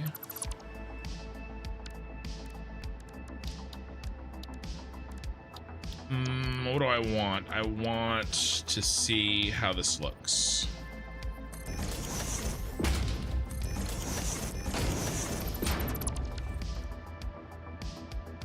That looks good. Or to save on postage, use this one.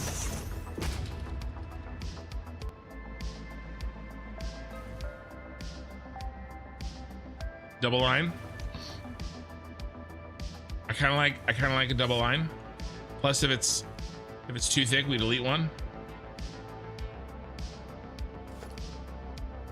All right, let's lock in the placement of this.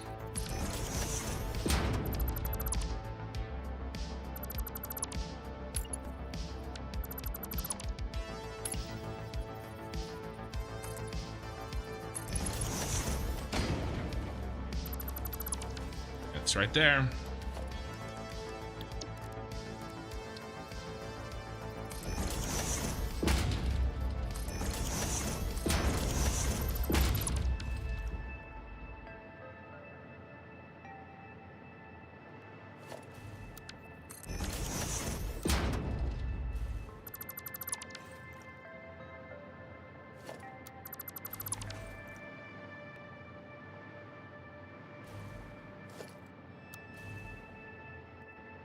Here, let's save this, but get it out of the way.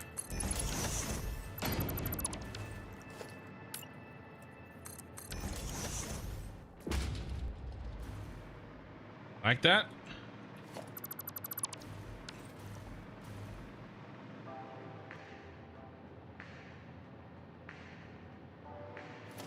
I really wish I could orient these guys the same way, but they won't rotate like a clock. They spin this way instead of spinning like hands on a clock would.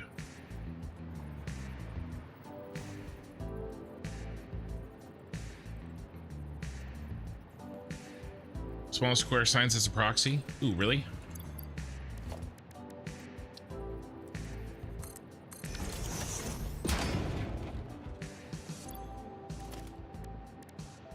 Bum, bum, bum, bum, bum, bum. This guy?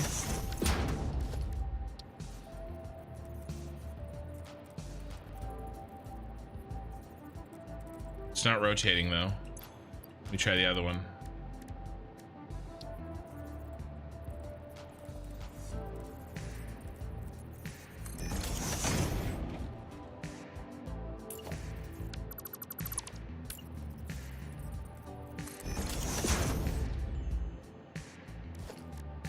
I don't think so.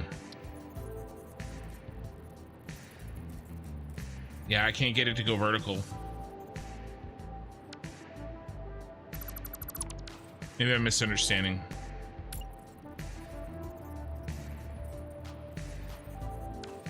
All right, let's do the double.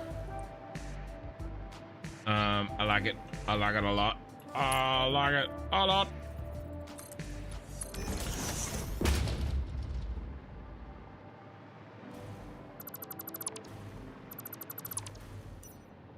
Turn this back around so I can see.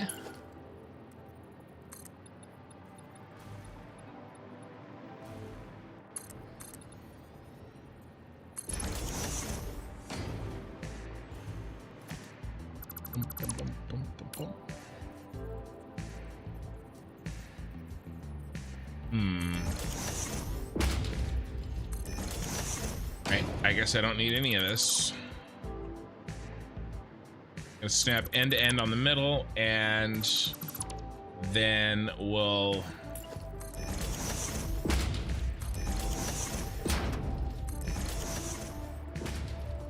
use them as a guide for the top and bottom, and then I'll delete the middle.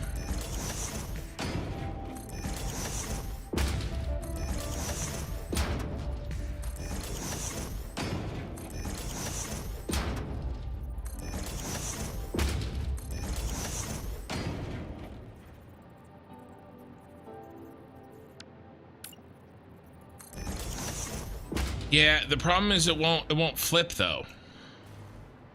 I don't know if I could get it to flip. It's orientation. 'Cause I don't think the baby signs flip their orientation either.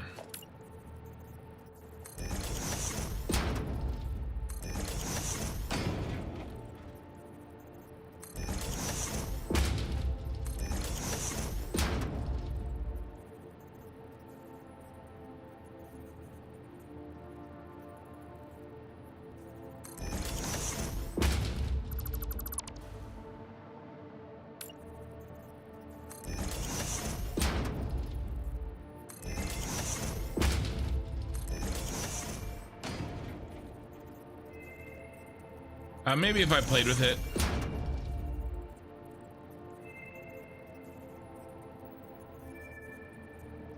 Really?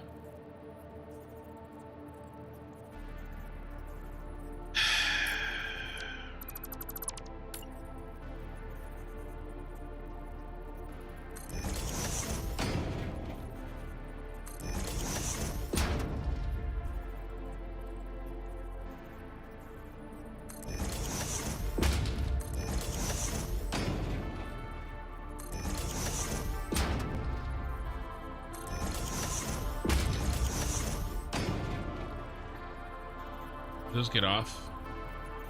Yeah, how do they get off? You.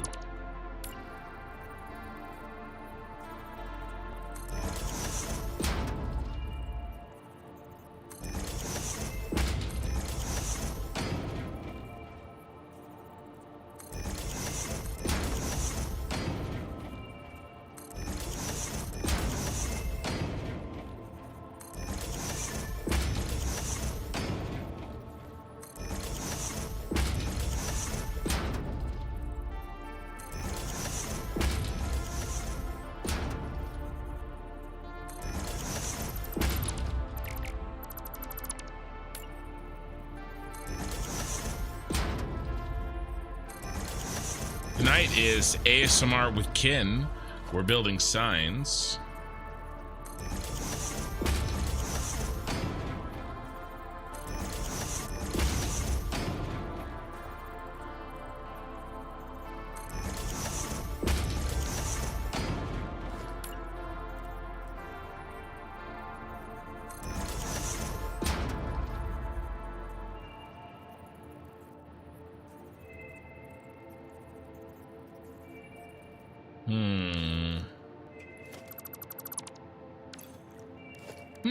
Hey Zeph. If I didn't say Zeph. If I didn't say hey already.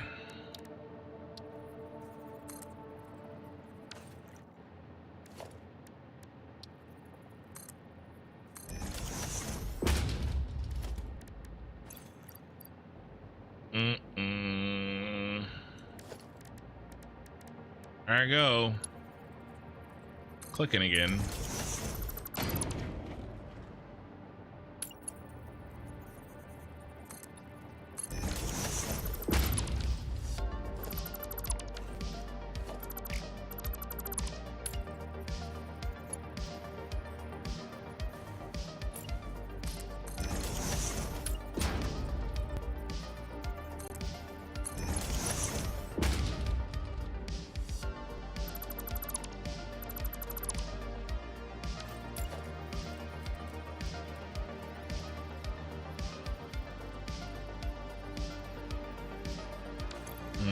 Where's the transition?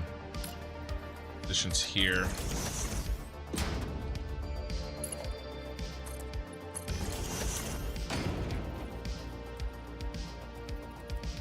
Almost. Come on. I know you can do this. I've done this before. Yes! Now, line up.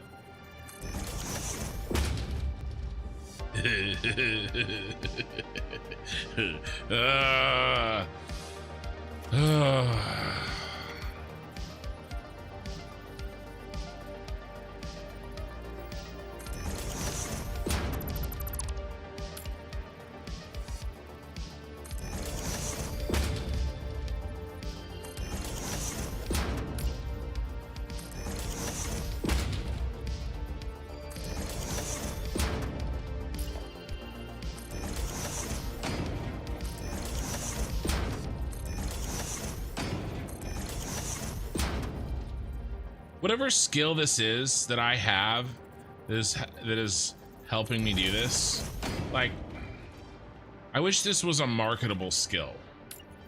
Whatever it is that I'm doing right now. We better line them back up, otherwise I'm going to be irritated.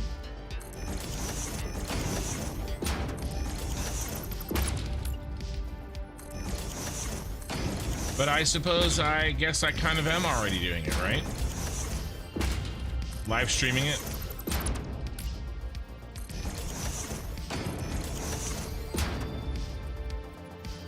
But I mean, for like, you know,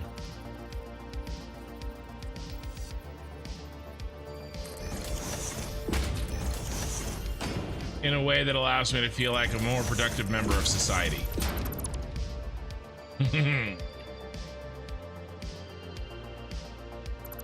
No, I do fine. That's what my 9-to-5 job is for, right?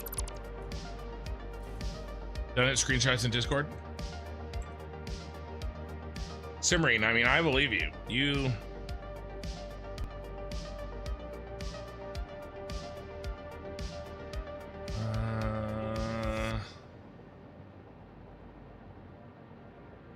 Yes, yes. Yeah, but are you sure you didn't just roll it onto the... Did you roll it on the beam? I mean, if you rolled on the beam, sure. Did you just go sign to sign, or did you roll it on a beam? Because I mean, that's... If we're beam rolling, no problem. I see the pillar there.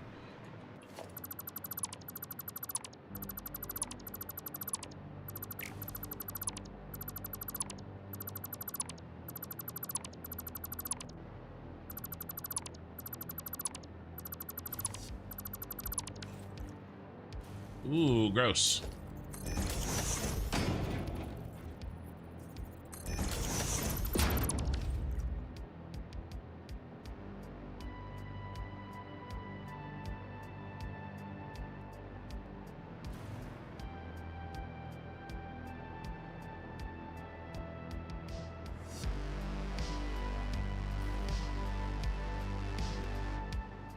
So you rolled one square sign next to another square sign.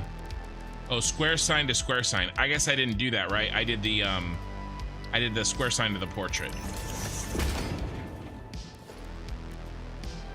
Those look like these.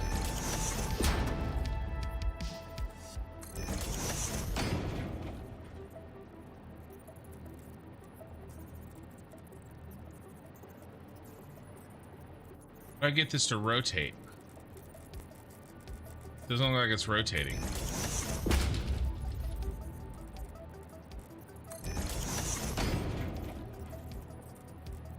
Yeah, those are all straight up and down to me. Roll.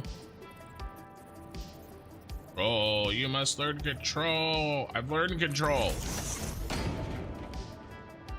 Yeah, sorry, those are not changing orientation for me. I don't know what you're doing differently.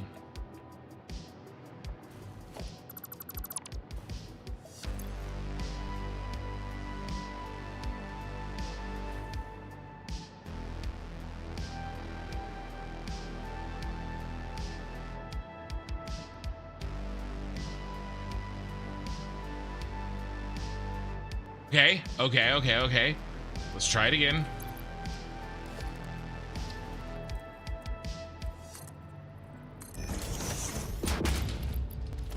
That makes sense to me.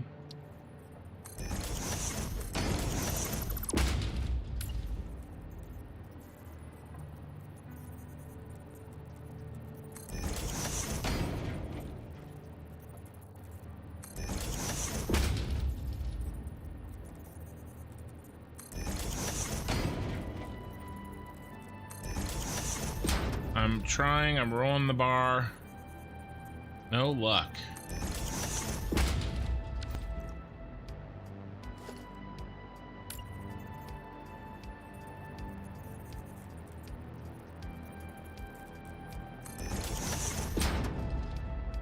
Well, yeah, but yeah, I know they rotate, but they don't rotate off each other.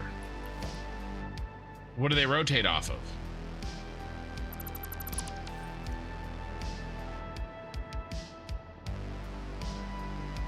I mean, if they rotate off a pillar, that's just well, all I did anyway, is rebuild the pillar. That's what I did from the beginning. So if I have to build the pillar to use it, then, I mean, I already built the pillar.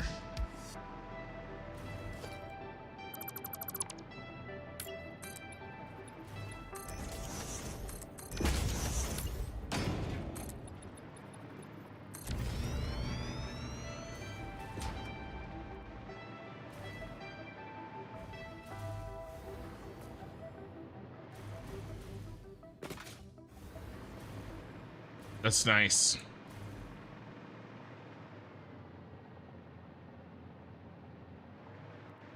You can do the same thing to the other side.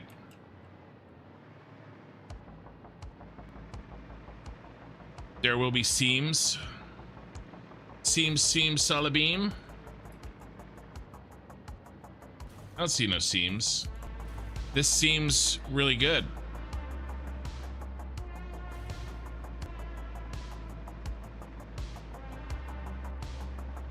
Today was a hefty day, guys. I did not know how we were gonna make this work. I mean, I think next time we stream Satisfactory, we're gonna put in the roof. We'll finish building out the bottom down here, get the you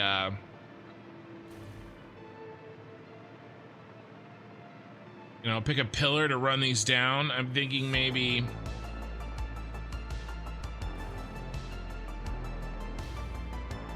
let's see, we can go heavy metal pillar.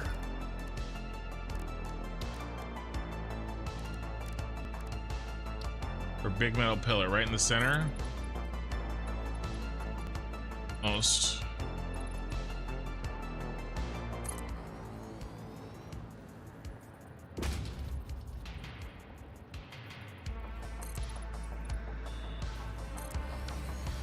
It's not bad.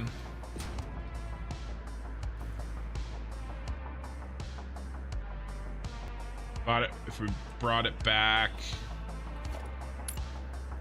1, 2, yeah, let's bring it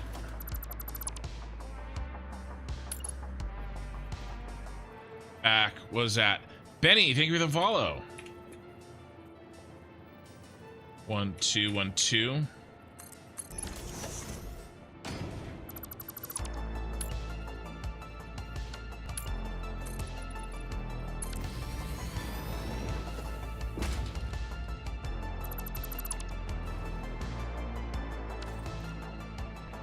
That looks good.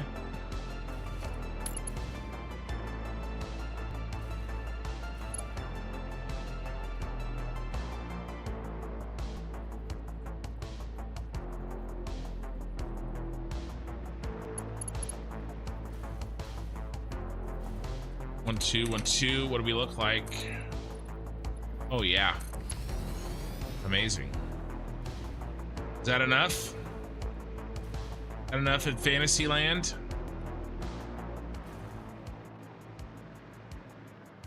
Doesn't quite look like enough, does it?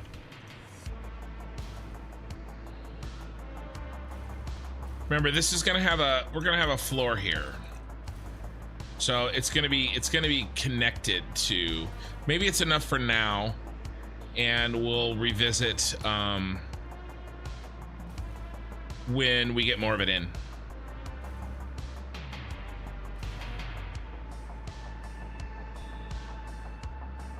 All right, hey, what do you guys think? Should I do this color down these outside corners? Let's get far away and look. I'm back and forth. I haven't decided what I want to do. I think it's missing something. Doesn't it feel like to you it's missing something? I'm almost tempted to go outside corner and that corner there because we're missing this highlighted line. And maybe I think we use the thick one. I think we have to use the thick one. So let's do this. This is, I think, a done deal. This has to happen. Okay, we go here. I think this has to happen.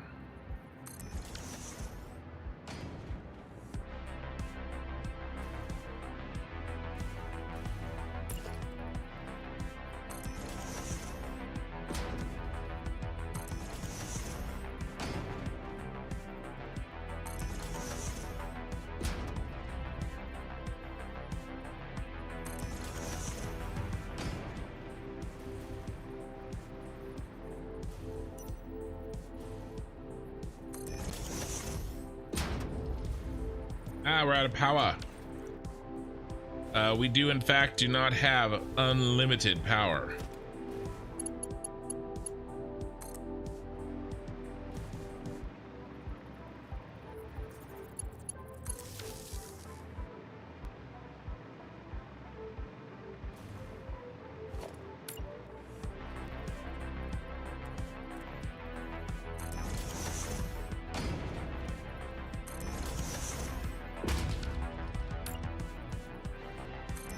I want to make a decision on these outside corners tonight, and if we decide to go with them, then I want to place a couple so I remember next time.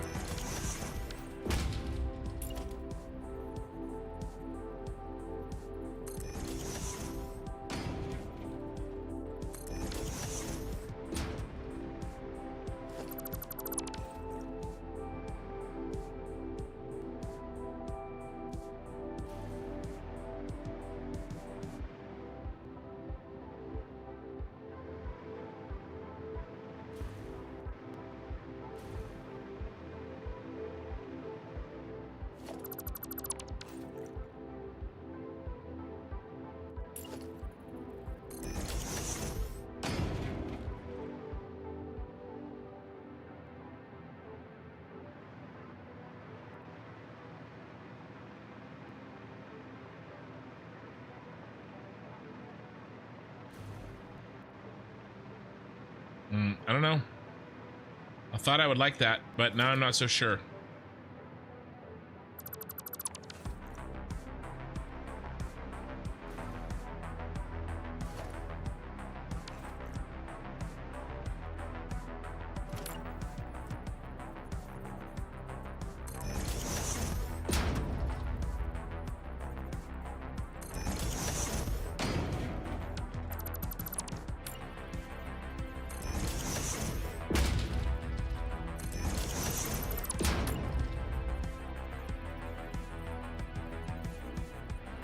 That's not right.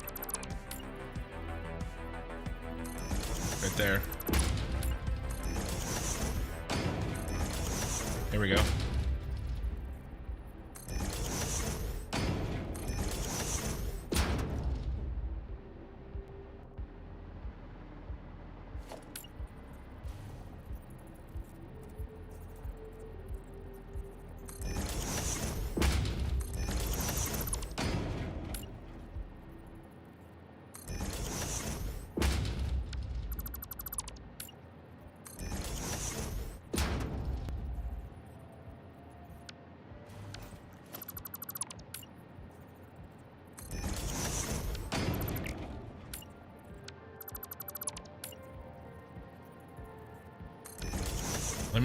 Let me know what you guys think on this.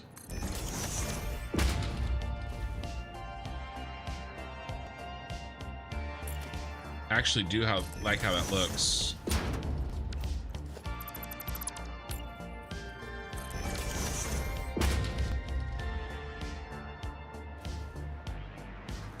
Ooh, that's looking nice.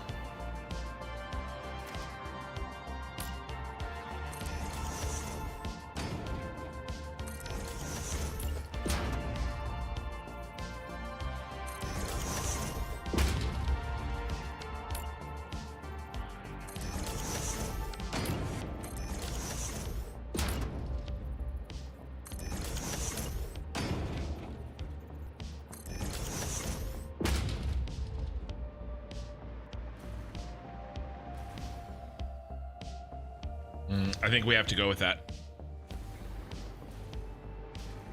I think we go that on the 3 outside corners. 1, 2, 3. Good. It's really good.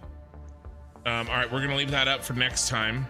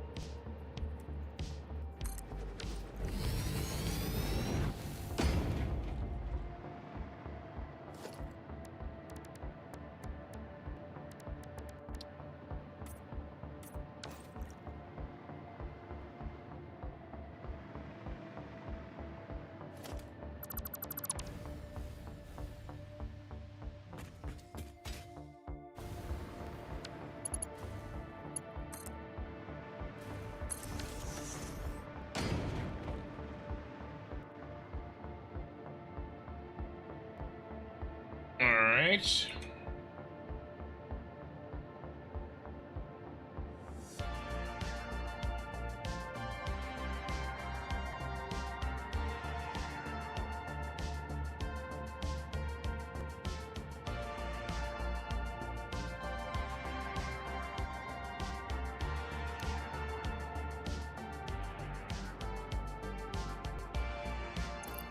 Bum bum bum bum bum bum bum bum.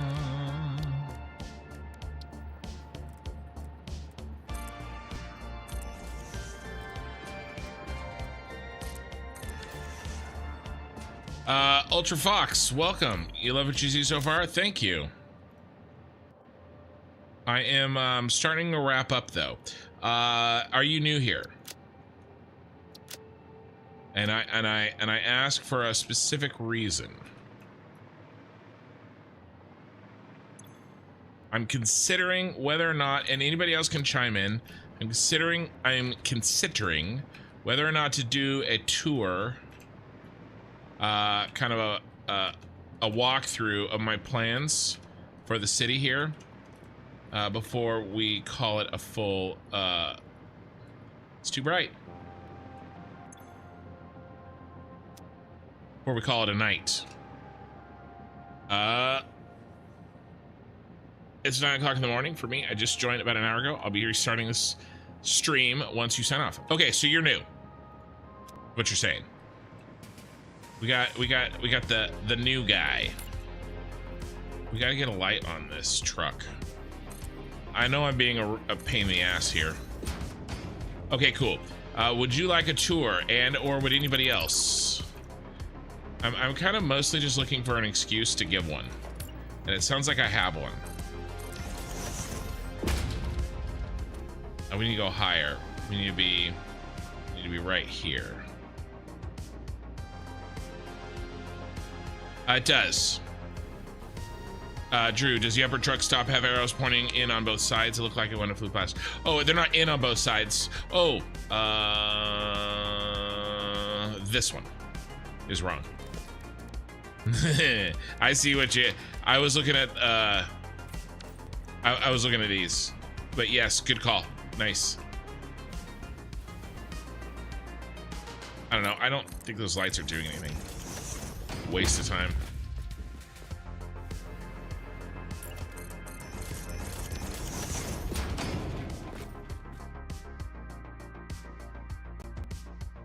Right click for high res and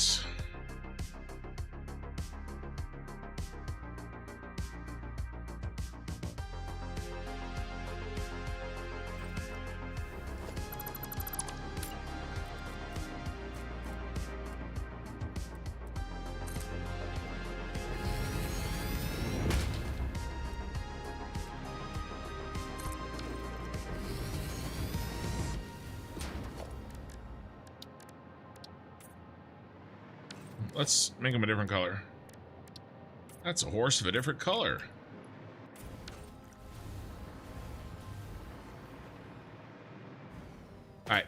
Much better.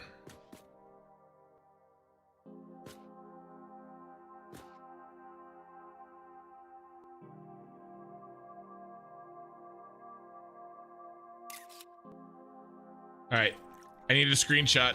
Sorry. All right. Thumbnails in the bag. Let's clean this up.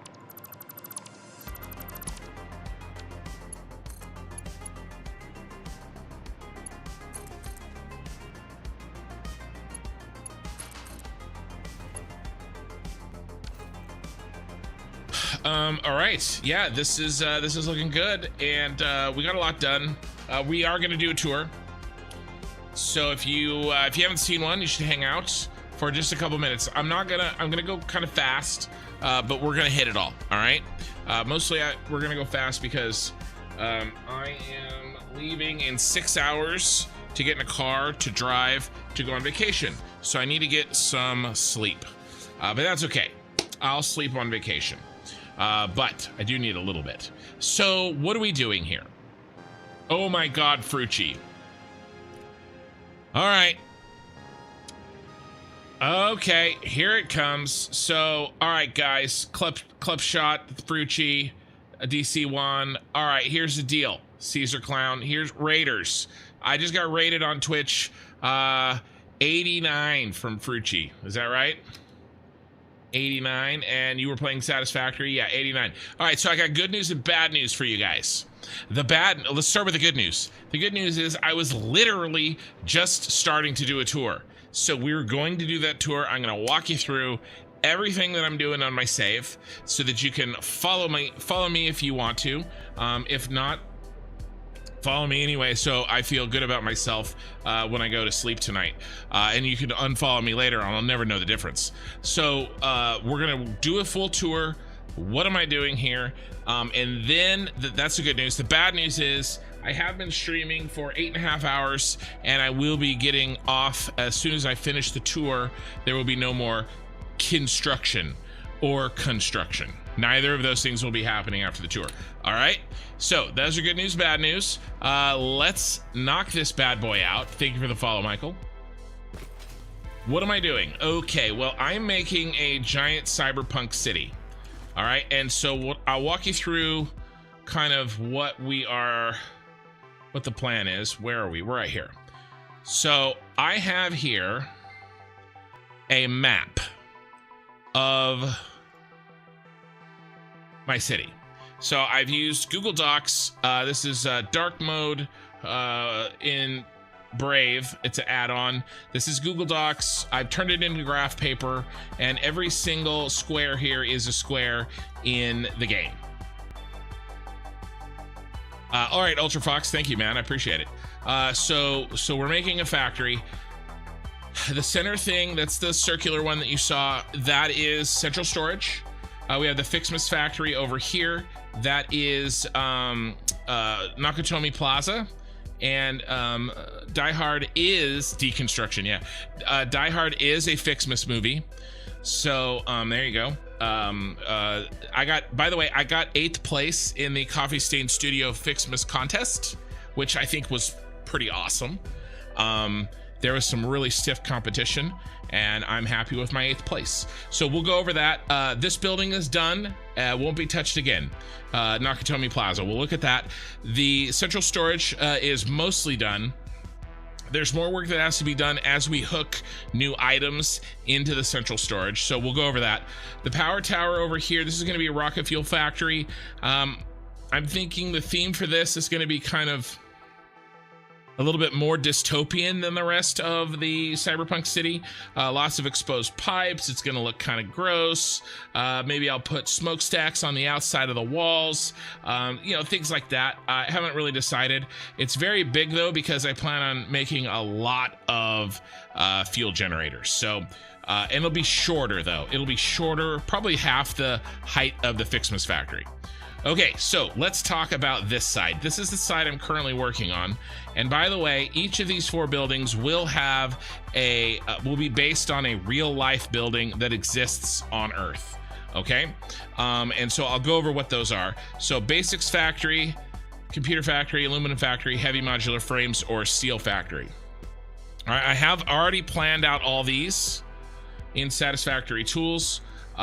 They import and export with each other, which we'll talk about why. So good example here is this wire, 3,700 wire per minute. It's going to be heading over to the aluminum factory as the steel factory as an input, 3,500 of it. Okay, so reinforced wire. So the basics factory is making the component parts for many of the other parts in the other factories in this quadrant. All right. I haven't designed anything up here. This is going to be the Fix It and the Diamonds, and it's going to be phase 4 and phase 5 space elevator parts. And they'll make their own parts, but maybe each quadrant will work together, something like that. But right now, these 4 have been planned together. Okay, so basics factory. This is the shard. I have almost finished the shard. It's what I'm working on now, and I'm tonight have been working on the base, the lobby. All right, so we're doing the shard for the basics factory. For the heavy modular frames and steel factory, we are doing this building. This is the Windham Grand Manama building in Bahrain. I think how you say that. I have a plan for this. I think I can do this in Satisfactory. I think. And I actually think it might be easier than the shard that I just finished. So we'll find out. This is the next one that I'm doing. This is the heavy modular frames steel factory. And then the aluminum factory is this.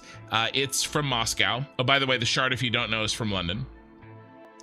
This is in Moscow. This is the Mercury building. We're going to use this as the aluminum building. And if you look on the map, I actually made this rectangular because it's, it sort of has a rectangular footprint. So I've been planning this for a while. And then I also made on the map the heavy modular frames, the big drill bit. It's got a bigger footprint than the shard and the computer factory. Speaking of the computer factory, I am going to use this. Where are you hiding? Right here. So this is the John Hancock building in Chicago. Right? I got a couple other pictures here. But those are the plans for. That's the computer factory. So those are the general plans. And let's take a look at the shard because we're here. So I am doing a cyberpunk theme. So we're mostly kind of going with a feel like this. So this purple and this teal, most buildings will be either one or the other. The middle building is kind of a combination of both colors, but I'm basically going with my main themes are the purple and the teal, and then the orange is kind of like an accent color for the roads. Okay, and so we've got the purple for the shard, and then we've got this this orange yellow that we're using as accent for the roads. All right. And then this is I built this in Satisfactory. I used 2 mods. I used this guy that just controls the day-night cycle and fog and stuff, and then I use an inventory mod. That's it. There's still a lot of Fixmas shit in there. I do not use Infinite Nudge. I don't use what's that other one? Micromanage. I don't do any of that. This is all built using vanilla construction methods, including this little slight lean that we have. All these lines, I spent way too long trying to get this to work, but I am pretty happy with how this turned out. We'll take another look from a distance. We've got our roads. These are all blueprinted sections, right? And then we've got our light here. I wanted a light over the center of the road, but I didn't like how this looked, so I kind of built like a futuristic floating light. So it doesn't really shine a lot of light, but it looks cool. And then we were working on the lobby in here. I'm gonna go with an open, I think, lobby. And then basically to share items between, and we still have to put a roof and lights on, obviously, but to share items between buildings and to send the final items to the central storage, it's all going to be trucks, which is why we are going so all out on the road system. And so that is going to be the main method. I do have some drones up there at the top that we might use if needed, but I'm really going to try to focus on using trucks. And so I did play with I've got multi-level up here, which I think turned out really well for these roads. This is what I've been doing the last 2 streams, getting all this under control. But I think next stream, a week from tonight, I think we build the flooring, and then we can actually start building out the factory portion of this. So there you go. That's this building, and like I said, we'll take a look at it from a distance.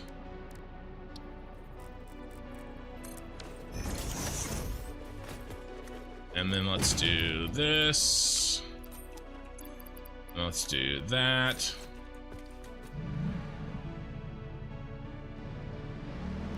Oh, there we go. And driving on the road is fun. And we'll head over to the other main building here shortly. But I kind of really enjoy this up here, as you can tell.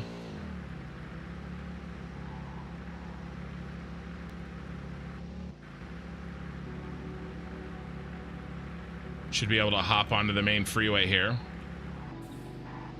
Get up there, get up there.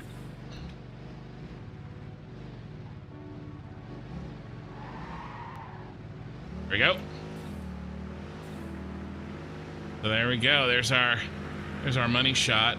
There's the shard. So we'll just do a really quick walkthrough of the Fixmas factory. I have a dedicated video on that factory. It's on my channel if you want to check it out on YouTube. But we're gonna go real fast on it because it's just Fixmas.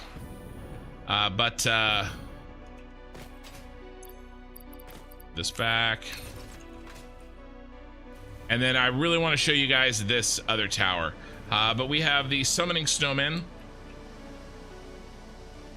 That's just snow. It's nothing else. I don't know what you think it is, but it's snow. This pattern right here, these curves, these are the golden ratio. Right? This is a fractal, not fractal. You know what I'm trying to say. I can't, I'm tired. You know what that is, but it's a golden ratio curve. Fibonacci sequence, that's what it is.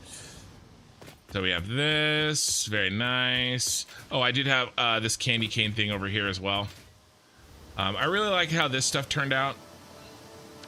And I like getting this nice clean, these clean curves here. This was a lot of work to get right, but I think it turned out. Fixer's factory inside, snowflake lights, ugly Christmas sweater down here, and then as long as you set off the proximity, you can get it to snow. And then obviously when Fixmas is happening, these are putting presents down. By the way, all those trees out there, those are the trees that power the factory. So these are actual trees that work in the system. I got 2 belt Christmas trees here with items flowing with Christmas skirts. And that's basically it. That's all the big stuff anyway.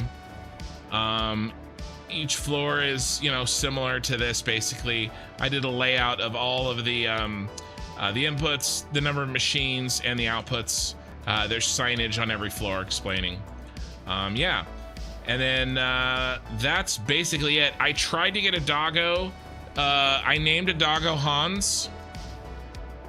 and I tried to get him up here, but we're very high up on the map, and he got to the point where he was bugged and he wouldn't go any higher. So I will show you Hans here, hopefully. So down here is the subway system, and we have, I'm gonna be using trains. And by the way, we are this high up above the map. This is the Red Forest. Not too much higher above the trees, but yeah. All of these factory buildings, you can get a mod to spawn doggos. Well, that's good to know. I probably will be, you know, I'm trying to keep this as mod free as possible for, you know, for various reasons, but that's good to know. But yeah, subway down here, all of our buildings are going to be fed with train raw materials. Let's head over and take a look at the spiral, and we'll also take a look as far up as I could get Hans. I couldn't get him up any higher. But so this bad boy here, there used to be, up until just a couple of months ago, there used to be a method to build a blueprint larger than the blueprint maker. I have a video on that on my YouTube channel.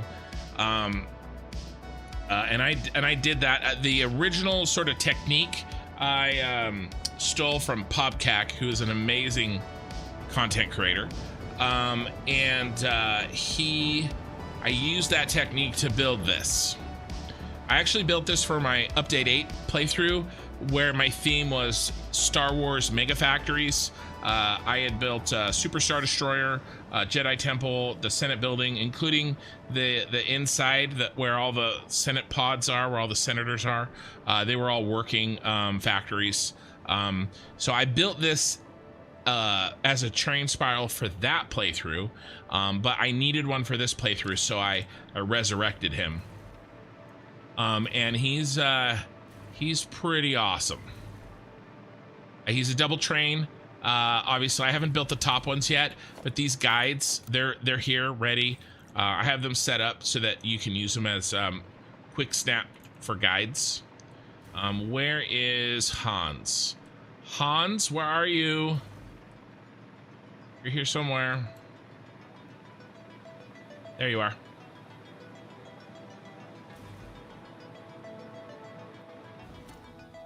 Hey, buddy. We need some lights in here. It's dark.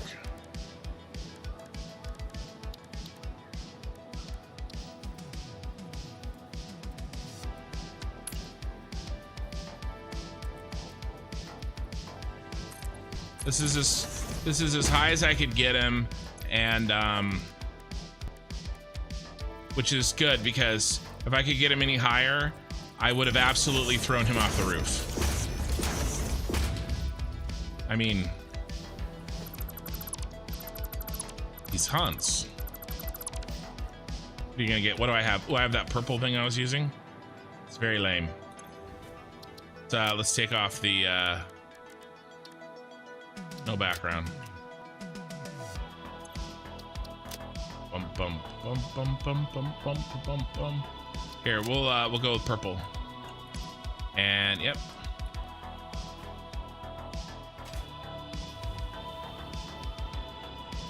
There you go, Hans. Get a little mood lighting. So we check out Hans. Oh, he had a parachute in his inventory. He's got a snowman.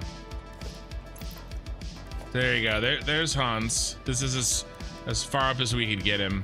Any further and he started to bug out.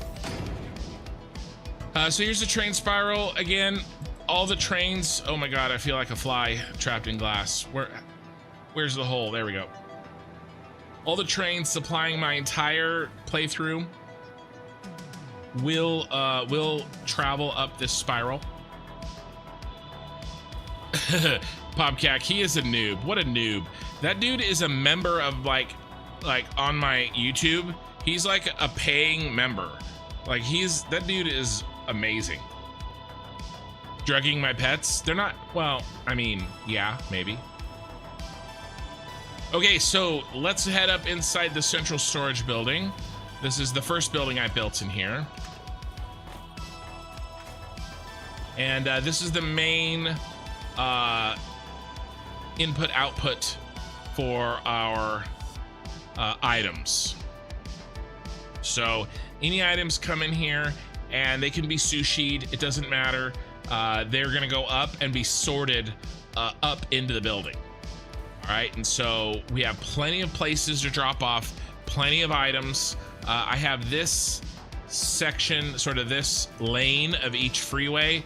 If you're just passing through, right? If you don't want to stop or get, you know, have to go around the roundabout, I've got pass-through lanes up here, roundabouts here, obviously, all the arrows showing which way to go for everything.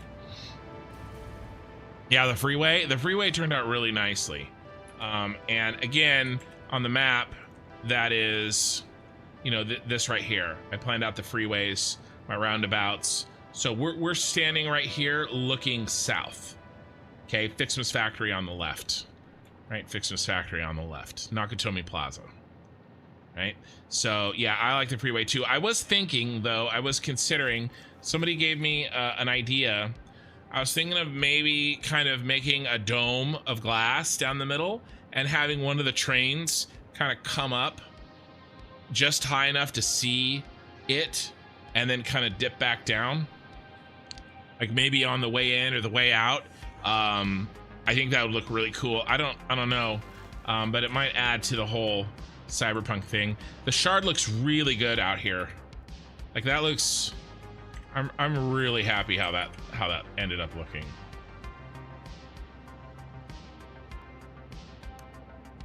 And that is why I use that mod. Like that turned out really good. I'm gonna put some, I was just experimenting when you guys came in with that line there. I'm gonna put it on the other corners. I think those corners need to be outlined. But yeah, this looks really good. The network of roads, when everything's built in and we've got a bunch of more buildings in here, it's really gonna be great. I'm really looking forward to it. So yeah, those are my pass-through roads. What did you use to make the line stashes on the road? I tried using a wall. These right here. This is a pattern. If you're talking about this,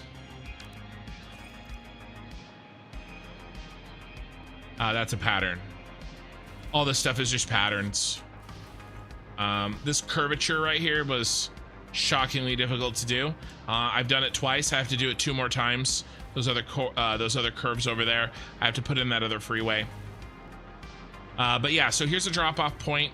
This is the only building that's going to be both teal and purple. But yeah, and all these inputs come in. We have stairs all the way up. I try to make my factories walkable without power in case there's some sort of an emergency.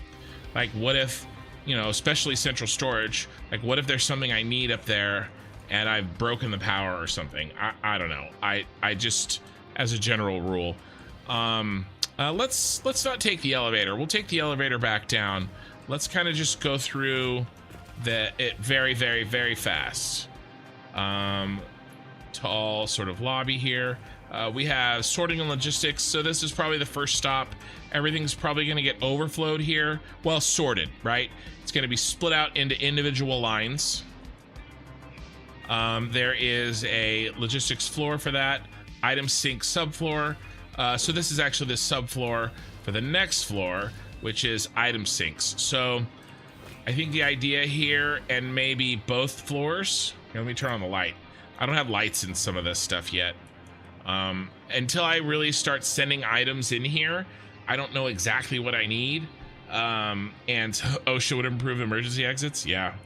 So I've put the structure in, but you know, I didn't want to build a bunch of stuff that, you know, I don't know where it goes yet. So we'll be building this out as we send items to this.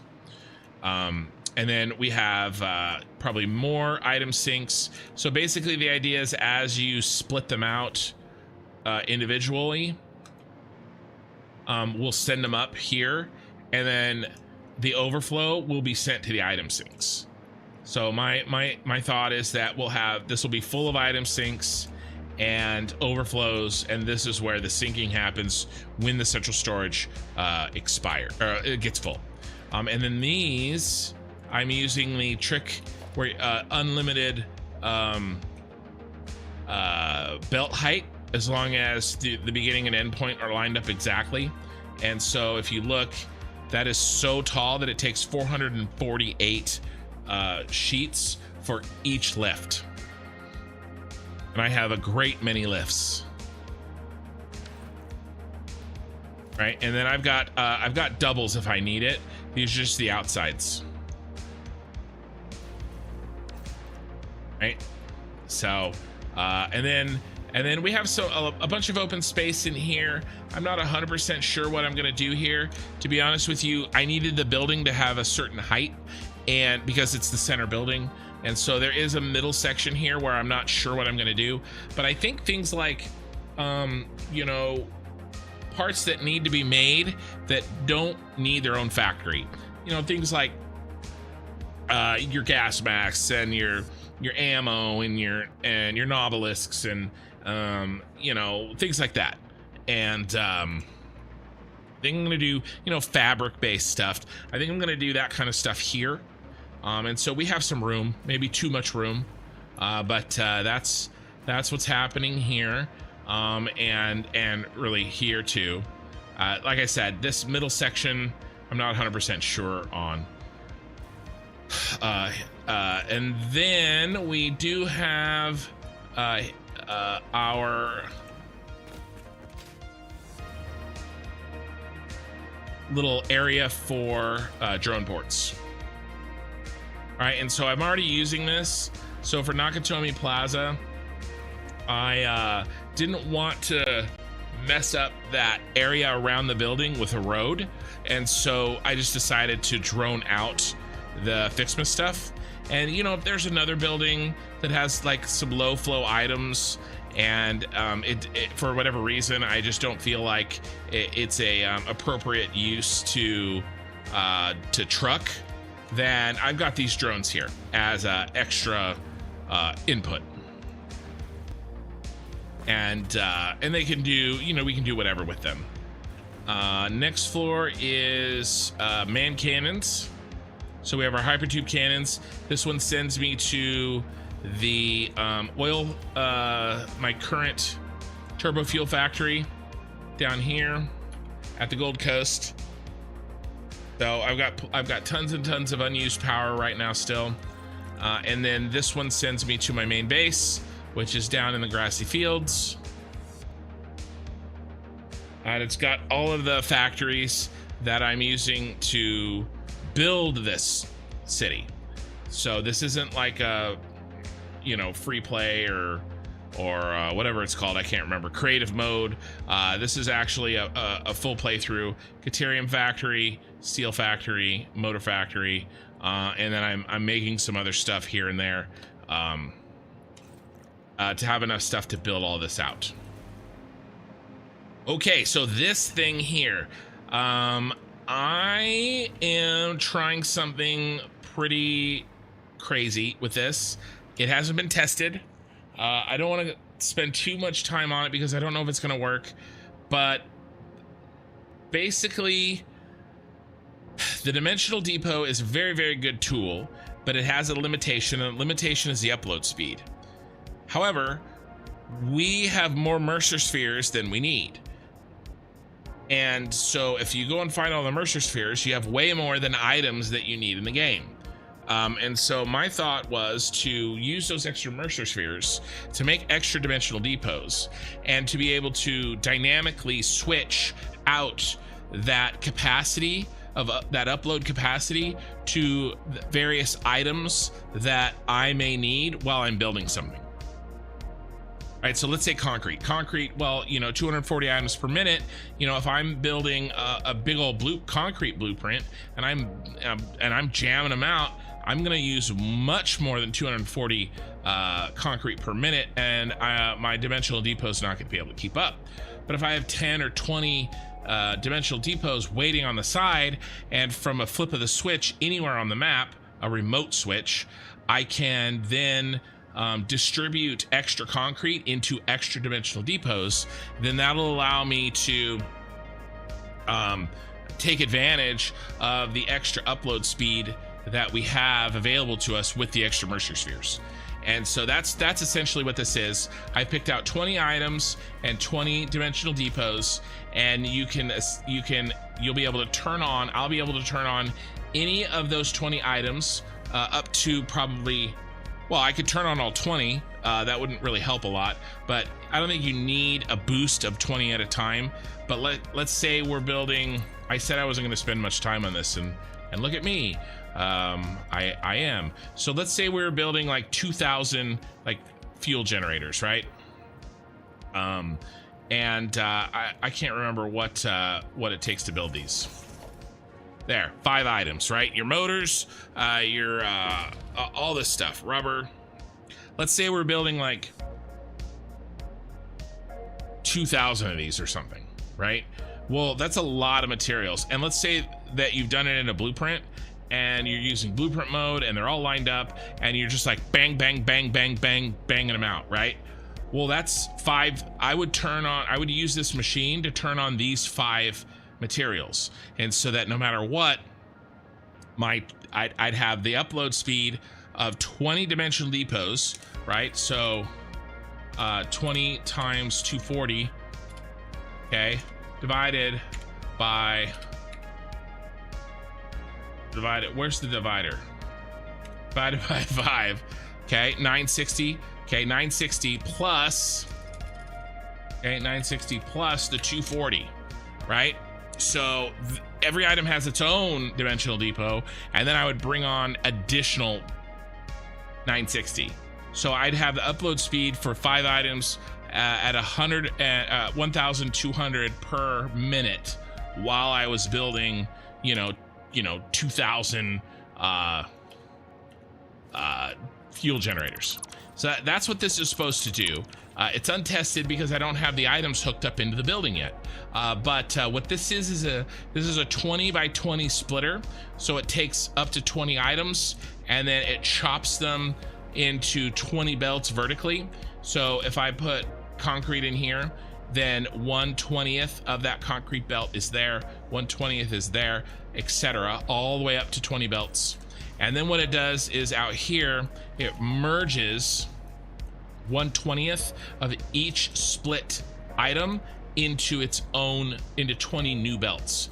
And so if you turned on all 20 items, then each line would have 1/20th of the original line of each item. Does that make sense? So it's a shuffler. Shuffles them all up. And then each line goes into 20 each dimensional depots. Now, I hear what you're saying, and you're right.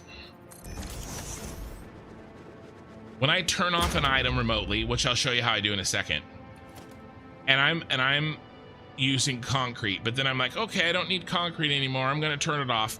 The concrete's gonna get stuck here because the concrete in my dimensional depot is full. There'll be concrete in this belt, and maybe something else that I want, computers, is down here. Yes, that is true. That is the big downside to this, but honestly, I think it's not a difficult fix to clear that line, and that is going like this. One button, boop. Basically just pull out one extra stack of that item in your inventory, and then as it refills up, it should clear out anything and clear the way. In theory. Okay, so again, this is untested, but that's the plan. And then let's sneak into here. So this is the machine that I have built to remote turn on an item. Oops, sorry. So let's say concrete's here, lots of storage. Concrete's sitting right here. You'll see that this belt is blocked with a belt that has empty canisters on it, so it cannot continue. But if we turn on this item called item 1 concrete, and by the way, we can turn on item 1 concrete from anywhere on the map. Item 1 concrete, It's on, look. And then the pumps, the packagers start packaging, and we start moving this through. And when there's a bunch of items there, it flows a lot better. It flows better than it looks. I have tested this part. And so also when it gets through the backlog, it flows a lot faster. So it's kind of a slow spin up time, but it does work decently well. And then obviously if I turned on a couple of these pumps on the same bank, it would go even faster. And then basically it packages the water. The packaged water comes up here, it gets unpackaged, it sends them back down, and it sends the water back down. And we have a closed system that allows me to remotely turn on any belt from anywhere on the map. And all I have to do is select the item that I want to turn it on, and it gets fed down into our shuffler and up into our dimensional depots. So there you go. That's the plan anyway. Again, untested. We'll see how it goes. And then we've got a subfloor here, and then finally we make it to the main floor of our central storage. All built on a curve, on a circle, and maintaining our purple and teal theme. I do have Fixma stuff in here. These all do have dimensional depots up there because I was obviously building with Fixma stuff. But yeah, here is the full scope of the central storage, and we've even got a little balcony out here. Where's our beloved shard?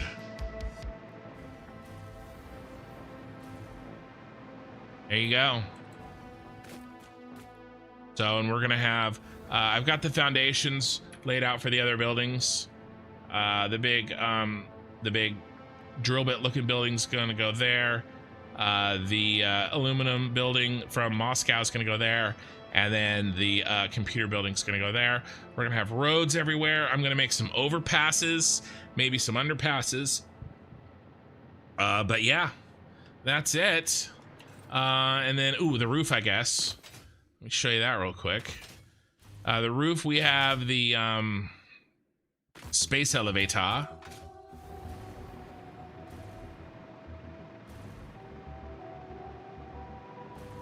And then we'll take a elevator down. There we go, space elevator. And we'll take the expressway down. Let me know if you guys have any questions.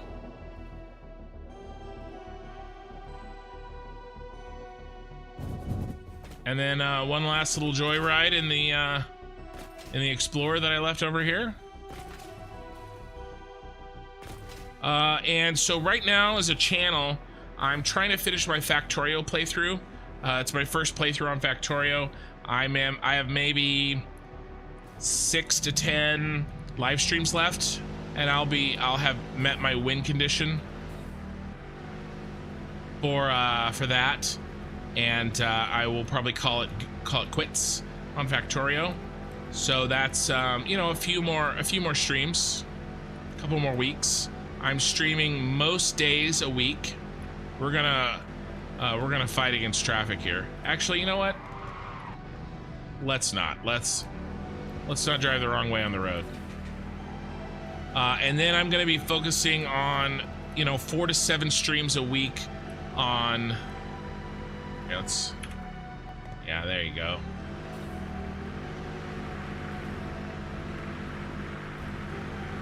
There's your money shot right there. Oh, I hit the wall. Ah, we're gonna drive off. And then I'll be focusing on this Satisfactory playthrough fully at that point.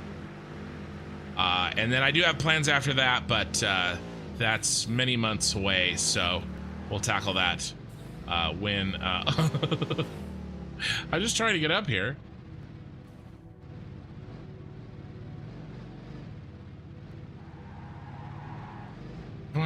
Come on, you can do it. There we go. So driving on these roads with overpasses and everything is going to be really, really sick. Lots of dynamic, you know, shit going on. I'm probably going to automate some explorers just for fun. We're going to have a lot of trucks moving around. I'll probably put some go-karts on the sidewalks, you know. But when all these buildings come in, I have about 15. I think I need about 15 buildings total. I'm really looking forward to it. It's going to be really great. All right. Any last questions, guys? I've already taken my thumbnail screenshot for the day, and I really have to go. I'm leaving on a family vacation. I'm going to be driving 3 to 4 hours in 5.5 hours. So I need to shut her down and get some sleep. But let me know. I've got a full video on, it's 5 minutes for the Fixmas Factory. If you want to check that out. But there you go. Wow, that was fat. That was, I feel like I've been talking nonstop for like 30 minutes. Well, actually, I've been talking nonstop for 9 hours, but details. Okay, guys. Fruittree, if you're still here, thanks, Cimmerian. I appreciated the raid.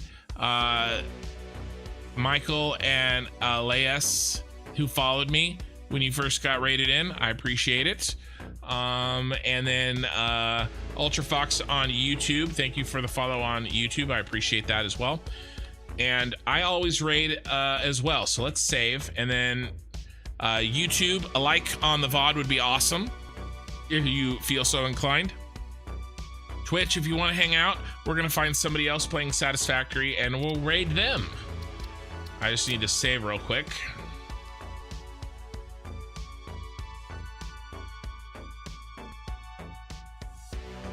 My wife is going to be up any minute. Dun, dun, dun.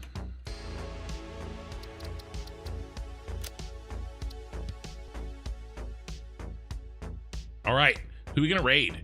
I'm happy to take requests.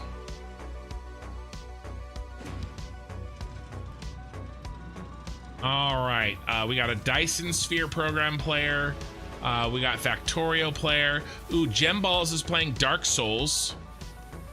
The artist formerly known as Jace, the Satisfactory community manager. Shake Your Booties playing No Man's Sky. Who's playing Satisfactory? Oh, Horsey Mart. Well, yeah, why don't we Horsey Mart's playing Satisfactory. Why don't we stop by and say hi to Horsey Mart? He is a regular viewer of mine, and he is also a content creator. So we're gonna say hi. You guys can check him out. Thanks for checking me out. And I'm gonna be playing Factorio Wednesday night, Thursday night, and Friday night, and then I'll be back with Satisfactory on Saturday night of next week. So 4 nights next week. And I'll see you guys then.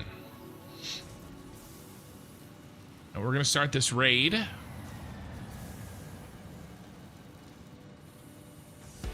And I'm gonna get some sleep.